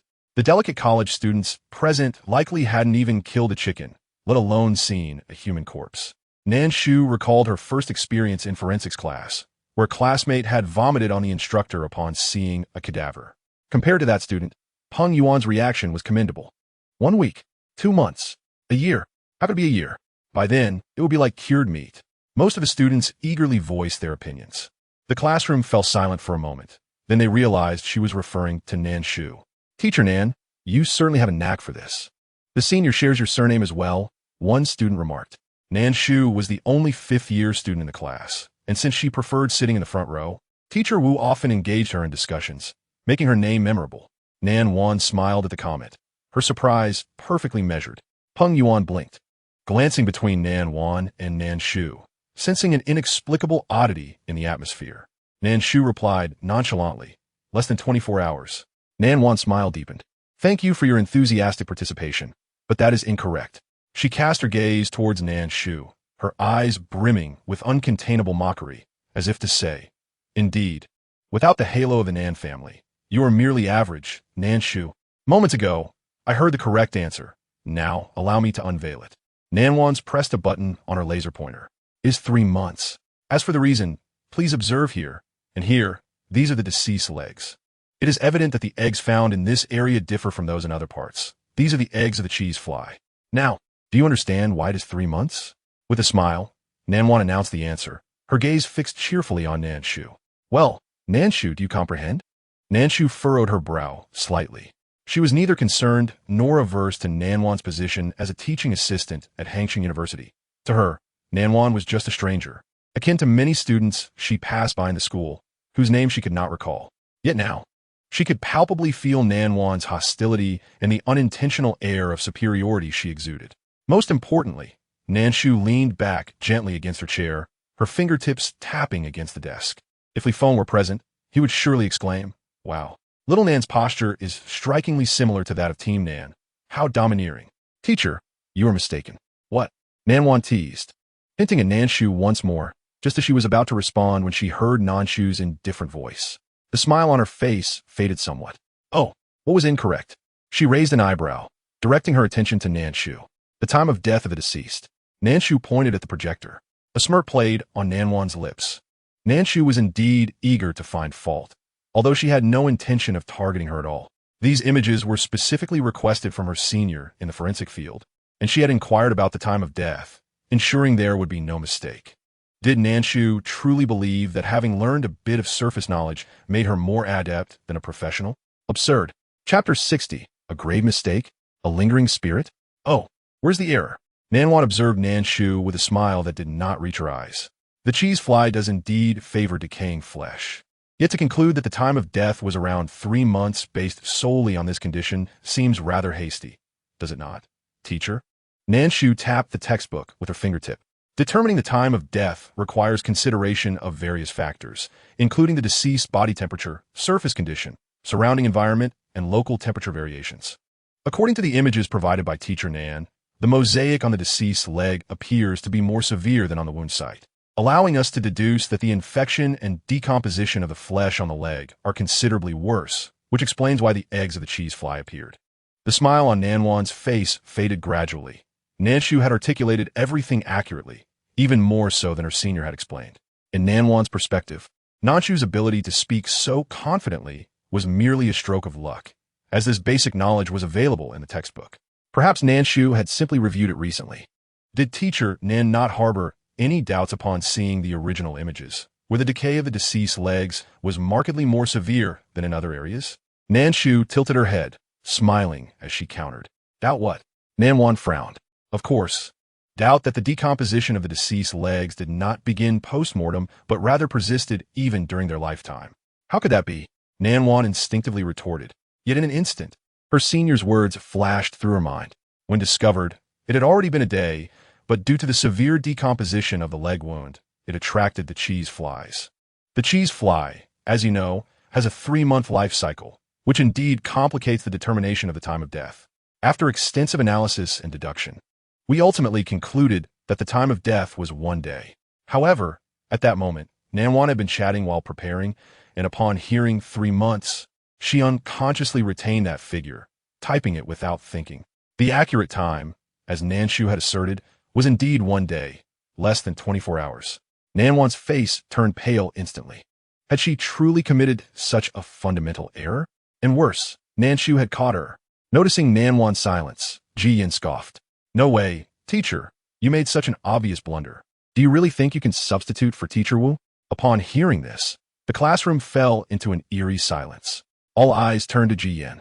Most were aware that Ji Yin was a top student in the biology major, having received national awards, known for his irritable nature. Yet he was typically quite amicable. Why was he acting this way today? Upon hearing those words, Nan Wan's eyes reddened, her fingers clenched into fists. She had merely made a small mistake. It was all Nan Shu's fault. If not for her, this minor error would never have been exposed, and even if it had been, She could have easily downplayed it with an apology, avoiding the embarrassment of Ji Yan's open mockery. She could see right through Ji Yan's intentions. He was clearly siding with Nan Shu, deliberately putting her in a difficult position. Yes, I apologize. Nan Wan spoke, her voice trembling slightly. I inadvertently recorded the wrong time while preparing. My apologies to everyone. Some in the room felt Ji Yan's words were excessive. After all, she was merely a teaching assistant, and judging by her age, she was likely not very old. Everyone makes mistakes, particularly when under pressure. It is only natural. Why be so aggressive as to make it difficult for someone? Thus, many offered words of comfort. It's all right, teacher, we understand. Please continue with your lecture. Yes, I really appreciate your teaching style. It's engaging and interesting. Amid the chorus of reassurances, Nan Wan finally regained her smile, allowing the matter to pass and proceeding with the lecture. Ji Yan scoffed, is that how it ends? The teacher can target students and misunderstand them without offering an apology? Old Ji, stop talking. Ji Yan's roommate tugged at his sleeve. After all, they were still students. Ji Yan scoffed. So what if they're students? He enrolled in this course not to listen to a mediocre teacher. If one lacks the ability of Teacher Wu, then one should refrain from taking on such roles. Is it not a waste of the student's time? University is not merely a place for idleness. Thinking this, his gaze drifted forward, landing on the girl who had maintained an expressionless demeanor throughout, her countenance so indifferent that it was impossible to discern her emotions. Peng Yuan, what are you doing? Nan Shu looked at her roommate, puzzled. Study. Senior, are you all right? Peng Yuan inquired cautiously. I'm fine. Nan Shu shook her head. It was merely a straightforward professional issue. The emotions and intentions behind Nan Wan's actions were not within her considerations.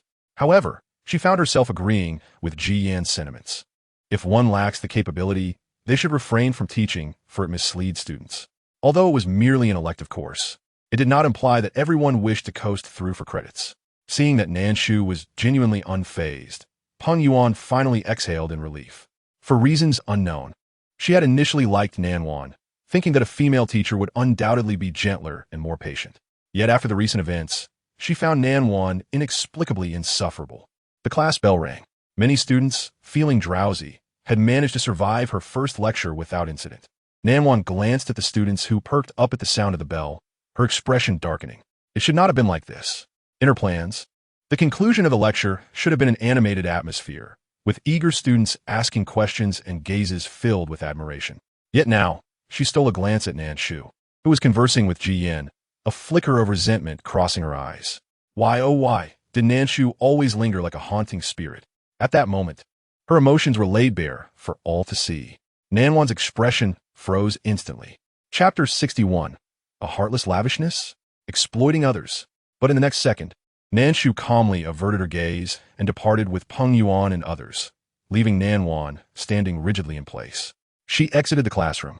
Xiao Shu, you promised to treat me to a grand feast. You cannot go back on your word. Ji Yan's roommate, observing Ji Yan's obsequious demeanor trailing behind the girl, instantly understood and tactfully sought an excuse to depart. All right, what do you wish to eat for this grand meal? Then Shu paused, glancing at Ji Yan's roommate as he hurried away, and blinked. Does your dormitory even have pets? Oh no, the second one is a person ranked second in the dormitory. Recently, he has become infatuated with a girl and is excessively flattering her, so the first one now calls him a lick dog, Ji Yan casually remarked. Nan Shu replied, since Xiao Shu is treating, let us go to the second floor of the cafeteria for Huang Minji. I want a supersized portion. Ji Yan waved his hand dramatically, speaking with fervor. Nan Shu's lips twitched. In truth, she was not that impoverished. A lavish meal, costing 100 or 2, was still within her means. Well, since you like it, let us go, she said before Ji Yan could protest. Ji Yan countered, no, he doesn't like it that much. He merely wants to save money for the senior. The first cafeteria is situated across from the main academic building. The second floor features renowned snacks for various regions. And on Saturdays, the cafeteria is not overly crowded. Nan Shu ordered a cold noodle dish. Having ruined her appetite with an early rise, she still felt no hunger. Peng Yuan, with a modest appetite, opted for a grilled cold noodle. The two sat opposite each other, watching as Ji Yan joyously devoured his meal. Unexpectedly, the senior is quite down to earth, Peng Yuan remarked softly to Nan Shu. Nan Shu's lips twitched again. She thought it wise to read fewer novels. This child had clearly let his imagination run wild. By the way, Don't you want to order a portion? It's quite delectable. Among the 5 cafeterias at school, this one serves the best. Ji-yin had chosen a particularly spicy dish, and he was gasping as tears nearly welled up. Yet he could not bear to set down his chopsticks. A native of whose city, he was determined to challenge the spicy cuisine of Jiang City. Both a foodie and a thrill seeker. Senior, especially the shiitake mushroom, is it not incredibly flavorful? With Nan Shu present, Peng Yuan grew more talkative, sipping her milk tea and blinking her eyes inquisitively. Yes, indeed. How did you know? Do you also fancy this place? Peng Yuan shook her head, offering Ji-yin a sincere smile. Ji-yin understood her unspoken words. Ji-yin quietly set down his chopsticks. Moreover, it is likely that the guest has already slurped it up. Enough, Ji-yin raised his hand, halting Peng Yuan's further remarks. If you continue, I might just vomit into your bowl. Peng Yuan fell silent, instinctively guarding her grilled cold noodle. Ji-yin glanced at the remaining large portion of Huang Minji. He can no longer eat. He shot a resentful glare at the source of his predicament across the table. Knocking on the table, he asked, Junior, are you interested in joining the school debate team? Peng Yuan's eyes sparkled with excitement. Senior, do you think my eloquence is remarkable, that I possess a unique talent? No. It is merely that many members of the debate team enjoy Huang Minji. I merely wish for you to entertain them, Ji-yin replied without further elaboration, offering her an encouraging smile. Meanwhile, Yu Huan was alone in the dormitory, with Wang Lamlin's wardrobe wide open, its contents in disarray, and her suitcase nowhere to be found. Yu Huan was helping tidy up. Huan Huan, what happened? Where's Lan Lan? Peng Yuan inquired, puzzled. Wang Lan waved her hand, looking towards Nan Shu. Yes, Nan Shu nodded, recalling that Wang Lamlin's family circumstances were also quite challenging. She was still receiving financial aid. She added, if Lan Lan has any other needs, tell her not to feel embarrassed. Yu Huan was momentarily taken aback by her words, feeling warmth in her heart. As a friend, she had not considered it as thoroughly as the senior had. She nodded vigorously. All right, senior, I will tell Lan Lan. Peng Yuan also chimed in agreement. This afternoon, Nan Shu did not plan to do a live stream. She was a person of action. Regarding the matter of renting a house, it was better to act sooner rather than later. The night before, she had already identified a few properties and intended to go directly to the neighborhood to inquire, hoping to contact the owners directly and save on agency fees. However, just as she boarded the bus, she received a call from Nan Punyan. Where are you? Are you busy? They both asked almost in unison. No cough. Nan Punyan cleared his throat. Did you not want to find a house? I happen to have a friend who has a house for rent. Right in Yunlan Yuan. Would you like to come see it? Yunlan Yuan? That trendy neighborhood? Rent starting at 30,000? Nan Shu's lips moved, about to speak when the other party seemed to sense her hesitation and interjected, it is not expensive. He has it vacant and merely wishes to bring a bit of liveliness to the place. Nan Shu was intrigued. Then I shall come over now. All right, I will wait for you at the entrance. After hanging up, Nan Shu alighted at the nearest bus stop and took a taxi to Yunlan Yuan. Upon her arrival, Nan Punyan was already there. Have you eaten? Yes. Nan Shu nodded, then realized NDUI had not had lunch yet. No, the meeting was exhausting. Nan Punyan said as he led Nan Shu into the neighborhood. She took out a small bread roll from her bag and handed it to him. This was initially intended for her afternoon tea after viewing the house, to stave off hunger. Thank you. Nan Punyan accepted it, feeling inexplicably happy, though he could not quite understand why. Quickly, they arrived at his friend's apartment. With an armored security door, 300 square meters of exquisite decoration, and a large balcony, Nan Shu circled around the space, noting the complete furnishings devoid of any signs of prior occupancy. Yet the fresh air system was continuously running. Rich beyond reason. Nan DUI, what is your friend's intended rental price? Nan Shu was quite pleased with the apartment, save for the price. Nan Punyan blinked. 1,000? Nan Shu gasped. Are you certain you did not omit a zero? Seeing her silence, Nan Punyan pondered. Then 500? Nan Shu replied, my friend is not short on money. Just give him what you see fit. Consider it paying his electricity bill. She did not wish to take advantage of Nan Punyan, even if 5,000 might still be considered a bargain. Deal. The moment the words left his mouth, Nan Punyan finalized their agreement. Nan Shu felt an inexplicable sensation of being entrapped. The apartment had already been cleaned that morning, and she could move in today. Are you moving in today? I happen to be free. I can help you. Nan DUI. Shu and Tiwi sign a contract first? Nan Shu's lips twitched. She had never encountered someone so eager to be taken advantage of. Nan Punyan scratched his nose. Oh, right. The two borrowed the property management's printer, drafting a rental agreement using an online template, which required proof of ownership from the landlord. Upon seeing the name Nan Shu, Nan Shu's expression turned peculiar. Casting a suspicious glance at Nan Yen. Is this Nan Yen the same one I know? He felt a shiver run down his spine. Nan Yen is the film emperor, my second brother. Nan Yen seemed to anticipate Nan Shu's questions and promptly provided all the information. This was the first time Nan Shu had heard Nan Yen mention his family, and she found it somewhat novel. It turned out that Nan Dui indeed had a brother who was a film emperor. No wonder Nan Dui was not short on money. Then why did you come to Hangzhou for work? Nan Shu inquired, as she had researched Nan Yen's background. He graduated from the nation's most prestigious police academy with top honors and could easily have remained in the capital. Though Hangzhou was considered a new first-tier city, it could not compare to the capital. A shadow of melancholy crossed Nan Yen's eyes as he glanced at the changing traffic light and started the car. Due to some personal matters, Nan Shu keenly sensed a shift in his emotions. She let out a soft "oh" and refrained from pursuing the topic further. For everyone harbors their own untouchable secrets and scars. Nan Shu's luggage was minimal, with the heaviest items being books related to her finance major. Upon learning that Nan Shu intended to move out, Peng Yuan felt an overwhelming sense of reluctance. Senior, why the sudden decision? Just a few hours ago, they had shared lunch together, and now Nan Shu was preparing to leave. I've contemplated this for quite some time. Previously, my financial situation didn't allow it, but things have improved now. Moving out will also prevent my live streaming from disrupting you all. All right, Senior, they nodded in agreement. Nan Shu paid the dormitory fee and offered her desk and chairs to them, which was already a favor. As for the bed, they certainly wouldn't dare to let anyone else stay there. Nandu, I appreciate your help today. Let me treat you to a feast, Nan Shu said, wiping the sweat from her forehead and gazing at Nanjun, her apricot eyes sparkling. Nanjun smiled in return. Sure, I just spotted a delightful local Chinese restaurant nearby that I've been wanting to try for ages. Today, I shall indulge thanks to you, Xiaoshu. Sound good?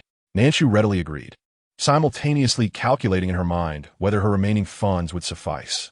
The delivery earnings could only be withdrawn tomorrow, and after paying 5,000 for rent out of 8,000, she was left with 3,000.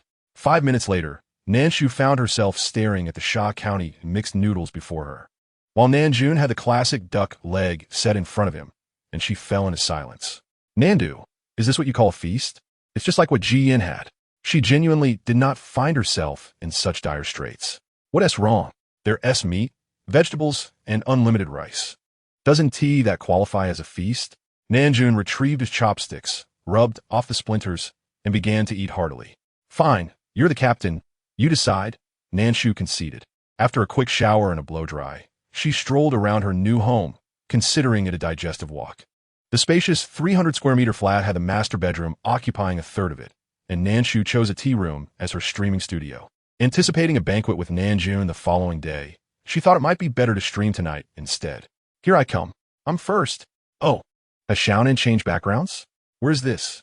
Unlocking a new scene. Finally, we don't have to see that ugly painting anymore. I love eating fish has entered the live stream. I love eating fish rewarded the streamer 1, 2, 399, 17,999 coins. Nan Shu. Live stream audience. What the? No way. Did eating fish get some sort of stimulus? Just casually throwing around 20,000? Eating fish enough already. Do you really want to stimulate us this late at night? All right. In 1 minute you've given me 2 years' salary. 3 years. 10 years. 10 years is excessive, brother. Where are you that your salary is so low? Surely screwing and screws wouldn't take 10 years to reach 200,000? The colorful effects filled the entire screen, dazzling the viewers. Thank you, eating fish, for the generous gift. Is this the difference between her and the wealthy? I love eating fish. No, I just wanted to reward you. All right, perhaps her perspective was limited. Yet, it was entirely untrue. Wei reclined on the sofa, one hand stroking the head of his cat, Yuduan, his lips pressed together. Although that person had already entered, he still felt a lingering frustration. He thought to reward Nan Shu more generously, so that if she encountered such situations again, she would have the means to respond. He used a secondary account to reward her, ensuring he wouldn't be at a loss. His gaze fell upon the leaderboard, and his expression darkened. That was indeed somewhat irksome. I love eating fish rewarded the streamer 1, 2, 399, 17,999 coins. Chapter 63. I want to see her. Encountering a former colleague? All right, my red-eye condition is flaring up. Eating fish must have been triggered today. Yes, not usually like this. Finally, I love eating fish surpassed the others, reclaiming the top spot, and he finally ceased. Nan Shu, what more could she say? Thank you, eating fish for the reward, sending hearts. Naturally, all she could do was express her gratitude. Nan Shu formed a heart shape with her hands toward the camera, her apricot eyes crescent-shaped, sparkling brightly. Wei Yu unconsciously smiled. I love eating fish. Has Xiaonan moved? Yes. A friend helped me find this place. This is the tea room where the light is best, so I chose it as my streaming studio. Nan Shu raised the camera, scanning the room. As Wei Yu observed, his brow furrowed involuntarily. The decor seemed reminiscent of what Xin Yan favored. Wow, so exquisite and luxurious. The rent must be high, right? Several thousand? Don't doubt it. It's at least over 10,000. My family is in the timber business, and just that wall cabinet, made of solid wood, must cost at least several hundred thousand. Wow, Xiaonan has suddenly become so affluent. It was inherently expensive, but since it was a friend's acquaintance, I received a discount. I won't disclose the exact amount, but it's indeed quite a bargain. Nan Shu smiled, catching sight of a comment that surprised her inwardly. She knew the house was well decorated, but she hadn't anticipated that just one cabinet would cost so much. Not wearing pants is quite refreshing has entered the live stream. Nan Shu's eyelids twitched involuntarily. Another not wearing pants brother? Could it be the same account that eating fish kicked out last time? It shouldn't be, right? The two addresses are different. Not wearing pants is quite refreshing rewarded the streamer romantic full house 1, 2, 310, 16,999 coins. Noting the discussion in the comments. Not wearing pants is quite refreshing seemed to be wary of being misunderstood and immediately switched to reward mode. Great. Another wealthy person has arrived. Why can't I be among them? It's infuriating. Count me in. What is wrong with wanting to become rich? Not wearing pants is quite refreshing. How much do I need to donate to become Xiaonan's administrator? Donating nearly 20,000 at once. Not wearing pants is quite refreshing's comments also featured special effects. Does this refreshing baby want to be an administrator too? Nan Shu couldn't help but think of Ji Yin. His secondhand platform nickname was also this. Plus, this one was from Hangzhou as well. The suspicion grew stronger. Not wearing pants is quite refreshing. Big Brother is acting cute. I can't handle it. I didn't expect Big Brother to have this persona. You can't be, right? Not wearing pants is quite refreshing. Get lost. I'm a pure 24-year-old straight man. Don't mess with me. Hey, Big Brother is quite two-faced. Nan Shu observed the banter in the comments, her lips twitching. The way he spoke resembled Ji Yan's. The streamer has set not wearing pants is quite refreshing as a live stream administrator. Yay, streamer. I'll do my best to manage the live stream. Big Brother, stop clenching. You're going to make me vomit. Not wearing pants is quite refreshing. Who are you to tell me? Nan Shu raised her hand to her forehead. I love eating fish. Is Xiaonan connecting today? Wei Yu tapped the screen with his fingertips, observing the lively interaction between Nan Shu and the refreshing brother, feeling inexplicably displeased. He could sense that Nan Shu's interaction with this person felt distinctly different, as if they were acquainted in real life. This sentiment was unlike what he experienced with her. A feeling he could not articulate yet was unmistakable. Meow. Yudwan seemed to sense its owner's agitation and licked his hand. Wei Yu lifted his hand to stroke Yudwan's small head, his gaze fixated on the girl on the screen. An uncontrollable thought surged in his mind. He wished to see her, not online, but in reality. Let us connect. Consider it a housewarming celebration. Just like last time, I'll send a red envelope. The luckiest viewer can choose to connect or receive the red envelope. Of course, one among those applying to connect will also be drawn, so there's no rush. Nan Shu poked the screen. The red envelopes have been released, and dear ones, make haste to seize them. The live stream has only commenced for less than half an hour, with the online viewer count barely reaching 10,000, which is rather modest. However, in the blink of an eye, the red envelopes were claimed in an instant. The luckiest one was Kuailu Xiao Ji, the delivery version. Xiao Ji, do you wish for a red envelope or a connection? Nan Shu cradled her chin in her hands, gazing into the camera. Why don't I have any little ones? She mused. Nan Shu replied, all right, cool baby, we are all babies. In that moment, she felt akin to a kindergarten teacher, ensuring everyone received their share. Roses bloomed on the screen, petals cascading like a crown adorning Nan Shu's head. I like it, she said. Ah, that delighted cool baby. Dear. So many gifts for my dear babies. Could you give me a tip? Get lost. What a delightful name. The name is charming. I adore fish. This is quite a blatant innuendo. Wei Yu narrowed his dark eyes. Xiao Nan. Xiao Ji has applied for a connection. He must be eager to connect. Thank you for the reminder, Brother Qiyu. Nan Shu smiled gratefully. Fortunately, Brother Qiyu was understanding. Otherwise, the two might have truly clashed, and the live stream would be over. Xiao Ji's screen divided into two, revealing a familiar yet vibrant yellow. The boy's handsome visage caught Nan Shu's eye. Wasn't he this a former colleague? The boy appeared to be around 16 or 17, sporting a cherubic face, donned in a yellow robe, and wearing a helmet adorned with a half-peeled floral sticker. The reason it was a flower rather than a cat or dog is that Nan Shu had applied it herself, only to remove it for resale. This yellow robe, wasn't he at the very set she sold to Ji Yin?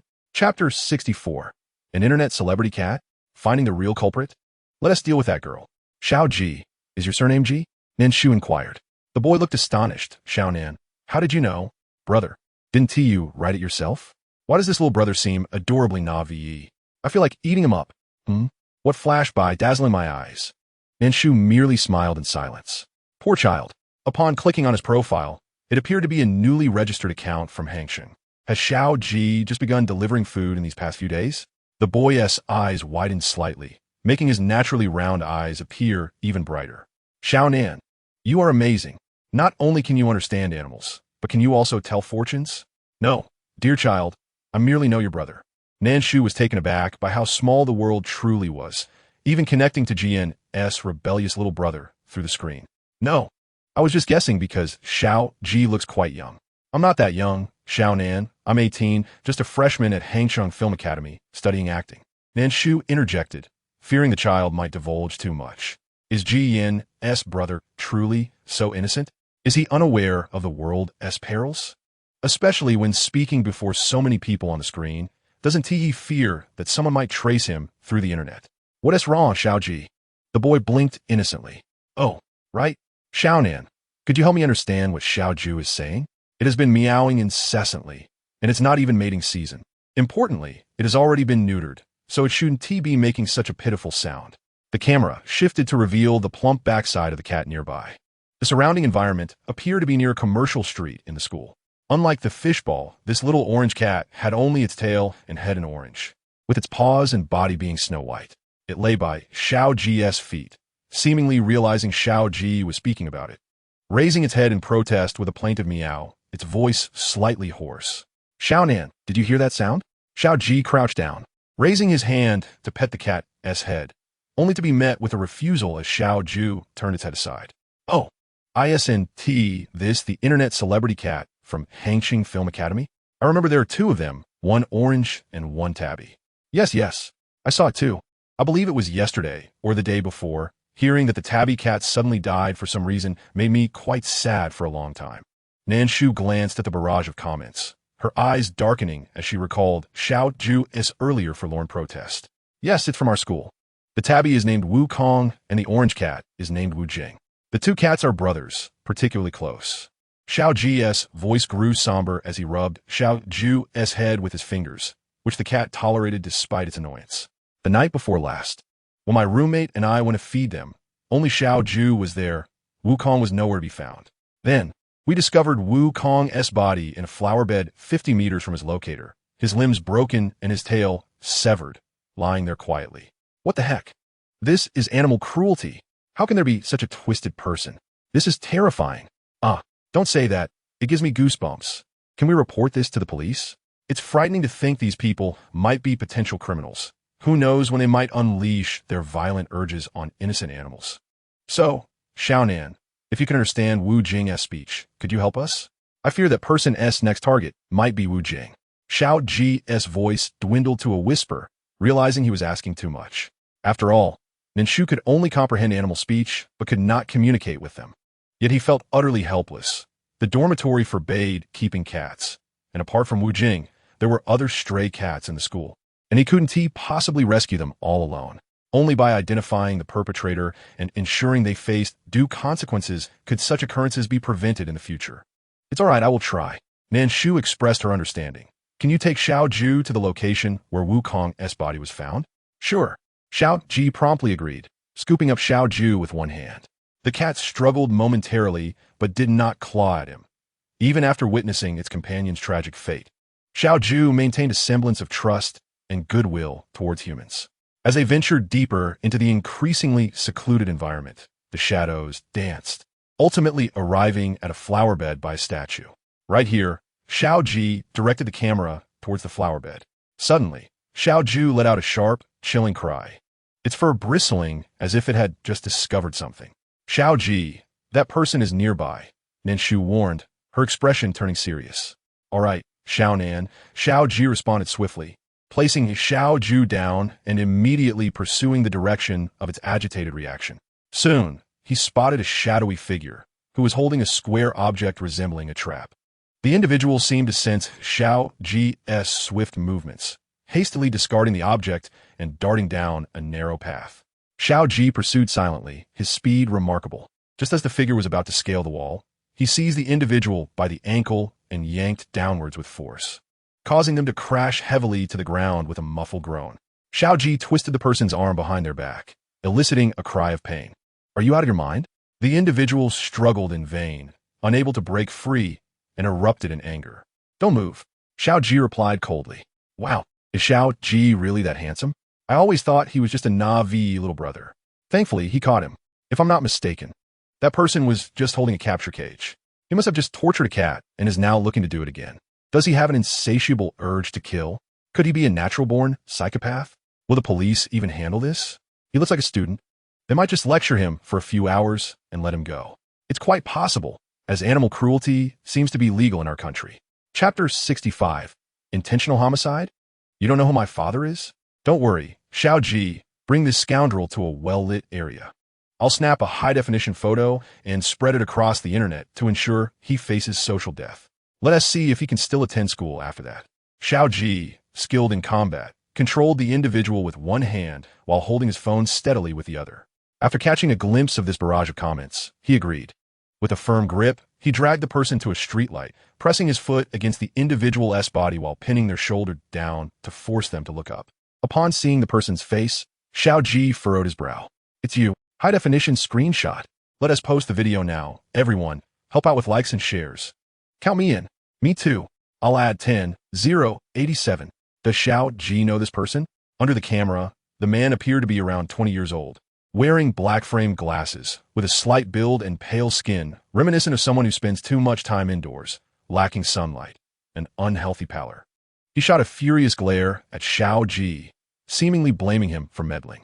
Let go of me, the boy said coldly, his eyes downcast, revealing an unsettling glint. Let go of you, so you can continue torturing cats? Lu Rue. Unlike the earlier Na'vi Xiao Ji, his voice now bore a tone of calm maturity. Xiao Ji never imagined that the cat torturer he had been desperately searching for would turn out to be his classmate. In their class of over 60 students, with a mix of boys and girls, Lu Rue was generally quiet and unremarkable.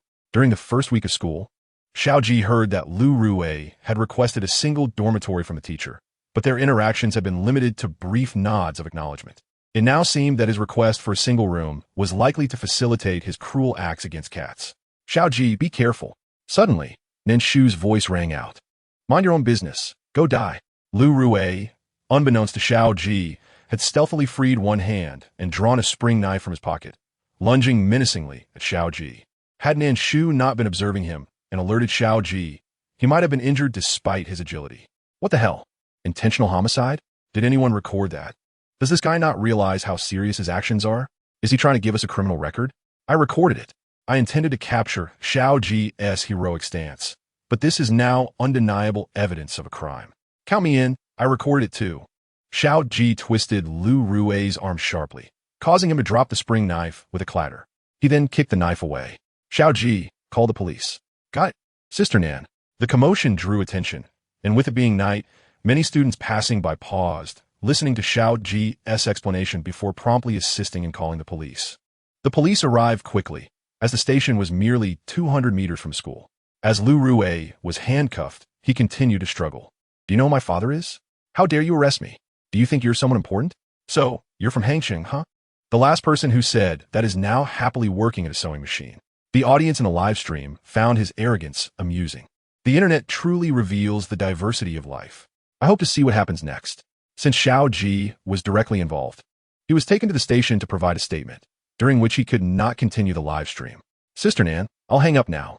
Thank you for tonight. You saved all the cats' lives. Xiao Ji reverted to his earlier innocent demeanor, offering a sincere smile to the camera. Nan Shu chuckled and shook her head.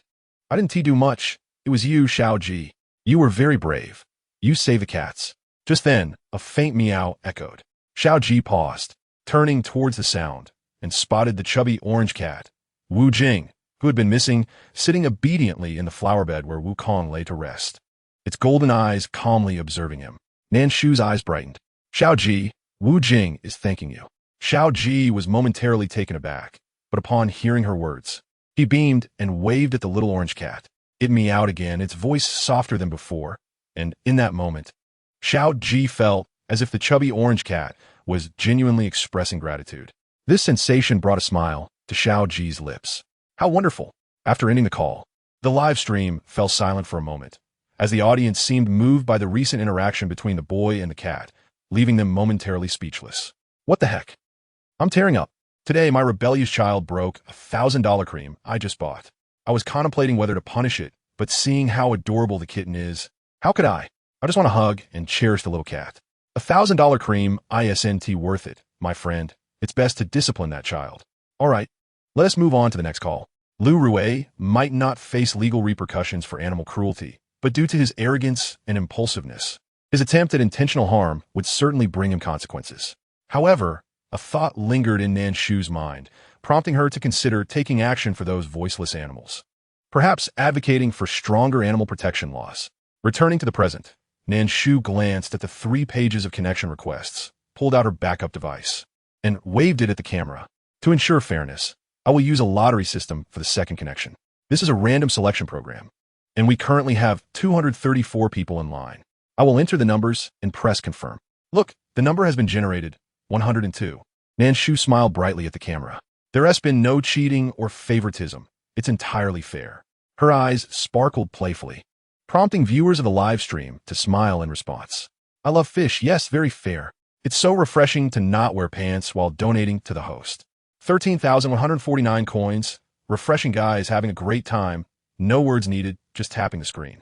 Thank you for the donation, refreshing baby. Now, let us continue with the next connection. Chapter 66. Crime scene? Is there a mental issue? The applicant number 102 was identified as Ming Ming's mother.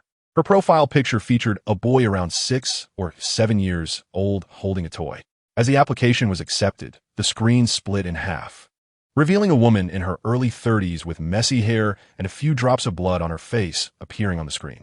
Behind her on the white wall, there was a shocking stain, a remnant of blood that had been hastily wiped away, evoking a sense of horror. Is this a crime scene?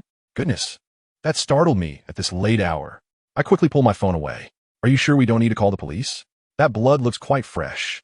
Ming Ming's mother, are you all right? Nan Shu, equally startled, furrowed her brows and cautiously inquired.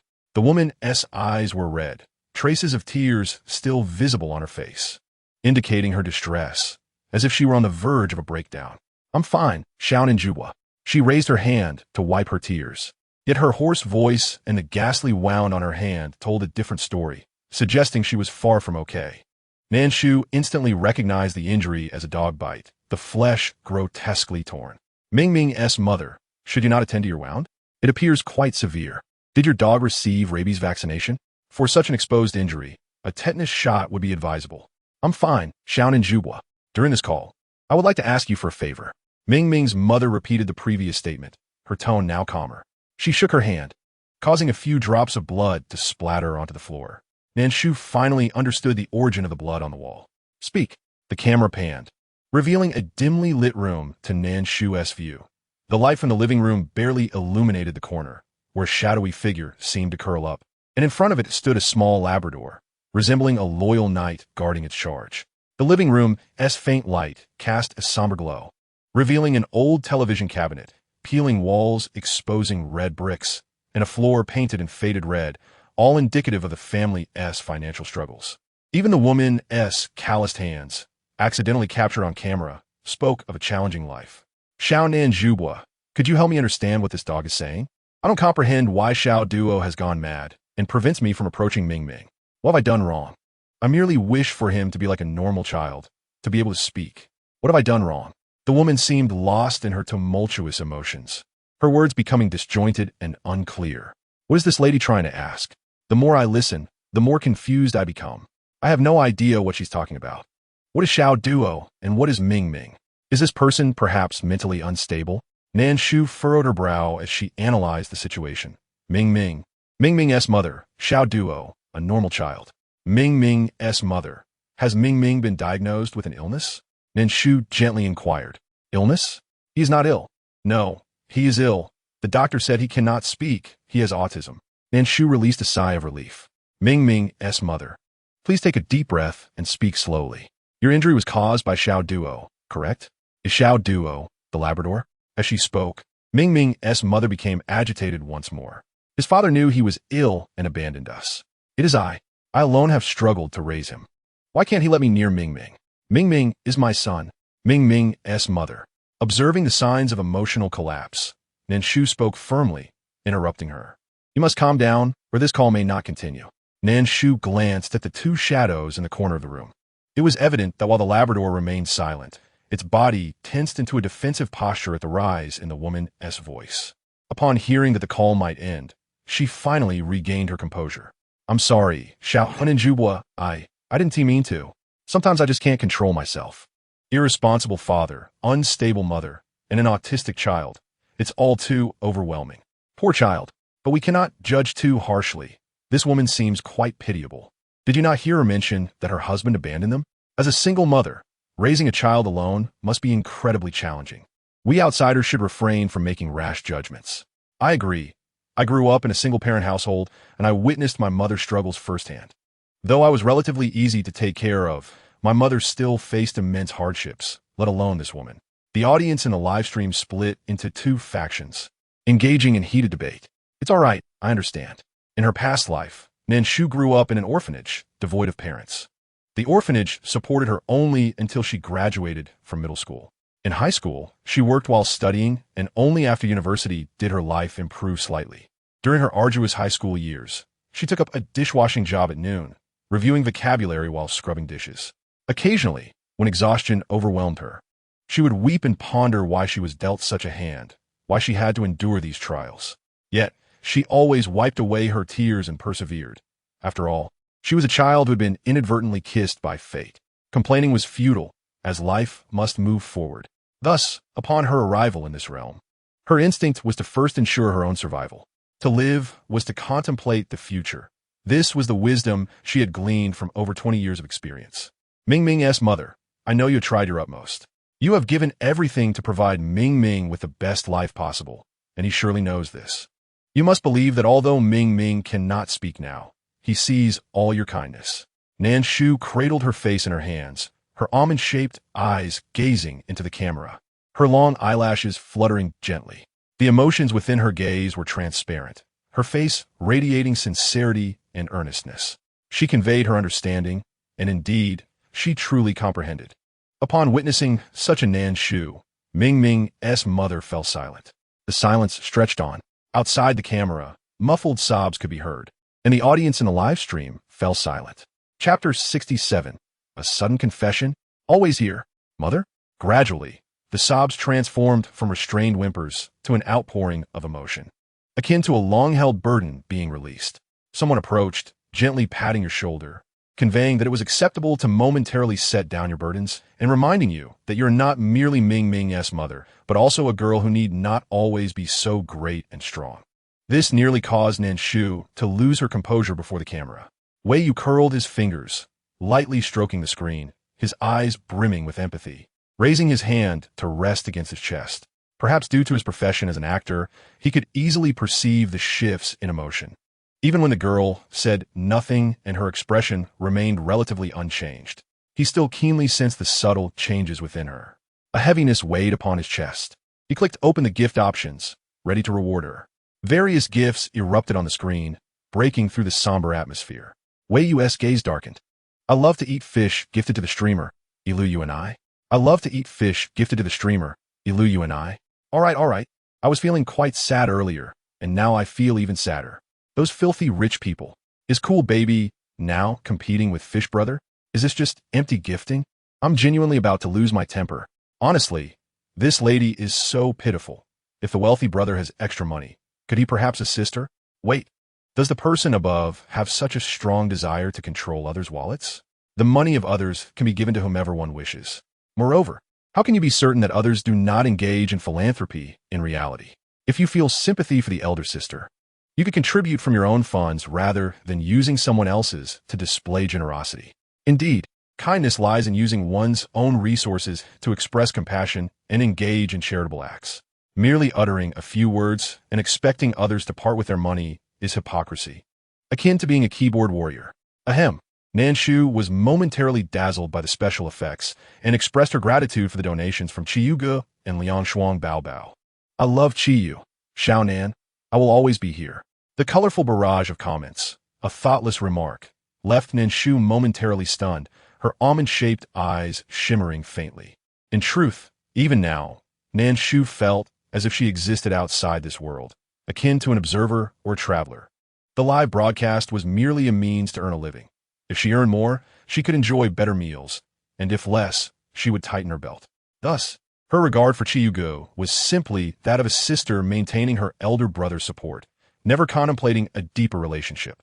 The connection between female streamers and affluent patrons is exceedingly fragile. They are not even friends, and if mishandled, could lead to love and conflict. Yet at this moment, gazing at the words of I love Chiyu, Nan Shu felt a whirlwind of emotions. A wave of indescribable warmth surged within her chest, as if an invisible thread gently tugged at her, allowing her to touch the ground and feel the warmth of this world. Indeed, Xiao Nan, I feel the same. Though I do not understand why Chiyu suddenly confessed, I too wish to ride on the coattails of Xiao Nan, the most adorable streamer. Yes. I used to dislike joining fan groups, but now I have only joined Xiao Nan's. I do not comprehend, yet I support my Xiao Nan, my dear. Nan Shu's almond eyes curved into a smile as she made a heart gesture towards the camera. Thank you, everyone. She collected her emotions, reminding herself that they were still connected. Xiao Nan, you are truly wonderful. You are a good person, Ming Ming's mother said with a hoarse voice, clearly having regained her composure after a thorough emotional release, wiping her tears but still not forgetting to praise Nan Shu. Nan Shu smiled. Thank you, Ming Ming's mother. Are you feeling better now?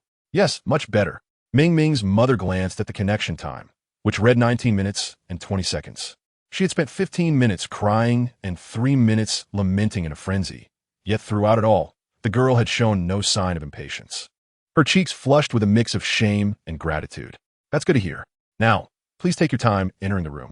The room? Ming Ming's mother looked up and noticed the two shadows huddled in the corner.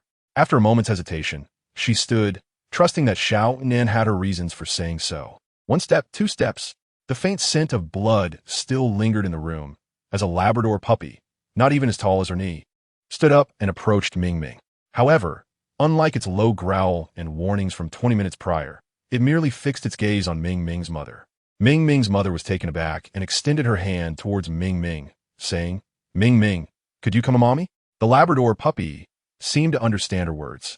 It turned to look at Ming Ming, then at Ming Ming's mother before stepping aside. This action surprised Ming Ming's mother. Why? A wordless question lingered, yet Nan Shu understood. Perhaps Xiao Duo sensed her emotions and knew she would no longer harm Ming Ming, hence it stepped aside. But I never intended to harm, Ming Ming's mother instinctively retorted, but paused mid-sentence. Indeed, she had not meant to strike Ming Ming, but was not verbal and emotional harm still harm? Especially since she knew Ming Ming was different from other children, yet still forced him to call her mom. As if only by doing so could all her years of hardship find validation. She had poured all her negative emotions into the innocent Ming Ming, who could not speak. But Xiao Duo sensed it, and thus intervened in such a tragic manner to prevent her from oppressing and venting her emotions on Ming Ming. At that moment, a faint and tender voice broke the silence, gentle enough for everyone in the live stream to hear. Mama. Chapter 68. Eyes need to pee? No qualifications. Boyfriend? Ming Ming's mother froze in shock, as if paralyzed, then slowly turned to look at Ming Ming, who was curled up in the corner. Bathed in the dim light of the living room, she saw her son's eyes, bright and clear as a deer in the forest, filled with affection and concern for her. Ming Ming's mother's lips trembled. "Ming, what did you just call me?" Surprise, emotion, guilt, and a tangle of feelings intertwined, leaving only disbelief and carefulness in her gaze. Ming Ming, hugging his knees, looked at her, parted his lips, and uttered the name she had longed for in her dreams. "Mama." This declaration flowed much more smoothly than before. "Xiao Duo, I am sorry." The thoughtless words resonated with Ming Ming's mother, causing tears to stream down her face once more. She reached out a hand to embrace the small figure, leaning down to shower gentle kisses upon his little head. "It's all right, Ming Ming. Mama does not blame Xiao Duo. I must thank it for protecting our Ming Ming at a critical moment. Without Xiao Duo, she could not fathom what she might have missed that night. Would she have closed off Ming Ming's heart, which had just begun to open, due to her frantic behavior? Fortunately, that outcome had not transpired. I can't take it anymore. My eyes are about to overflow with tears. Was watching this live stream just a ploy to make me cry? People of a certain age can't handle this. To make matters worse, I'm in the bathroom using tissue to wipe my tears, and I live alone, silently mourning for 3 seconds for the upstairs. Haha. Nan Shu observed this scene, resting her chin in her hands, speechless. "Xiao Nan, thank you so much today." Ming Ming's mother quickly regained her composure, cuddling with Ming Ming. She sat on the floor, leaning against the wall with him. In the camera, Ming Ming's big eyes fluttered, gazing at Nan Shu. Not at all. Nan Shu noticed Ming Ming's gaze and smiled, waving at him. Ming Ming tilted his head and waved back with his small hand. The joy in her eyes deepened. "By the way, Ming Ming's mother, it would be best to take care of that wound on your hand." "Okay." Within her means, Nan Shu was more than willing to extend a helping hand. Glancing at the time, she realized it was already 11 o'clock. Remembering her promise to Nan Dui, she said, "It's getting late. I will be ending the broadcast in 10 minutes. "Oh, how is it early? The nightlife has just begun." "Indeed." "Xiao Nan, look at the current online count. You are not at all concerned about the immense popularity." Nan Shu glanced at the upper left corner, where 40,000 viewers were currently online, a testament to her high fan engagement with only 130,000 followers. "Well, shall we chat for another 20 minutes? She propped her chin up with one hand and yawned. Having risen early for class, then moving in the afternoon, while her belongings were few, it was still exhausting. To have lasted this long was quite the feat. "I love Chi you donated to the streamer. Interstellar Rose 2, 399, 1999 Do coins. I love Chi you. If you're tired, just go to sleep." In the frame, the girl yawned several times, her almond eyes misty and glistening, her head bobbing like a chick pecking at grains, causing Wei Yu to worry she might just knock her head on the table. The esteemed Shinhao brother has spoken, leaving the viewers in the live stream with little room for dissent. "I can see you're truly exhausted, Xiao Nan. Your yawns are making me sleepy too." Nan Shu forced herself to glance at the barrage of comments, suddenly recalling something she had neglected to mention. "Oh, I forgot to inform everyone that I have an engagement tomorrow afternoon, so there won't be a live stream.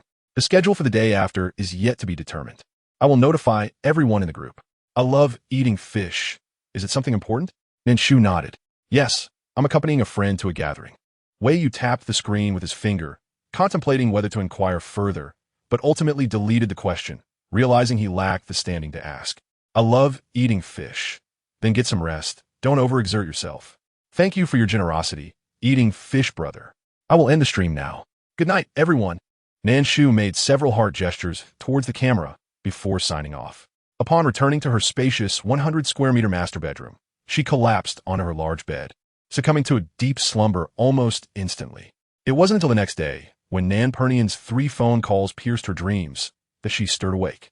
"If you don't answer, I might just have to get the property management to break down your door," he teased, recognizing her half-asleep mumble. "Nan Dui?" "Yes." Nan Shu cracked her eyes open just enough to see the time. It was only 10:30 in the morning, and the gathering was in the evening, wasn't it? Slowly sitting up cross-legged, she reassured herself that her memory of the schedule was correct. "The gathering requires formal attire. Come down. I will take you to pick out an outfit." Oh, she had almost forgotten about that. Quickly rising, she washed her face and brushed her teeth.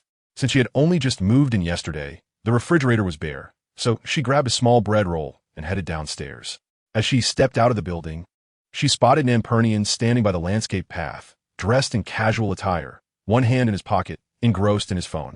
As if sensing her gaze, He turned to her, and upon seeing her, his stern expression softened immediately. Nan Dui, let us go have breakfast first.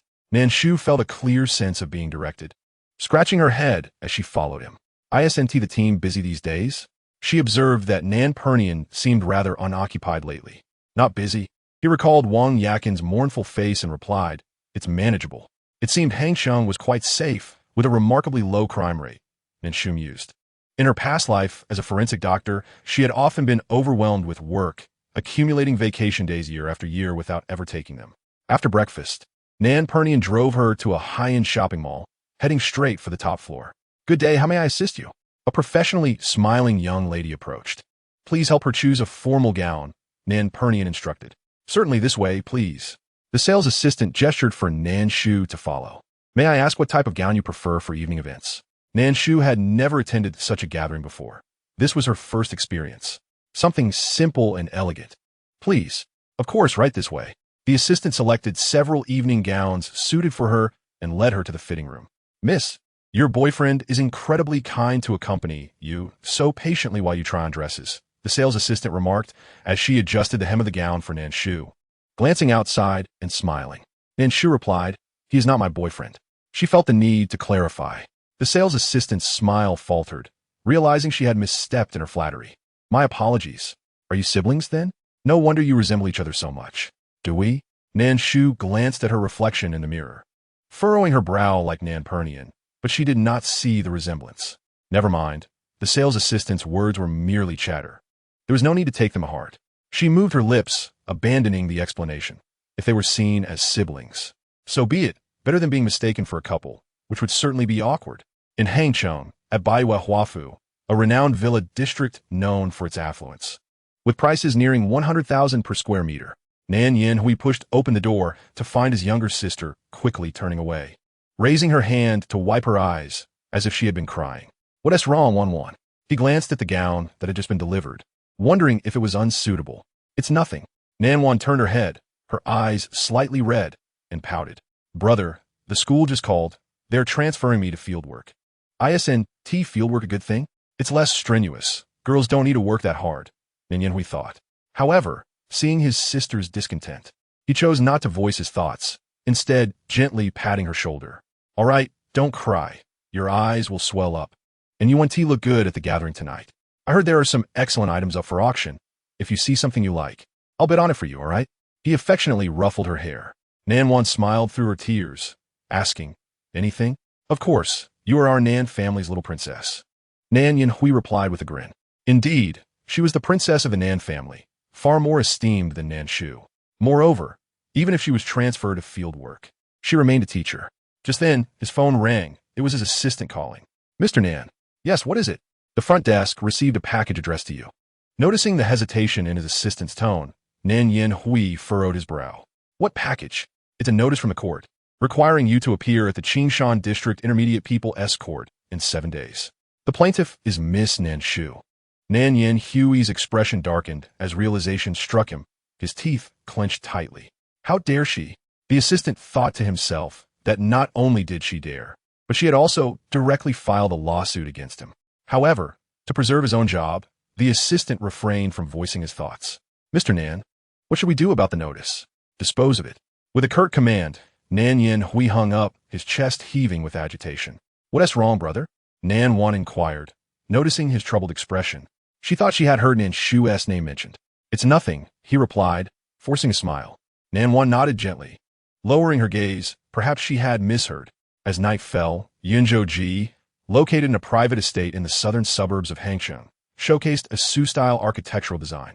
Traversing the winding bluestone path, a modern building came into view, with a massive fountain at the entrance. Following the red carpet, under the dazzling crystal chandeliers, a throng of elegantly dressed individuals mingled with their glasses raised, creating a scene reminiscent of a television drama. Nan Shu lightly linked her arm with Nan Pernian's, her almond-shaped eyes blinking as she surveyed the banquet hall. In one corner of the hall stood a Steinway piano, where a band was performing classical music. As soon as they entered, Nan Pernian attracted quite a few glances, and naturally, as his companion, Nan Shu also became the subject of some scrutiny. Nan Pernian explained to her that this was a charity auction. Noticing the lingering gazes, A thoughtful expression crossed Nan Shu's face. Clearly, Nan Dui was not here today in his capacity as the captain of the criminal police, but representing his family. It appeared that the Nan family might be more affluent than she had initially assumed. Mr. Nan, two middle-aged gentlemen in suits approached them shortly. Nan Shu, sensing the need to give them space, interjected, "You two carry on. I'll go grab a bite." Nan Pernian acknowledged her understanding. "All right, I'll find you later." "Sure." Nan Shu wandered over to the dessert area. As this was her first time attending such an event, the novelty lasted for the first 10 minutes. But soon boredom began to creep in. They engaged in discussions about stocks, funds, and market trends, utilizing specialized terminology. Thanks to the financial textbooks she had recently perused, Nan Shu could comprehend their conversation, yet she found it rather uninspiring. It was akin to Nan Shu sharing insights about her past cases with forensic colleagues, discussing the number of bones in the human body, for instance, wherein these elites would likely exhibit little interest. "Ah, this red velvet cupcake is quite delightful."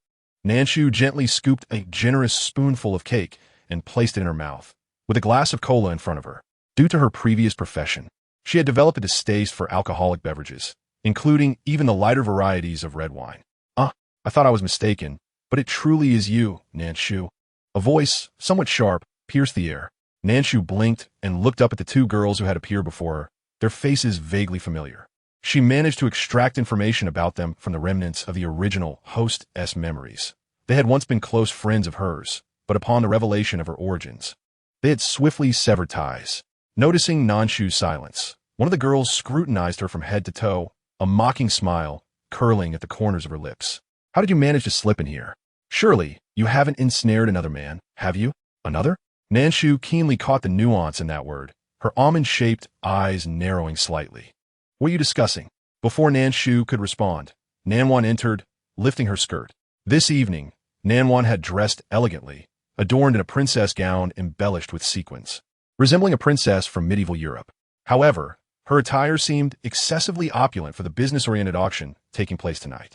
From the moment Nan Shu entered the banquet hall, Nanwan had taken notice, feeling a mix of shock and curiosity regarding Nan Shu's relationship with that man.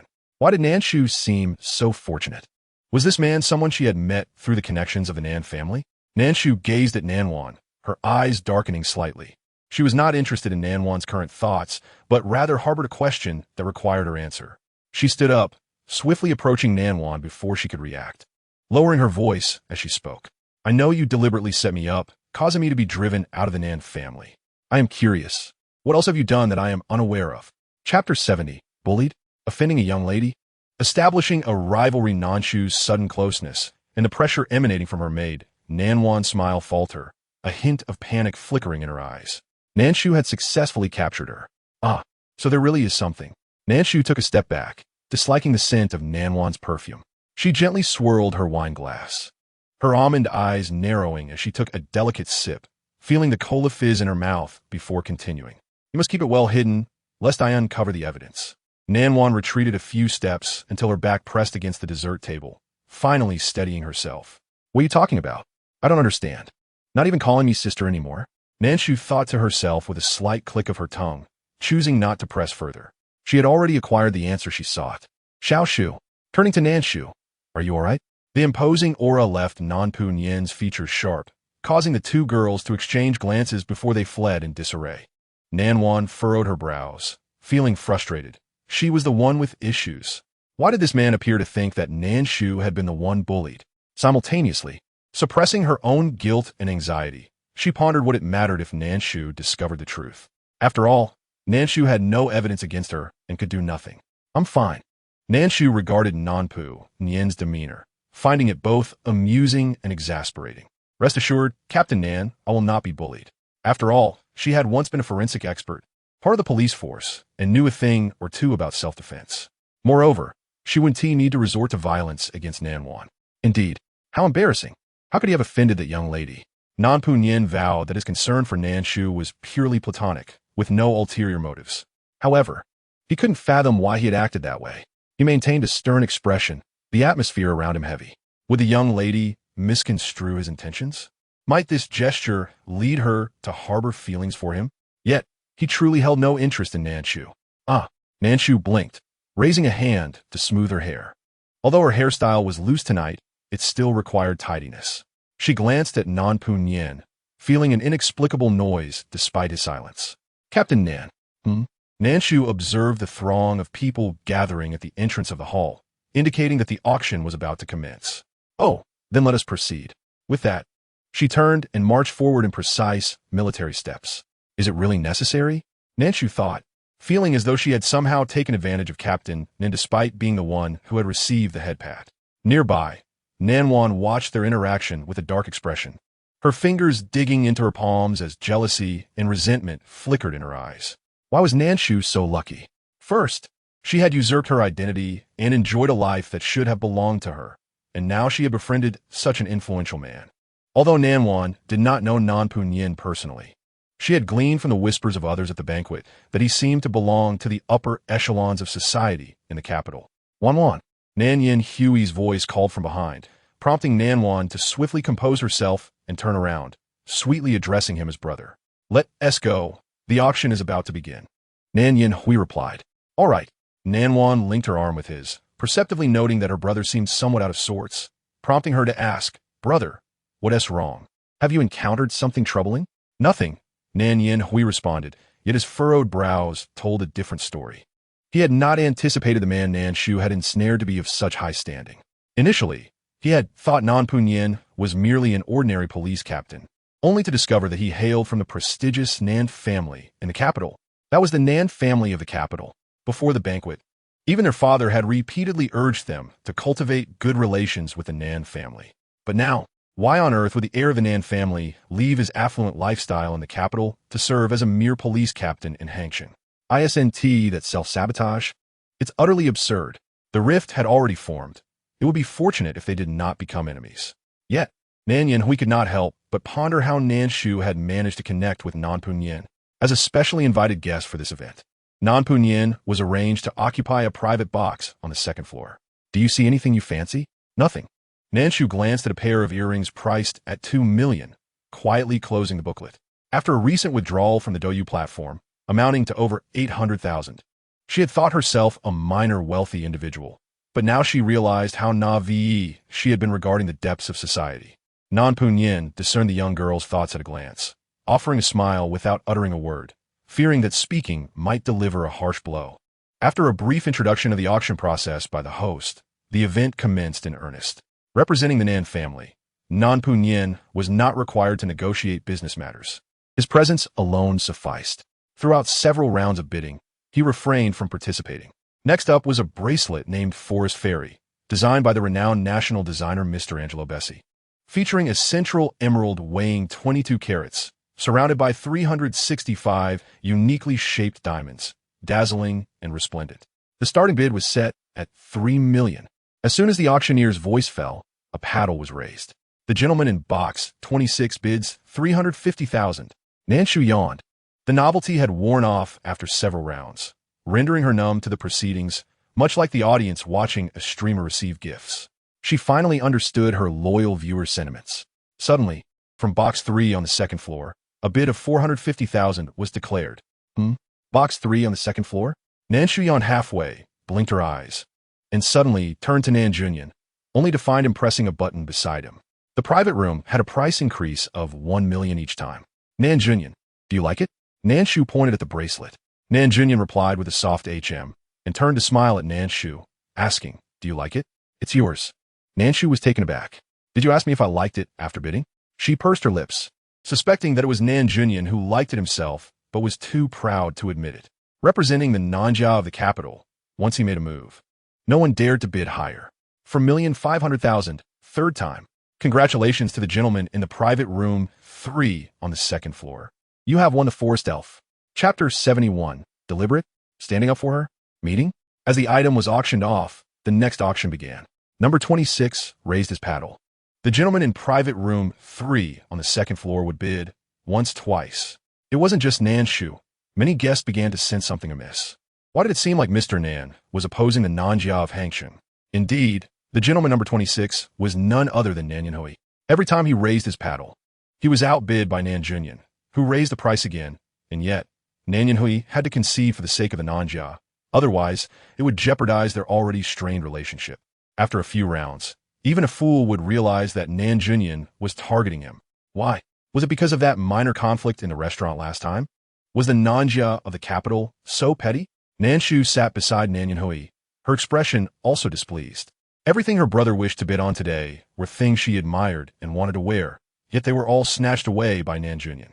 A grown man like Nan Junyan naturally wouldn't be interested in such girlish items, so it was clear who he intended to give them to. With this thought, Nan Shu tightly gripped the corner of the auction booklet. In the second-floor private room, Nan Shu asked Nan Junyan, was this intentional? She propped her chin on her hands, tilting her head to look at him. Nan Junyan slowly moved his hand away from the button and replied, yes, he offended me last time in the restaurant, and I can't stand him. Nan Shu questioned, not liking him gives you the right to spend money targeting him? She found it hard to grasp the logic of wealthy individuals. The guests began to whisper among themselves. What do the Nanjia of the capital mean by this?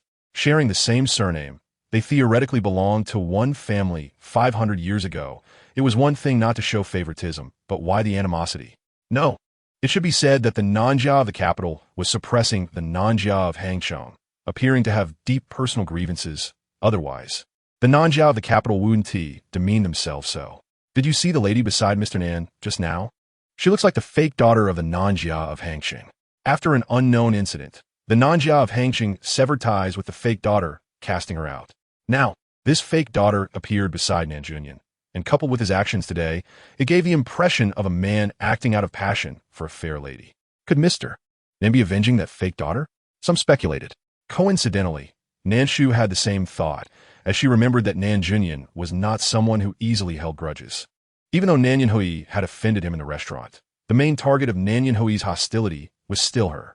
Nan Yanhui had not gained any advantage under Nan Junyan's hand. As the auction concluded, the waiter delivered the items to the private room. Nan Junyan pushed the tray in front of Nan Shu, saying here, Nan Yanhui had bid on items that were all for girls, which Nan Junyan had no use for. Nan Junyan, this is too precious. I can't accept something for nothing. Nan Shu shook her head, pushing it away.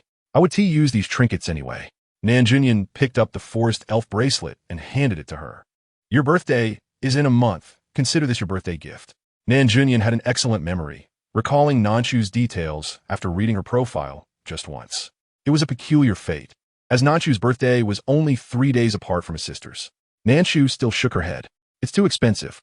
$4,500,000 was enough to buy a nice house in Hangzhou. How could she wear something so costly? She feared that if a diamond fell off, it would wrench her heart. Well then, Nan Junyan said, seeing her insistence, he no longer pressured her, placing the bracelet back in the bag, casually carrying a bunch of items in his hand.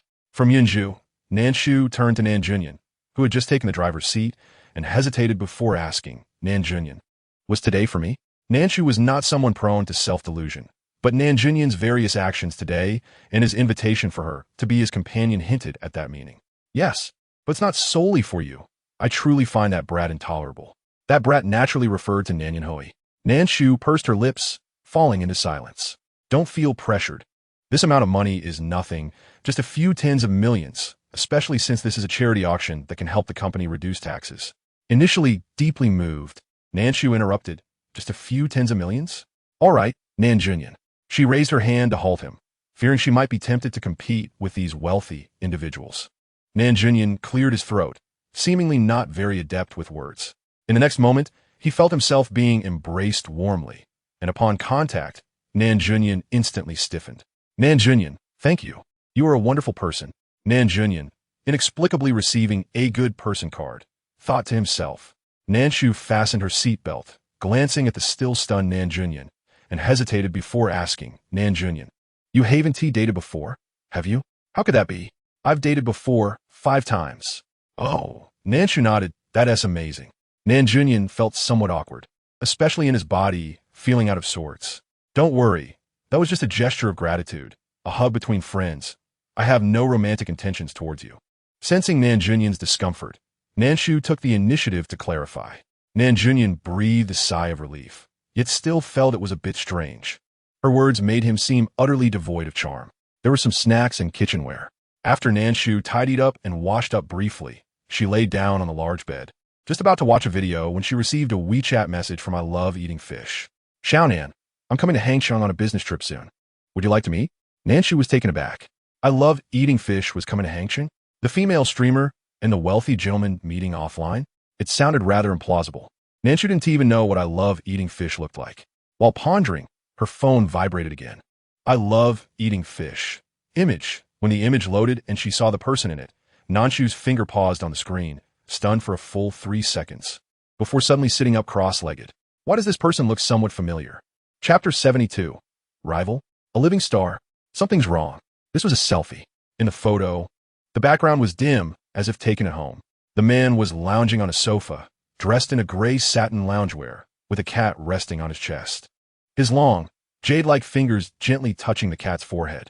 The most striking feature was the man's face, with short, sleek black hair, a slightly mixed-race appearance, and captivating, shimmering eyes that slanted upward, a small red mole adorning the outer corner of his right eye. His skin was exceptionally pale, and at such close range, there wasn't even a single blemish visible.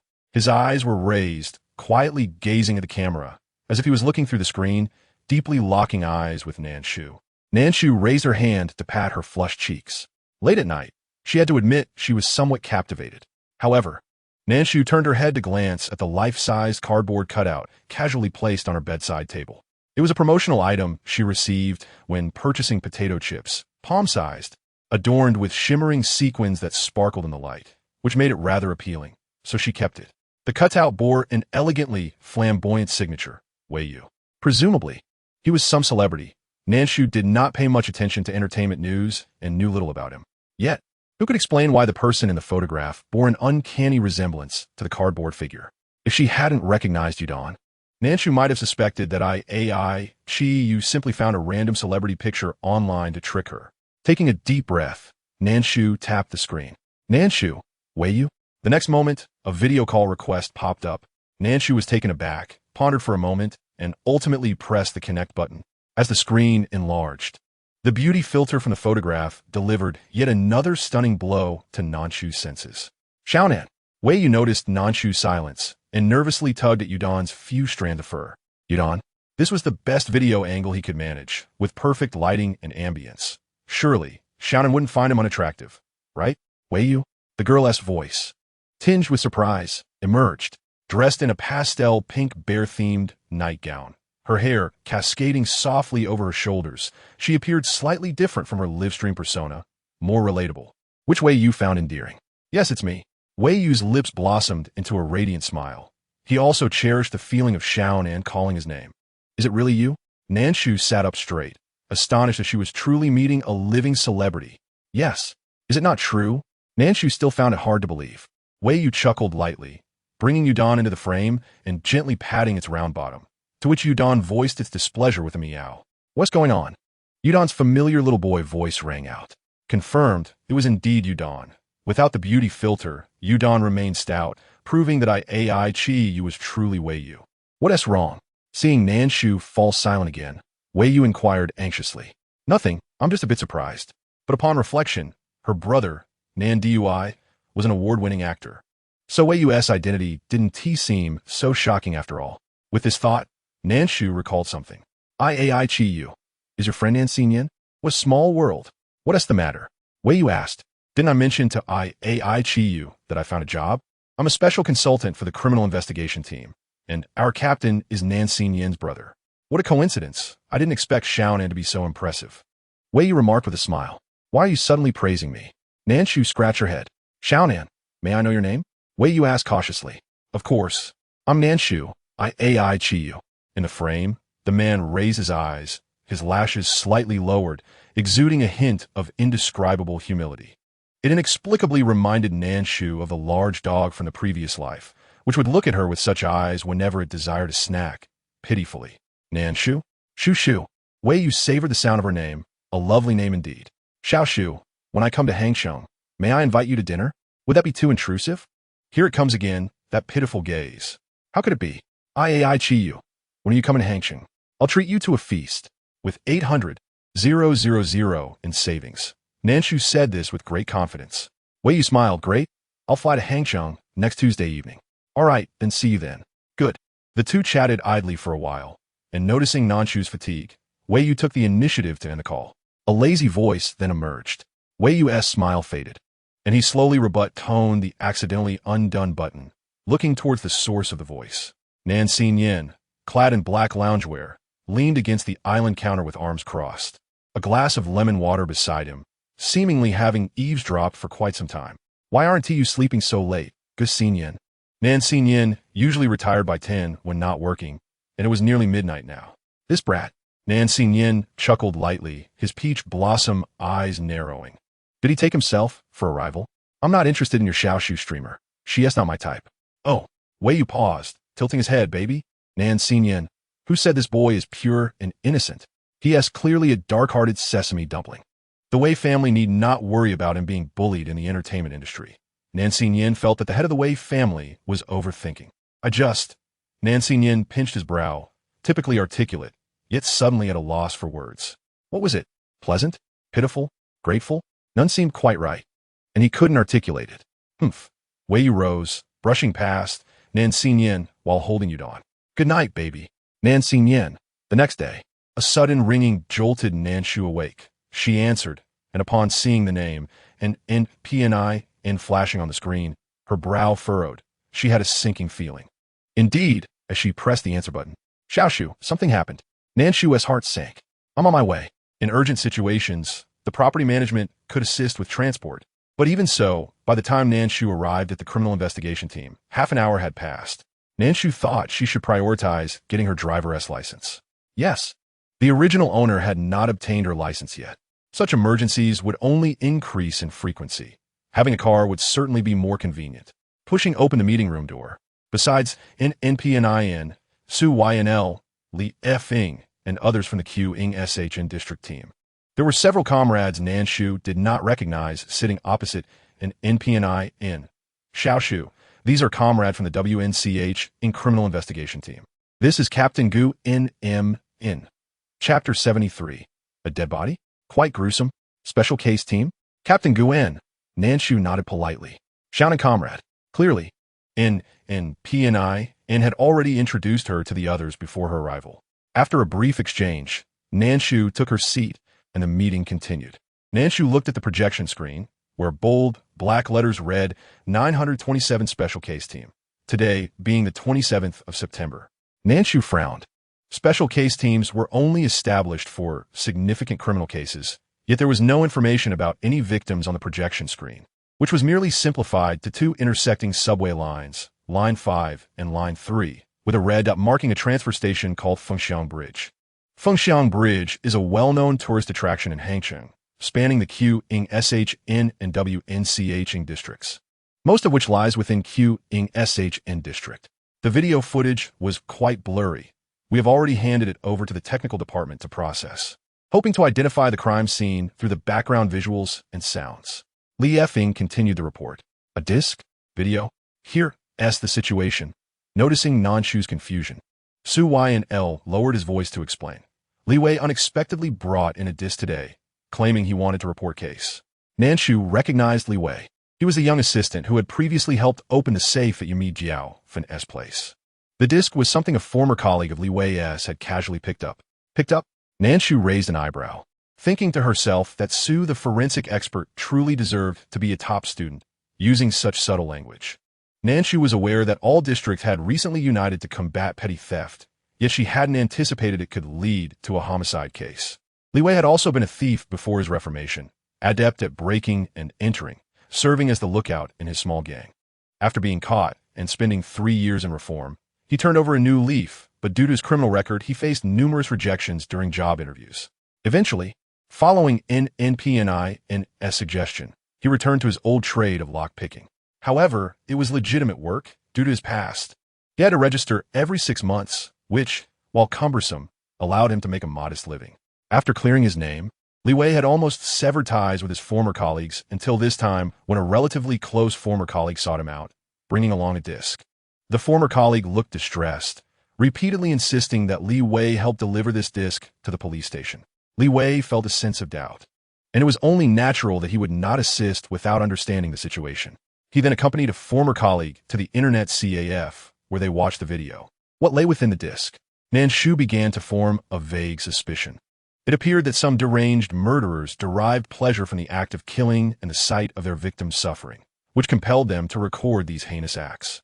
Though she was reluctant to entertain such thoughts, the special task force had already been established, and it seemed that Nan Shu's unwillingness could not erase the reality of the situation.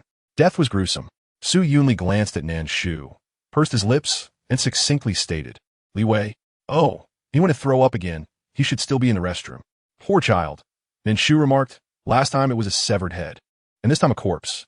I fear Li Wei won't be able to eat meat for the entire week." Just as they conversed, Li Feng's voice broke through, announcing that the technical department had completed the first version. He clicked the mouse and projected the video onto the screen. The volume was turned up high, revealing the sound of heavy breathing, likely that of a man. The room was dimly lit. The camera shook violently. Footsteps creaked on the floor, resembling a wooden floor. The decor indicated that the videographer hailed from a well-off background, and after a few steps, a large bed measuring 2 meters by 2.5 meters came into view, alongside a bloodied corpse. The man on the bed wore only a pair of boxers, his physique suggesting a height of about 175 centimeters. He lay face down, with several circular, gaping wounds near his lower back. As if stabbed by an ice pick, blood had soaked through the sheets, and he lay motionless, having entirely lost his breath. The videographer let out a low, eerie chuckle, and the footage ended there. The image was indeed clearer than before. However, such interior design seemed quite common in Hangzhou. In fact, not only in Hangzhou, many high-end renovations followed this style. Guanmin furrowed his brow and spoke up. "Aside from the wooden floor being rather distinctive, Hangzhou is vast, and with the upcoming National Day, numerous tourists are flocking to the city. We cannot ascertain whether this filming location is indeed in Hangzhou." "What did Chao Zhang say?" Nan Pernian tapped the table, looking towards Li Feng. Chao Zhang was Li Wei's former colleague, the thief who had stolen the disc. He mentioned that he does not recall when he stole it, only that it was taken from a man's wallet, but he cannot remember the time or place clearly.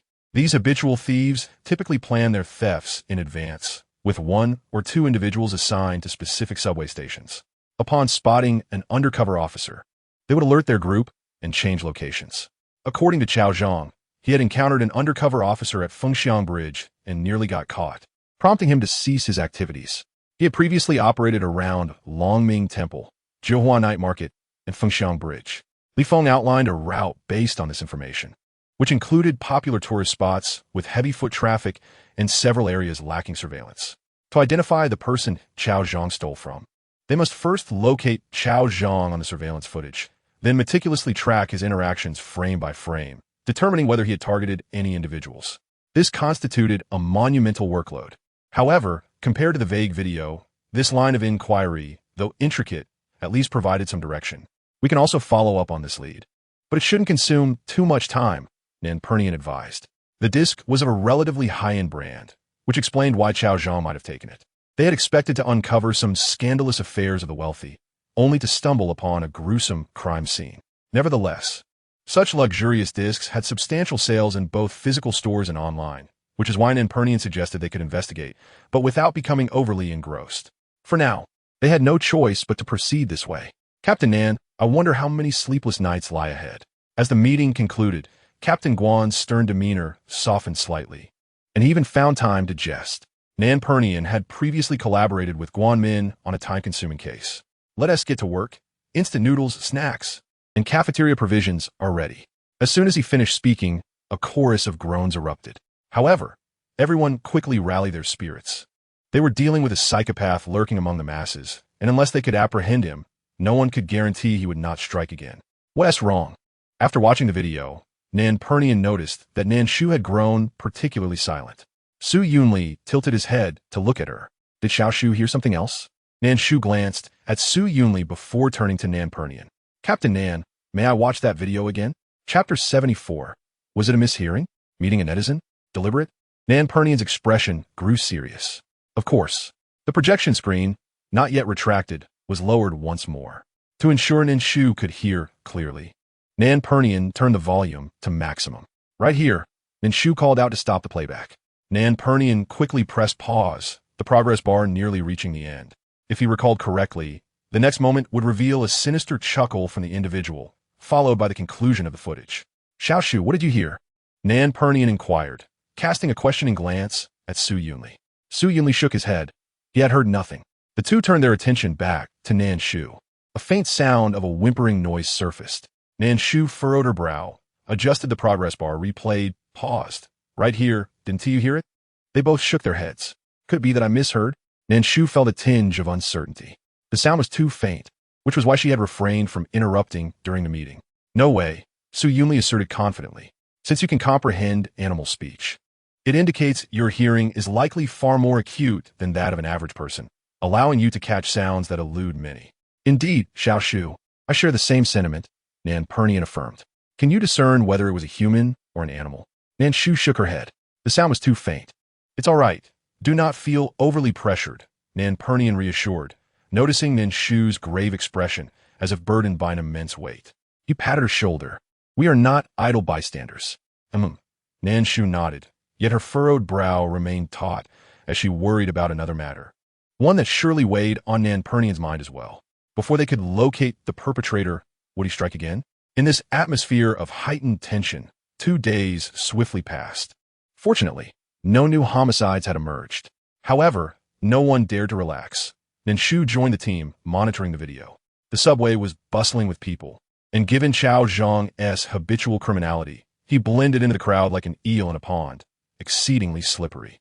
A moment's inattention could easily result in losing track of him. Thankfully, the surveillance coverage was quite comprehensive. On the first day, they successfully mapped out Chao Zhang's route. While on the second day, 3 suspects were identified. Based on Chao Zhang's description, the disc was pilfered from a mail bag, and following this lead, the task force quickly narrowed down 3 potential male suspects. Nan Pernian promptly contacted the criminal police team in Nansheng, requesting assistance in their investigation. Ultimately, it was discovered that one of the tourists was a management official from the Tobacco Bureau with a straightforward background, residing with his wife and parents. The other 2 suspects, Wang and Lu Yu, were locals from Hangzhou, and further details were still under investigation.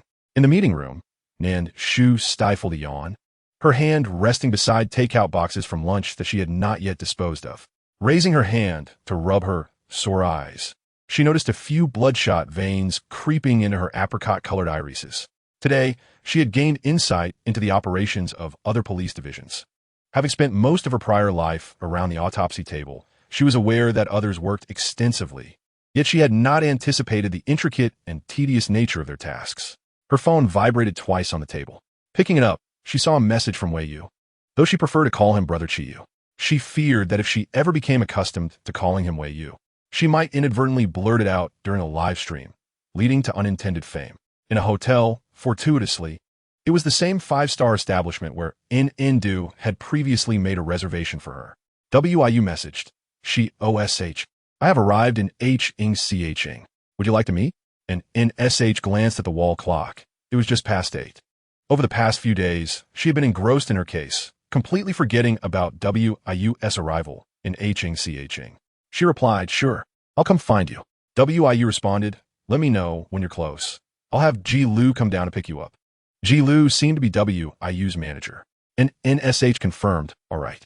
After gathering her belongings, she exited the criminal investigation unit and was about to hail a taxi when a modest car came to a halt before her. The window rolled down. XFY, you finished work as well?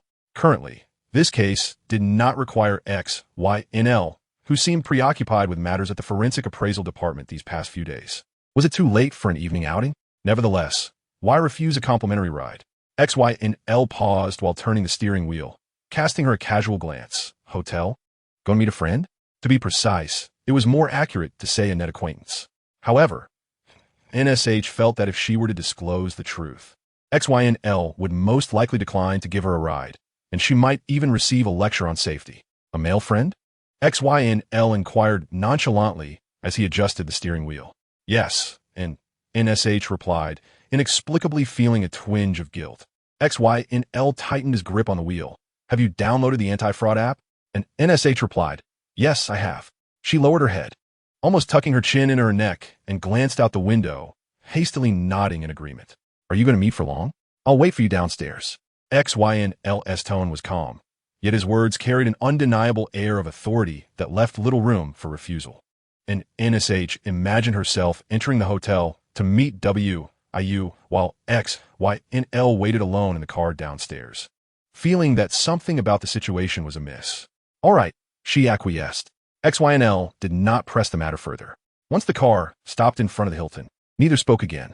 An NSH opened the door and said, XFY, thank you. I'll head up now. She immediately spotted Ji Lu, who was wearing a mask and carrying a large tote, her figure slightly plump. Ji Lu recognized an SH, and her eyes lit up as she hurried towards her.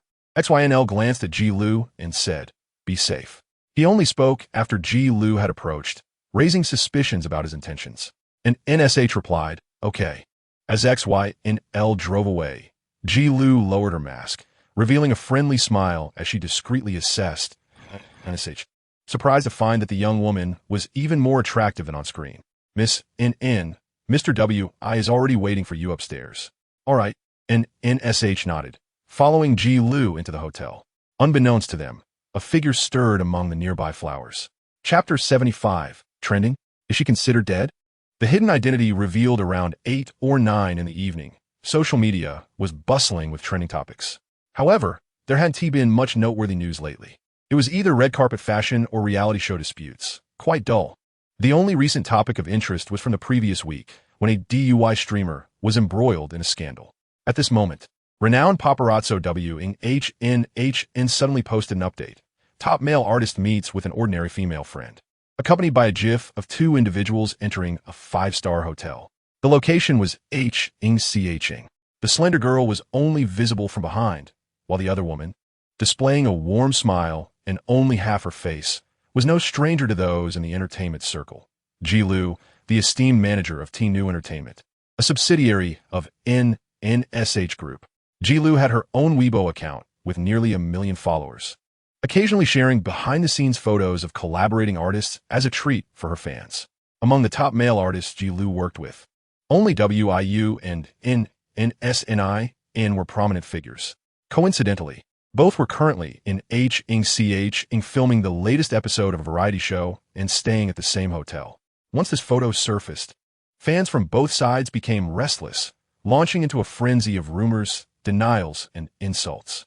Despite the amicable relationship between WIU and NSNI behind the scenes, fans held disdain for one another. NSNI fans believed WIU, being young and of mediocre acting skills, was unworthy of receiving the same awards as their idol, asserting that those accolades were inflated. Moreover, they felt WIU was less attractive than their idol and constantly rode on his coattails, overshadowing him. Conversely, WIU's fans looked down upon NSNI, convinced that only those with poor taste would favor a 26-year-old man. Thus, a fierce rivalry ensued. As the gossip spread, fans from both sides engaged in a blame game. Your sister-in-law, exclaimed NSNI fans. Your sister-in-law, retorted WIU's fans. Bystanders watched the spectacle unfold, with one suggesting, is it possible that this is just a smokescreen, and the 2 male leads are actually a couple? Both fan bases shouted, get lost. The heated argument soon propelled the topic to the trending lists. In the presidential suite, and NSH remained unaware of her newfound fame. Following Ji Lu into the suite, she saw WIU seated on the sofa. She OSH. WIU exclaimed upon spotting her, instantly rising with a radiant smile gracing his flawless face. He approached her with a few strides and, raising his arms, offered her a friendly embrace. Before NSH could fully comprehend the gesture, he released her and stepped back. Ji Lu remarked, does she not exist? She shot a warning glance at WIU, who blinked innocently in response. Xion, you two can chat, Ji Lu said, signaling to him not to overstep while turning to NSH with a smile. All right, NSH nodded. Seeing WIU in person was quite overwhelming, particularly as she had always perceived a barrier between herself and male celebrities. The earlier video calls had not conveyed the same intensity, but now, standing before him, NSH felt somewhat flustered. Have you eaten dinner yet? I didn't bring YD in with me on this trip. Next time, I'll bring him to meet you. He'll be thrilled to see you. WIU observed her unease and gently grasped her wrist, guiding her to the island counter where several food boxes were laid out. As he spoke, he released her and opened the boxes, offering her a pair of chopsticks. Could you leave YD in at home while you travel? NSH expressed her gratitude as she accepted them, her attention diverted by the mention of YDN. Yes, my assistant will help feed him. WIU pushed a food box toward her. You should try it. I find the hotel food quite palatable. And NSH then noticed that only she had rice before her, while WIU had barely touched his meal. If you're not hungry, you don't have to eat with me, she said, aware that celebrities often had strict weight management. It's fine. I'm a bit hungry too. Are you preoccupied with a case? You Haven't even had dinner, WIU remarked, his gaze sweeping over the dark circles under her eyes. Yes, a special case, and NSH replied, slowly eating. The initial discomfort faded away amidst their exchange, and they conversed as if they were longtime friends, devoid of any awkwardness typically associated with an online persona meeting a wealthy benefactor. Do make sure to rest well, WIU advised, indicating his eyes, warning her about the risks of overexertion. Yes, all right, she responded. I wonder if this food suits your taste. I had initially planned to take you out for dinner, but my flight was delayed, and I didn't expect to land in Ching so late. WIU expressed his regret, his eyes glistening with a pitiful expression.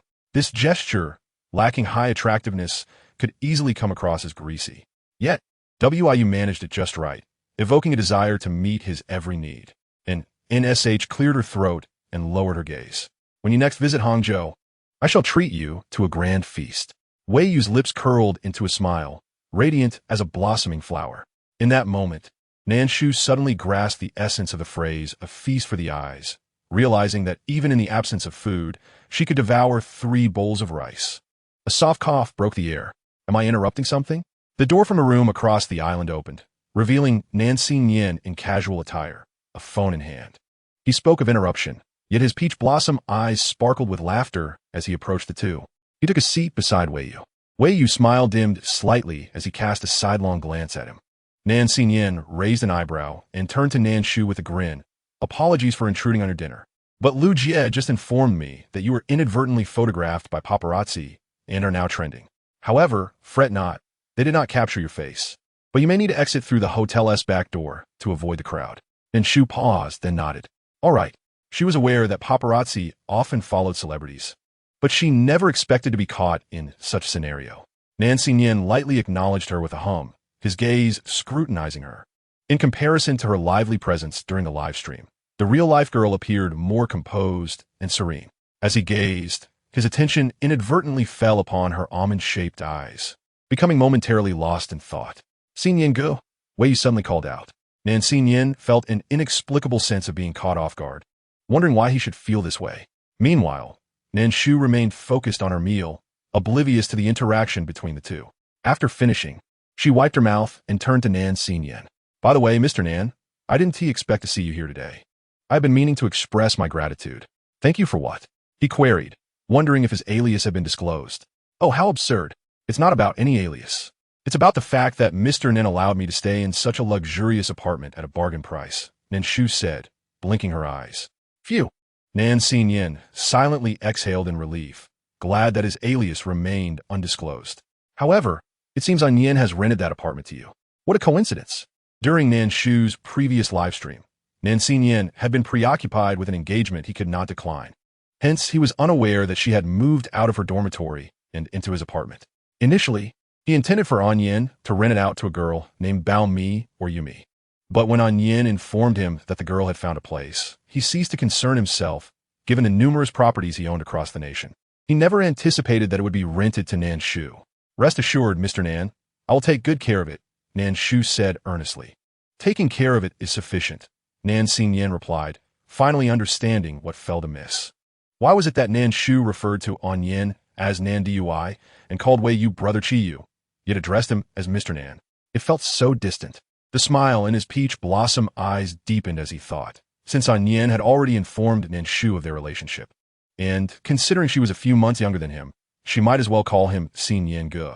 Wei Yu turned to him, his expression unyielding. Nan Yin adjusted his golden-rimmed glasses, ignoring Wei Yu and smiling at Nan Shu. She was taken aback by his affable demeanor, realizing he was quite approachable. Xin Yin Gu, he replied, his eyes crinkling with a sincerity that even he was unaware of. Glancing at the artistic clock on the wall, he remarked, It is indeed a bit late, 10:15. All right. As Wei Yu escorted her to the door, his eyes were fixed upon her. Nan Shu noted that other than that one time, Wei Yu was almost always present in her live streams, even if he rarely spoke. She knew he was always watching. A flicker of warmth lingered around him as he gently curled his fingers, a smile gracing his lips. He retrieved a disposable black mask from his pocket, tore open the packaging, and approached Nan Shu to place it over her face, gently tucking a stray hair behind her ear. Nan Shu blinked, accepting it without hesitation. Precaution is the mother of safety. Be careful on your way, he advised. All right, Nan Shu smiled, her almond eyes crescent-shaped. As she opened the door, Lu Jie, who had been waiting, quickly scanned Wei Yu before sighing in relief. Sensing Lu Jie's actions, Nan Shu felt a fleeting thought of whether Lu Jie was worried she might lose control and do something to Wei Yu. Lu Jie was more concerned that Wei Yu might lose control, for he was not as docile as he appeared. Entering the elevator behind Lu Jie, they found the fire escape guarded. Only guests on this floor could ascend, as the production crew had requisitioned it. The car is waiting at the back door. Mr. Nan's assistant is reliable, so you need not worry, Xiao Nan, Lu Jie reassured her as they stepped into the elevator. For an ordinary person to be embroiled in a celebrity-esque scandal is not a trivial matter, especially for Nan Shu, a streamer. If her fans were to discover this, she could face severe backlash, particularly from some overly possessive fans. Yet, seeing the calm demeanor of the girl before her, Lu Jie was uncertain whether Nan Shu was truly unfazed or simply unaware of the gravity of the situation. Lu Jie added, the company is already addressing this matter. The photos have been deleted, and you should not be tracked down. Nan Shu finally grasped the implications.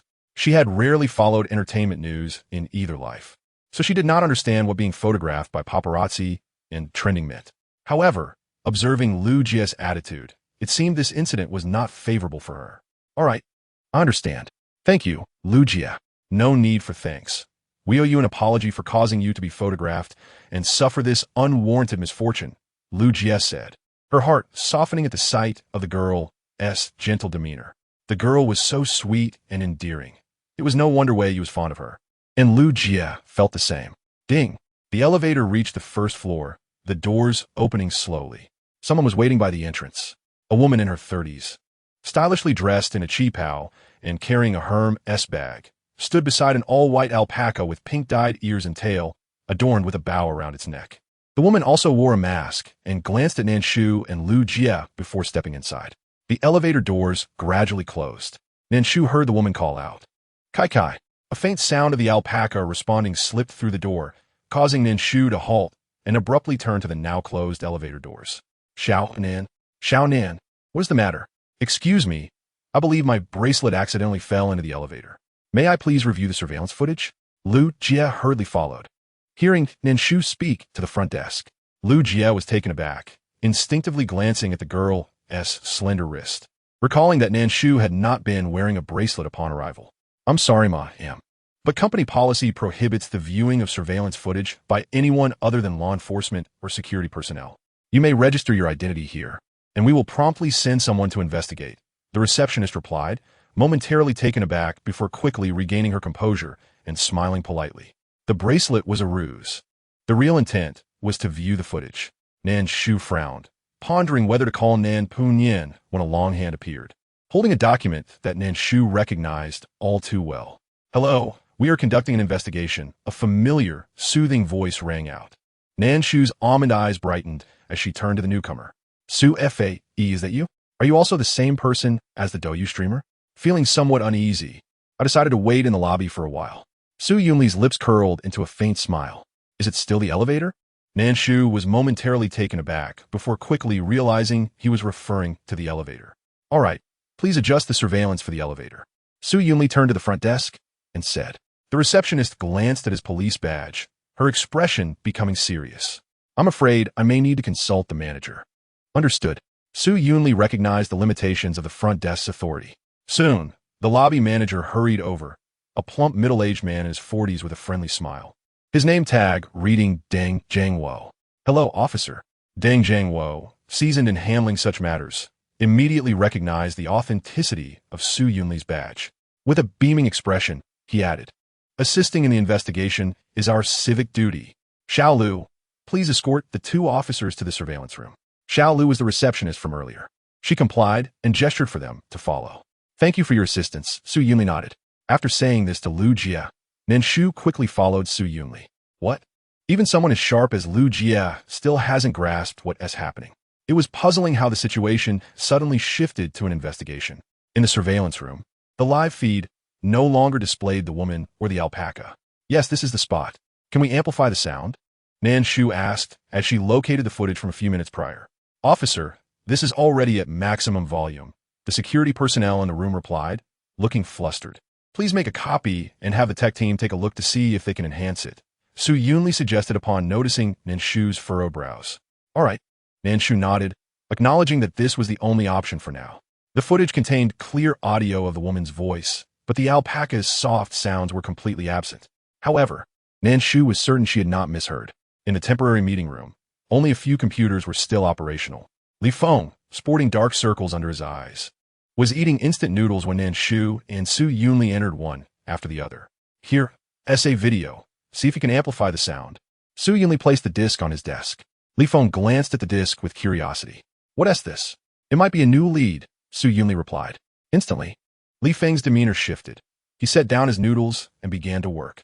Nan Shu noticed that Li Feng's computer seemed different from the others, appearing somewhat bulkier. Sensing her confusion, Su Yunli explained, Li Feng holds a dual master's degree in computer science. He initially worked in the tech department for a year before voluntarily transferring to the front lines. No wonder. Just then, Li Feng exclaimed, Got it. Xiao Nan, take a listen. Although Nan Shu had not yet made a request, Li Feng understood immediately upon seeing the alpaca. As Nan Shu donned the headphones, the processed audio became clearer, with less background noise and reduced human voices. In the footage, after the woman led the alpaca into the elevator, the alpaca seemed a bit restless, nudging her arm with its head, prompting her to call its name. The alpaca emitted a faint grunt, an innocuous sound, akin to a baby cooing in the comforting embrace of its mother. Yet, Nan Shu was utterly convinced that this sound matched exactly what she had heard in the video. So, does that mean there is another alpaca at that person's home? Li Feng speculated. Do you trust her so much? Nan Shu countered. By the way, Xiao Nan, I just found some information. Li Feng, having acquired another computer without her noticing, turned the screen toward Nan Shu and pressed play. Xiao Nan, take a look. Is this the woman with the alpaca? The video lasted only 3 seconds. The woman donned an evening gown, her makeup immaculate, with sparkling emerald earrings and necklace. Beside her stood an alpaca, its head reaching her shoulder, its ears dyed in a matching shade of green, adorned with a smaller emerald necklace. This was a short video from Douyu, posted by a user named Milele, boasting 2 million followers. Li Feng continued to play several more videos, all showcasing extravagant displays of wealth. Indeed, Nan Shu affirmed, certainty in her voice as she pointed at the screen, that alpaca has a tiny black spot on its nose. Though the woman in the video appeared significantly younger than in reality, her figure slightly altered, it was evident that the video had utilized beautifying filters. Nevertheless, the alpaca remained unmistakably the same. It truly is. Li Feng captured several screenshots, comparing them with the hotel surveillance footage. He discovered the small black spot on the alpaca's nose that Nan Shu had mentioned and looked at her, unable to contain his admiration. Xiao Nan, you're incredible. Thank you for the compliment. Nan Shu graciously accepted, her gaze now focused on the woman in the surveillance footage, her brows knitting together. What's wrong? Su Yunli inquired, noticing her unusual expression. I feel like I've seen this person before. Nan Shu moved behind Li Feng, squinting at the computer screen. After observing her for a moment, Su Yunli and Li Feng shifted to the side, continuing to scrutinize the screen. Li Feng appeared baffled, but remained silent.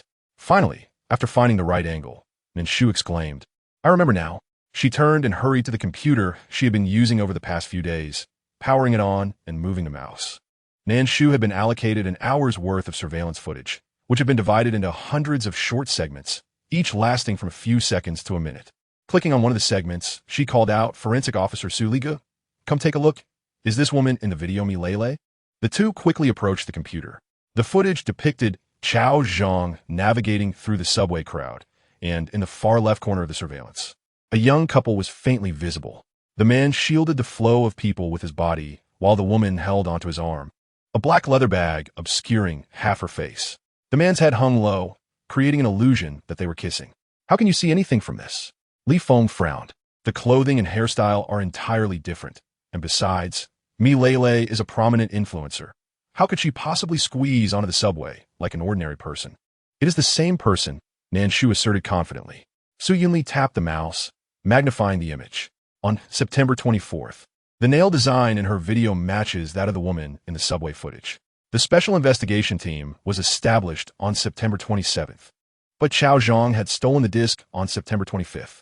There was a day in between, during which Chao Zhang, unsure how to handle the content of the disc, deliberated for a day before finally approaching Li Wei on September 27th.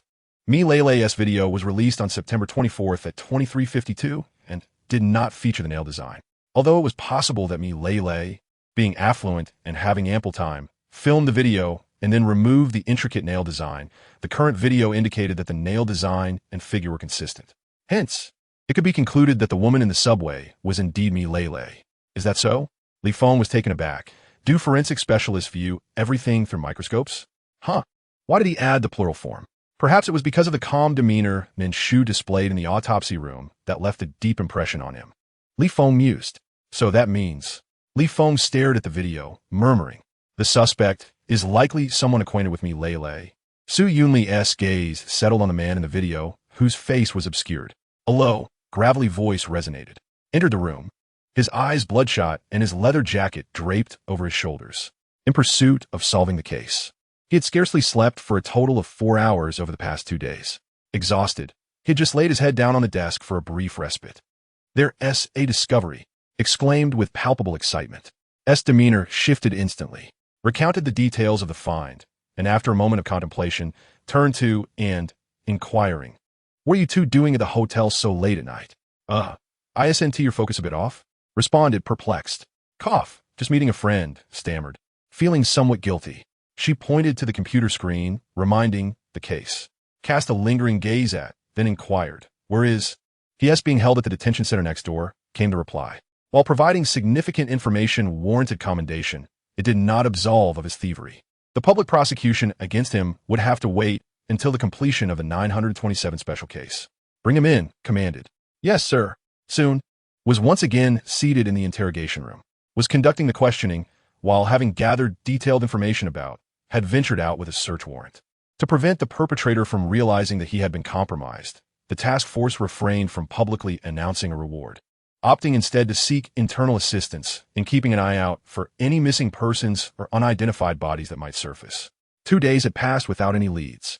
Thus, speculated that the assailant had likely not yet fully disposed of the body or the crime scene. A midnight raid might catch him off guard. Even if it went awry, it would merely result in a lesson learned, and had grown accustomed to the possibility of setbacks. In the interrogation room, exclaimed, I swear, I've told you everything I know. Through the glass window, it was S. first glimpse of in reality, a man in his mid-30s, standing under 5 feet 6 inches tall, looking gaunt after 2 days in detention. What stood out most were his delicate hands, which had a knack for thievery. Enough chatter. I'll ask you again. Are you certain that the item was taken from a man's bag? Slammed his hand on the table. Recoiled slightly. Yes, I believe so. It either is, or it isn't. Officer, my memory isn't that clear after all this time. Lamented, his face scrunched up in distress. Not clear? Do you have any idea how much time you've wasted with your vague recollections? S. frustration grew as he thought of the team's frantic efforts. Cradling a thermos, sat in her chair, nodding in agreement with S. remarks. Indeed, the voice on the recording was male, and S. statement pointed to a man's bag, which shifted their focus to the male individuals that had come into contact with. Furthermore, had merely brushed past the couple as he exited the subway, leading to an oversight. Had not fortuitously encountered the situation at the hotel, they might have continued to chase leads in the wrong direction for an extended time. Upon hearing her soft murmurs, glanced at, a subtle smile flickering in his eyes. After being reprimanded, finally divulged some pertinent information. Officer, I remember now. It was this bag, exclaimed, pointing at the computer screen with excitement. S. expression shifted. Are you certain? Didn't you just claim you couldn't remember? I'm sure, officer. I knew immediately that the woman was wealthy. Although she was dressed plainly, that Cartier bracelet on her wrist was the latest model, worth over 100,000.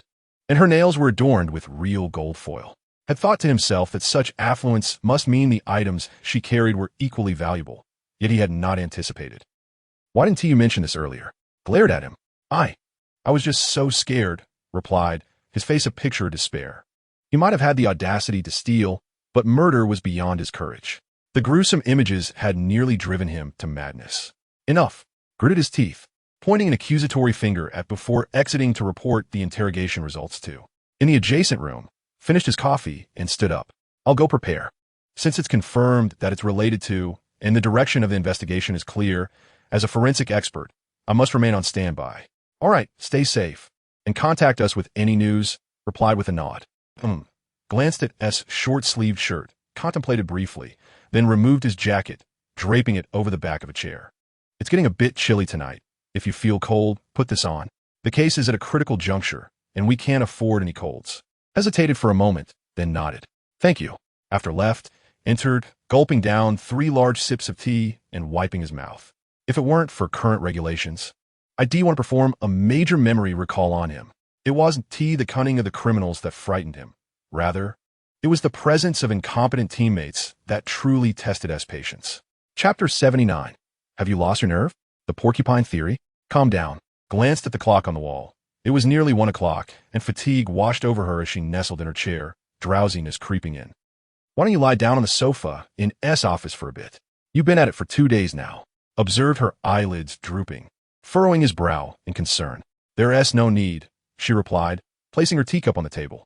The next moment, heard a sharp thud. Goodness, are you all right?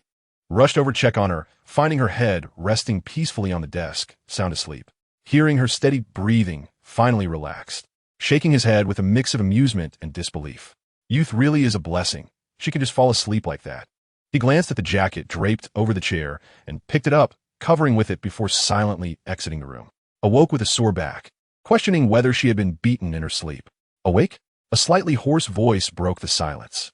Glancing at the tightly drawn curtains, sat up, her left hand numb from being pressed down. Are you dazed? Noticed her stiffness and produced a small mugwort hammer from somewhere, gently tapping her arm to alleviate the numbness. Continued his gentle ministrations. How are you feeling? Do they speak? Remained somewhat dazed. Observed the 2 errant strands of hair atop her head and felt his mood lighten slightly. Yes, has gone next door to conduct the interrogation. Still numb? Shook her head. All right, get up and wash your face. I have some disposable toiletries in my office on the desk. We'll discuss the case after breakfast. Oh, obediently rose. But as her jacket slipped from her shoulders, she paused to pick it up, realizing it was S' black jacket. A sense of disquiet washed over her. But still groggy from sleep, she couldn't quite place what fell off. She returned the jacket to and exited the room, draped the jacket over his arm, and stepped into the adjacent room, his gaze settling on the composed man sitting quietly in the opposing interrogation room, his expression darkening slightly. Why so soon? Accepted the buns, thinking to himself that young ladies were indeed considerate, unlike that rascal. No need for comparison. Thank you. Curiosity piqued. Nan Shu took a bite of the steamed bun, filled with Orleans-style chicken, the meat particularly substantial. She glanced at the man sitting quietly across from her. At first glance, he appeared harmless, gentle, and cultured. However, Nan Shu, having encountered numerous criminals in her past life, was not fooled by his outward appearance. Had he always been like this? When she stepped out earlier, she encountered Deputy Wong and learned some rudimentary details. The man's surname was Jean, named Jean Jiqing, 28 years old. Currently in a romantic relationship with Mi Lei, also known as Mi Lei, and simultaneously serving as her assistant. The couple had been together for 6 months, during which Mi Lei gifted Jean Jiqing a townhouse. Upon seeing the police arrive, Jean Jiqing remained remarkably calm, neither confessing nor denying anything. However, soon after, Nan Pian discovered a blood-stained mattress in the basement of that townhouse, along with the partially disposed body of the deceased in the kitchen. The identity of the deceased had yet to be determined, but initial suspicions pointed towards Shi Jian, a close friend from Jean Jiqing's village. It had been 4 hours, and he had neither spoken nor consumed anything. Nan Shu simultaneously took a bite of her bun. Such individuals were the most challenging to endure, their silence akin to a clam. By the way, we found the victim's head in the refrigerator, the skin of the face meticulously removed. While chewing her bun, Nan Shu calmly added, after dealing with several cases, he had come to understand that this young woman possessed a courage far greater than Li Feng's. Nan Shu stuffed 2 buns into her mouth, and Nan Puyin casually handed her a bottle of water. Upon receiving it, She gulped down a large mouthful before speaking. This indicates that he harbors some guilt or unease regarding the deceased. The relationship must have been quite close. Nan Shu suddenly recalled that in the video, the deceased was also lying on the bed, face down. Based on the information gathered thus far, it was highly probable that the deceased was indeed Shurjun, who had cohabited with Jin Jiqing for about 7 or 8 years before he became Milei's assistant. However, since Jin Jiqing began dating Milei, they had completely severed contact, or rather, it was Shurjun who unilaterally blocked Jin Jiqing. As for why Shurjun later appeared at Jin Jiqing's home, that question was best posed to the parties involved. 7 or 8 years. Blocking someone after entering into a relationship? Nan Shu furrowed her brow, sensing something amiss. Indeed, you are not mistaken. According to mutual friends of Jin Jiqing and Shurjun, it appeared they had been interacting in a manner akin to a romantic couple, though they had never officially acknowledged it. Those who knew them simply accepted their relationship as a given. Nan Puyin calmly asserted, Jin Jiqing is most likely bisexual. A crime of passion? Nan Shu turned her gaze towards Jin Jiqing, who appeared to be 4 or 5 years younger than his actual age, with rosy lips and white teeth. Standing at about 176 centimeters tall, a type that wealthy women would undoubtedly favor.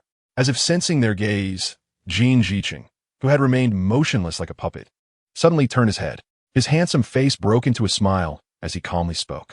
Officer Li, are you familiar with the porcupine theory? Although he directed his words at Li Feng, his eyes remained fixed on the glass window. What on earth? What pig? Can pigs even have theories?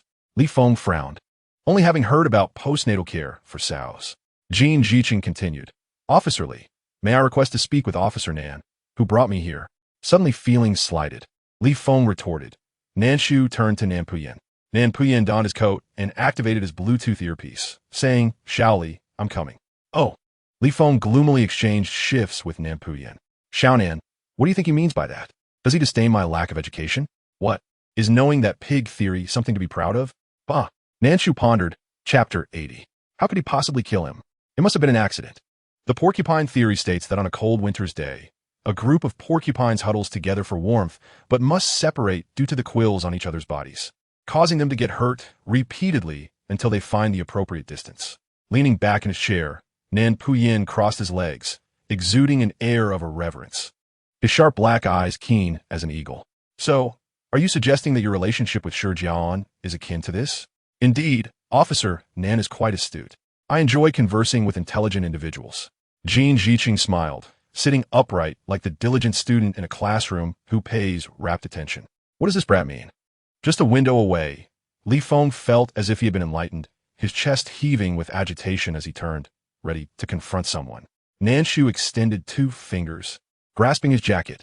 Li Feng paused, glancing at her. Xiao Nan, let go. I want to go beat that brat. All right, Li Ge, don't get worked up. Let's see how Captain Nan interrogates him. I have a feeling Jin Jiqing is not as easily subdued. This kid is cunning, and yet so composed after committing murder. Who knows what schemes he might be hiding? The reality proved that neither of them had been mistaken. If that is the case, why did you kill Shurjun? Wasn't your relationship quite good? Nan Puyin narrowed his black eyes, his gaze fixed on Jin Jiqing's face, missing not a single nuance of his expression. To be more precise, I'm not in a romantic relationship, officer. Jin Jiqing looked at Nan Puyin, enunciating each word. I love him dearly. So even if it means being hurt all over, I would not hesitate. Then how could you be with Milei? Nan Puyin inquired. For what other reason? He chuckled, his expression one of inherent understanding. For money, of course, Officer Nan. And yet you speak of love? To betray a lover for money is so vulgar. Li Feng scoffed. Nan Shu felt as if there was a voiceover playing beside her. She recalled that Mi Lele was quite popular on Douyu, known as a keeper, and that she chose boyfriends based on looks and physique, providing her boyfriends with a monthly allowance of up to 300,000. Li Feng's body trembled at that. His voice diminished somewhat. Well, that still doesn't justify betraying one's dignity or feelings. Regular expenses aside, the minimum is 1 million. If someone truly likes another, they would do things like directly gifting a townhouse or luxury car, like how Jin Jiqing received a townhouse valued at 30 million. Huh. Li Feng adjusted his coat. So what? How could one forsake money for mere dignity? Nan Shu took a moment to process, questioning the devoted, understanding the devoted, becoming devoted. Such is the speed of it all. Officer Nan, you must come from a well-off family. I can tell, so you might not comprehend the struggles of us impoverished individuals, especially those who are both poor and homosexual. Jin Jiqing looked at Nan Puyin, as if peering through him to see another. Over the years, An and I have moved several times, each time due to the gossip of our neighbors. An feels insecure, so I wanted to provide him with a sense of security to surprise him by saving enough money to register our marriage abroad. However, An did not understand and became angry with me, blocking me. Jin Jiqing smiled at this point, as if an adult were laughing at a mischievous child, filled with affection. So in a fit of rage, you killed him then? Nan Puyin tapped his fingers on the table, having heard too many stories, touching, tragic, and evoking sympathy. Still, aside from a few acts of self-defense, these criminals shared a common trait: self-interest. After all, only the murderer and the victim know the truth, no matter how they speak. The deceased cannot be revived to correct their wrongs, and the interrogator must avoid falling into the logic traps set by the other side. Currently, Nan Puyin's questions were twofold. How did Shi Jian die, and why did Jin Jiqing want him dead? Jin Jiqing tilted his head, looking at Nan Puyin with a puzzled expression. With a smile, he remarked, "Officer Nan, are you mistaken? I did not kill An. How could I kill someone I love so dearly?" Despite being caught red-handed, he still refuses to admit his guilt. Li Feng's temper flared once more. This time, Nan Shu did not attempt to soothe him, her almond-shaped eyes fixed coldly on Jin Jiqing. Was Officer Nan referring to Shi Jian's corpse? I acknowledge that I handled it, but it was merely an accident. Officer Nan, do you understand? It was just a playful game between couples that Shi Jian enjoyed. To apologize to him, I prepared many things, but I never anticipated that an accident would occur during the process. You must have seen the video on the plate to track me down, right? I knew that once it was stolen, you would come looking for me. But it was merely a small indulgence between us. Recording the video was just for documentation. I never imagined that Shi Jian would meet with misfortune. As for why I had to dispose of the body, it is because I love him. I wanted him to remain by my side forever, even in death. If this is to be considered a crime, I accept it, Officer Nan. I accept it. In the meeting room, the video paused, and Guan Min's expression darkened. This cunning Jin Jiqing had evidently prepared extensively, only confessing to the crime of corpse destruction while also submitting a request for a mental evaluation. Nan Puyin, maintaining a serious demeanor, remarked that with the charge of corpse desecration and a mental illness defense, he might evade prison altogether. Has there been any update from Forensic Sue? Guan Min inquired. For the past few days, he had been tirelessly gathering information, barely resting. Now that there was finally some progress, he was faced with such a difficult adversary. The evaluation is still ongoing, Nan Puyin replied solemnly. I hope there will be some findings, Guan Min said, his brows furrowed deeply. They had accessed the surveillance footage from the Jin Jiqing villa community, which clearly showed that Shi Jian had indeed come alone to see Jin Jiqing. After Jin Jiqing opened the door, both exhibited no unusual expressions as they entered the house. As for Shi Jian's phone, the police even discovered historical orders for the purchase of some playful items within it. It seemed that all evidence corroborated Jin Jiqing's statement. In Chapter 81, a timid voice broke the silence in the meeting room. Is it possible that Jin Jiqing is telling the truth? Everyone turned to see a junior officer sitting in the corner. Nan Shu recognized him as Lu Congxin, a criminal investigator who had joined the force 3 months prior. Around the same age as her. Due to a shortage of personnel in this special task force, he had been assigned to assist. This possibility cannot be ruled out, Nan Puyin acknowledged without anger, affirming his perspective. However, sometimes an overly perfect confession can be problematic. Lu, you're tasked with investigating Qingyu Village. Qingyu Village is where Jin Jiqing and Shi Jian grew up together, located on the outskirts of Hangqing. Yes, I understand. Nan Shu, sitting to the side, glanced at Nan Puyin, blinking her eyes. She could tell that Nan Team was guiding Lu Congxin. Once the meeting concluded, although the investigation had hit a temporary bottleneck, it could not be halted. Inquiries and visits must continue. Nan Shu called out to Nan Puyin. What is it? May I see that alpaca again? Since Jin Jiqing was present when the body was being disposed of, it is likely that the alpaca may have seen or heard something. Jin Jiqing is clever and cautious, but that is only in regard to people. He is confident that no one can understand the words of a non-speaking alpaca. Nan Puyin had also considered this. I will negotiate, but Xiao Nan, do not feel too much pressure. In this case, Nan Shu has already done enough. Just as she mentioned before, she can only comprehend speech. She cannot read minds or make animals understand human language for communication.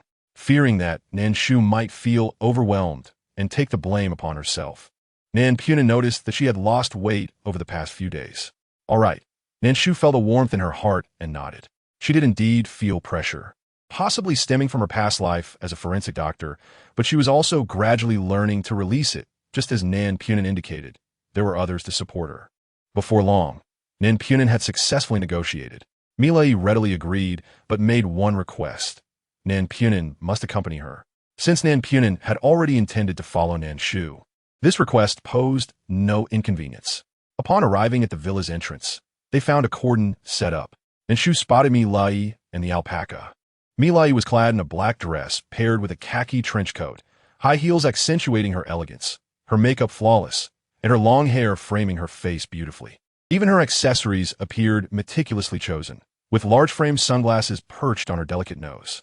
Despite her boyfriend Jin Jiqing being detained, there was no trace of sorrow or anger on her face, as if he were merely a stranger. Nan Team merely approached them, removing her sunglasses and directly ignoring Nan Shu as she stepped towards Nan Shu. Nan Shu observed, sensing that Milei seemed to understand. The alpaca and Nan Shu exchanged glances. The alpaca made a soft noise towards her, and Nan Shu understood. It was greeting her. "Good evening," she replied. The alpaca shook its neck as if it had comprehended. Observing its movement, Nan Shu surmised it was likely a survival instinct. She took a small step aside, just as she heard a soft sound. Turning back, she saw Nan Shu wiping his face. He turned to Nan Shu with an expression of complaint, and she blinked innocently, hands behind her back, looking up at the sky, thinking that it was not her fault. "I apologize, Nan Team. The alpaca did not mean to.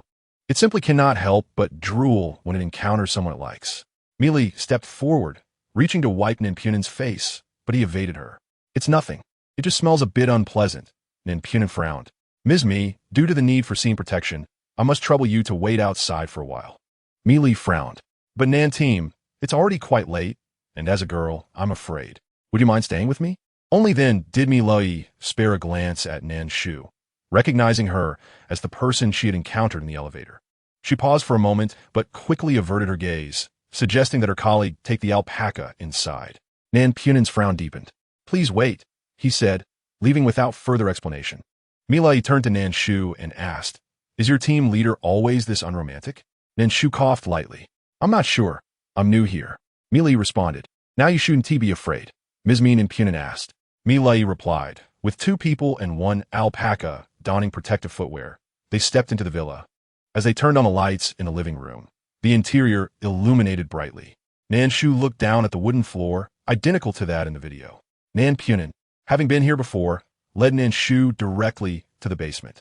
The basement had been transformed into a standard 3-bedroom apartment, all exquisitely furnished. This was the room from the video. Nan Shu opened the door to the room near the skylight. Perhaps due to the basement's nature, even with the ventilation system running, a faint musty odor mingled with a barely perceptible scent of blood lingered in the air. The room's furnishings were identical to those in the video. Nan Shu noticed that since entering the basement, the alpaca seemed increasingly uneasy. Although she knew the alpaca could not understand, she gently patted its head, asking softly, "What's wrong?" The alpaca nudged her palm with its head, making soft noises without any discernible tune. Nan Shu allowed it to nuzzle against her. "This is the kitchen." The two individuals arrived in the kitchen, where the basement kitchen has also been connected to the gas pipeline. The countertop is expansive and impeccably clean, with all physical evidence having been removed, rendering the kitchen increasingly vacant. When we arrived at the villa to apprehend J.N.Z.H.C.H.ing, he was busy cooking something in a pressure cooker. N.P.N.I.N. remarked. N.N.S.H. paused in her action of rubbing the alpaca's head, turned to look at N.N.P.N.I.N. and moved her lips without uttering a word. Yet, N.N.P.N.I.N. understood her. The recent appraisal results indicated it was human tissue belonging to S.H.G.N. N.N.S.H. felt a sinking sensation in her heart. As a forensic expert, she was well aware of the implications. The body had been destroyed, making identification exceedingly difficult, and it was highly probable that the most crucial evidence had also been obliterated. In that moment, N.N.S.H. felt an urge to curse. At this juncture, the alpaca emitted another hum. It leaned closer to N.N.S.H., appearing frightened. Chapter 82. Infection? A major discovery. Do not be afraid, NSH said, gently stroking the alpaca's head. The alpaca nestled closer to her. Shao sh. NPNI suddenly called out to her. What is it? NSH thought he had made a discovery. NPN, with a hint of confusion in his expression, asked, what were you just saying? What? NSH replied, looking bewildered. NPNI pointed towards the alpaca, unsure if it was a matter of incompatible energies or something else, as the alpaca rolled its eyes at him. NPNI remarked, forget it. I want to argue with a sheep. Is the alpaca a sheep or a camel? It matters not. Shao sh. You seem to have emitted a sound similar to its hum. NPNI stated. NSH paused. The humming sound? Yes, it is somewhat similar, yet not entirely so. NPNI was at a loss for words to describe the subtle differences. I do not know. Perhaps I was infected by it. NSH glanced at the young alpaca. Humming beauty close. NSH responded, perhaps. NPNI observed the alpaca, which was nearly resting its entire head on NSH's shoulder, pondering if it was still a male alpaca. It seemed indifferent to the crime scene, save for being a tad timid. A useless and lewd alpaca. The young one, sensing NPNI's disdain, huffed in his direction, spitting a large mouthful of saliva, lifting its head, and trotting toward the first crime scene room. NPNIN, caught in the line of fire again, felt the moisture land on him. NSH suppressed a laugh. NPNIN, exasperated, removed his coat to wipe his face, feeling as though all his clothing was rendered unwearable, reeking of saliva. Humans, follow along. At that moment, the alpaca, having reached the door of the room, paused again, letting out a sound. NSH stepped forward to follow. It seemed to wish to show her something. NSH suddenly recalled a meme depicting a look at this treasure expression. Inside the room, NSH watched as the alpaca approached a cabinet in the corner, a tall bookshelf, and nearly inserted its entire head within, using its nose to nudge and nudge, finally dislodging a book, which fell with a thud to the ground. The alpaca placed its hoof atop the book. Humans, good stuff? It hummed. Hearing this, NSH approached. It was an introductory book on psychology. As NSH drew near, the alpaca shifted its hoof aside, squatting down to pick it up the moment her hand brushed the cover. And NSH sensed something was amiss. The book was a hardcover edition, the cover made of sturdy cardboard. Yet the uneven texture conveyed to her that something was concealed within. Upon tearing it open, a miniature pinhole camera came into view, and NSH's breath caught. She abruptly looked up at the angle the alpaca had just nudged, and then turned to the empty bed frame. Shao sh, what is the matter? Noticing NSH's expression, NPNI halted his action of wiping the saliva and inquired with a furrowed brow. CICI, you did wonderfully. Yes, I am splendid. The young one nuzzled NSH's face, relishing in the closeness to the beauty. NDUI, we have made a significant discovery. NSH released the young one and, with a serious expression, looked toward NPNIN, beginning to speak slowly. NDUI, this is my business card. Upon exiting the villa, MLY's previously stern expression softened upon seeing NPNIN. Just before leaving, she extracted a business card from her bag and tucked it into NPNIN's pants pocket, taking advantage of his momentary distraction to pat his chest. While contemplating the case, NPNIN, somewhat slower to react than usual, remarked, he is no longer clean. The young one, equally reluctant to part from NSH, recognized who its providers were and obediently followed MLY onto the nanny van. Humming human, I will miss you. Goodbye. CICI. NSH smiled and waved to the alpaca, turning to look at NPNIN, unable to contain her laughter. NPNI shot her a glare. You little rascal. NSH blinked. It was not her fault for the alpaca's behavior. However, upon observing MLY's contented demeanor, her gaze inadvertently drifted to NPNI's chest. NPNI poked her forehead with his finger, saying, clear your mind of those distracting thoughts. Start the car. For the sake of the investigation, he had endured spitting and unwanted advances tonight, sacrificing too much. He hoped that whatever was contained within the pinhole camera would not disappoint him. and P&I, and approached him and gave a gentle kick to his calf. LF jolted awake, nearly toppling from the recliner, and upon recognizing the visitor, he rubbed his eyes in complaint. DUI?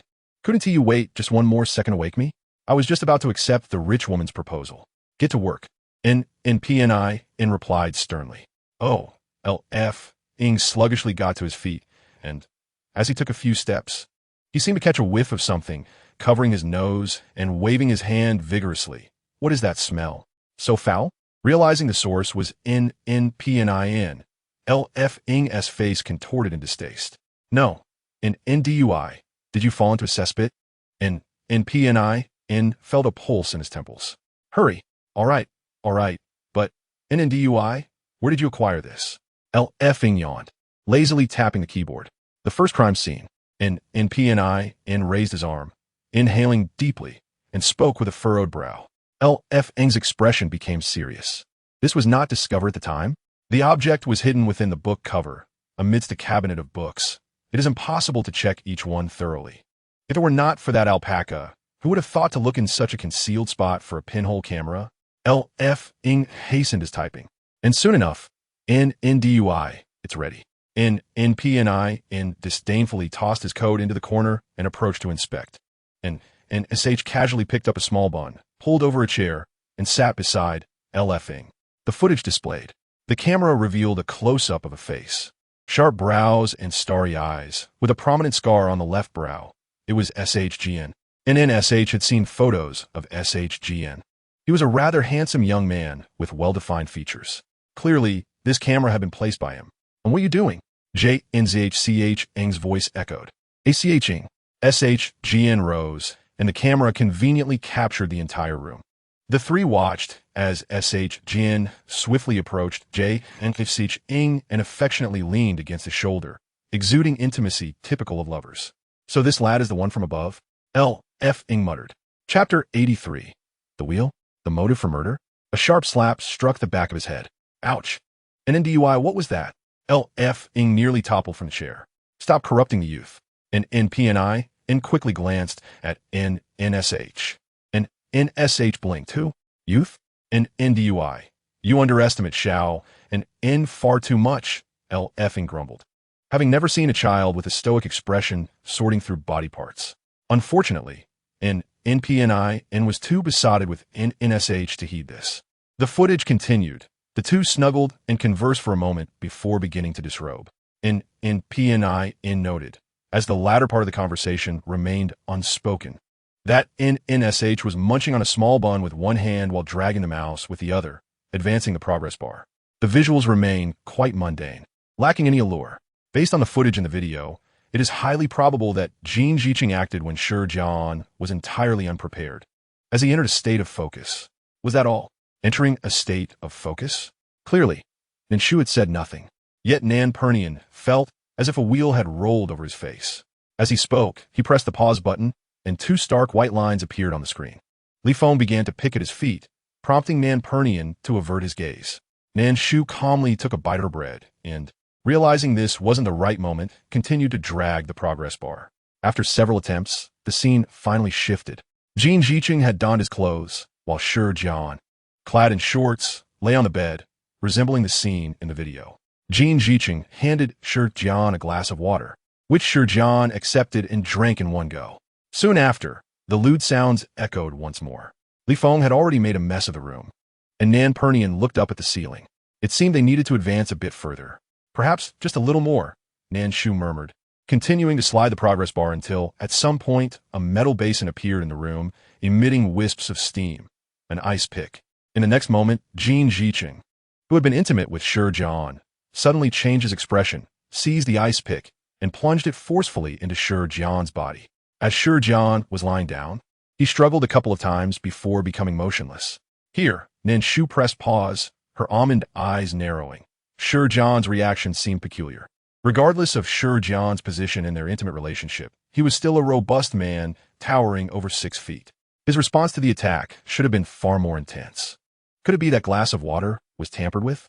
Nan Pernian finally regained his composure, furrowing his brow in speculation. That is a possibility. What followed was the gruesome process of Jin Jiqing's slaughter. The footage vividly captured how Jin Jiqing calmly managed the scene. He even purchased bleach to conduct a thorough cleaning of the room, which explained why there was no reaction from the luminol reagent in either the room or the kitchen. Every detail was laid bare, leaving no room for Jin Jiqing to concoct excuses. The critical link in the chain of evidence was finally completed. "Do you have anything else to say?" In the interrogation room, the lights were bright, almost blinding. Jin Jiqing hadn't slept for a day, having barely managed to doze against the wall before being jolted awake again. The endurance he once had long dissipated, replaced by a fierce glare. His eyes bloodshot as they fixated on the computer screen in Nan Shu's hands. His expression bore a hint of ferocity, seemingly astonished that his meticulously crafted plan had revealed such a significant flaw. After a lengthy silence, he managed a self-mocking smile, finally tearing off the mask of gentleness to reveal his cold-blooded nature. "Officer Nan, you must have seen through it all. I have nothing further to say." He appeared as if he had been exposed, resigned to his fate. "Indeed, there is little to say. The current evidence is more than sufficient for your conviction. However, I am curious. Having grown up with Shi Jian, who loves you dearly, how could you bring yourself to harm him?" According to Lu Congxin's inquiries in Qingyu village, Shi Jian had not always been the towering figure he was now. In his youth, he had been quite frail, often bullied by other children due to his parents working away from home. It was Jin Jiqing who had protected him, fostering a strong friendship that led them to Hangsheng after middle school. Given such a close bond, what could provoke one to commit murder? Jin Jiqing's motives for killing remained an enigma. Love? He curled his lips into a sardonic smile. Perhaps, but what of it? Shouldn't lovers wish for each other's well-being? He paused, glancing at Nan Shu. "Officer Nan, do you have a cigarette?" Nan Shu had been smoke-free for nearly half a month, waiting. "My Huazi, just a window away." Li Feng clutched his heart in pain, wailing. Nan Shu gently patted his shoulder, reminding him that smoking is detrimental to health. Li Feng continued to lament. Indeed, after finishing his cigarette, a thin haze enveloped the interrogation room, obscuring Jin Jiqing's gaze. Perhaps it was love, but I believe it was more akin to an obsession. Despite his imposing stature, Shi Jian was timid, hiding behind me at the sight of a cockroach. Over time, I grew weary. It was then that Lu Yi appeared, expressing her fondness for my physique. Nan Shu abruptly turned to Nan Shu, who raised his eyebrows in distaste. It was only after interacting with Lu Yi that I realized I was not gay. I preferred women. "So, Officer Nan, do you not think he was attempting to bend me under the guise of love? If it weren't for him, I could have led a normal life instead of clinging to another porcupine for warmth." Nan Shu remained undistracted, replying gravely, "Then you could simply break up with him." However, Shi Jian had not anticipated that what he thought would be a joyful reunion with his lover would turn into a fateful encounter with death. Thus, had you not misled Shi Jian into believing you still cared for him, he would not have sought you out. Perhaps Shi Jian intended to record their intimate moments using the pinhole camera in the book, either to assert his claim to Mei Lu Yi or to salvage their relationship. Regardless, it was certain that Jin Jiqing's previous statements were mere fabrications. In this romance, Shi Jian had always occupied the subordinate position. This explained why, despite his fury over his lover's betrayal, Jin Jiqing's mere words ultimately led Shi Jian to seek him out. Those who love deeply often find themselves in a position of subservience, and Jin Jiqing was not as devoted as he professed. Ultimately, it was merely for wealth and power, not wanting his past to hinder his ascent to prosperity, that he struck first. After being exposed by Nan Shu, Jin Jiqing fell into a profound silence. Chapter 84. Arrogance? Immaturity? Brother Nyoma, those who betray true hearts should swallow 1,000 needles. Li Feng spat vehemently, then, as if inspired, added, "You promised mutual warmth. Yet you were the first to turn on the little heater. Humanity." Nan Shu remarked, "This metaphor feels somewhat off." Li Feng produced a dumbbell from seemingly nowhere, lifting it and completing 2 sets before switching hands. Nan Shu observed his actions with confusion. "When did you start working out? Aren't you exhausted from these past few days?" Li Feng glanced at Jin Jiqing across the room, mumbling, "That day when I sent that rascal to the detention center, I gave him a little shove." And then, to his surprise, Li Feng found a bicep under Jin Jiqing's shirt. He flexed his arms, attempting to showcase his chest muscles. "I thought I might as well prepare, in case I encounter a wealthy woman incognito one day. Who knows, it might lead to a beautiful encounter. Is that really how it works?" "Brother Li, How many points did you score in the Chinese portion of the college entrance exam? Nan Shu asked curiously. Li Feng looked at her quizzically, as though questioning how she had uncovered such a deeply hidden secret.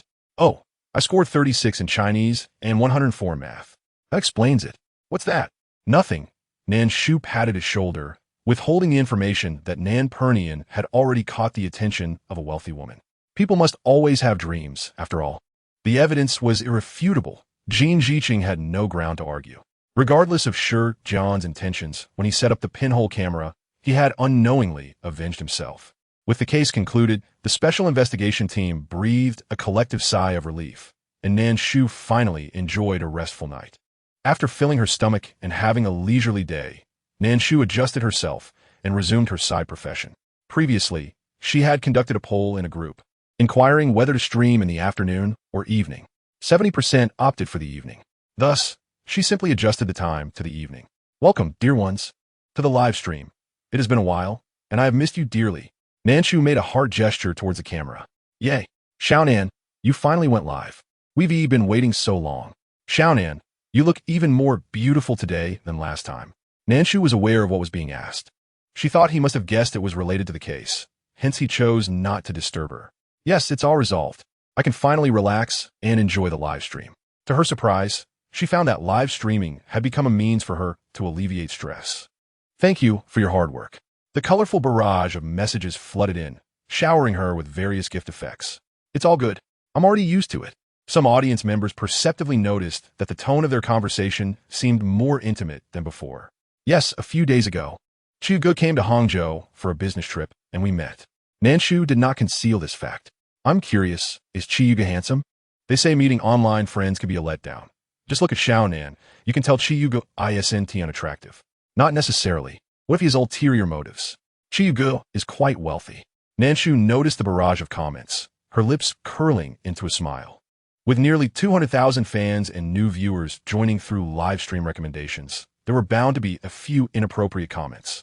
However, the administrators had already taken care of it. Thank you, Liang Shuang, you are so impressive. Brother, did I make you happy? Hee hee. They proceeded as usual, starting with a lucky draw. The Luck King could choose between an 888 red envelope or a connection, and both new and old fans could participate. Nan Shu deftly tapped the screen. She was well versed in this process. Oh yay, the red envelope got bigger. Previously, it was merely 66 or 166. After a few days without a live stream, she wanted to make it up to everyone and create a lively atmosphere. She sent out the lucky draw bags, which were claimed in less than 3 seconds. So fast, I couldn't get one at all. Are those who got them on 6G? I'm done. Nan Shu chuckled softly at the comments. Meanwhile, Nan Yin sipped his tea, glancing nonchalantly at Wei Yu on the sofa. Wei Yu seemed to have sensed his gaze, paused, and turned, revealing a smirk filled with pride. Nan Yin saw that Wei Yu had won the second highest amount of dough coins from the lucky draw. What was there to be smug about? Did he need those few dough coins? He scoffed internally. The next moment, I didn't get any crying loudly. The barrage of crying emojis filled the screen, and Nan Shu couldn't help but chuckle. Darling, should I send you a small red envelope individually? Okay. Soon, Nan Yin received a small red envelope from Nan Shu. He looked at Wei Yu, lifting his chin and shaking his phone in front of him. Wei Yu turned his face away, his lips slightly parted, displaying a hint of childishness. Congratulations to the Luck King, the enthusiastic cow horse darling. Do you choose the red envelope or the connection? That name sounds quite pitiful. Enthusiastic cow horse. Connection. All right. Nan Shu accepted his connection request. A man appeared on the screen, dressed in a white shirt, wearing black-rimmed glasses with slightly thinning hair, looking to be around 30 years old. Behind him were dark, cubicle workstations, with only his computer glowing with a bluish light. Not only did his name sound unfortunate, but he also bore an expression of hardship. This one can't be criticized. This is truly a cow horse. Xiaonan, good evening. Lu Hong adjusted his glasses and greeted her. Before Nan Shu could respond, a familiar sound interrupted, followed by a fluffy white head appearing on the screen. The creature glanced at the screen before turning to bite Lu Hong's shoulder. Jin Gang, I just wore this shirt for half a month, Lu Hong said, his tone tinged with resignation, as if he had grown accustomed to this behavior. Nan Shu blinked. What was this? A llama? Recently, her luck seemed to revolve around llamas. The previous case involved a llama, and now this connection was with one as well. Lu Hong helplessly pushed the llama's head away, smiling wryly at Nan Shu. Xiao Nan, I connected to you this time because I wanted your help to see what's wrong with it. It hasn't behaved like this before. It started biting me a month ago, and it only bites me, either my shoulder or my rear. It doesn't hurt, but it's quite embarrassing. My shoulder is fine, but if it gets its saliva on my pants, people would think I wet myself. All right, I'll give it a try. Nan Shu observed the interaction between the man and the llama, noting that the llama seemed quite fond of Lu Hong. Jean Gang, hello. Upon hearing her voice, the llama finally released Lu Hong and raised its head, looking curiously at the phone screen. Can you tell me why you only bite him? Nan Shu inquired. The llama made a soft sound. He asked silly. Unexpectedly, a soft girl's voice responded. Nan Shu was taken aback. The male llama is called Zai Zai, and the female llama is Jean Gang, right? How adorable. What's wrong with him? The llama tilted its head and nudged Lu Hong's head, nearly knocking him over. His girlfriend always messes with his computer. He doesn't even know it. Silly. So silly. A computer? Is it a company computer? Yes, yes, yes. You're very clever. I like you. The llama leaned closer to the screen, exhaling warm air. Thank you. You're quite cute as well. Oof. I don't want to be cute. He doesn't like to pet me. How annoying. The llama began to vent its emotional grievances to Nan Shu, treating her as a kindred spirit. Nan Shu thought, unintentionally becoming an animal emotional expert. She comforted the llama for a bit before continuing to inquire, not noticing the odd expression on Lu Hong's face. Is that so? Does he know his girlfriend is using his computer?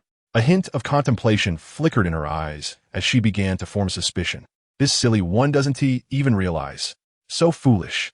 As she spoke, the llama seemed to be further irritated, turning to nibble at Lu Hong's head. Lu Hong, Nan Shu, ugh. It stinks so oily. Nan Shu. All right, let us not discuss this any further. Otherwise, I want to know how to face this enthusiastic cow horse. At that moment, Lu Hong spoke up hesitantly. What's wrong? Nan Shu looked towards Lu Hong. Xiao Nan, what were you just talking about? I didn't understand a word. Nan Shu paused for a moment. I was chatting with Jean Gang. She then realized, you can't understand what I'm saying? Lu Hong shook his head. All those soft sounds, they're just noises, not complete sentences. Only then did Nan Shu begin to sense something amiss. She was completely oblivious, believing she was speaking in Chinese. Was it due to her prolonged interaction with the little one that she had inadvertently learned the language of the alpacas? Nan Shu lowered her gaze, a hint of contemplation crossing her features. However, the pressing matter at hand was that Nan Shu turned her attention towards Lu Hong. Brother Nyoma, Jean Gang only bites you. There's indeed a reason for this. She paused. I will message you privately later.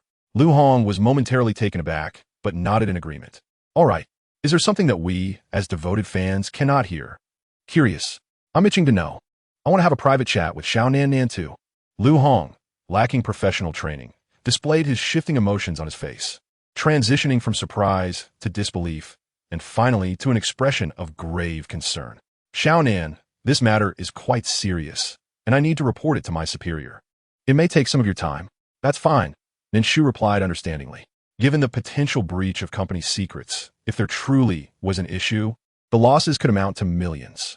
After all, a company capable of deploying corporate spies would certainly not be a small enterprise. Indeed, she concurred. Based on Jean Gang's description, Nan Shu speculated that the girlfriend Lu Hong mentioned could very well be a corporate spy. In her previous life, Nan Shu had assisted Team Li in investigating a couple of cases that involved both economic and criminal investigations. Thus, she was not unfamiliar with the peculiar profession of corporate espionage. The various actions of Lu Hong's girlfriend aligned perfectly with the behavior of a corporate spy. Thank you. Lu Hong expressed sincerely, raising his phone and standing up. As the camera shook, Nan Shu finally noticed that the office was quite spacious, with every workstation equipped with desktop computers worth 10,000 Xia coins each. Such opulence. Lu Hong took nearly 5 minutes to reach the elevator, riding it up one level. As the elevator doors opened slowly again, the comments exploded. Whoa, can someone tell me if this is an office or a tea room? Indeed, poverty has limited my imagination. If it weren't for Brother Nyoma still wearing his outfit, I would have thought this was a top-floor penthouse of a wealthy family. If I could work here every day, I wonder how blissful I would be. The ones upstairs, those who can transform an office into this, likely don't need to work anymore. That stings, my friend. Passing by the tea room, Lu Hong stopped before a vintage wooden door. He raised his hand and knocked. Mr. Wei, come in, a deep, magnetic voice replied.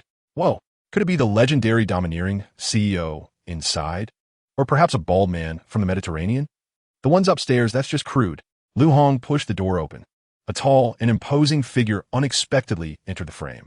The man stood before the cabinet, with broad shoulders and a narrow waist, his black shirt accentuating his well-defined muscular contours. His long, elegant fingers held something particularly eye-catching, a pink squishy toy. Is this the so-called contrast cuteness? What a figure! As the man turned his head, Lu Hong seemed to remember, flipping the camera to focus on himself and turning off the microphone. No, Brother Nyoma, that is not fair. We're all family. Let's see what is going on. Exactly, don't be stingy. Upon hearing Lu Hong's address, Nan Shu realized that the man must be the company's CEO, though she had not expected him to be so young. There are indeed many wealthy individuals in this world, and plenty of promising young talents. Why couldn't there be one more like her? How frustrating. Approximately 10 minutes later, Lu Hong's microphone turned back on, and the camera shifted. An unfamiliar face appeared on the screen. Chapter 86. What type do you like? Who's handsome? A chance for redemption? Hey, you've blinded my eyes. The clever ones are already preparing their resumes. Hee. What if I get hired? I can earn a high salary and see the CEO every day. Who says college students are naive? Clearly, they think quickly. Hello, Xiaonan, the man said. His deep-set eyes and sharp features conveyed an air of coolness, with a clean jawline that was exceptionally striking. His dark, penetrating gaze met Nan Shu's through the lens. Nan Shu was momentarily taken aback. Hello. Wei Jingxing expressed his sincere gratitude. No need to mention it.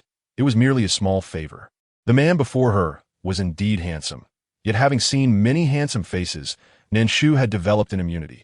After the initial moment of awe, she returned to her usual demeanor. May I have your contact information as a token of appreciation? Wei Jingxing inquired, adding, and I have a small request. What is it? I hope you won't disclose this matter to a fourth party. Of course. Nan Shu nodded in understanding. Wei Jingxing's lips curled into a slight smile. Thank you. As they spoke, Nan Shu received a private message from the enthusiastic Brother Nyoma, containing a string of phone numbers. I won't disturb your live stream any longer. Xiao Nan, Wei Jingxing stated. All right, Nan Shu agreed. As the connection ended, the comments erupted in lament. Xiao Nan, why did you hang up? I still wanted to see more of that handsome guy. My wife truly lives up to her title. Even with a handsome man before her, she remains unfazed. I'm curious about what type of guy Xiao Nan likes. As this comment appeared, the audience became intrigued. They adored gossip. During the casual chat, Nan Shu relaxed her demeanor, resting her chin on her hands with a playful smile. I haven't really thought about it. Perhaps someone handsome.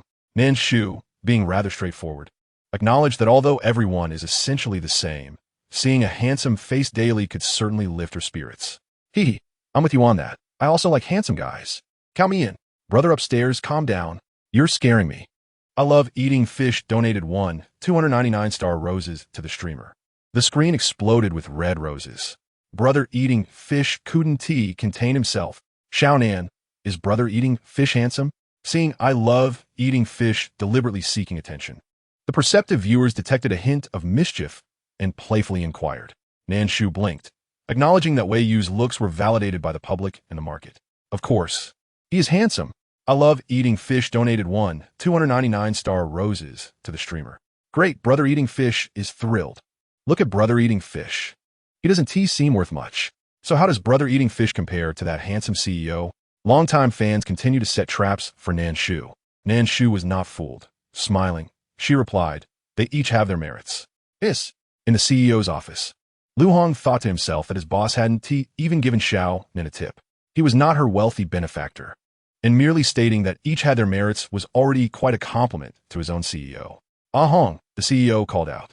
Mr. Wei, Lu Hong responded. I gave her my phone number. Keep an eye on her and see who else in the company is closely connected with her. Wei Jingxing handed his phone back to Lu Hong. Lu Hong accepted it with an O, pondering whether Mr. Wei intended to personally thank Xiao Nan. That would certainly save him the trouble of covering expenses and going through the reimbursement process. He felt something was off, but couldn't quite pinpoint it as he left the office in a daze. Is brother eating fish really that handsome? That CEO looked better than several of the male idols I've seen. How can he just be on par with brother eating fish? Could it be that Xiao Nan is being considerate of brother eating fish's feelings by saying that? That's normal. After all, a streamer must remain impartial. The viewers were skeptical. After all, Wei Jingxing's face was undeniably striking, and if brother eating fish was on par with him, he would need to be of the same caliber as Nanning D. All right, let us continue. Just as the words left her mouth, a request popped up. It was from Gao Ba. Accepting, the screen divided in two, revealing Gao Ba's face. Xiaonan, good evening. Compared to the last time, he appeared to be fully recovered and seemed to have gained a bit of weight. His smile radiated warmth and kindness.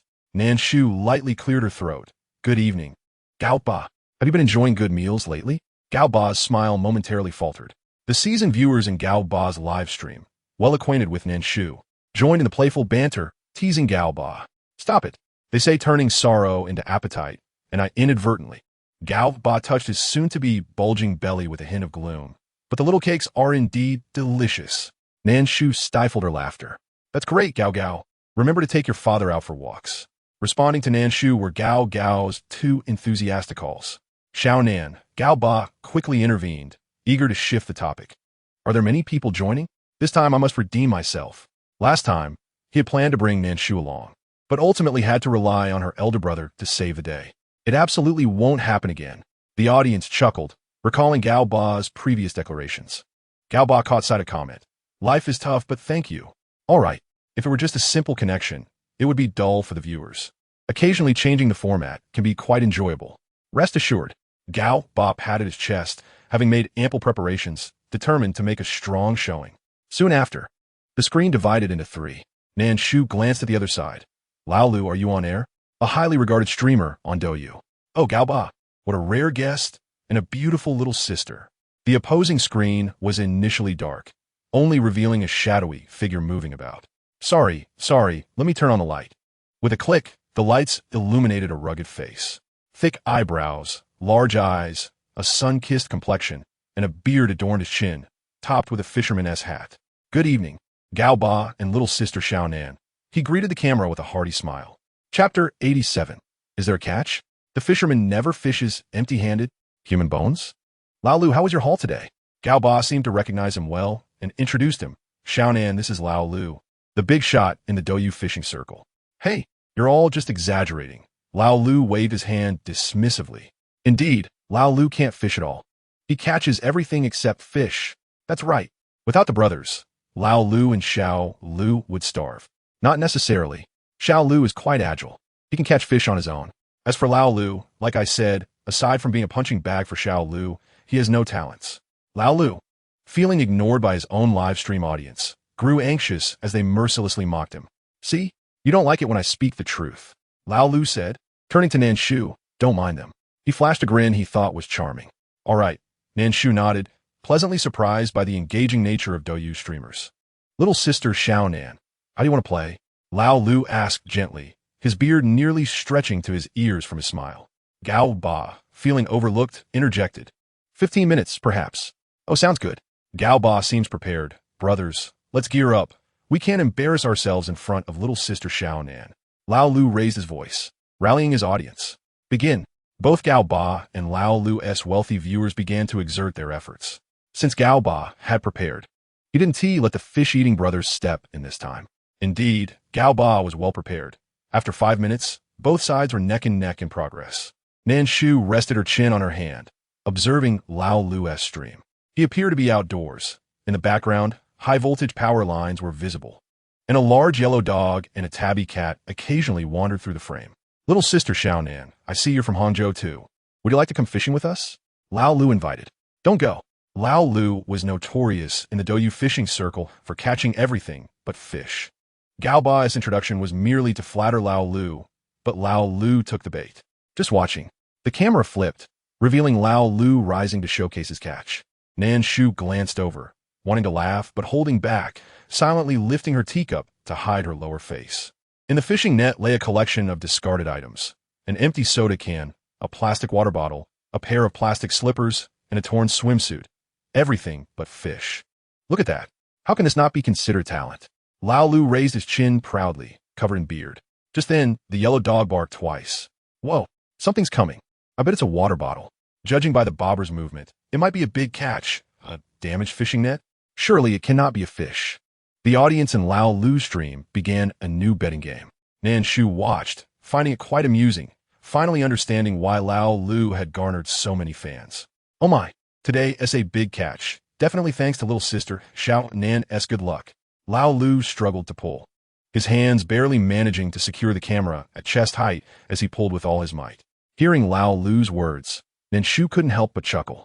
Gao Ba also paused his shouting, straightening his posture, eyes fixed on Lao Lu's camera, murmuring, could it really be a big one?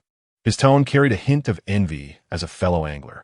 The yellow dog barked twice more, its tone more excited and sharp than before. Nan Shu's expression shifted, sensing something was amiss. What happened to Xiao Nan? Wei Yu quickly noticed and inquired with curiosity. Nan Shu shook her head. It's nothing. She feared she was overthinking it. The yellow dog had just barked about something foul. Memories of past cases she had handled rushed back to her. Surely, Lao Lu wouldn't be that unfortunate. Just then, with a splash, a large object burst from the water. See, I told you it couldn't possibly be a fish. What a tattered snakeskin bag. It looks like a travel bag. It indeed was a travel bag, the classic kind sold for 15 yuan at roadside shops near train stations. Though it was faded and had a hole, Lao Lu's smile froze on his face. Ha ha! The laughter shifted to Gao Ba's face. Lao Lu, you truly are something. Lao Lu should consider changing his name to, I fish for garbage in Yangqianjiang. Surely Hangzhou has an environmental association. Lao Lu should take the president's position. Picking up trash by the river every day. Just this past half year's worth of trash would weigh several tons. When retired from the literary world, I was the first to disagree. Brothers, this is just too much. Lao Lu watched the comments roll in, his mouth twitching as he faced the relentless teasing. Finally, Lao Lu dragged the travel bag to the shore. Phew, this thing is heavy.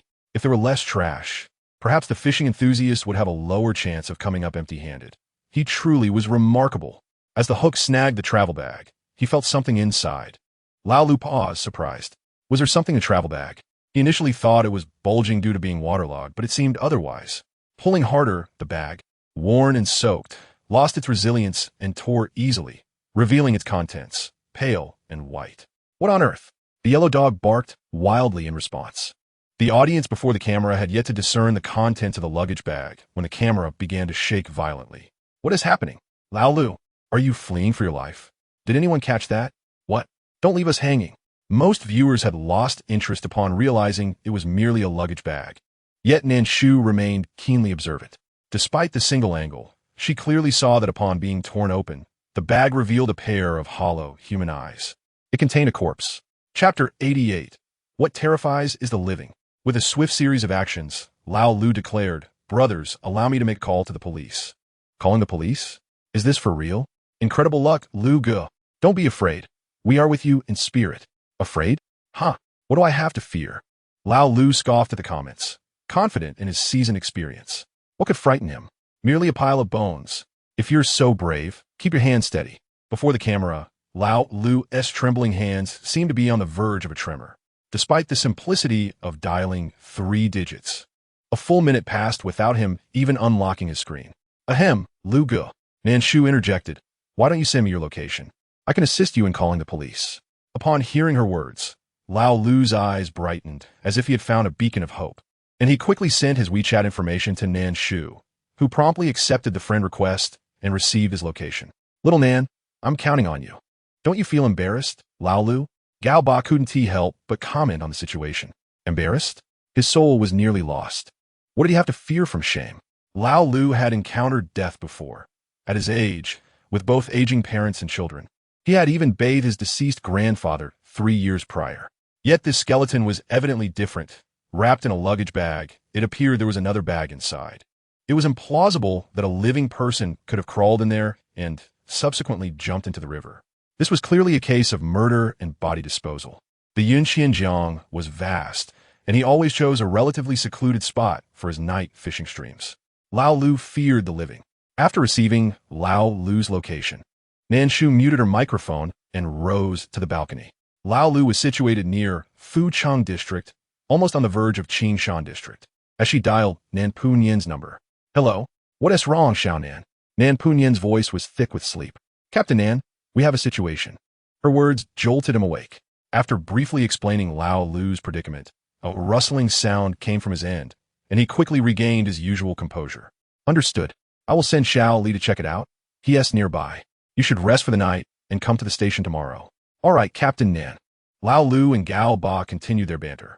Have you called the police, Luke? Are there people around you? Should you move your car to a monitored road? Nan Shu shared the same concern.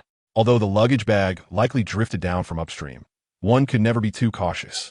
Good point, Xiao Nan. I appreciate the reminder.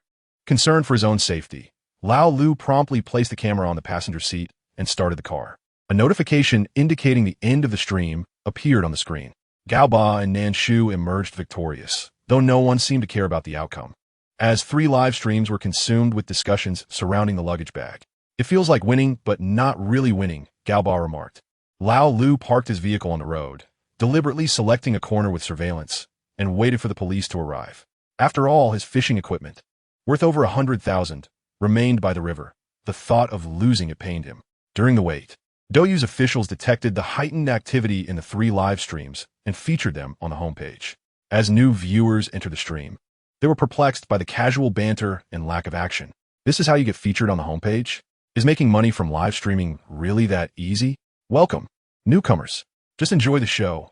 Our live stream is unlike any other. After about 20 minutes, the sound of sirens echoed. Finally, they VE arrived.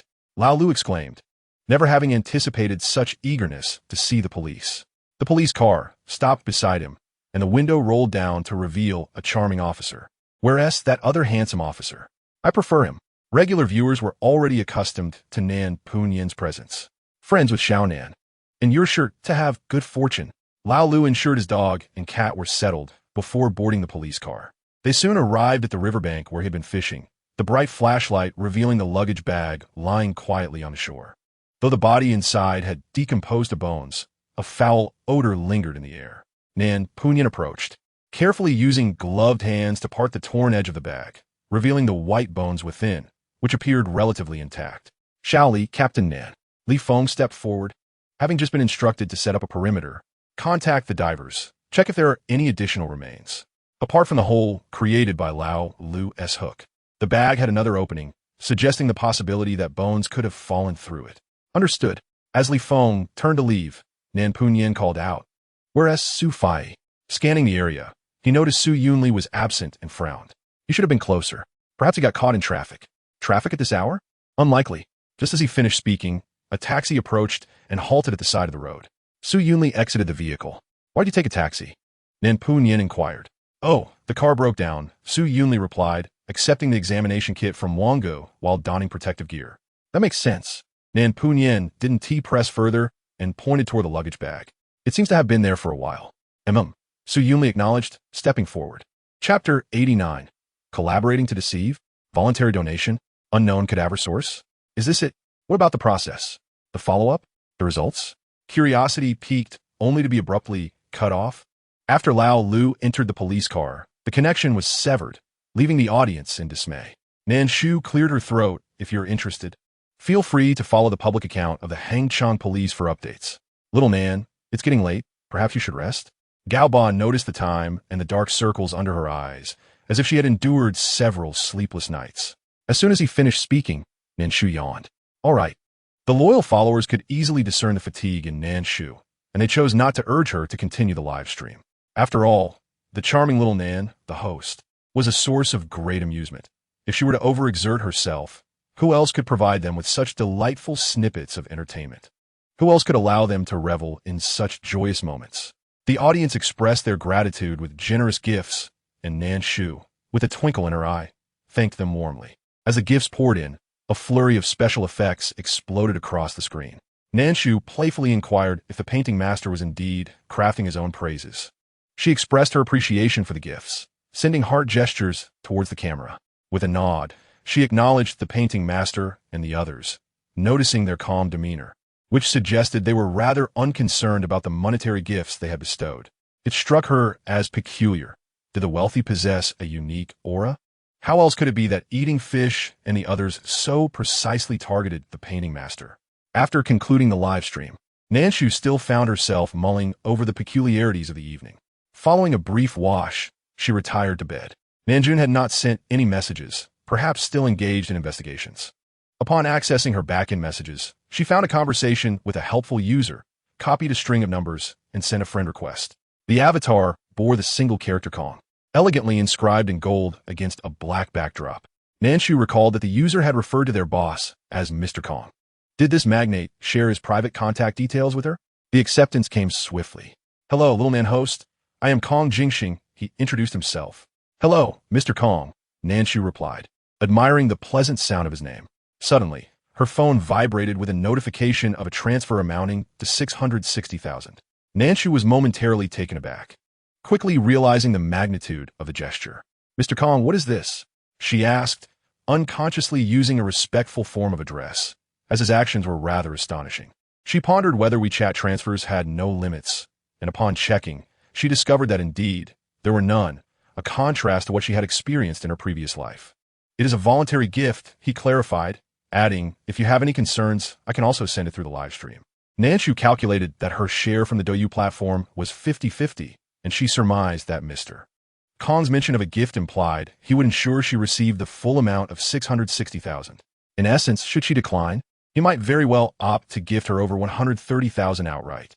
Ah, so this is how the wealthy exert pressure, she mused. Ultimately, she accepted the transfer, and Mr. Kong seemed satisfied only after she did. "It is getting late. I shall not disturb your rest any further. Good night," he concluded with grace. "Good night," she replied, ending the conversation while staring at the transfer notification, her hands trembling slightly. Though she did not desperately need the amount, earning 660,000 in a single night was unprecedented for her. She opened the document, revealing a neatly drafted voluntary gift agreement, crowned with the flowing signature of Kong Jingxing, Chief Executive Officer of Tianhuan Group. Nan Shu gasped, realizing the extent of his generosity. She had heard of Tianhuan Group, and it seemed the very residential complex she inhabited belonged to one of its subsidiaries. Truly, a powerful figure. After a moment of shock, she turned off her screen. The money belonged to another, and she had no ties to it, so it was time to sleep. A dreamless night passed, and Nan Shu awoke naturally. After her morning routine, she hailed a taxi to the precinct. Nanjun had yet to send news, indicating two possibilities. Either the case was straightforward, or they had not yet identified the remains. Nan Shu leaned towards the latter. Indeed, the preliminary forensic report indicated that the deceased was female, approximately 20 years old, standing around 165 centimeters tall. There was a notable growth on the left tibia, and the fatal injury was to the head, with clear evidence of blunt force trauma at the posterior of the skull. Currently, the skull fragments were incomplete, and divers were still recovering the remains, making it impossible to reconstruct the victim's face for the time being. Nanjun circled the area of significant growth on the left tibia with a laser pointer, suggesting that the deceased likely experienced a minor vehicular accident or another incident that resulted in a broken left leg. This detail should be a focal point during the investigation. The special ops divers were primarily tasked with underwater operations, and cases involving water typically required interdepartmental cooperation. Li Feng, observing Nan Shu's focus on the report, assumed she was confused and quietly explained the details. Chapter 90. Not the same person? Are there more remains? She understood. Yet, as Nan Shu raised her gaze, her attention was fixed on the scene photographs, where skeletal remains were haphazardly piled within a luggage bag, with some bones near the opening still adorned with dark green aquatic vegetation. "Little Nan, what are you looking at?" Li Feng asked, following her gaze and noticing the images. "That phalanx," Nan Shu murmured, "doesn't appear to belong to the same individual, having dissected over 100 corpses in her past life."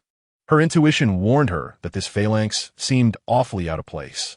"Not the same person?" Li Feng exclaimed, raising his voice in disbelief. "How is that possible? The body in the bag appears quite intact." "Nan Shu," Nanjun interjected, frowning. "Yes, Captain Nanjun," Li Feng responded, straightening up. "What are you discussing?" Nanjun glanced between Nan Shu and Li Feng, who had nearly leaned in too closely to her. "Report, Captain. Little Nan suggests that there may be another body within the luggage bag," Li Feng relayed honestly. Nanjun paused, and before he could inquire further, the conference room door swung open, and Su Yunli entered, clutching several sheets of paper, which he handed to Nanjun. "The latest data indicates the detection of two distinct sets of remains. Preliminary suspicions suggest that there could be more than one body in the luggage bag." At this revelation, everyone turned their attention to Nan Shu. Nan Shu subtly shrank back into her chair, lowering her gaze to her shoes, which were securely tied. "What is it?" Su Yunli asked, noticing the group's reaction and glancing at Nan Shu with curiosity. Nanjun opened his mouth to speak, but an urgent ringtone interrupted him. He answered the call. "All right, I understand." The divers had reported recovering another set of remains. Nanjuan's expression grew serious. He had initially believed it to be a straightforward case of murder and body disposal. But it seemed to be a case within a case. He wondered if the two deceased were acquainted, discovered at the same location. Was it mere coincidence or an intentional act by the perpetrator? Little Nan, Nan Jun called. Yes, Captain. Nan Shu rose to her feet, averting her gaze. Unwilling to meet his eyes. You will accompany me to the scene, Nan Punyan stated. Oh, Su Yunli remarked, glancing at Nan Punyan, a flicker of contemplation crossing his eyes. The three of them boarded a sleek black Hummer. Nan Shu settled into the back seat, her attention fixed on her phone as she turned to gaze out the window, deliberately avoiding Nan Punyan. She was yet to formulate her defense. How did you deduce that there were two corpses in the luggage bag? He inquired. As expected, the inevitable had arrived. Nan Shu absently prodded the screen with her fingertip, and before she could respond, Nan Punyan continued. Have you perused any professional forensic literature? I have a keen interest, so I sought it out to read, she replied. Surprised, she noted that Nan Punyan had even prepared a rationale for her, and she decided to go along with it. So, is that why you delayed your graduation, your major? Nan Punyan pressed further. That question is rather impolite, Nan Shu retorted, though she was now simply Nan Shu and had to grit her teeth and accept it. No wonder. I thought you were too clever to have delayed your graduation. It seems you chose the wrong major, Nan Punyan realized. Nan Shu smiled, her expression lightening. Su Yunli, seated in the passenger seat, remained silent from their exchange. He finally understood the expressions of those present in the conference room earlier. He raised his eyes, glancing at Nan Shu through the rearview mirror, a hint of contemplation flickering in his dark gaze. The Hummer came to a halt by the roadside. They found themselves on a rural concrete path, flanked by lush camphor trees, with sprawling rice fields beyond, dotted with makeshift rural homes. Following a narrow trail, they soon arrived at the riverbank, where the verdant waterside was flourishing with aquatic plants, and a few mineral water bottles, pushed ashore by the current, could be seen among the grass. A waterproof tarp lay on the sloped bank, upon which the recovered skeletal remains were displayed. The leg bones were short and delicate, indicating the deceased was of modest height and slight build. Nan Shu scanned the remains, noting the absence of teeth, which precluded any assessment of the individual's age based on dental wear. Fortunately, the pelvis remained relatively intact. Have the skulls not yet been located? Nan Punyan asked, casting a glance over the scene. A special police diver, clad in full diving gear and dripping with water from prolonged underwater work, his lips tinged with a bluish hue, removed his waterproof earplugs, patted his ears, and shook his head. No. The search area has now expanded to 500 meters. Should we continue? Nan Punyan frowned, gazing at the placid water surface. The weather was clear today, with a gentle breeze causing ripples to dance on the water. Yet beneath this seemingly tranquil facade lurked a multitude of impurities. Search, Nan Punyan instructed the diver, who smiled and, without further ado, turned to relay the order. As they conversed, Su Yunli had already retrieved evidence bags, meticulously dividing the bones for analysis, a meticulous task indeed. It remained uncertain whether any additional skeletal remains lay beneath the river surface. Patience was required. Standing at the riverbank, Nan Punyan surveyed the surroundings, finally fixing his gaze upstream, and remarked to Nan Shu, about 3 kilometers ahead lies Qinyu village. Nan Shu paused, taken aback. Is that where Jin, Ji, Chung grew up? Yes, further ahead are Lujia village, Hishun village, and Kong village. Beyond that, you exit the jurisdiction of Hangcheng and enter the neighboring Jiacheng. Jiacheng is situated in the mid to upper reaches of Yunxianjiang. It has been raining heavily for the past few days, and the river's water level has risen significantly. The luggage bag was likely washed down at that time. The scope of the missing persons case had thus widened. Nan Shu turned her head towards Nan Punyan, who wore a furrowed brow, gazing upstream as if lost in thought, though she could vaguely guess his concerns. This case would prove challenging. The sound of bubbling water interrupted her reverie. Nan Shu turned, noticing Su Yunli had paused his sorting of the bones and had set up a makeshift cooking pot by the roadside. An alcohol lamp burned beneath it, and within the pot lay the pubic bone of the incomplete skeleton. Nan Shu understood his intent. He was boiling the bone to ascertain the age of the deceased based on the morphology of the pubic symphysis, a technical task indeed.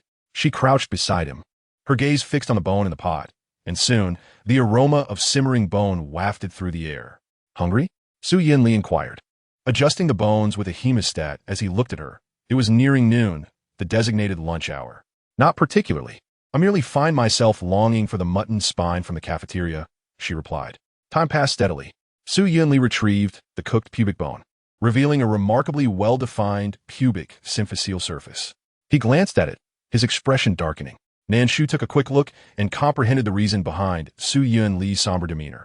The remains belonged to a child, approximately 15 years old. Chapter 91. 2 corpses? Engagement? The second deceased, whose skull had yet to be found, was male, estimated to be around 15 years of age, with a height of about 1.50 meters and a slender build. The atmosphere in the conference room was tense. No one had anticipated that a single luggage bag would lead to the revelation of 2 corpses. Sister Wang, have the results from the missing persons database comparison come through? Nan Punyan inquired of Wang Yaqin. For the first deceased, we have identified one potential match, she replied, clicking her mouse. The information of a household appeared on the projection screen. Shen Yao, female, 21 years old at the time of her disappearance, with a height of 1.65 meters. At 19, she had accidentally fallen from the roof of her family home, fracturing her left leg. She resided at number 103 in Kong Village. A year prior, her parents had reported her missing to the police station, but since her phone was reachable at that time, no formal case was opened. Subsequently, rumors circulated that she had been lured abroad by a pyramid scheme. Nan Shu's gaze lingered on Kong Village for a few seconds. This village lay just upstream of where the bodies were discovered, close to Jiacheng. We have already dispatched personnel to interview Shen Yao's parents. Results should be forthcoming. What about Shen Yao's mobile phone location? In a luggage bag, aside from the skeletal remains, there was nothing else, not even clothing, indicating that the body had been stripped before being stuffed into the bag. The location could not be traced. However, according to the information retrieved from the telecommunications company, Shen Yao's last call was made on the evening of September 13th last year at around 8 o'clock to someone named Song Xiong. It is said that they were in a romantic relationship prior to her disappearance. Song Xiong is also from Kong Village and has resided there for the past 2 years. Nan Punyan acknowledged. And for the second?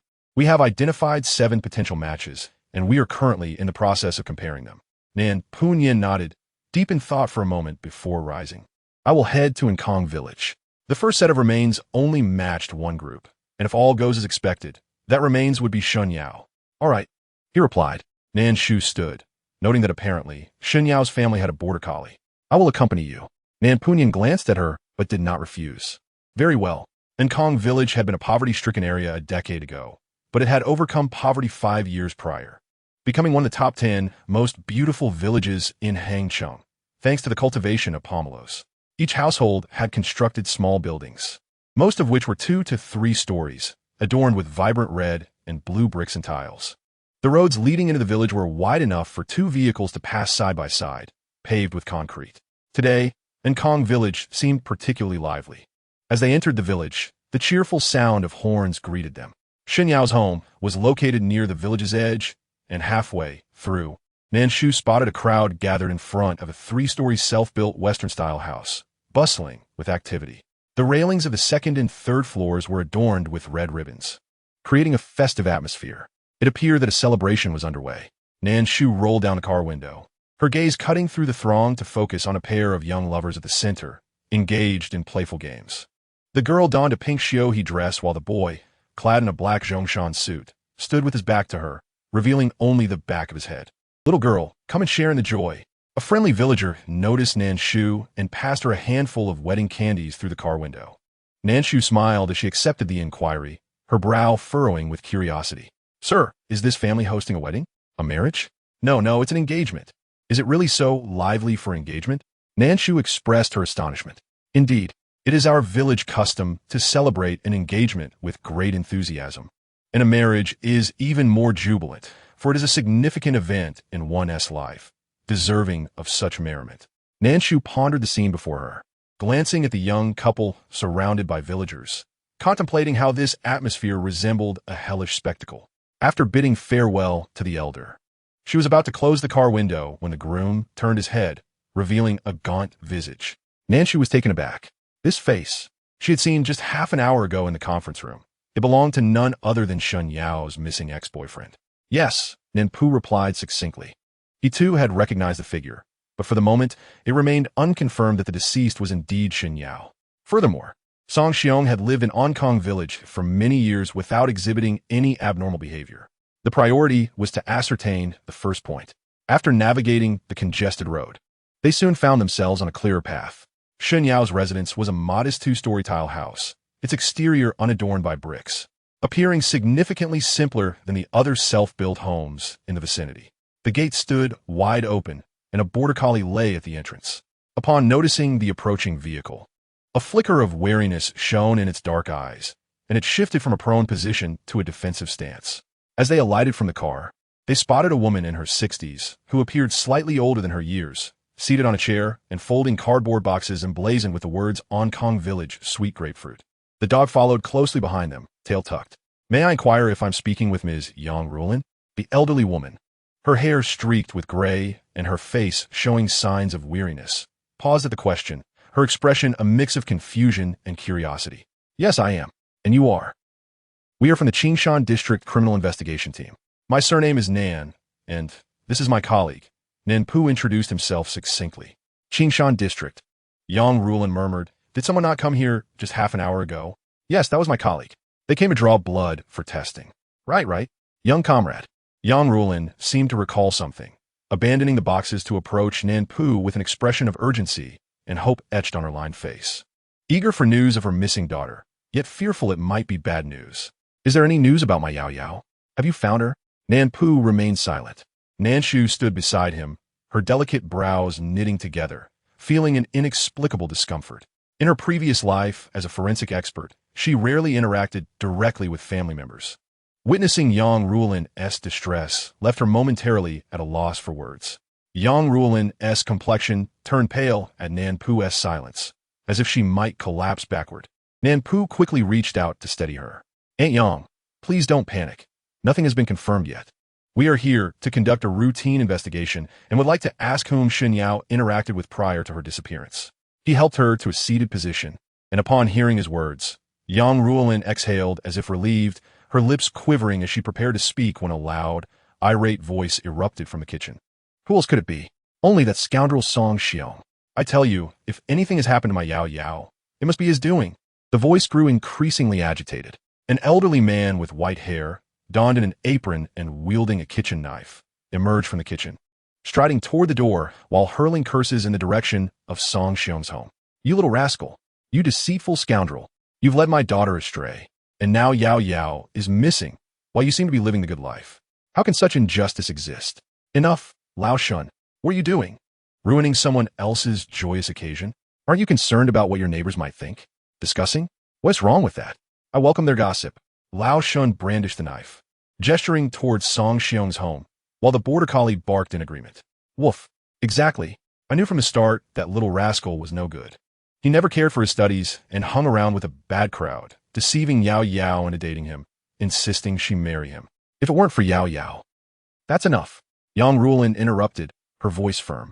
"What about Yao Yao?" Nan Shu keenly sensed that there were deeper, undisclosed secrets woven into their conversation. "Young comrade, I apologize. My husband has a temper that flares easily. He's been slightly better in recent years." Yang Rulin offered a nervous laugh. "It's quite all right." Nan Pu, seasoned in investigations, could discern the couple was withholding information but chose not to press further, instead continuing with the previous topic.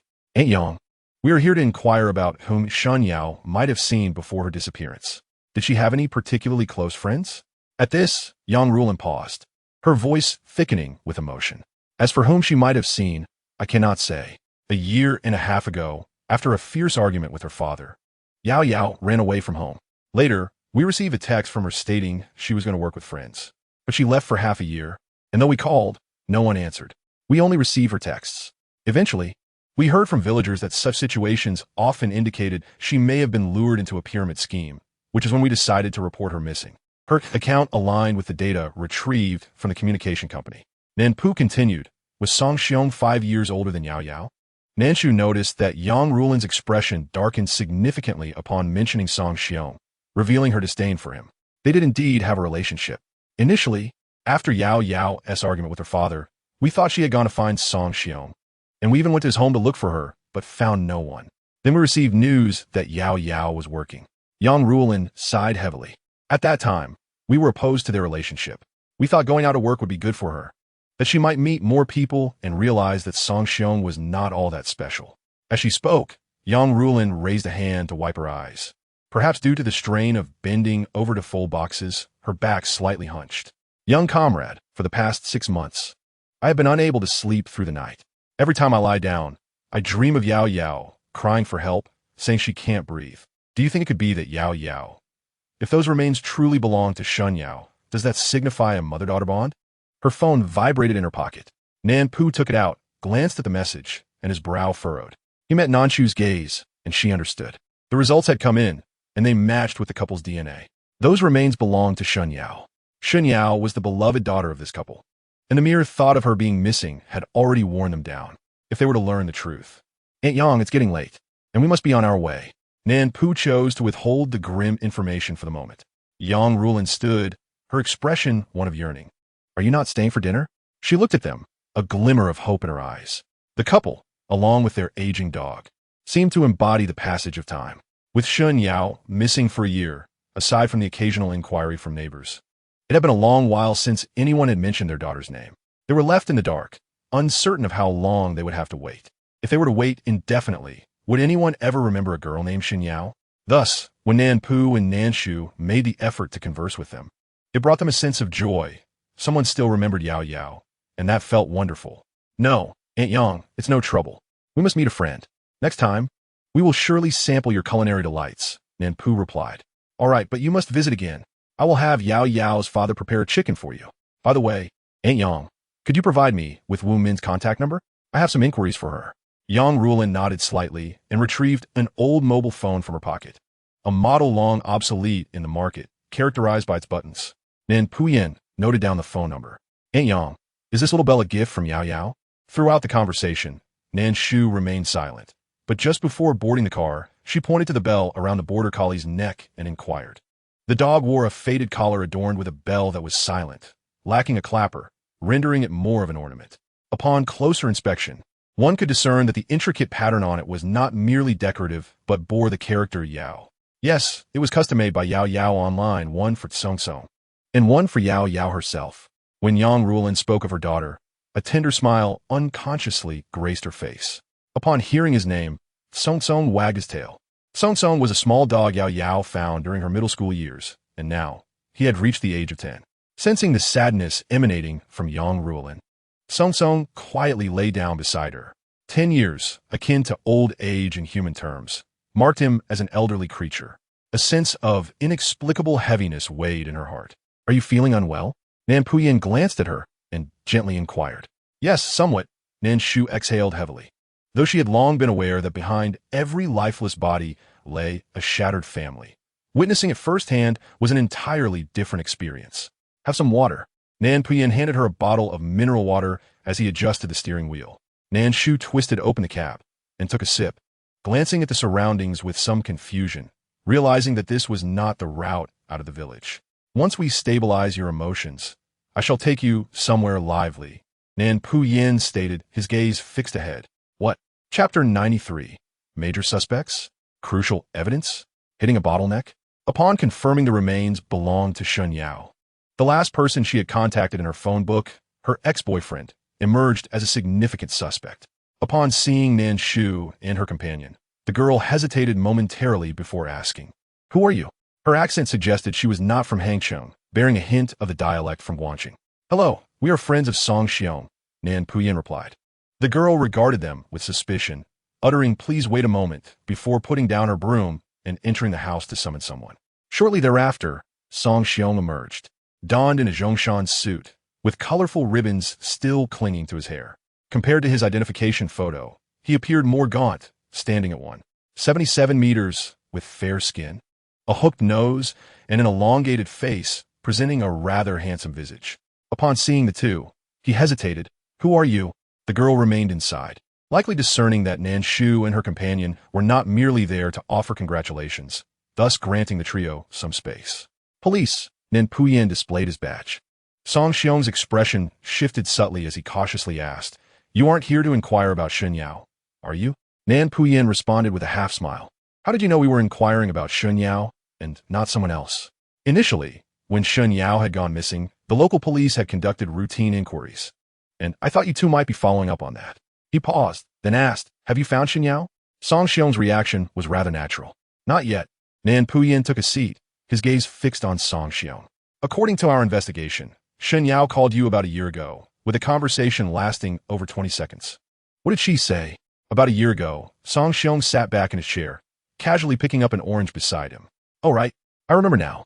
She mentioned that she was seeing someone outside and told me not to wait for her anymore. Is that all?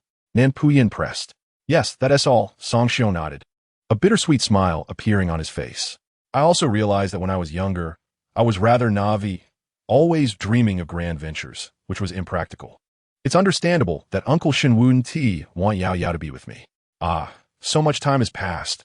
Why am I even telling you this, officer? Song Xiong carelessly discarded the orange peel into the flower bed in front of the house. Nan Shu glanced over and noticed not only the orange peel, but also seeds, apple skins, and leftover food scattered in the garden. Officer, are you here because there's news about Yao Yao? Or has she? Song Xiong's sentence trailed off, as today was supposed to be a joyous occasion for him, and uttering that word felt ominously inappropriate. We are uncertain. We are merely conducting routine inquiries. Nan Puyin surveyed the living room, where a plaque measuring 2 meters by 1 meter hung directly opposite the entrance, inscribed with the family rules of the Song family, followed by a lengthy passage. Beneath the plaque stood an altar, atop which lay a pile of cash amounting to nearly 300,000. When did you and your fiancé meet? Nan Puyin shifted the topic. Officer, is this related to Yao Yao? Song Xiong's expression appeared somewhat resistant. It remains undetermined. This is a routine inquiry. Answer whatever you are asked. About 6 months and 14 days ago, we met through a matchmaking event. I thought, since Yao Yao found her happiness, and at 27, with only 2 months until I turned 28, it was indeed time for me to settle down. Nan Puyin nodded lightly. The betrothal gift is quite substantial. 288,888. Since she is my fiancé's first love, Song Xiong scratched his head, a sweet smile illuminating his face. It's quite nice. I personally prefer the red variety of Moon Yuden, so I cultivated this type.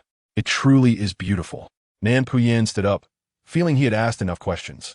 We shall not disturb you further. Congratulations on your engagement.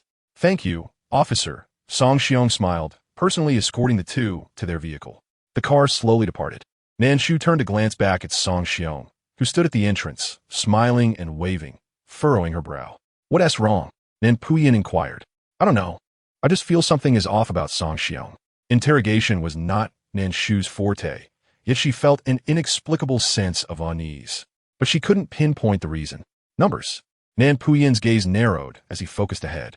Numbers? Song Xiong was acutely sensitive to numbers, yet when discussing Shun Yao, his descriptions of time were exceedingly vague. Nan Shu suddenly realized. Nan Puyin tapped the screen of his phone and dialed Li Feng's number. What's the situation? Does it align with Shun Yao's timeline? Yes. Send me the address. All right. After hanging up, Nan Puyin glanced at the address, turned the steering wheel, and entered another road. Song Xiong harbored suspicions of being involved in the crime. However, presently, they lacked crucial evidence. Merely detaining him due to his past relationship with Shan Yao would not only contravene procedural regulations, but also risk alerting him. Therefore, they now needed to procure decisive evidence proving that Shan Yao had not left the province during that half year, but had been with Song Xiong instead. As they approached the building where Song Xiong had once resided, darkness had enveloped the surroundings. Gongye District, regarded as an older part of the city, was characterized by numerous traditional buildings, with low-rise structures adjacent to newer constructions. Song Xiong's residence was in an aged complex built decades ago, with shops on the ground floor and residences above. Nan Shu stood before a barbecue restaurant named a Chung Xiao Kao, looking up at the third floor where clothes hung out to dry, indicating occupancy. Hangsheng, as a burgeoning first-tier city, was never short of laborers. A row of shops boasted freshly painted signs, appearing newly refurbished. A year ago, this area was undergoing renovations, and the surveillance cameras were newly installed, as the neighborhood had lacked them until then. Given the high turnover of residents, a new batch could appear within 3 months, let alone the past 2 years, where countless individuals must have come and gone. The investigation seemed to have hit a stalemate. Nan Shu remained silent. her gaze shifting from the sign boasting a decade-long history and guaranteed flavor to a young girl beside the barbecue grill who was eagerly watching the sizzling food, drooling. The little girl appeared to be around 7 or 8 years old, dressed in short sleeves and shorts, her small face dirty. On her hand, she wore a crooked red string, from which hung a tarnished little bell. With her movements, the bell remained silent, lacking a clapper. In Chapter 94, the scene unfolds with a bustling atmosphere at the eatery. "Boss, I would like 1 serving of the complete nourishing set and 2 portions of egg fried rice," Nan Shu instructed the owner, who was busy as a whirlwind. Nan Yin observed her with a peculiar gaze, but Nan Shu was oblivious. As it was the peak of business, and the establishment was filled to capacity. With determination, she fetched a folding table and 2 stools, setting up her own street stall. Nan Yin instinctively took out a napkin to wipe the table and the stools before sitting down, finally speaking slowly, "I do not require anything." "Captain Nan, are you not hungry?" Nan Shu queried, puzzled. Neither of them had eaten since noon, having only consumed water. "I am hungry, but—" Nan Yin paused. "Considering the matter of masculine dignity, I believe we should opt for a different set." "Different?" Nan Shu glanced at the contents of the set, which included 20 beef skewers, 20 lamb skewers, 2 lamb kidneys, a plate of chives, and an eggplant. "Is this insufficient?" She had chosen this set for its substantial portions. "Not that." Nan Yin's lips moved, taking a moment to reply. "I've been experiencing some heat lately." Realizing this, Nan Shu responded, "No problem, I will supplement." "The skewers are not the main focus," he remarked, as Nan Shu waved to the little girl nearby. "Come here, little girl." The child, with a round, cherubic face akin to a small apple and bright eyes, stood still, tilting her head as she gazed at Nan Shu. Nan Shu took out her phone. "Come here. I will play a game with you." Wangzhen Nongyao. The little girl's eyes sparkled with excitement, and she hurried over. "Sister," she said sweetly, her voice endearing. "How adorable," Nan Shu said, pinching the girl's cheek and holding her small hand, which the girl willingly allowed, remaining still as if under Nan Shu's command. "What is your name?" Nan Shu inquired, closely inspecting the bell on her string. The string appeared new, indicating it had likely been donned recently, while the bell showed signs of age. With a layer of blackened oxidation, Nan Yin also noticed the bell, momentarily taken aback. "This is XIN. The little girl gazed at the phone placed on the table, clearly a polite child, eager to play, yet refraining from reaching for it without permission from Nan Shu. XIN, could you kindly tell your sister where this bell came from? Was it a reward from your parents?" Nan Shu lifted her eyes, exchanging a glance with Nan Yin. Despite the bell's significant oxidation, one could still discern a faint engraving of the character Tsong on it, indicating a connection to Shun Yao, who had indeed resided here. This bell served as crucial evidence. "Where did you find it?" Nan Shu began downloading the game in front of her. "At home," XIN replied. "Is your home on the 3rd floor?" Nan Shu continued her inquiries. XIN nodded affirmatively. Nan Shu turned to Nan Yin, who understood her cue, and said, "I'll make a call." According to the descriptions provided by Yang Rulin and her husband, Shin Yao had a fondness for Tsong, having grown up together. If the bell was lost, it was inconceivable that Shun Yao would not seek it. The rental space was not extensive, making it feasible to locate it. Yet, why hadn't Shun Yao searched for it? Or was it possible that she had lost the ability to search by the time the bell went missing? The autopsy report indicated that the bones showed signs of having been cut by a sharp instrument, suggesting that the perpetrator had dismembered Shun Yao after her death. Where did this occur? If it was in the rental unit, could there still be traces left behind? The little girl's hands were small and pudgy, surprisingly adept at playing the game. Li Feng and his companions would soon arrive. They should eat first. Both were ravenous, silently beginning their meal. Occasionally, the sounds of the game echoed, adding an exhilarating ambience. The barbecue restaurant was a family-run establishment, and during such busy times, they welcomed Nan Shu to entertain the child, believing her to be harmless. After a fulfilling meal, as they were left with a single lamb kidney, Li Feng and Su Yunli arrived, their police vehicle parked outside. "Hey, Captain Nan, recently." Li Feng glanced at the lamb kidney and subtly directed his gaze toward Nan Yin's midsection, noting he could use some nourishment. "Get lost." Nan Yin tossed the lamb kidney at him.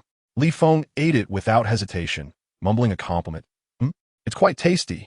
Let us go. Time to work." Nan Yin gave him a light kick, then approached the owner, paying for their meal before producing his police badge. "Officer, we need to conduct a routine inspection. Could you accompany us upstairs?"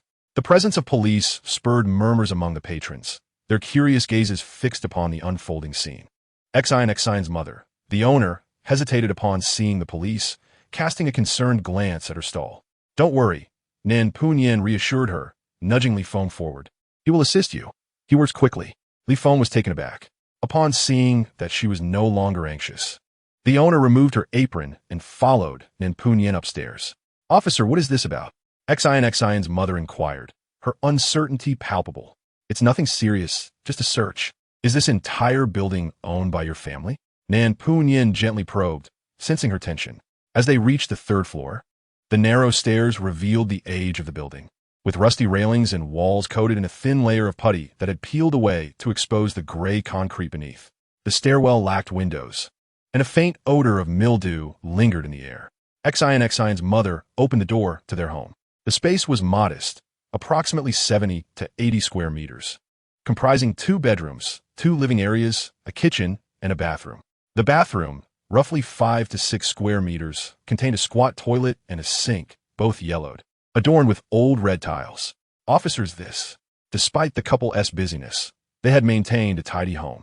However, upon seeing the officers enter, Xine's mother made her way directly to the bathroom, puzzled. There's a toilet downstairs as well. In Chapter 95, within the bathroom, Su Yun Li retrieved a luminol reagent, evenly spraying it across every nook and cranny, particularly beneath the sink and in the corners, where it was most likely to be overlooked and difficult to clean. Soon, several small spots began to emit a blue fluorescence. Su Yun Li carefully collected samples with a cotton swab, noting that some old blood reacted quickly to the luminol, though this did not guarantee extraction success. Nevertheless, any reaction offered a glimmer of hope. As Xin completed her game, the group finally descended from the upper floor. "How did it go?" Nan Shu inquired as she stood. "We have some findings, but we must verify if they match. After all, in everyday life, people can bleed from cuts or gum issues. It is not yet conclusive that the blood belongs to Shun Yao." "Indeed," Nan Shu nodded, relieved to have made progress. At the very least, it affirmed that their investigation was on the right track. Xin, sister must leave now. After this round, you can no longer play." Nan Shu patted the little girl's head. Hearing this, Xin's face fell. "All right." Then, to soothe her disappointed heart, she inadvertently achieved a 5-kill streak, swiftly dismantling the opposing team, cursing in excitement. "By the way, Captain Nan, the comparison results for the second deceased have come back. Currently, no matches have been found." Wang Gu handed the report to Nan Punyan, who took it and glanced through it, immediately furrowing his brow. "Captain Nan, should we expand the comparison scope?" "No inquiries have been made from Jiaqing yet," Li Feng inquired. "Yes, do ask." Nan Punyan returned the report to Wang Gu, his frown remaining steadfast. He harbored doubts that any useful information would arise from Jiaqing. Based on his years of investigative experience, the second deceased was likely buried near the riverbank after death. It seemed that the recent rise in upstream water had unearthed the body, coincidentally encountering Shun Yao, who was concealed within a travel bag. Consequently, they had come seeking justice for their plight. The method of disposal indicated that the second deceased was probably from Hangcheng, likely residing in one of the villages in Ankang. However, as of now, it appeared that no one in those villages had reported any incidents, nor claimed a missing child. Either no child had gone missing, or if one had, the parents chose to conceal it rather than report it. Yet, could there truly be parents who would refrain from notifying authorities upon discovering their child's disappearance? Li Feng acknowledged and departed, while Wang Gu, clutching the report, brewed himself a cup of coffee and retreated into the forensic room. Nan Shu noticed the tension etched on his face and contemplated offering words of comfort when a notification sound chimed from the computer, illuminating the screen. She instinctively glanced over to see a page dedicated to locating missing children, appearing to be data from a website backend. "Captain Nan, is there a sibling relationship in the search for the missing person?" This was the first time she learned that Nan Punyan had a younger sister named Nan Xinyan. The screen displayed numerous families reporting missing children, some due to abduction, while others were outright snatched in broad daylight. In particular, years ago, before surveillance became widespread, human traffickers were exceedingly rampant. Unbeknownst to her, Nan Punyan had approached the computer. He pulled a chair behind Nan Shu, gesturing for her to sit while he procured another chair for himself. "So, Captain Nan, your sister." Nan Shu's instinctive reaction was abduction. considering Nan Pernian's affluent background could attract the covetous gaze of kidnappers. I do not know, he replied. You do not know? Nan Shu looked at him, puzzled. My sister has been missing for 22 years, and I have never even seen her face, Nan Pernian stated, gently rubbing his fingers. His craving for a cigarette resurfaced, but noticing the young girl's apparent aversion to smoke, he opted instead for a piece of gum. Years ago, when my mother visited Hangzhou to see my grandfather, she accidentally fell and went into early labor, giving birth to my sister at Hangzhou First People's Hospital. At that time, my grandfather was unwell, and my father was abroad on business, intending to fly to Hangzhou 2 days later, but my mother went into premature labor. Nan Pernian narrowed his dark eyes, uncertain of his emotional state that day. Perhaps it was the fatigue from the recent cases that left him physically and mentally drained. Or perhaps he felt a connection with the young girl, leading him to divulge long-buried memories. My mother gave birth to my sister, but due to her frail condition, she was placed in an incubator. However, the following morning, the nurse informed us that my sister had vanished. Upon checking the surveillance footage, they discovered a person posing as a janitor who had blended in and taken her away. By the time the police investigated, the individual had already disappeared. And 22 years ago, not all main roads in Hangzhou were equipped with surveillance cameras. Nan Shu frowned, momentarily at a loss for words of comfort. This was also the reason I came to Hangzhou, but after 22 years, I am aware that the hope is faint. Nan Pernian clicked the mouse to close the page and turned to Nan Shu, who appeared pensive, her expression marked by deep concern. He smiled gently. What a coincidence. Your birthday is just 3 days before Xinyan's. After a moment of reflection, Nan Shu recalled a comforting detail from the original owner's memories. That is indeed quite coincidental. I, too, was born at Hangzhou First People's Hospital and spent 5 days in an incubator. Perhaps I briefly shared a space with your sister. Nan Pernian chuckled, his brows relaxing into a smile. Indeed, perhaps this is fate. Nan Shu felt a quiet relief. She was accustomed to this side of Captain Nan, as the previous atmosphere had been quite unsuitable for him. A knock resounded at the office door. Come in. Wango entered, clutching the warm report. Captain Nan, we have a match with 2 bloodstains corresponding to Shun Yao. Nan Pernian's expression shifted sharply. He rose abruptly and strode towards Wang Ge, scanning the report in his hands with keen focus. Finally, we have caught that rascal. Nan Shu blinked, realizing where Li Feng had learned to refer to that rascal. Song Xiong, unexpectedly apprehended by police right after his daytime engagement, found himself sitting in an interrogation chair, adorned with silver handcuffs. Officer Nan? Upon seeing Nan Pernian, Song Xiong frowned, raising his hand in confusion. What is the meaning of this? Nan Pernian remained silent, tossing a stack of photographs onto the table. Upon viewing the images, Song Xiong's expression shifted, though he quickly regained composure. Isn't this the house I rented before? He queried. Officer Nan, we country folk do not own property in Hongqing's urban area. It is quite normal to rent while working in the city. That is indeed understandable. But for the first 6 months after Shun Yao went missing, you were together. How do you explain that? Nan Pernian's gaze bore into Song Xiong's, scrutinizing every change in his expression. Song Xiong fell silent. After a lengthy pause, he finally spoke. Officer Nan, I admit I lied to you before. Nan Pernian tapped his knee with a finger. So you acknowledge it? Yes. But I am afraid, Officer Nan. You see, I just got engaged, and in 3 days, I will be obtaining my marriage license. My fiancé, he loves me dearly, and I reciprocate her feelings. Song Xiong swayed slightly, the handcuffs clinking against the table. As he earnestly gazed at Nan Pernian, his face a mixture of anxiety and regret. I am afraid that if something truly happened to Shun Yao, and you suspect me, it would lead to endless interrogations and numerous troubles. He murmured, that would be quite ominous. Ominous? Nan Pernian felt an uncontrollable urge to laugh. In moments of bewilderment, laughter often arises. His gaze turned cold as he fixed it on Song Xiong. Do you know that Shun Yao is already dead? What? Yao Yao? Song Xiong's face displayed shock, followed by frantic head shaking. No, that is impossible. Yao Yao, that cannot be. Her body was dismembered and discarded in the Yunxian River a year and a half ago. Observing Song Xiong's shocked and pained countenance, as if he were on the verge of tears, Nan Pernian felt no stirrings of sympathy. How disingenuous. From a window away, Li Feng scoffed, quite the performance. Better than some current professional actors. Nan Shu, holding her freshly brewed tea, resembled a retired bureaucrat preparing for a leisurely life. Indeed, I can hardly bear to watch current dramas. No, I haven't had time to watch television lately. Last year at this time, I don't recall being this busy. Li Feng scratched his head, his mind muddled by the overwhelming workload. Hearing this, Nan Shu's eyes flickered with a hint of guilt as she blew on the floating tea leaves. Xiao Nan, drinking tea so late?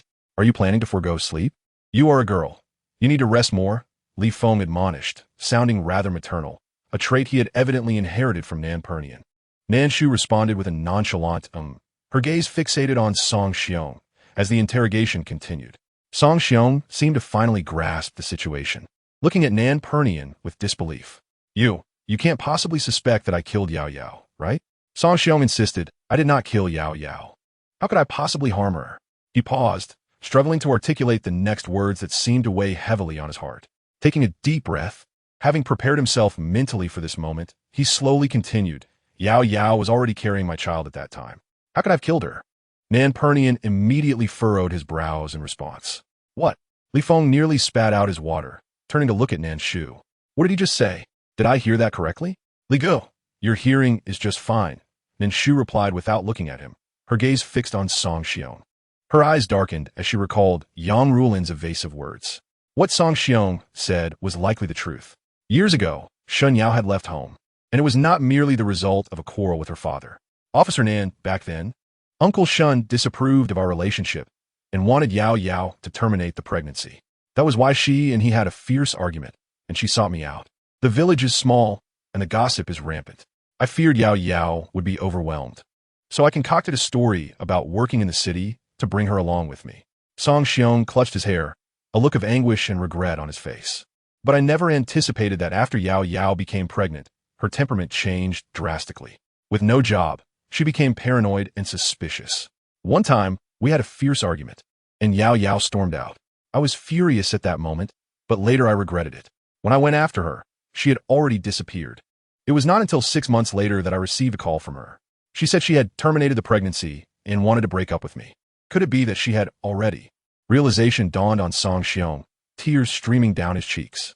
His fists clenched as he struck the table with force. I didn't know. I truly did not know. If I had understood that Yao Yao was crying for help, I would have never. His words faltered, too sorrowful to continue. The interrogation room was filled with the sound of his heart-wrenching sobs. Could it be that we really have the wrong person? Li Feng's expression became complex at this revelation. Li Ge, have you seen the report? What's in it? Li Feng suddenly froze, turning to face Song Xiong. I can't believe I almost fell for this guy's deception. The report indicated several discrete locations of Shun Yao's bloodstains, which were easily overlooked during cleaning.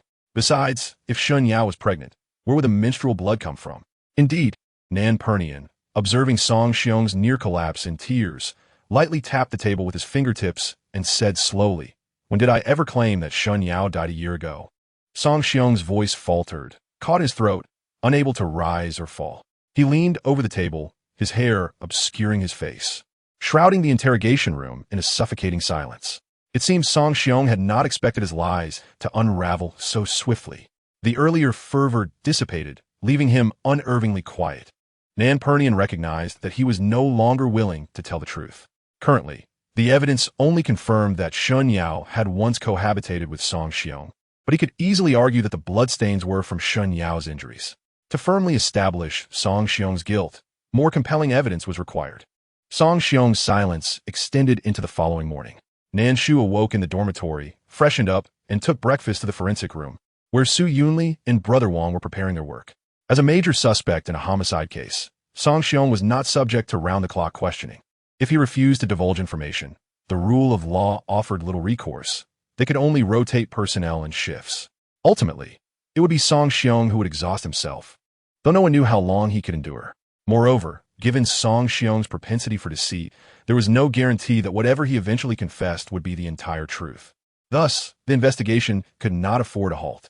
Su Yunli planned to visit Song Xiong's hometown to see if any traces could be uncovered there.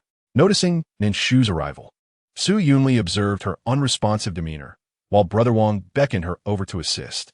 The three prepared their supplies and boarded the vehicle bound for Onkong Village. This was Nan Shu's second visit to Onkong Village, and she was familiar with the route. The police had discreetly taken Song Xiong away the previous night, so the villagers remained unaware. The black vehicle stopped at Song Xiong's doorstep, and and the villagers merely glanced over without much concern, as Song Xiong had just recently become engaged, and it was normal for relatives to visit.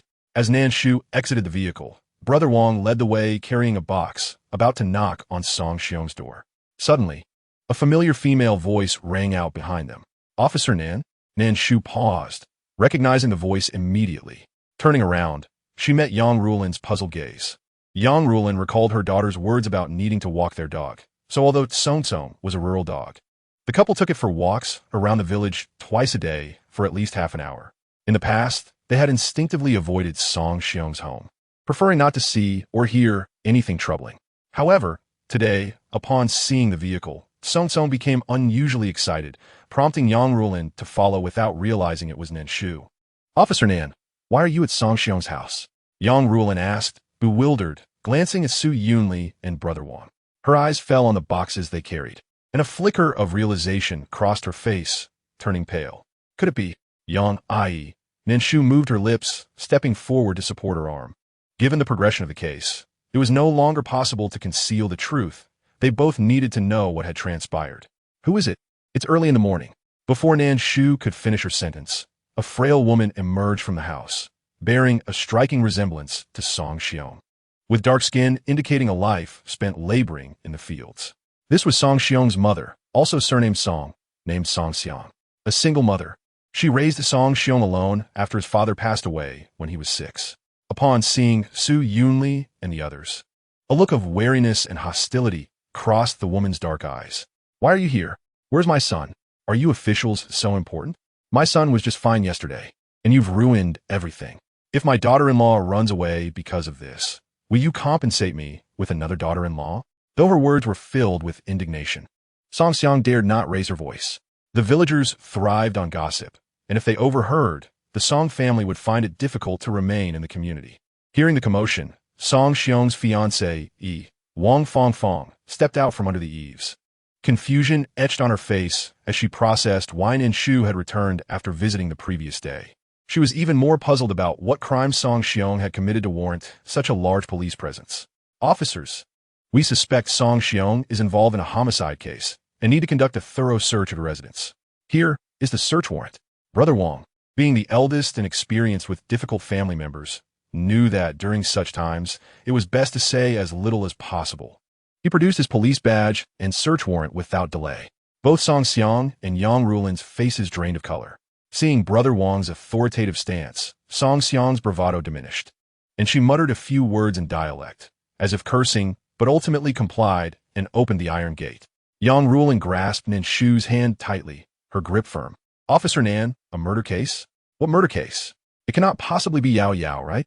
This was Nan Shu's first encounter with the family of the deceased. Upon witnessing Yang Rulin's gaze, which yearned for a negative answer, Nan Shu found herself momentarily choked, unable to utter a single word. Yang Rulin comprehended the gravity of the situation. Her eyes reddened, and in that instant, she appeared to age a decade.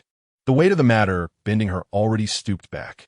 Su Yunli and his companion, upon observing this, decided to leave Nan Shu to console the bereaved family while they ventured inside to search. At that moment, the previously quiet Song suddenly erupted into a loud outcry at the entrance of Song Xiong's residence, struggling to rush inside. Since Shun Yao's disappearance, Yang Rulin's health had deteriorated, and Song, possessing considerable strength, could have easily toppled her had she not quickly released her grip. "Song," Yang Rulin exclaimed anxiously. Nan Shu steadied her arm, yet her gaze remained fixated on Song, watching it claw at the chrysanthemums in the flower bed, emotions swirling within her eyes. Su Yunli. This unexpected turn of events left everyone perplexed. Wang Fong was the first to react, attempting to shoo Song away, for these were her fiancé's cherished chrysanthemums. Treated like treasures, now in disarray thanks to Song Kong. This marked the first time Nan Shu addressed Su Yunli by his full name. He lifted his gaze to meet hers, and their eyes locked. The flicker in his fox-like eyes indicated understanding. He approached with the examination box in hand. Song glanced at Su Yunli, seemingly grasping his intentions, let out an "Ao Wu," and ceased its actions, retreating to the side. Wang Gu, confused, followed suit. Opening the examination box, he retrieved a folding shovel. The forensic kit was replete with an assortment of peculiar tools. They began to excavate the soil. The vividly blooming chrysanthemums were uprooted and lay aside, and Wang Fongfong, witnessing this, dared not intervene, merely observing their actions. Yang Rulin had long been prepared for this moment. Yet she harbored a sliver of hope. Now that hope was utterly shattered, she stared intently at Song Xiong, her expression one of fierce determination, as if she intended to extract a piece of flesh from him. Song Xiong, intimidated by her unwavering gaze, fell silent, merely wielding a mop to clean the already spotless floor, his eyes occasionally darting towards the flower bed. The earth they unearthed piled into a small heap, a purely laborious task. As they dug to approximately half a meter deep, Su Yunli struck something hard, producing a sound that tightened everyone's hearts. With a forceful thrust of his arm, veins on his forearm bulging, he unearthed the object. Upon revealing its form, the expressions of the onlookers drastically altered. The hard object was diminutive, scarcely larger than a grown man's palm, yet its hollow eye sockets were unmistakable. Ah! Wang Fongfong shrieked, retreating behind Song Xiong. Yang Rulin, upon sighting the tiny skull, turned pale, her lips quivering as if recalling something, stumbling forward. She knew that prior to Shun Yao's disappearance, she had been pregnant. Song Tsong lay beside the skull, its eyes fixated upon it, an expression of sorrow welling up within. Nan Shu's almond-shaped eyes drooped, and she bit her lip, estimating the skull's age to be around 7 months, perfectly aligning with the timeline of Shun Yao's initial disappearance. The identity of the skull was all too apparent. Now, only the identification results remained. The day before, Shun Bobo, who had been vociferously berating Song Xiong, donned a black shirt with a torn collar and silently joined the excavation efforts, wielding a shovel. The entire flower bed was overturned, dug over a meter deep, revealing several fragments of bone from the soil. Yet, it remained indeterminate whether they belonged to a human. On the return journey to the station, the once spacious vehicle became cramped. Nan Shu occupied the front passenger seat, while Wang Gu settled in the back, next to the silent and tightly embraced Yang Rulin and her husband. Upon arriving at the station, Wang Gu led them to the morgue, a small room adjacent to the autopsy suite used for temporarily storing corpses. The wall-mounted fan buzzed, and a strong odor of disinfectant pervaded the air. Later, Nan Shu learned from Wang Gu that upon seeing Shun Yao's remains, now reduced to bones, Shin Bobo collapsed to his knees, slapping his own face in regret, lamenting that if he hadn't been so ill-tempered and uttered such harsh words, Shun Yao would not have become entirely reliant on Song Xiong. He declared it all his fault and expressed his remorse. Yet, was it truly the couple's fault? The guilty party was clearly Song Xiong, who had endured 27 hours of interrogation and still refused to confess. When the results of the examination emerged, revealing that the skull found at Song Xiong's residence belonged to a male and matched a single-parent hereditary relation with Shin Yao, as well as a match with Song Xiong, the truth was undeniable. The child was indeed Shin Yao and Song Xiong's. When Nan Punyan slammed the report down before Song Xiong, the previously silent man resembled a defeated rooster, instantly deflated. "Officer, you must believe me. I truly did not mean to," Song Xiong implored, looking at Nan Punyan, his expression now tinged with genuine fear and anxiety. However, Nan Shu could discern that Song Xiong's fear stemmed not from remorse for his actions, but rather from the impending punishment he would face. Was it not intentional murder? Or was it not intentional dismemberment? Or perhaps, was it not intentional to extract the infant and bury it in the flower bed? With each question posed by Nan Punyan, Song Xiong's guilt deepened. He lowered his gaze, unwilling to meet Nan Punyan's stare. Even if one were to concede a hypothetical situation, did she bear no fault? Song Xiong raised his head, a visage of anger. This sentiment felt eerily familiar. Nan Shu pondered for a moment, recalling Wang Mingyu, the man who killed his wife for insurance money. Having committed murder, he attempted to shift blame onto the deceased, ultimately seeking to alleviate his own conscience and concoct a tragic narrative to mitigate his crimes. "Where did I err?" Nan Punyan coldly inquired, gazing at Song Xiong. She even demanded 99,000 in betrothal gifts. She was already pregnant with my child and still sought such a hefty sum? On what grounds? Song Xiong retorted defiantly. Nan Punyan furrowed her brow tightly. "So, you killed her for that reason?" Her tone escalated slightly.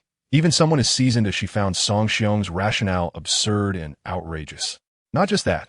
She had a falling out with her family, lived off me, and now, with her belly so large, we were supposed to lead a simple life together. I had it all planned out After the child was born, we would get our marriage certificate. It must have been that proprietress. That was my child. What right did she have? Song Xiong lamented, tugging at his hair. Nan Punyin remained silent, merely regarding him with cold eyes, posing one final question. If you deemed 99,000 in betrothal gifts excessive, why is 28,800 suddenly not? He vividly recalled their first encounter, the exuberance of their engagement. Song Xiong hesitated, casting a guilty glance at Nan Punyin before murmuring, "How could they be the same? They're different." What exactly was different? Nan Punyin did not inquire, nor was she particularly inclined to know. With ample evidence and witness testimonies, Song Xiong's guilt for murder was established. Nan Shu stood at the doorway, observing as the two men, cradling a box containing bones, staggered away, tilting her head to glance at the glaring sunlight above.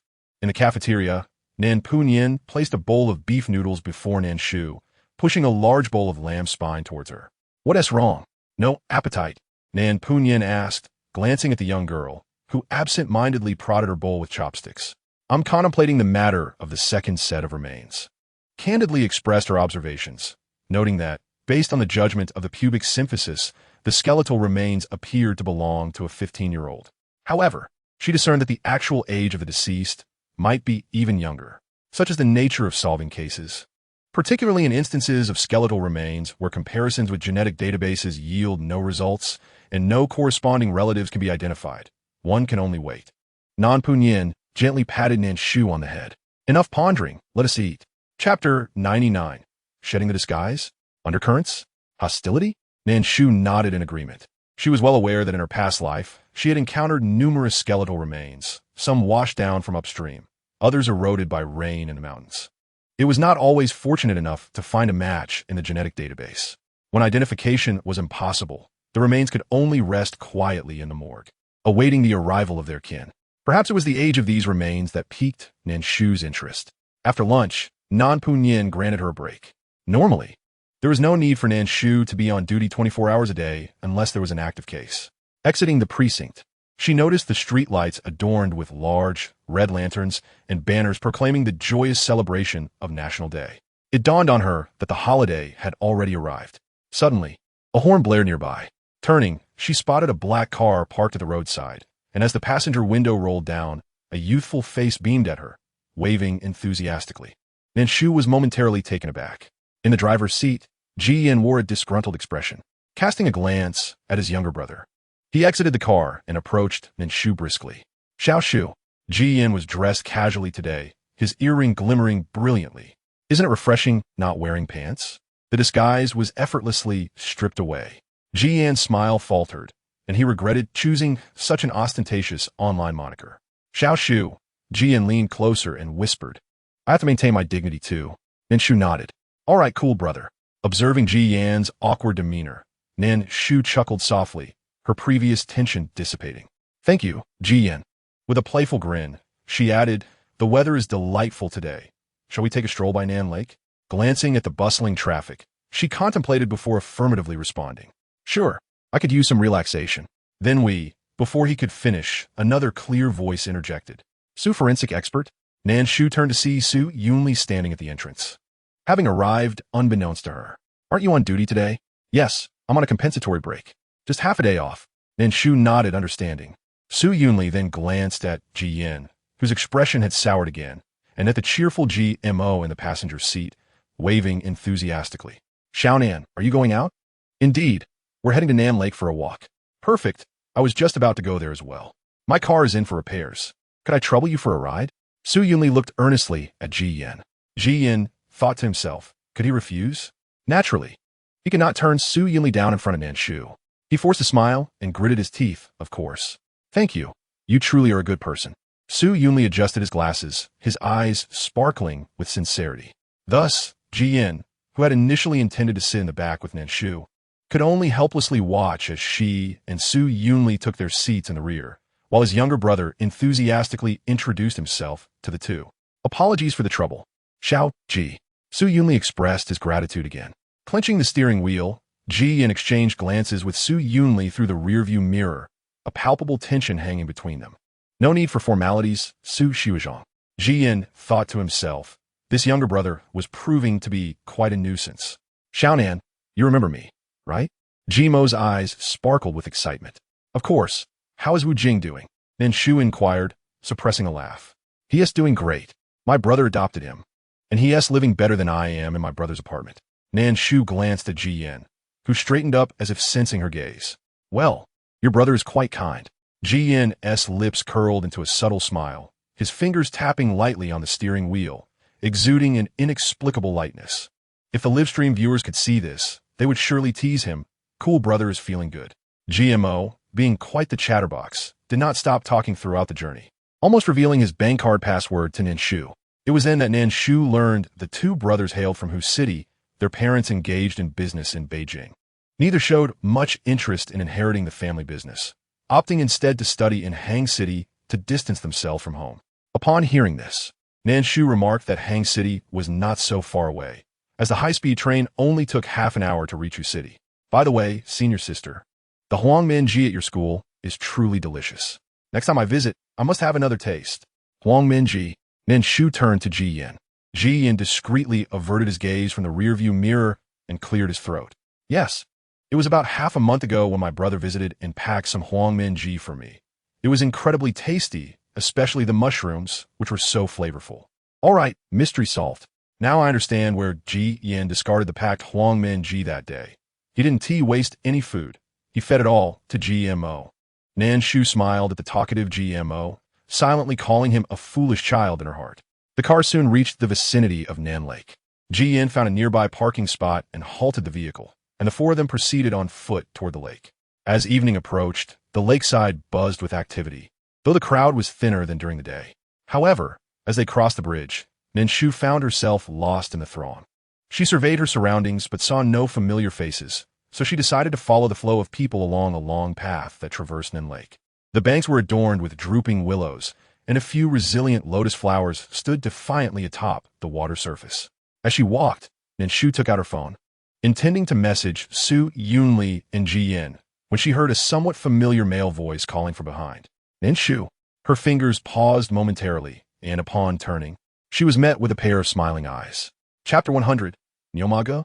An acquaintance? My senior sister? Nan Shu instinctively furrowed her brow. The individual before her wore a white shirt, suit pants, and black-rimmed glasses. Compared to their previous encounters, he appeared slightly younger, likely due to a new hairstyle. Beside him stood several blonde-haired, blue-eyed foreigners. Do you not remember me? We have met before at the Hilton Hotel and restaurant with your brother. The man adjusted his glasses, his smile warm and exuding a hint of elder familiarity. My surname is Lu Guangyao, General Manager of Hang City, Xingyi Electronics Technology. Mr. Lu, Nan Shu nodded, maintaining a polite distance. Are you visiting Nan Lake alone, Miss Nan? Would you care to join us? Lu Guangyao invited. Nan Shu opened her mouth to decline, but another curious voice interrupted. Xiao Nan, broadcaster? Once again, she recognized a somewhat familiar yet infrequent voice, as if it belonged to a viewer from her livestream. It's National Day. Is everyone traveling? Turning, she spotted a man in casual attire, thick glasses, holding a llama on a leash, having appeared behind her without her noticing. Due to the presence of a llama, the man had unwittingly become the center of attention. A glimmer of surprise crossed Nan Shu's eyes. Nyomaga? Lu Hong. Xiao Nan, broadcaster, I'm Lu Hong. Nice to meet you, Lu Hong. Compared to Lu Guangyao, Nan Shu's demeanor towards Lu Hong is evidently more amiable and familiar. She turns to Lu Guangyao and apologizes. My apologies, Mr. Lu, I am here with a friend, so please feel free. Lu Guangyao responds with a smile. It's quite all right. To clarify, she is the sister of my business partner and a well-known streamer. The foreign girl looks on in astonishment. Lu Guangyao chuckles and continues to show the group around. Xiangren, you smell delightful. Nan Shu observes as Jin Gang approaches with an unexpected familiarity, his slightly crude remark causing her lips to twitch. Fortunately, you are a girl. She affectionately pats Jingang's head, unable to resist giving it a good rub, marveling at its softness. Hey, don't move. Your hairstyle is a mess. You look terrible. Jin Gang tilts his head to the side, refusing to let Nan Shu continue her playful antics. The interaction between one person and a llama draws the attention of many onlookers. Lu Hong, watching the scene unfold, is somewhat taken aback. It is noteworthy that Jin Gang is typically aloof with strangers. A year ago, Mr. Wei's friend rescued Jin Gang from the clutches of a popular influencer who exploited it for profit, treating it well on camera, but often subjecting it to abuse off-screen, which led Jin Gang to develop severe stress reactions. Mr. Wei's friend, too busy to care for it, entrusted Jin Gang to Mr. Wei, who provided meticulous care that allowed Jin Gang to gradually recover. However, aside from a few upper-level employees, Jin Gang remains wary of unfamiliar faces. Until now, it had held its head high, exuding an air of keep your distance. The transformation is remarkable. The little streamer, Nan Shu, is indeed an animal expert. Lu Hong muses internally. In truth, he is entirely unaware of what Jin Gang is communicating to Nan Shu. Listen, I came here with someone I have a crush on. He is incredibly handsome, and I want to have little llamas with him. Nan Shu quips. Are you truly aware that you're a llama? Speaking of handsome, she glances at Lu Hong. Brother Lu, has Mr. Wei also arrived in Hangzhou? Lu Hong instinctively looks at Jin Gang, assuming it has divulged something, and nods, scanning the bustling crowd. I just don't know where he went. How coincidental. She seems to have lost track of others too. Jingang's stature is indeed striking. After chatting for a while, they attract the attention of no less than 100 passers-by, each pair of eyes gleaming with curiosity. Yet they hesitate to approach due to the throng of people, merely watching as they depart. Jin Gang holds its head high. I know this crowd wants to pet me, but my body and soul belong solely to him. Nan Shu's phone vibrates. It is a message from Ji Yan. Xiao Shu, I unexpectedly ran into a friend. We are currently at the tea house, and Su Fai is also here. A location follows. Simultaneously, Lu Hong receives a message from his boss, stating he has encountered an acquaintance and is gathering people, asking Lu Hong to join him. Yin Shui Zhai, a girl's voice calls from beside him, startling Lu Hong as he turns to Nan Shu. Ah, yes, Xiaonan streamer, my boss is contemplating how to bid farewell to you. Stammering, he watches as Nan Shu raises her phone and waves it before him. What a coincidence, my friend is also there. Lu Hong, slowly realizing, responds, Xiaonan streamer. Your friend wouldn't happen to be the one Mr. Wei mentioned, would they? Nan Shu shrugs, tugging at Jingang's fur. How coincidental. I am curious as well. Is the world so small? The two, along with the llama, enter Yinshui Zhai under the curious and envious gazes of the crowd. A young woman dressed in an ink-washed qipao approaches them. May I ask if you're Miss Nan? Clearly, Ji Yan has informed the attendant in advance. Nan Shu nods. Hello, please lead us. The attendant guides them to the entrance of a private room on the second floor, lightly knocking on the door. Footsteps soon echo from within, and the door swings open to reveal GMO with a radiant smile. Xiao Ninjia. He takes Nan Shu's hand and ushers her inside. The private room is decorated in an ancient style, exuding an air of antiquity, with a screen dividing the space, allowing only shadows of the people inside to be seen through it. Lu Hong hesitates at the doorway, yet Jin Gang strides in ahead of him. Hey! Lu Hong reaches out, but fails to catch it, watching helplessly as Jin Gang follows Nan Shu. As they pass the screen, Wei Jingxing, Ji Yan, and Su Yunli are seated around a tea table, each possessing their unique aura, tranquil, unruly, and gentle. The atmosphere feels peculiar, and Nan Shu blinks, sensing something amiss. Wei Jingxing is the first to notice her, a flicker of surprise crossing his dark gaze. Xiao, an streamer? Upon realizing, he abruptly looks at Ji Yan. Ji Yan shrugs. Oh, Wei Gu, I forgot to mention, my senior, the one who helped you a great deal during the last live stream, is Xiaonan streamer. The emphasis on my family is deliberate and pronounced. Oh, Wei Gu, you know Xiaonan Jie as well? GMO, who missed the last live stream, asks with curiosity. Yes, Wei Jingxing acknowledges, his gaze softening as it lands on Nan Shu. Meanwhile, Lu Hong, completely overlooked, thinks to himself, boss, does the existence of a mere worker not count for anything? Chapter 101, Wolf Cub? Hostile? Mistaken target? Nan Shu takes a seat, and Su Yunli slides a cup of tea toward her, his expression remaining placid, exuding an air of detached calm. Thank you, Nan Shu replies softly, lifting the cup to her lips.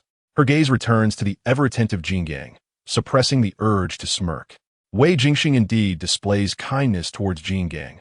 Upon seeing it, his brow relaxes, his long fingers gently stroking its head. One wonders how composed and gentle he would remain should he learn of Jing Ang's animated chatter. Lu Hong succinctly recounts the origins of his acquaintance with Nan Shu, allowing GMO to grasp the situation. So it was also from a live stream. How coincidental. I am as well. While the atmosphere does not feel particularly warm and is tinged with awkwardness, GMO's presence prevents it from growing too cold. Xiao Mo. Have you known Mr. Wei for a long time? Nan Shu inquires, puzzled. Yes, back when we were in the capital, Wei Ge lived next door. We commuted to school together every day, GMO explains with a smile. Nan Shu nods, understanding the connection. That makes sense. During this business trip to Hangzhou, I intended to invite Xiao and Streamer to meet, but thought it might be abrupt. I didn't expect. Wei Jingxing pauses, lifting his gaze to Nan Shu. It truly is a coincidence. Jian glances at Wei Jingxing, his eyes flickering. Nan Shu smiles indeed. The group engages in a light conversation, mostly led by them, with Nan Shu listening attentively. Wei Jingxing's gaze drifts towards the girl across from him.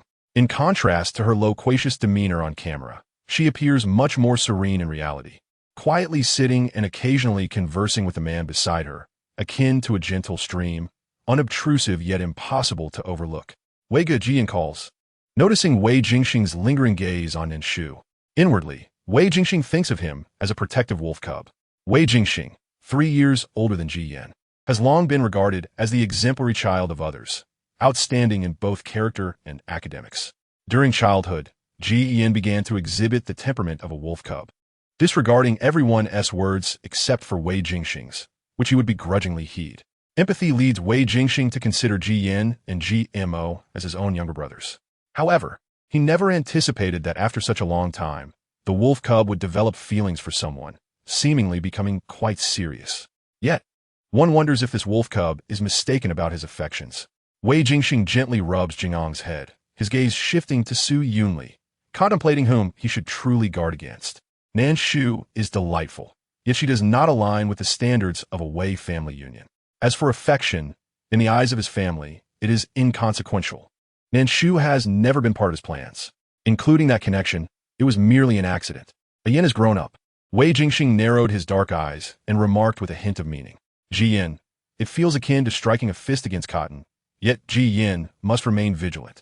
He currently faces an abundance of rivals. With everyone else, he possesses confidence, but only with Wei Ge does he falter. Wei Ge, I am merely 3 years your junior. By the way, I heard from Wei Bobo that Wei Ge has been on blind dates recently. Wei Ge, are you going on blind dates? Gossip is a fundamental human trait, and upon hearing such tantalizing news, Ji Mo's tone became even more animated. Even Nan Shu and Su Yunli cast inquisitive glances in his direction. Lu Hong straightened up and perked his ears. The boss's gossip.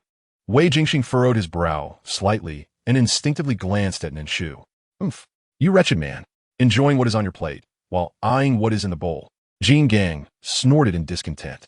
Nan Shu, she truly wished to tell it that it does not count as a plate. Never mind. Even a llama should have dreams. Wei Jingxing parted his lips, as if to say something, though he did not understand why he felt compelled to offer further explanation. When the ringtone of his phone interrupted him, it was Su Yunli. Apologies. He took out his phone, glanced at the caller ID, and looked towards Nan Shu. Nan Shu's expression stiffened, having guessed who was calling. The call ended. Xiao Nan. Nan Shu replied, sorry, I suddenly have something to attend to. Xiao Shu, if you have something to do, please go ahead, Jian said understandingly, his demeanor deceptively obedient and sensible, contrasting sharply with his mischievous face. Yes, Xiao Nanjia. You should hurry along. Earlier in the car, Jimo had already learned that Nan Shu worked in the team. Wei Jingxing fell silent, lowering his gaze, his fingertips gently stroking Jin Gang's fur. Very well, then we shall take our leave. Be cautious on the road. There are many pedestrians. Wei Jingxing ultimately offered this single piece of advice. Conversely, Jin Gang appeared to comprehend the conversation, reluctantly nudging its head against Nan Shu, who patted its head affectionately. All right, Nan Shu agreed, rising to depart alongside Su Yunli. The private room seemed to empty in an instant. Lu Hong quietly observed, glancing between his boss and Ji Yan. For some reason, he felt the atmosphere was rather peculiar. Upon exiting the tea house, they immediately encountered a congested road, the 4-lane thoroughfare seemingly paralyzed with vehicles. With no end in sight, driving might not be faster than walking. The sky had completely darkened. Pushing open the door to the reception room, Nan Shu quickly spotted an elderly man sitting opposite Nan Punyan, dressed simply, even raggedly. The old man wore a faded school uniform jacket that was oversized, making his frail body appear even more emaciated.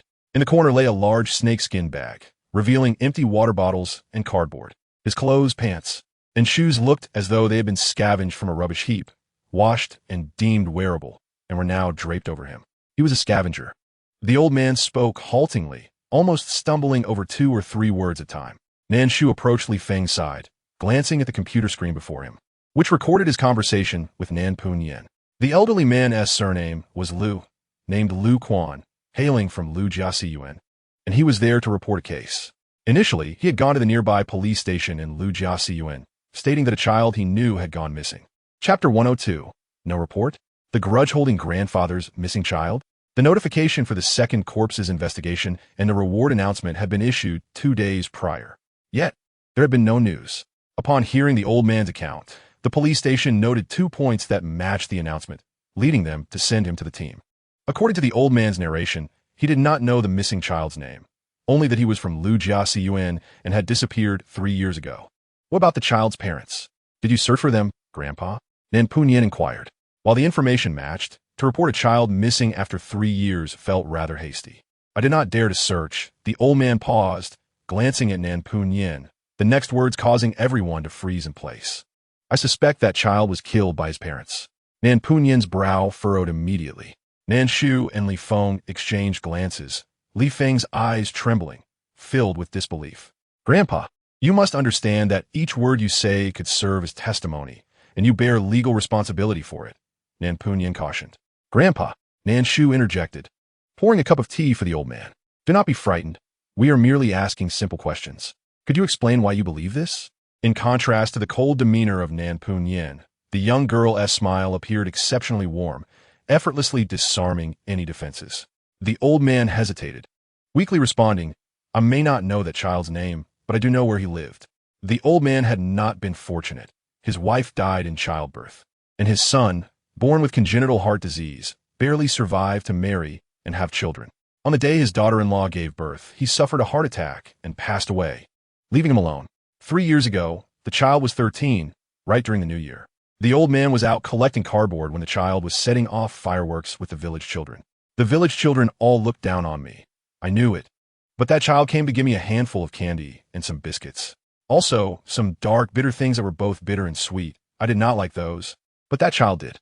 For the following days, he would secretly bring me treats, apples, and pears. Seeing that child felt like seeing my grandson. The old man's tone softened at the mention of the child. After the new year, I never saw that child again. I secretly gave some money to the village children, asking where that child had gone, and they said he went to the city to study, but his parents still remained in the village. The old man sighed, pouring out his affection and fantasies for his grandson onto that child. Every year, during the new year, he would wait at the village entrance. Yet, as he watched, the village's muddy roads transformed into concrete paths. Most families built 2- or 3-story houses, and even that child's home had been upgraded from a bungalow to a 3-story building. The child's parents had even welcomed another child this year. It was as if, apart from him, no one remembered that child, who seemed utterly forgotten. In a month, I will be 80 years old. My health is failing, and I often forget things. I thought that while I still remember that child, I must inform you police. Such a good child should not simply vanish, right, police girl? Indeed, Nan Shu agreed, handing the old man a few tissues. The old man clutched them in his rough, muddy hands, trembling uncontrollably. Nan Punyan turned to Li Feng, instructing him to send someone to Liu Jiaxiyuan for a sample.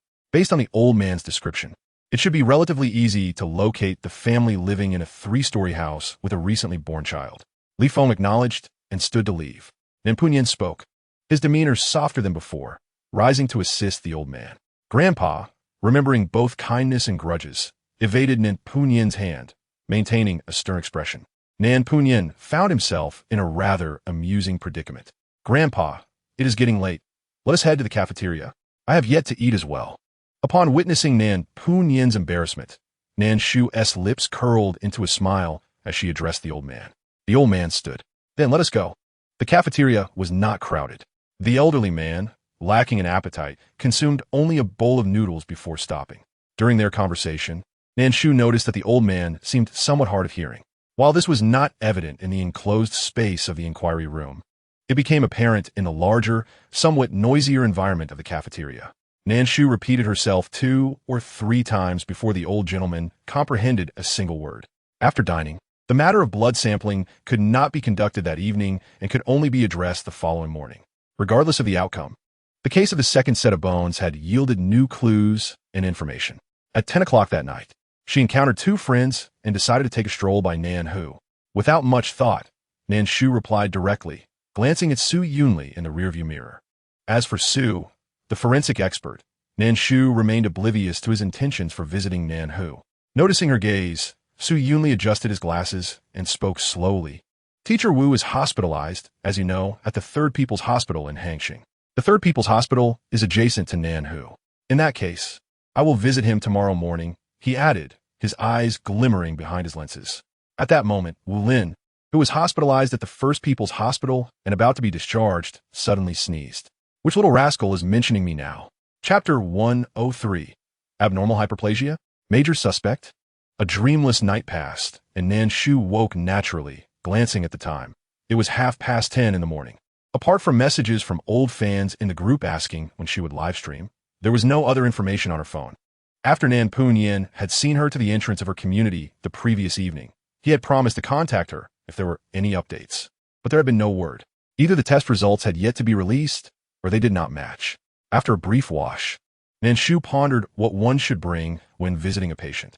Soon, she concluded that the classic trio consisted of milk, fruits, and a bouquet of flowers. Adjusting her location to the Third People's Hospital, she prepared to order a bouquet from a nearby florist when Nan Punyan's call came through. The results are in. They match. Nan Shu paused for a moment, quickly hailing a taxi to the station. Inside the conference room, most people had already gathered. Nan Punyan nodded at her, indicating for her to take a seat. Nan Shu sat beside Li Feng and immediately noticed the projection of the test report. 21 genetic polymorphism loci matched.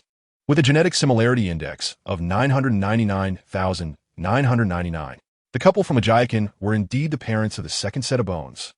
According to the forensic report, the victim's bones exhibited multiple abnormal hyperplasia, suggesting that the deceased had suffered inhumane abuse during their lifetime. The abnormal hyperplasia indicated that the victim had endured traumatic injuries resulting in bone fractures. However, due to the child's stronger healing ability, they did not seek medical attention.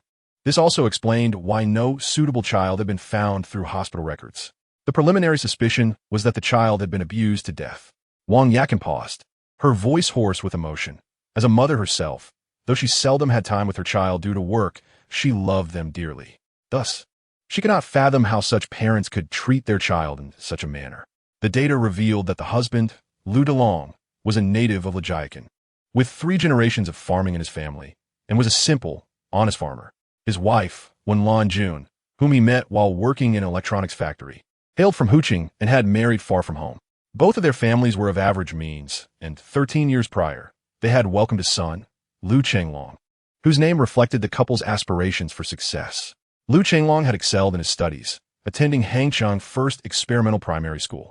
However, 3 years ago, for reasons unknown, the couple suddenly enrolled their child in a leave of absence, claiming he was in poor mental health and needed a year off. They indeed provided a mental health diagnosis report, which the school accepted without further inquiry. In the past 2 to 3 years, rural reforms and urbanization had gradually improved living conditions in Lajayakan, and Lu Delong's family was among the first to escape poverty, having built a 3-story house. The neighbors, hearing this, had not given it much thought, allowing the couple to deceive them for over 2 years.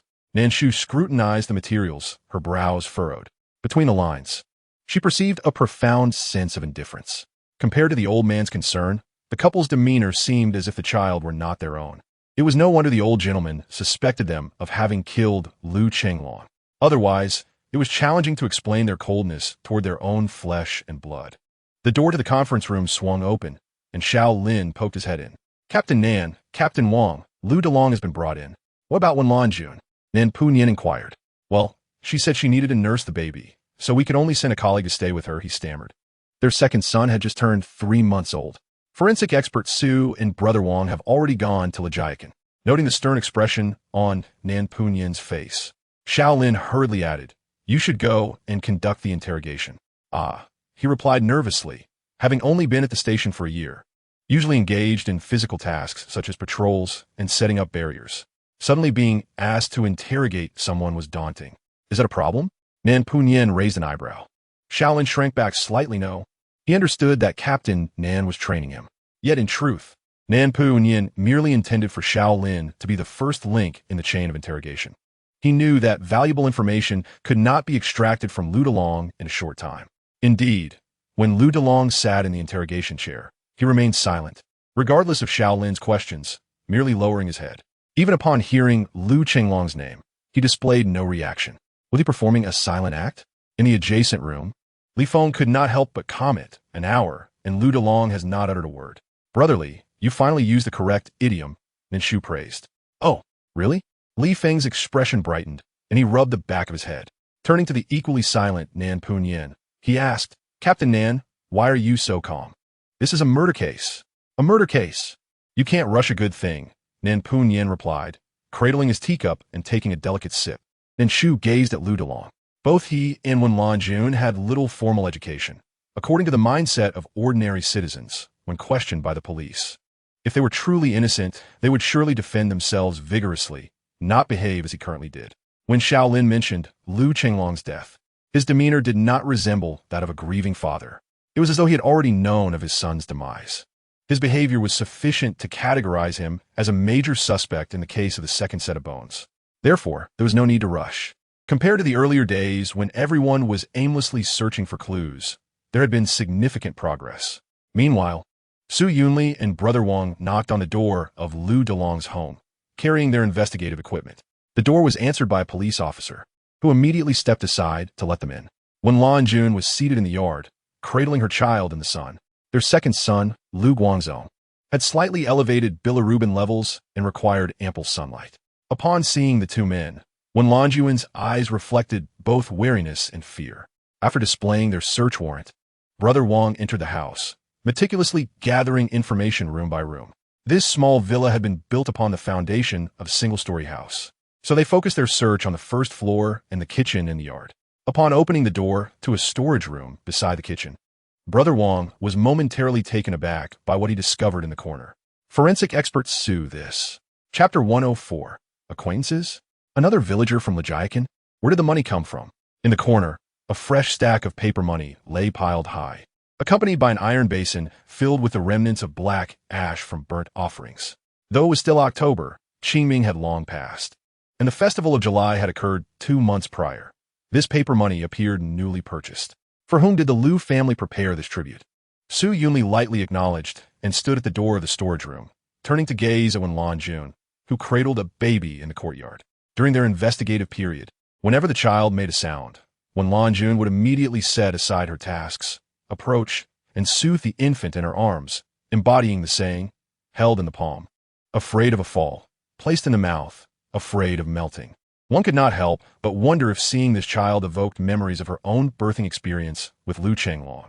Her eyes scanned the baby goods, unfamiliar brands, yet all appear to be of excellent quality, suitable for mothers and infants. They continued their inspections. Wen Lanjuan's actions exuded a sense of compensatory retribution, as if she owed someone and was now repaying that debt onto this new life. After completing their investigation, carrying the forensic box, they exchanged greetings with the local police officer and exited the courtyard, maintaining minimal conversation with Wen Lanjun throughout. They drove towards the village entrance. Lu Family Village seemed particularly vibrant today. Within the hour of their investigation, the sound of firecrackers had erupted 3 or 4 times. Upon reaching the village entrance, they found the road blocked by 4 or 5 black sedans, the leading vehicle being an Audi A7. It seemed the villagers had become quite affluent. Brother Wang, driving, could not help but exclaim that he had coveted such a car for a long time, lamenting that all financial decisions lay in his wife's hands, who disapproved of the purchase. Finally, they navigated their way into the village, greeted by a cheerful group as if they were welcoming a high-ranking official. Wang, curious, glanced over and saw the car doors open automatically, revealing a middle-aged man in a suit, approximately in his 40s or 50s. The man wore black-framed glasses, had neatly combed hair, and exuded a warm, scholarly smile. Wang observed the leading greeter's smile broaden upon seeing the man, who hurriedly approached and shook the man's hand, calling him Lu Zong. Su, forensic expert, do you know him? Su Yunli, known for his cool demeanor and few words, rarely found anything other than cases to capture his attention. Yes, I have met him once, but we are not well acquainted. Wang responded with an enthusiastic acknowledgement, casting a lingering glance at the Audi A7 before driving away. As the investigation deepened, The details of the entire village were meticulously examined. Lu family village, situated upstream of Yinqian River and backed by Yinsong Mountain, had once relied on sericulture for sustenance, selling silkworm cocoons to itinerant traders. Although not as impoverished as Ankang Village or Qingyu Village, it was still not wealthy. 3 to 4 years prior, policy adjustments, coupled with charitable initiatives from companies like Xingyi Electronic Technology, led to the establishment of a non-heritage live streaming platform for silk quilts and silk crafts, using a share of the profits to develop the village infrastructure, such as cement roads, street lamps, and automated irrigation systems, all constructed in recent years. The Lu family, among the first to escape poverty, quickly built a house, aligning with the mindset of those who had resided in the village for an extended period. However, the brand Manning, a renowned international infant brand, boasted products like a single baby bottle priced at nearly 500 yuan, while the combined monthly income of Lu Delong and his wife was less than 10,000 yuan. Yet, their baby products were predominantly from the Manning brand. Wang Yakin, a new mother, naturally recognized the major infant brands, even as locals from Hangzhou, without the support of their elders. Their combined wages would not suffice to purchase a full set of these products, given that the cost of diapers, clothing, and other items alone would exceed 10,000 yuan monthly, not including baby formula and vaccinations. This clearly contradicted the financial capacity of the Lu Delong household. Of course, it was also plausible that the Lu family cherished this child and were exceptionally devoted to his upbringing. This raises a pressing question. Where did all this money originate? After completing the house, when Lan Jun became pregnant, according to the records, during her pregnancy, she only did odd jobs at home, earning around 3 to 4,000 yuan monthly from silk reeling. Lu Delong raised silkworms and tobacco, but the yield was modest, averaging 5 to 6,000 yuan monthly. The expenditure on daily necessities and consumables alone seemed excessive, clearly inconsistent with the couple's frugal habits. Based on Su Yunli's observations, Wang Yakin quickly identified the corresponding maternal and infant brands, silently admiring Su's keen while being astonished by the couple's spending habits. Yet, the issue remained. They were acutely aware of Lu Delong's significant suspicions and were concealing something from the police. However, due to his silence, the primary crime scene remained undiscovered, and the lengthy passage of time limited the information that could be extracted from the remains, causing the case to stagnate. Damn it, I refuse to believe that scoundrel can endure this, Li Feng muttered under his breath, referring to Lu Delong. Almost 24 hours had passed without Lu Delong expressing any basic needs beyond requesting to use the restroom. Despite the endurance, the police could not ignore such fundamental requests. Nan Shu remained silent, her gaze fixed on the projector displaying information about Lu Family Village, particularly the name of Xingyi Electronic Technology Company. Li Ge is the general manager of this company, named Lu Guangyao. Wait a moment. Li Feng paused, puzzled by Nan Shu's sudden inquiry, but quickly typed on the keyboard. The search results revealed a page filled with Lu Guangyao's name under both chairman and general manager. Chapter 105. Father-son relationship? Good bamboo produces bad shoots? Xiao Nan. Do you know him? Indeed, it is Lu Guangyao. Li Feng turned to Nan Shu, questioning her recognition. Well, I suppose I know him somewhat. Perhaps influenced by Nan Yanhui, Nan Shu held an unfavorable first impression of Lu Guangyao. However, the information indicated that this technology company donated annually to Lu Family Village and provided additional support for village children's education, purchasing children's watches and computers. A gentleman's actions are judged by his deeds, not his heart. Based on these actions, Lu Guangyao seemed to possess commendable character. Nonetheless, due to Nan Shu's disposition, she instinctively distanced herself from those with poor first impressions. Lu Guangyao was also a resident of Lu Family Village, the only college student from a village over 20 years ago. Li Feng promptly retrieved Lu Guangyao's information, revealing his son, Lu Rue, age 19, who was studying at the Hangzhou Film Academy. Oh, he just got out not long ago. Nan Shu was taken aback. Li Ge, who are you talking about? About Lu Guangyao's son. What's the matter? Lu Rue. Nan Shu pulled a chair closer to the screen, astonished that Lu Rue was Lu Guangyao's son. Yes. What's wrong? Li Feng, confused, asked why she was so excited. Xiao Nan, do you know him? Nan Shu focused on the information, affirming with a subtle nod. His entering was partly my doing. Li Feng exclaimed, impressive, Xiao Nan.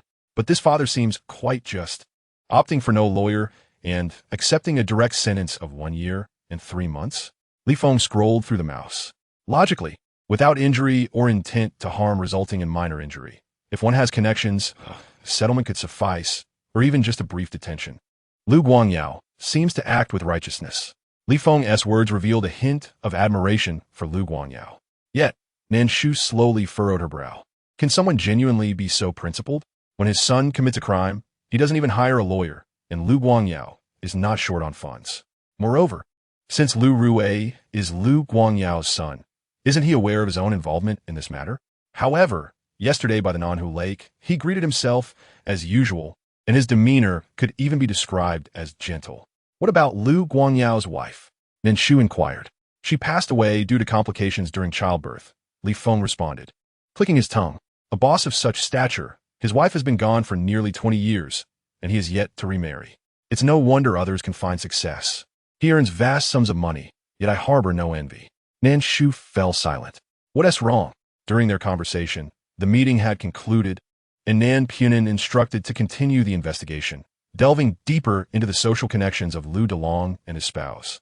He approached them from behind and glanced at the screen. Xiaonan, do you have any thoughts?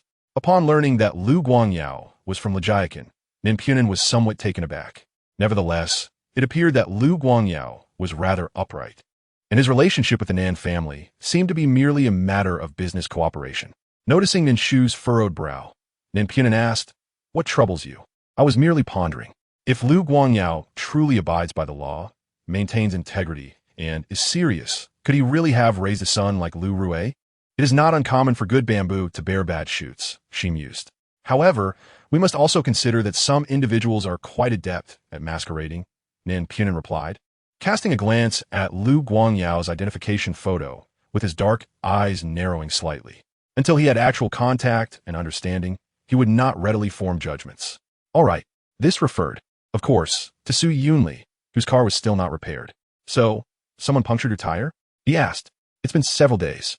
Nan Punin looked at Su Yunli, who had eagerly taken the front passenger seat, her expression long. Yes, it was indeed punctured quite deeply. Su Yunli showed no shame for taking the young lady's seat, sitting comfortably in the front. Was it done intentionally? Nan Punin had initially joked, but upon hearing her words, his expression turned serious. Have you checked the surveillance? I did, but the garage cameras were malfunctioning. We could only see some children playing nearby, and the property management suspects it was them using glass to puncture it. Su Yunli replied calmly, as if discussing someone else's vehicle. Does it seem plausible? Nan Punin was also aware that many property managements in Hangsheng were rather unreliable. Most of the time, the cameras were broken, or they had blind spots where no one could be seen. It's uncertain. They were all around 13 or 14 years old, with the tallest being about 180 centimeters. Under considerable force, it could be possible. Nan Shu, seated in the back, twitched her lips upon hearing this. 13 or 14 years old and 180 centimeters. Here, 12-year-olds can bear legal responsibility. You should be cautious when you go out these days. Call if anything arises, Nan Punin advised. Despite their usual banter, he never took personal safety lightly, especially in their line of work.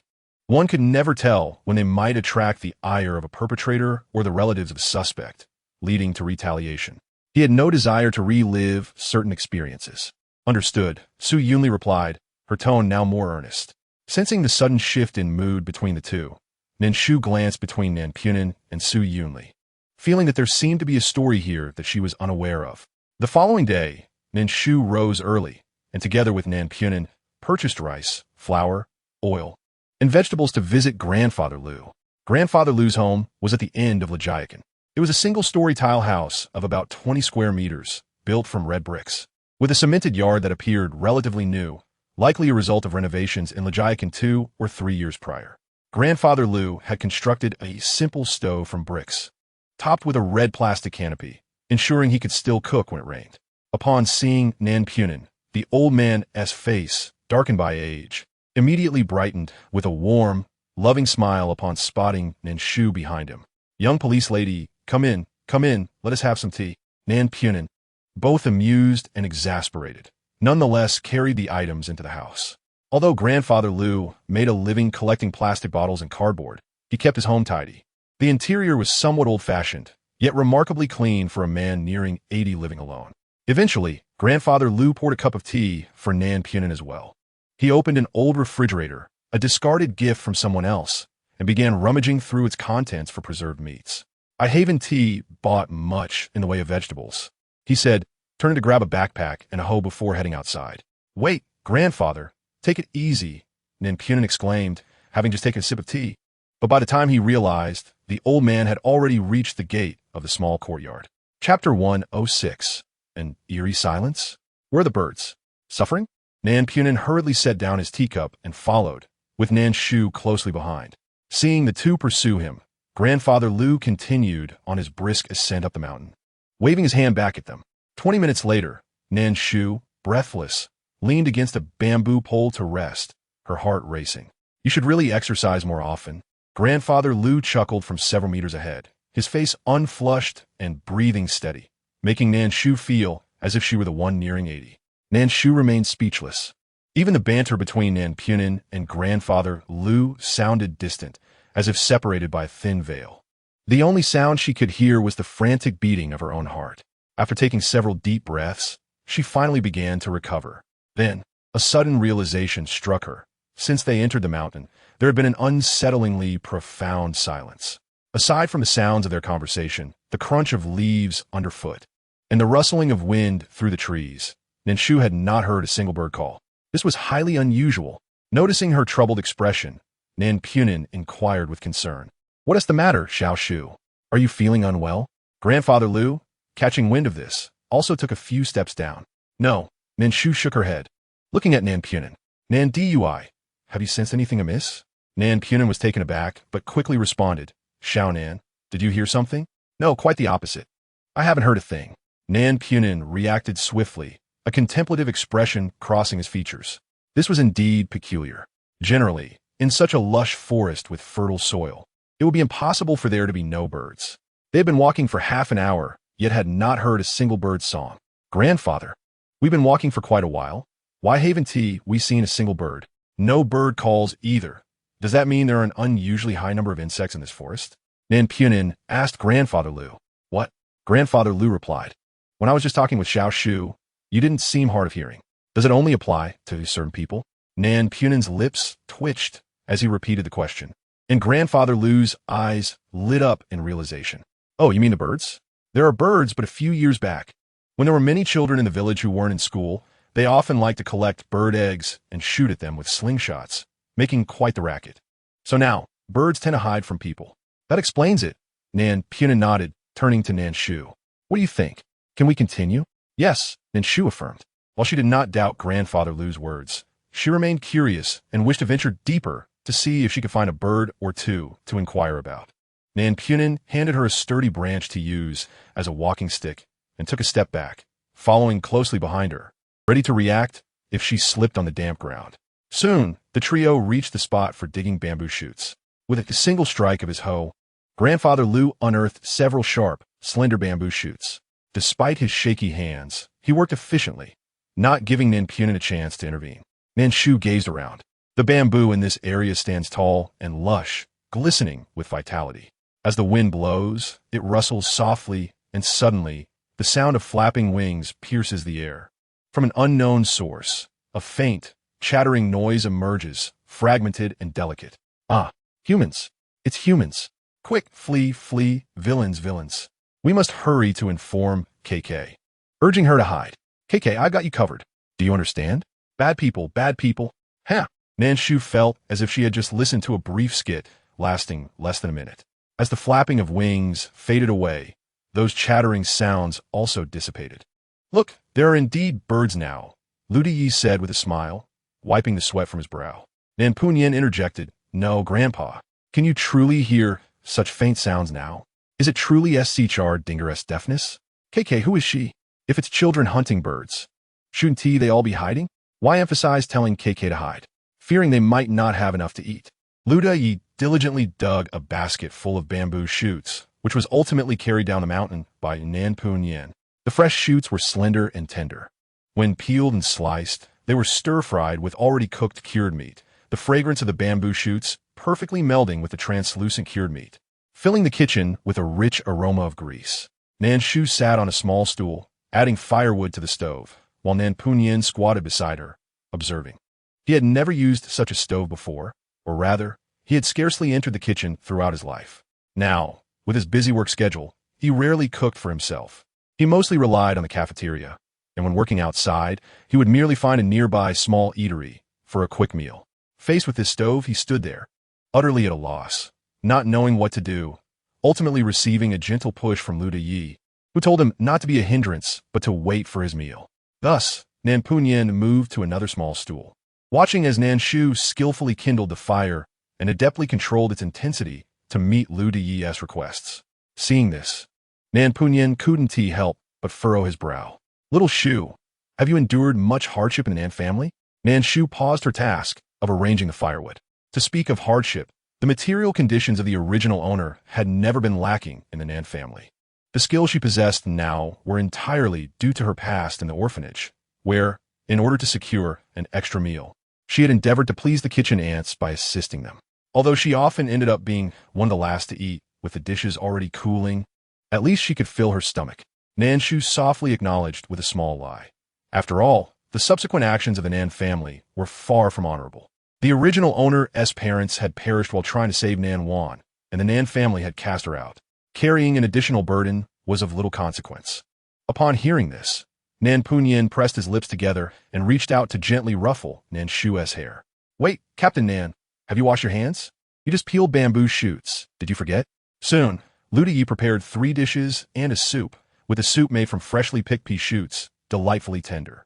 After eating and drinking to their fill, Nan Punyan voluntarily washed the bowls, bidding farewell to Lu Yi as they made their way to Lu Long's house.